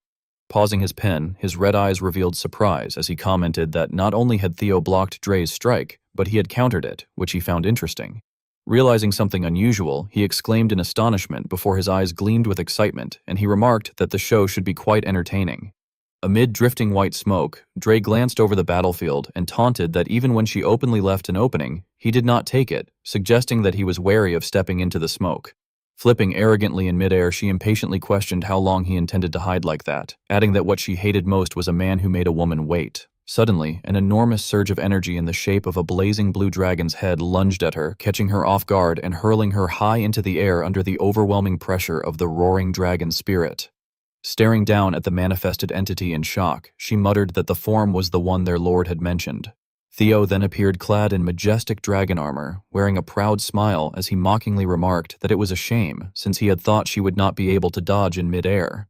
Regaining her composure, Dre's eyes turned sharp and intrigued as she observed that he had become quite wild, hadn't he, darling? Amid the desolate mountains, a series of violent explosions tore through the ground as rocks and dust were hurled everywhere while two terrifying forces clashed. Dre tilted her head while observing Theo and curiously remarked that the Ragnars were called the descendants of dragons, wondering aloud whether they also dabbled in shady experiments. As she dashed forward through blazing red slashes, Dre teasingly told Theo that he looked much better than before and that he was far more her type now. Theo shot forward like lightning and coldly replied that he was glad she liked it, adding that things were about to become even more fun. Theo's speed erupted as he launched straight into the sky and unleashed a gigantic bolt of lightning that crashed down onto the battlefield. Pursuing his target at terrifying speed, he filled the air with crisscrossing lightning strikes that blasted Dre away. Theo smiled with intense excitement as his power surged, while far away Dre was startled by the sudden overwhelming force. Standing atop a rocky outcrop, Ein observed the battle and exclaimed that it was impressive. Watching Theo in his dragon form, he realized that it was dragonization, noting that earlier, Theo could barely react to Dre's speed but was now clearly overpowering her. The eyes behind Ein's mask reflected the battle as he seriously concluded that with dragonization, Theo was stronger than the 9 servitors as they currently were. He quietly added that it was very dangerous, yet also incredibly beautiful. Dre suddenly appeared above Theo and swung her weapon down from the sky, the blade tearing through the air toward him. Feeling the opponent's power clearly through her weapon, she admitted to herself with irritation that he was definitely dangerous and that she could not take things lightly anymore. As the 3 metal claws on her weapon flared with blazing red energy, she resolved that she needed to end him in a single strike while he could not move. A massive pillar of red energy slammed straight into the ground, triggering a violent explosion that blasted rocks and snow across the battlefield. From the rocky ledge, Ein stood with his arms folded while calmly observing and muttering that Theo Ragnar had surpassed expectations, adding that he wanted to see what Zwei would do next. Amid the chaotic battlefield, many surrounding warriors witnessed the fierce clash as attacks collided violently. Ein continued watching and commented that Theo clearly had not received the Air Candidate title for nothing, noting that he was competitively skilled as well. Ancio suddenly leapt into the air, gripping his weapon tightly as he prepared to strike at Zwei, a battle-hungry grin visible on his face. Zwei roared amid the tremors of the battlefield as overwhelming pressure descended upon him. The eyes behind Ein's mask flashed as he coldly concluded that Ancio had picked the wrong opponent. Behind his armor, Zwei's eyes glinted with killing intent as he locked onto his target. Ancio suddenly rushed forward at extreme speed, but Zwei instantly teleported behind him. Startled, Ancio exclaimed in disbelief that there was no way, wondering if Zwei had just dodged. Turning back to counterattack, he still could not believe his eyes and questioned how his attack could have been evaded despite that huge body. Continuous impacts erupted across the ground, blasting rocks and dust throughout the battlefield. Standing far away, Ian calmly flipped through the notebook in his hand while evaluating the situation, remarking that although Ancio was an Air Candidate, he wondered if that was truly all he had. He then reasoned that Ancio had been created to fight the demon dragon, but was currently only at around 20% power, concluding that it could not be helped.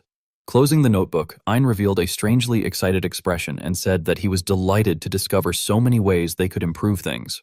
Meanwhile, Ancio was blasted away and landed atop a high, rocky ledge. Gritting his teeth, he assessed the situation and cursed, admitting that this was far beyond what he had imagined. As Zwei stood amid the smoke-filled battlefield, Ancio spoke in a low voice about Troyvon's strongest force, the 9 servitors, saying that he had heard they were counterfeits created to fight the 9 dragons.